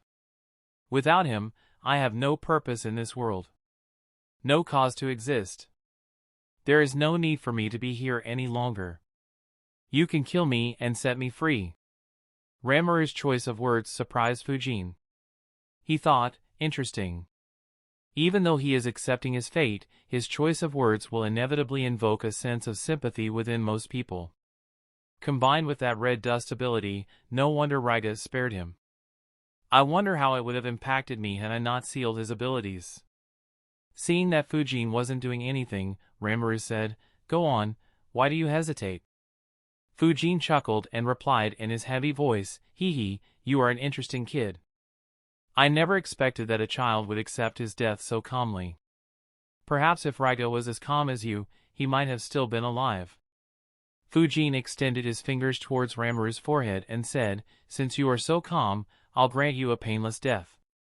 Ranmaru closed his eyes as Fujin's fingers touched his forehead. However, he didn't feel anything else. It was as if it was an ordinary tap. Fujin just took the opportunity of Ranmaru's willingness to accept death to apply his imprint on the Kekei Genkai seal, ensuring that no one could remove his seal any longer. He chuckled internally while thinking, well, look at that. He is actually willing to die. There was no resistance at all. No wonder his words feel so genuine. TSK, to do so without a scheming mind. He will have a talent comparable to Naruto in Talk no Jutsu. I wonder how strong he will become with proper guidance. Ranmaru opened his eyes and asked, "Why did you stop?" Chapter 541, Controlling Lightning. Ranmaru asked, "Why did you stop?" Fujin pulled his hand back and said, "Your words intrigued me. You said that you had found the meaning of your life. What did you find?" Ranmaru replied, "It's as I said. I completed Raiga and Raiga completed me. That was the meaning of our lives. We are two people who have different bodies but the same mind." Hee. Ha ha ha. Fujin broke out in a burst of loud laughter. Ranmaru didn't understand the meaning of the laughter but didn't say anything. After half a minute, Fujin finally controlled himself and said, "That's the most delusional thing I have heard in my life." He looked into Ranmaru's eyes and continued, "I don't know what the two of you have been doing before you reached this village, but here, all you did was enslave the villagers and force them to work for you. In addition, you buried several defenseless villagers alive. Villagers who were no different from cripples in Raiga's eyes. Is the meaning you found in your life?" Ha ha ha, that's the most bizarre thing I have heard. Ranmaru replied, we came here to free people from the tyrannical taxes that were imposed on them. Fuin laughed again and said, oh really? Of all the places, you came to rescue the village that has a gold mine? Do you think that making them work like a slave and burying them alive is helping them? Ha ha ha. You are one sadistic bastard. Fuin's words surprised Ranmaru. It was important to remember that Ranmaru was just a child. He stayed in his house all the time since he couldn't walk outside. And once Raiga took him away, he always stayed with Raiga. As a result, his sense of morality wasn't normal in any sense. Hearing Fuin's words, Ranmaru began introspecting. Fuin touched Ranmaru's forehead once again with 2 fingers and said, I have changed my mind. I won't kill you. However, I will make you experience how life is for a person without any abilities. From this day onwards, you won't be able to use your dojutsu. Only when you have helped 100 times the people you and Raiga harmed, you will be able to use your abilities again. Hee hee, enjoy your new life. Perhaps you might find the real meaning of your life. As those words fell on Ranmaru's ears, he fell unconscious. However, even when he was unconscious, he kept hearing those words. It was as if those words were imprinted on his brain. Fuin picked Ranmaru up and flickered back to the graveyard. He placed his unconscious body there and disappeared once again. Seconds later, the soil covering one of the graves suddenly shifted apart. The coffin lid cracked and crumbled, and the restraints tying the person inside the coffin were cut apart by the wind. The man opened his eyes. His fists and legs were bleeding as he had tried for over an hour to break out of the coffin. He had given up, but as soon as he saw the light, he pulled at his restraints with as much force as he could. To his surprise, he managed to break free. He quickly crawled out of the coffin and took heavy breaths. He looked around fearfully to see if Raiga and his men were still around. To his relief, he didn't see anyone. And, to his horror, he noticed a lot of blood. He got up and nervously checked the bodies that were lying around in the graveyard. His eyes widened as he realized that they were the dead bodies of the Kurasuke family members. He was stunned for a moment. Soon, he began crying. However, those were tears of joy.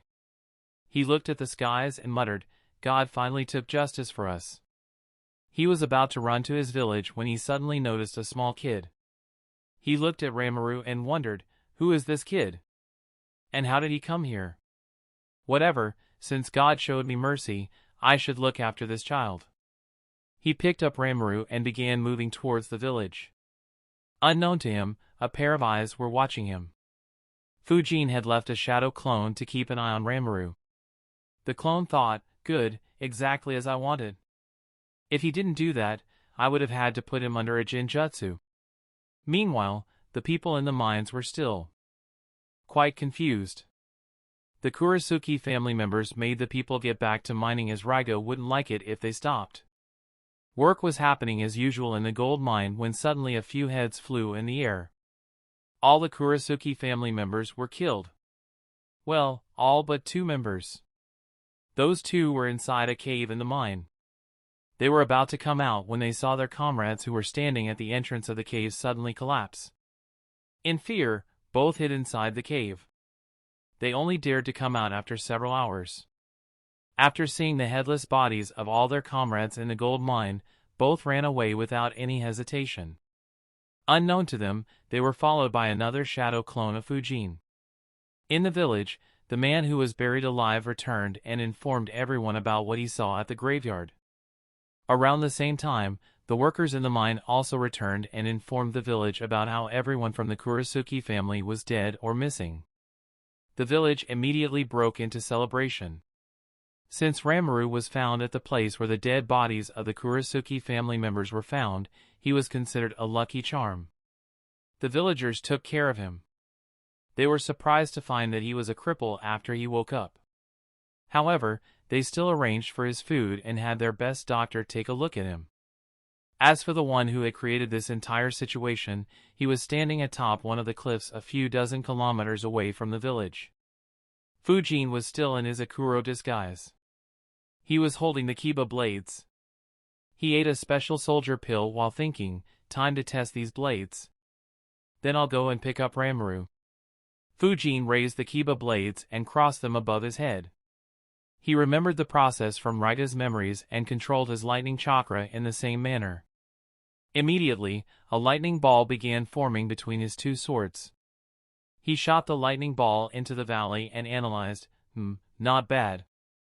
This sword is relatively easy to use. However, it could be more because I am already used to using the blade of the Thunder Spirit. Regardless, it shouldn't take much time to learn all of Raida's jutsus. Mastering them might need some time though. These blades also have an amplification factor like the blade of the Thunder Spirit. However, it is only around 3 to 4 times. A shame that I can't stack up the buffs of these two swords and the blade of the Thunder Spirit. If I could, then blowing up the entire root headquarters wouldn't have been an issue. Unfortunately, I need to control my chakra properly while using the amplification feature of either of the blades. Once the amplification occurs, I can't control that chakra like the chakra in my body. I can only use it to create a jutsu and fire it. If I transfer it to another blade, then even though the amplification might occur, I won't be able to use it to create a jutsu. That said, I wonder if there are any tools in this world that allow a direct amplification of chakra while still allowing me to control it freely. If so, then I might be able to use that to stack up amplifications. Unfortunately, considering that there isn't any record of it, it probably doesn't exist. Anyway, another restriction of the Kiba blades is that these blades aren't as versatile as the blade of the Thunder Spirit when it comes to channeling jutsus. Raiga spent a long time trying to figure out the optimal jutsus for the blade. I won't be able to use this blade for other jutsus. Fortunately, I don't have a need to do so. I just need one jutsu. Fujin pointed both his Kiba blades towards the sky and flowed his lightning chakra into the blade. He fired a lightning bolt from the blades into the clouds. He closed his eyes and felt his chakra that dispersed into the cloud. Normally, he wouldn't be able to control that chakra. However, with the Kiba blades, he could sense the changes that chakra caused in the sky very clearly and control it to an extent. Fujin looked at the skies and thought, incredible. It's as if the main purpose of this sword is to control lightning. The lightning chakra I fired is stimulating the formation of lightning in the cloud. Though it takes some seconds, I'll be able to control when and where the lightning falls. As soon as he felt that it was ready, Fujin pointed his Kiba blades towards one of the other cliffs. A lightning bolt fell towards the cliff from the sky. However, it missed the mark and struck on its slopes. Fujin muttered, I will need to work on perfecting my aim. Chapter 542, A Little Play. Daimyo-sama. The environment finally seems to have calmed down. It might be safe to continue our journey. A man rushed into a tent and announced loudly. Inside the room was the daimyo of the Land of Frost. The daimyo's ears perked up on hearing that. He cursed, it's about time. Did anyone find out what it was? The man shook his head and said, I am sorry, daimyo-sama. The samurais couldn't get close to it as it was very dangerous for them as well. A couple of them almost died. They decided against investigating again. The daimyo thought for a bit before saying, let it be. Since it has passed, we don't need to worry. We will send some experts here later to investigate this area. The daimyo of the Land of Frost was visiting several other daimyos on a schedule for some political talks. He was en route to meet another daimyo when suddenly lightning began falling non-stop from the skies some distance ahead on their path, forcing them to camp there. Though the lightning would stop occasionally, it would begin again when they started moving. They dispatched the samurais to check what was happening, but some lightning strikes fell very close to the samurais, scaring them away. Since it was mountainous terrain, they only had one path to move through. As a result, his group was stuck there for 2 whole days. Needless to say, all the lightning that fell in their path was from Fujin, who was training. Though he had no idea who it was, he didn't want to be disturbed while he was training. As a result, the entire mountain pass stayed closed for 2 days. After training for 2 days, Fujin was finally satisfied and moved from the area. As he moved back to the village near the gold mine, his appearance changed again. His height returned to normal and his appearance changed into that of an old man. He changed his outfit as well. If someone saw him now, they would think that he is a wise and holy old man. As he moved, he analyzed, I can now control the lightning very well with the Kiba blades. I'm still not as good as Raiga, but it's only a matter of time before I surpass what he could do with these blades. For Raiga, the Kiba blades were the core of his strength. However, even for my Akuro identity, it is just one of my many trump cards. There are just 3 abilities of these swords that I need and will focus on. The first is using them as normal swords for close combat. With my chakra flow, I don't need to work on this aspect even a bit. The second is controlling the lightning. Even though the Kiba blades aren't very versatile for using other jutsus, they are amazing at manipulating natural lightning. With their help, I can create a jutsu equivalent to or stronger than Sasuke's Kirin. Considering the amplification feature of these blades, I will need only a fraction of the chakra that he needed to use Kirin. Once I create this jutsu, it will undoubtedly become Akuro's most destructive jutsu. The third application of these blades that I found very interesting was the lightning strike armor. Konoha already tried replicating some aspects of the lightning chakra mode by developing burst, lightning transformation, and electric skin jutsu. Along with this armor, I might have some headway in copying the lightning chakra mode. If I somehow master it, then this identity will have peak rank S battle strength without having to use the flying thunder god jutsu.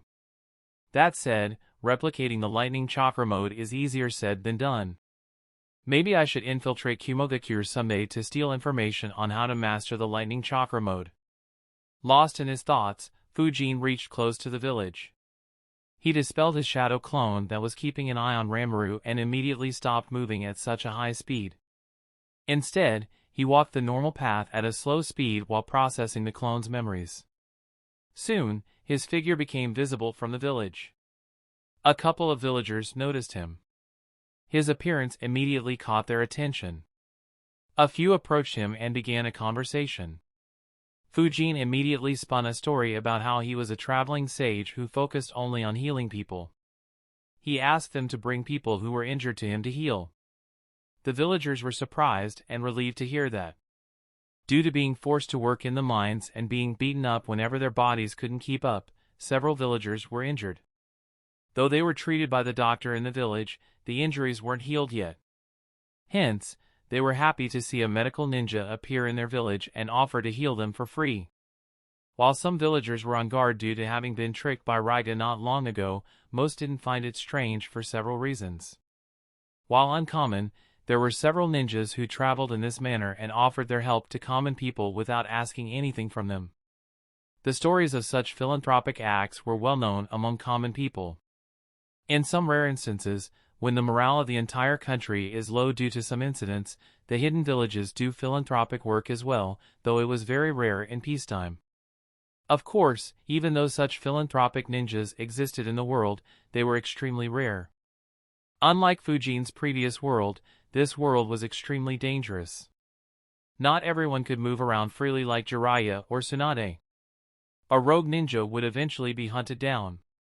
And if that philanthropic ninja was still a part of a hidden village, then he or she would never be permitted to do such work for a long time. That is why, the common people would always be extremely happy and welcoming when someone appeared to do such philanthropic work. Of course, there was another reason why they trusted Fujin so easily. It was because he cast a Jinjutsu to lower their alertness and make them more trusting in nature. Some injured people approached Fujin. He healed their injuries using the mystical palm jutsu one by one. Seeing that there was nothing fishy, the remaining injured villagers approached him as well. A few diseased people also approached, but Fujin said that he unfortunately couldn't help them. When everyone was healed, an old man asked, "Can you heal someone who is paralyzed?" Fujin pretended to think for a few seconds and replied, "It depends on the type of paralysis, so I can't say for sure. Lead me to the patient and I'll take a look." The old man nodded. He and some other villagers led him to the house in which Ranmaru was kept. Ranmaru, who was lying in bed, saw Fujin appear. As soon as Fujin saw him, a frown appeared on his face, which was noticed by Ranmaru and some other villagers. One guy asked, "Is there an issue?" Fujin shook his head and replied, "No. I will take a look." He approached Ranmaru and pretended to inspect his legs while thinking, "I have already inspected his paralysis." Though I don't have much medical knowledge of how to treat paralysis, Yoshi and Isamu forcefully taught me some basics when I was learning the mystical palm jutsu. Ranmaru's paralysis is very easy to heal. All that is needed is to insert chakra into his body and have it flow through his chakra network in his legs to solve his paralysis. Any medical ninja can do it. Had I not read their memories, I would have wondered why Raiga didn't ask a medical ninja to look at Ranmaru. However, the answer to that question becomes very easy to figure considering that they considered each other to be an extension of themselves. How would Raiga be Ranmaru's hands and feet if Ranmaru can walk by himself? Fujin smiled and asked, "What is your name, young one?" Ranmaru was surprised by the kind smile. In the past couple of days, he had seen too many kind smiles. He had thought that it was just the villagers who were happy to see Raiga gone. Seeing their relief, he understood that the words of Raiga's killer were true. He and Raiga had committed several sins which weighed heavily on him and made him depressed. Ranmaru replied, "I am Ranmaru." Fujin said, "Ranmaru, such a good name. From today onwards, you will be able to walk like anyone else." Fujin's words shocked Ranmaru. Before he could process his thoughts, Fujin pointed his palm towards his legs and a green glow appeared. He said, "It will sting a bit, but don't worry, it won't hurt. Clench your fists and grit your teeth." Fujin inserted his chakra into Ranmaru's legs. Ranmaru immediately clenched his fists and gritted his teeth. The villagers watched with slight nervousness on seeing his expressions. Chapter 543, A Little Play Part 2. Though Fujin said that it wouldn't hurt much, Ranmaru felt as if several dozen needles were being inserted into his legs every second. If it was any normal boy instead of him, he would have long started crying loudly. After a few minutes, Ranmaru grew used to the pain. More importantly, he began feeling sensations in his legs. For the first time in his life, he was able to move them slightly. Don't try to move your legs right now. Don't worry, you can walk and run as much as you want very soon. Fujin instructed on seeing Ranmaru trying to move his legs. Ranmaru immediately stopped. After another 10 minutes, Fujin finally stopped. He pulled his hand back and said with a smile on his face, "You can try to move now." Ranmaru nodded and tried to move his legs. To his surprise, he was able to move his legs. However, he was still quite slow. Fujin said, "It will feel weird at the start. However, you will soon get used to it." Ranmaru tried to get up. A couple of villagers assisted him and helped him get off the bed. With their help, Ranmaru took the first steps of his life. When he did, his feelings immediately became very complicated.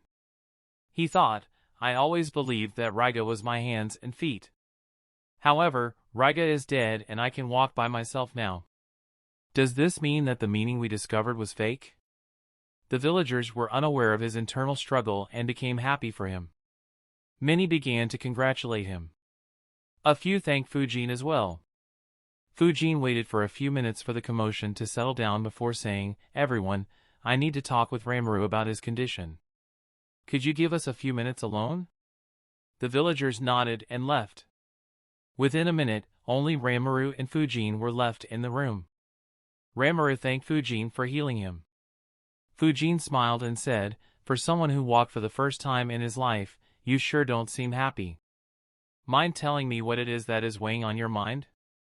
Since his abilities were sealed, Ranmaru couldn't detect that Fujin was using a jinjutsu on him to make him trust Fujin more easily. In addition, he had just healed Ranmaru's legs. As a result, Ranmaru felt that Fujin could be trusted. However, even then, he shook his head and said, "It's nothing." Fujin was surprised. He wondered, even in this situation he isn't willing to open up? Looks like staying with Raiga made his mentality quite strong. "Oh well." Fujin said, Nothing? I wouldn't call such a complicated seal on your body nothing, kiddo. When I first saw you, that seal shocked me. I never thought that someone would put such a complicated seal on a little child. So, can you tell me what it is? Perhaps I might be able to help you. Ranmaru was surprised. Ever since Fujin woke him up after killing Raiga, he hadn't been able to use his abilities. As a result, everyone thought that he was an ordinary kid. He didn't imagine that he'd meet a Fuin jutsu expert just a few days after the seal was applied to him. His expression became dejected as he admitted, I unknowingly did some horrible things. Things I thought were good for the people but were actually harmful. As a result, someone sealed my abilities and said that my abilities will stay sealed until I do good work. Fujin acted like he was surprised and said, That's a surprise. I thought someone had some ill intentions towards you. I don't know what you did, but it's good to see that you have identified your mistakes. Do you want me to break this seal? Ranmaru was surprised by the offer. He thought for a couple of minutes before shaking his head. He answered, No. I can't do anything for the people who suffered due to me. However, I want to do good for the people in the future. I am afraid that my abilities might put me on the wrong path again. A wide smile appeared on Fujin's face as he said, Good attitude. You might just be suitable to be a part of my organization. Let me check your seal first. Ranmaru wondered, his organization? Fujin placed his palm on Ranmaru's forehead and inserted some chakra into it. For the next couple of minutes, he pretended to check the seal. With every passing second, his smile reduced and a frown appeared on his face. He muttered, This seal is a very high-level one. The one who put it on you is probably among the best Fuinjutsu grandmasters in the world. Unless he lifts the seal himself, it looks like doing good will be the only way to get rid of it. He looked at Ranmaru and asked, How are you planning to do good work? Ranmaru thought for a bit before answering, I don't know. Fujin nodded and said, As I thought. Would you like to come with me? The organization I created helps civilians who are being attacked by rogue ninjas and bandits. It will give you an opportunity to help the weak. The main reason why I came here is because I heard that this village was being tormented by one of the 7 ninja swordsmen of the mist and his goons. However, it looks like someone already killed them. Ranmaru was surprised to hear that his benefactor was here to deal with Raiga and the Kurisuke family as well. He thought, it seems like we were extremely tyrannical for so many people wanting to deal with us. Should I tell him that I was working with Raiga? Fujin continued, If you come with me, you'll be trained properly for a few years. Once you become strong enough, you'll be able to help out people with your own strength. Instead of giving his answer, Ranmaru said, I don't want to hide things from you. Until a few days ago, I was working with Raiga. Surprise appeared on Fujin's face again. He said, I see. Can you tell me what circumstances made you work with him and what happened to him? Ranmaru explained to Fujin about his background, his Kekkei Genkai, how he met Raiga and how Raiga and the Kurisuke family were killed a couple of days ago. Fujin heard impatiently. When Ranmaru was done, Fujin sighed and muttered, Such a complicated life at such a young age. In any case, there is no reason to not give you an opportunity to redeem yourself. My offer still stands. Ranmaru immediately replied, I would be honored to be a part of your organization. Fujin smiled and said, Good. Fujin explained to him the details of the organization and applied the phantom seal on Ranmaru's back. He informed the villagers that he would be taking Ranmaru as a disciple and taking him on his journey. The villagers were surprised, but seeing that Ranmaru had agreed, no one stopped him. They bid their farewells to Ranmaru. Fujin carried Ranmaru to the Phantom Haven base. En route, he wore a mask and instructed, Ranmaru, don't tell anyone that you saw my face. Also, don't tell anyone about your past with Raiga or your sealed abilities. Ranmaru nodded. Fujin reached the Phantom Haven base, handed Ranmaru to Shigeki and said, he'll be joining here as a student. Raiga and his subordinates were dealt with by someone. He won't be harming anyone else. Shigeki was surprised to hear that someone as strong as Raiga was dealt with by someone else so soon after he informed Fujin about him. He nodded and arranged for Ranmaru to be placed with other students. Following Fujin's advice, Ranmaru tried making friends with the kids. Fujin and Shigeki observed them from some distance away. Shigeki asked, "Is there anything special about him, Shurden?" The reason why Shigeki asked the question was because this was the first time Fujin recruited someone other than him. Fujin answered, "The circumstances he grew up in were very bad. Though life in our base isn't exactly normal, it'll still be a great improvement for him. Anyway, he is quite talented. I anticipate that he'll manage to become an elite jounin in a couple of decades." Shigeki was surprised to hear Fujin's evaluation. He remembered how strict Fujin had been while categorizing the ranks. What Shigeki didn't know was that Fujin believed that Ranmaru should be able to become a rank S ninja if he didn't slack off. Though it was unlikely for him to reach that level before the Fourth Great Ninja War, he might reach it a few years after the war. Even though Fujin didn't have any concrete plans for the organization after the Fourth Great Ninja War, there was no reason to not recruit a possible rank S ninja who could heal him within moments, especially considering how little time he personally invested in Ranmaru. Seeing Shigeki's expression, Fujin instructed, "Don't treat him differently from other kids for that reason though. Other kids won't like it if someone gets special treatment. Just train him like anyone else." Shigeki nodded. Fujin gave some more instructions and took his leave. On leaving the Phantom Haven base, he muttered, "Time to complete the mission that Hiruzen assigned me."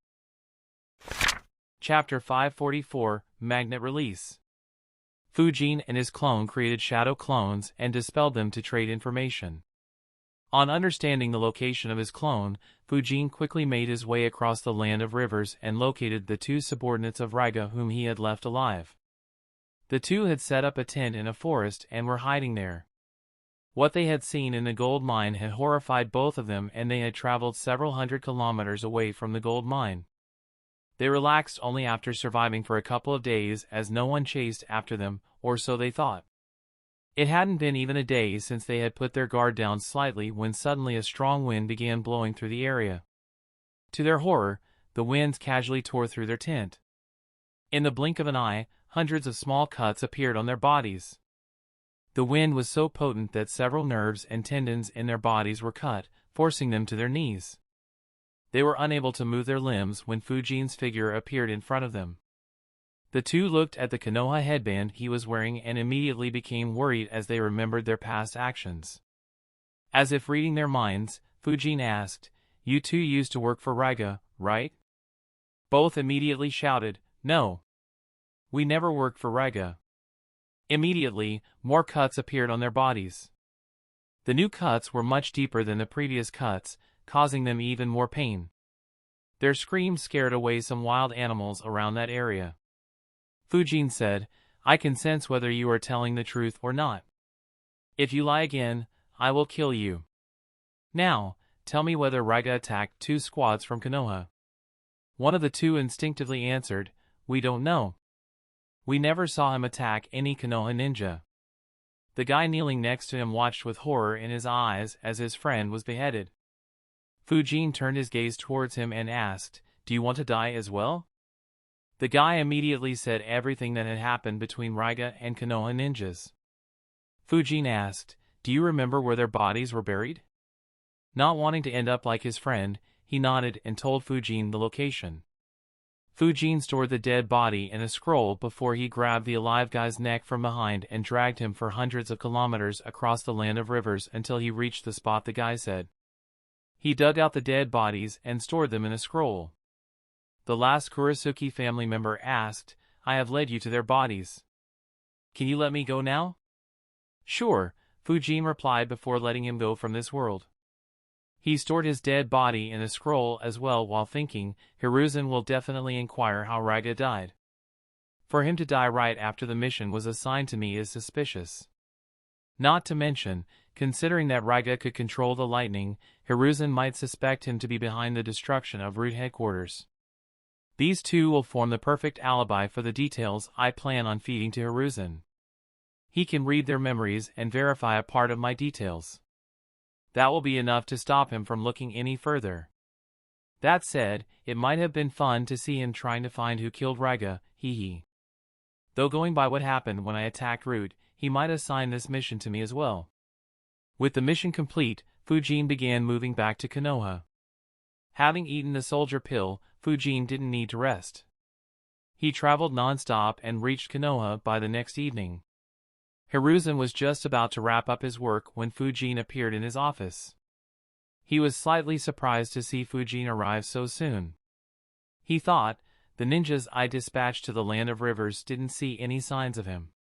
Did he find out why those 2 squads went missing so quickly? Hiruzen didn't have much hope of finding those 2 squads. He had just given the mission to Fujin because Fujin wanted to spend some time away from the village. He said with a smile, Fujin, it's good to see you again so soon. How did the missions go? I received some interesting reports from the Land of Rivers. Hiruzen still remembered that puppets had destroyed the Yamakawa town. He was curious to know how Fujin got his hands on so many puppets and how he became so masterful at controlling them. Fujin chuckled and said, the missions were indeed interesting. I came across a couple of ninjas that I didn't expect to find in the Land of Rivers. That said, the information might be sensitive. Hiruzen got the clue and glanced at his Umbu guards. Within seconds, they left the room and activated all the seals. Hiruzen asked, so, who did you run into? Fujin didn't answer his question and instead placed a couple of storage scrolls on Hiruzen's desk and said in a serious tone, this one has the dead bodies of the 8 Chunins who went missing. Hiruzen sighed on hearing that. While he had expected them to be dead, getting the confirmation didn't make it pleasant. Losing 8 ninjas in peacetime wasn't something he wanted to see. He asked, who was it? Fujin answered, a former member of the 7 ninja swordsmen of the mist, Raga Kurasuke. He had established a stronghold in a village that had a gold mine and had more or less enslaved the villagers there. I suspected that he was the one behind the missing Chunins when I heard that he was in the Land of Rivers. However, when I went to find him, I learned that he had been defeated by someone and his subordinates were slaughtered 3 days before I reached the village. Hiruzen was surprised. He muttered, to be able to defeat one of the 7 ninja swordsmen of the mist and slaughter all his subordinates. Who was it? Fujin shrugged and said, no idea. I placed a villager under Jinjutsu and learned that a huge fight took place in the graveyard where Raga and his followers were burying a living man. Since the villagers were far away, they didn't see who it was. They only saw lightning striking that area repeatedly. Sometime after the fight stopped, Raga's subordinates, who were overlooking the operations in the mine, were beheaded in a flash. Whoever that person was, we can say that he is incredibly fast at the very least. The villagers recovered the dead bodies of all but 2 of Raga's subordinates. Raga's body was missing as well. So I am not sure whether he is dead or whether he escaped. Considering how little information we have, it could have been Raga himself who went crazy and killed his subordinates. It's difficult to say for sure. Anyway, I hunted down the 2 subordinates whose bodies weren't found and interrogated them. Raga killed those 2 squads and buried them some distance away from the village. This scroll has the bodies of those 2 subordinates. Perhaps we can learn more by reading their memories. Hiruzen thought for a bit before saying, did you get the dead bodies of his subordinates who were in the graveyard? Perhaps we could know what happened from their memories.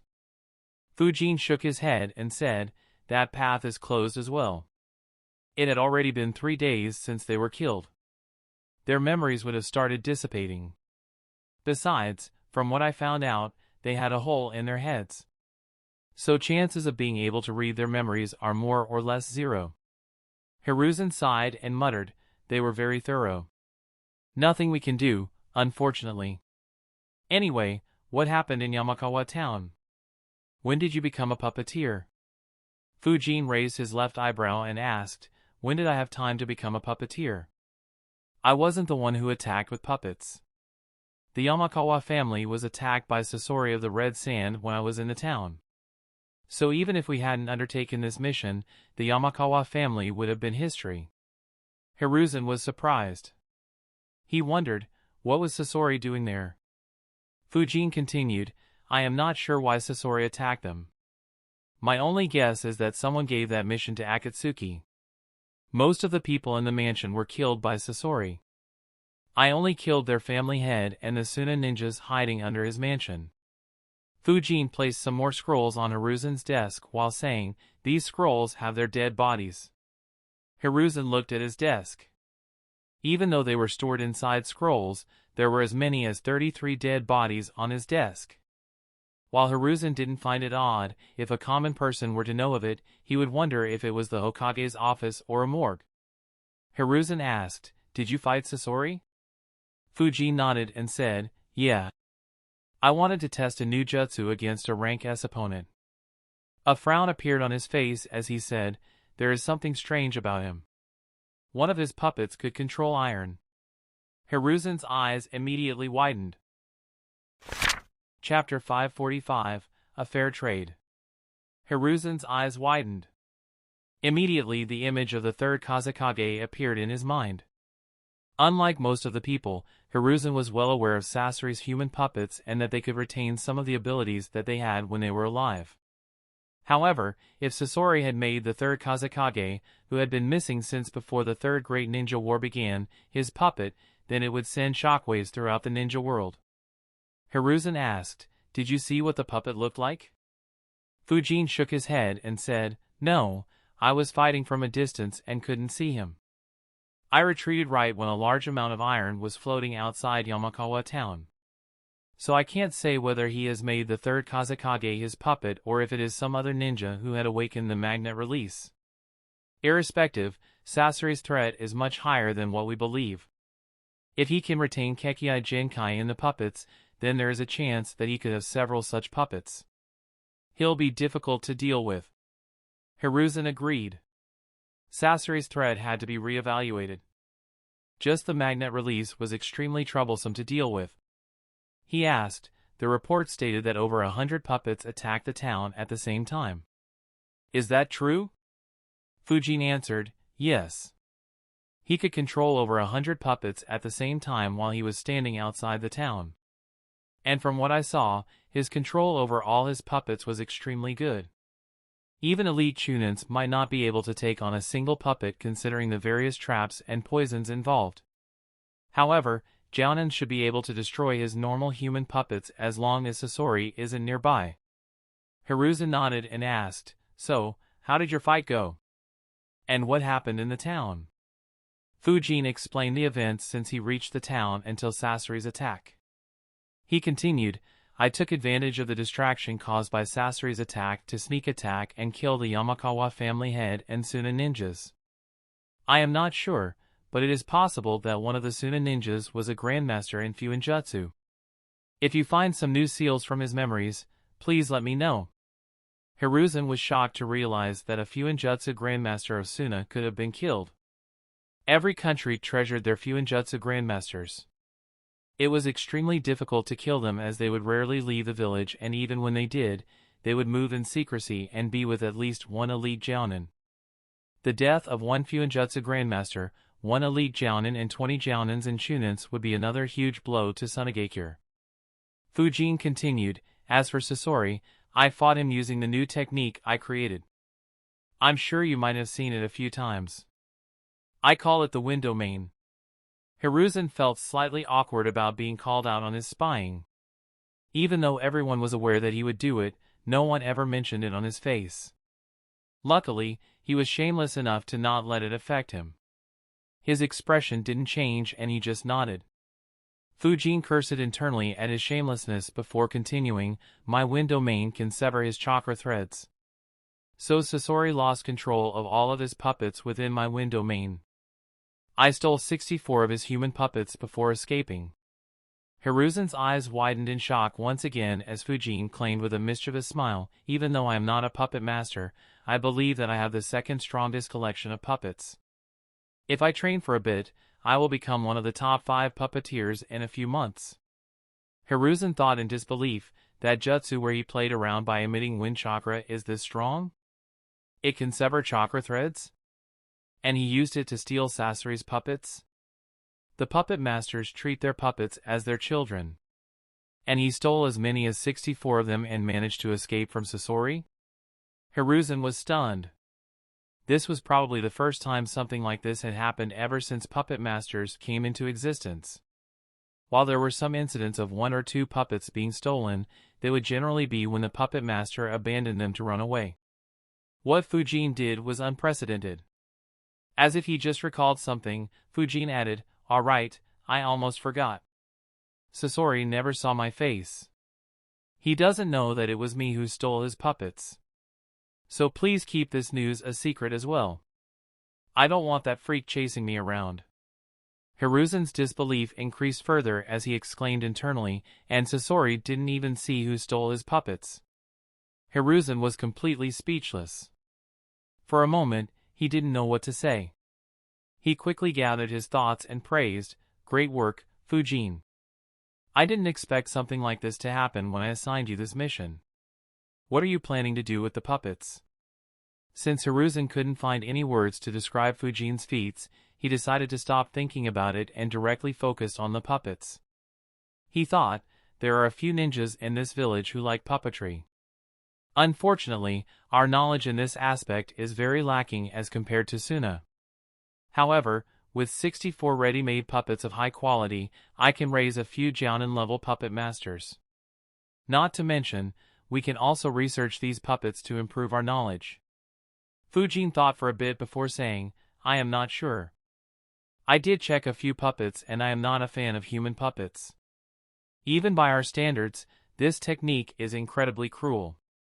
However, if the situation is dire, then there is no harm in using dead enemies for this technique. Regardless, it'll be a waste to ditch these 64 puppets for that reason. I'm planning to train a bit and become a puppet master myself. It'll add another aspect to my abilities." Hiruzen was surprised. The way Fujin had said it earlier, he thought that Fujin was joking. He didn't expect him to be serious. Hiruzen said, "While mastering chakra threads wouldn't be a challenge for you, being a puppet master involves a lot of other things. For starters, you need to be able to make puppets with a lot of traps in them. In addition, you need to be an expert at poison to make those traps deadly. You will also need high medical knowledge to make any modifications to those 64 puppets considering that they were created from dead humans." Fujin nodded and said, "Yes. I am not too worried about creating traps as I should be able to handle them. As for medical and poison knowledge, I was planning to take on Yoshi-sensei's offer to improve those aspects in any case. So I should be fine." To Hiruzen's dismay, Fujin had already thought of everything needed to become a puppet master. He sighed and said, "Fujin, you have already reached rank S. While it's fine to diversify your abilities, becoming a full-fledged puppet master won't do you any good. I'll recommend keeping a few of them and giving me the rest. There are a few ninjas in our village who are extremely interested in puppetry but unfortunately fall short due to not having access to good information on it. I can create a few Jounins and hopefully 1 or 2 elite Jounins with those puppets. This way, our village will benefit more." Fujin looked at Hiruzen and thought, "Wow. Good speech. His words are true, but that requires me to give things without getting anything in return. While it's true that Hiruzen helped me in the past, he didn't spend money on anything other than my swords. In fact, he probably earned more than that by betting on me in the Chunin exams. I would have still given them if I needed a lot from Hiruzen in the future. Unfortunately, there is not much he can give me anymore. He won't give me the Edo Tensei right now. If he dies against Orochimaru, then obviously I can't take anything from him. If he survives, then the fame I gained during that war will be sufficient to ask for what I want from him irrespective of our relationship." Hiruzen looked at Fujin and asked, "Well?" Fujin sighed and said, "I was planning to use the 64 puppets as a trump card. If I fell in a situation where my squad had to retreat, I could have my shadow clones use the puppets to hold back enemies while we retreated to safety. I might not be able to do the same with a few puppets. That said, I understand your view. Getting more Jounins and perhaps elite Jounins will be beneficial for the village. How about this? I'll keep just 10 puppets with me and give you the rest. However, I want a forbidden technique to have another trump card. Hiruzen was surprised. He thought, I should have known. I guess he is still upset that I didn't give him the scroll of sealing. He asked, which jutsu do you want? Fujin said, Spirit Transformation Technique. Chapter 546, Hiruzen's Suspicion. Hiruzen was surprised. He wondered, the Spirit Transformation Technique? The one Dan created? Why is Fujin interested in it? Hiruzen fell into deep thought. The technique was extremely complicated. More importantly, it was extremely powerful and dangerous, both to the enemies and to the user. Hiruzen analyzed why Fujin would need such a technique, but couldn't come up with any answer. In the end, he speculated, does he plan on taking over someone's body temporarily? Or does he just want another trump card, as he said? Hiruzen couldn't be sure. He said, learning too many complicated techniques at the same time isn't good, Fujin. You are learning the 8 inner gates technique. In addition, I also gave you the scroll on Flying Thunder God Jutsu. What is your progress with them? Fujin sighed and said, I haven't been able to make any progress with the Flying Thunder God Jutsu. I managed to create the seal with ease, but I am stuck on stage 2 of the training. I am progressing well in the 8 inner gates, but that technique is just dependent on how much my body progresses. So it won't interfere with other training. Hiruzen sighed internally, a shame. It would have been very helpful for the village if he could master the Flying Thunder God Jutsu.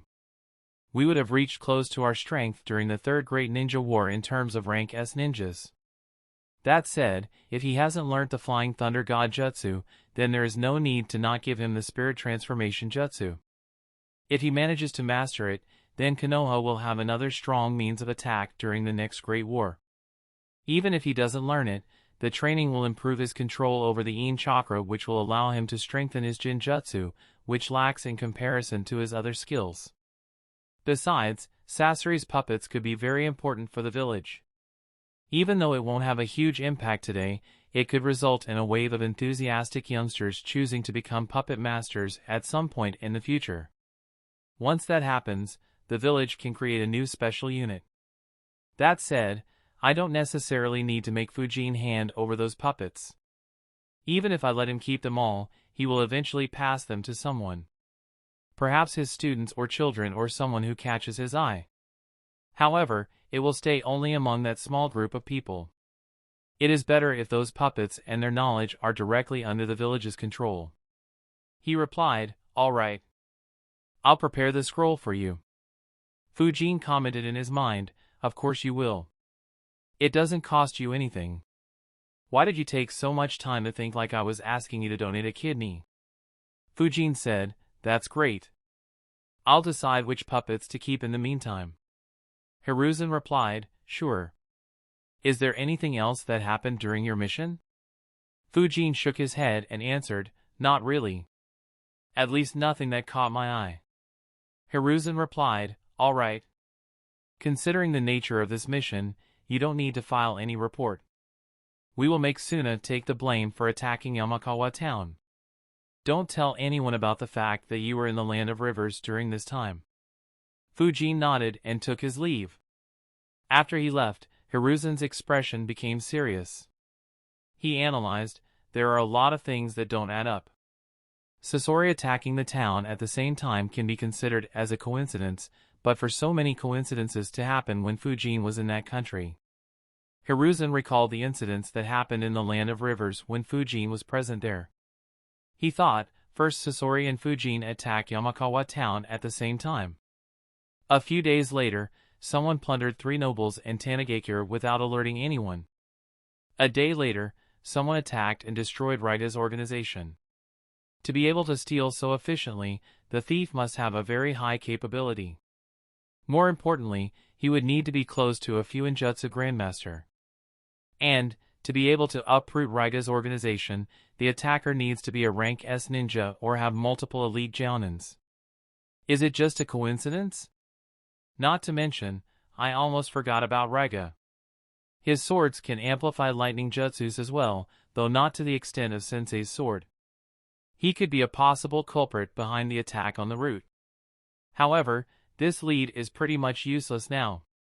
He is either dead or missing, and even Fuin couldn't track him.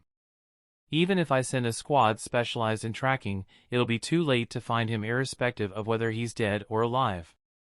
Though Hiruzen had sent Fuin to destroy the possible base Suna had created, he was left with even newer problems that were extremely difficult to answer. Hiruzen thought for a long time before letting out a sigh. He concluded, there is no point in suspecting Fuin for no reason. He should have a lot of money from his missions.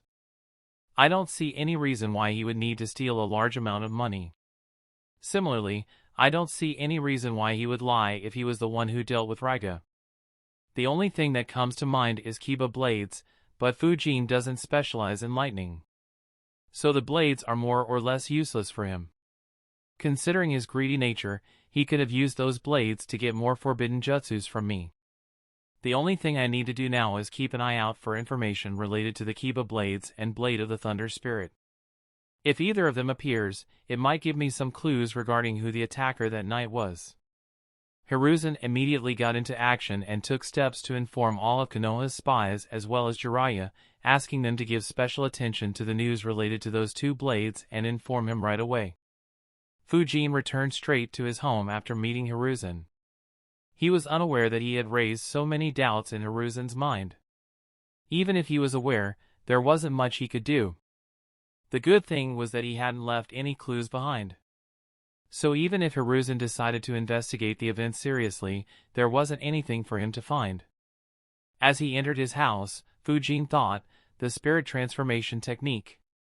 Tobirama had created a kenjutsu that was very similar to this, while Dan improved upon it to create this jutsu by making it more usable and versatile by adding several more abilities. To be honest, this jutsu won't be able to increase my power by much unless shadow clones can use it as well. That said, I don't think clones will be able to use this jutsu.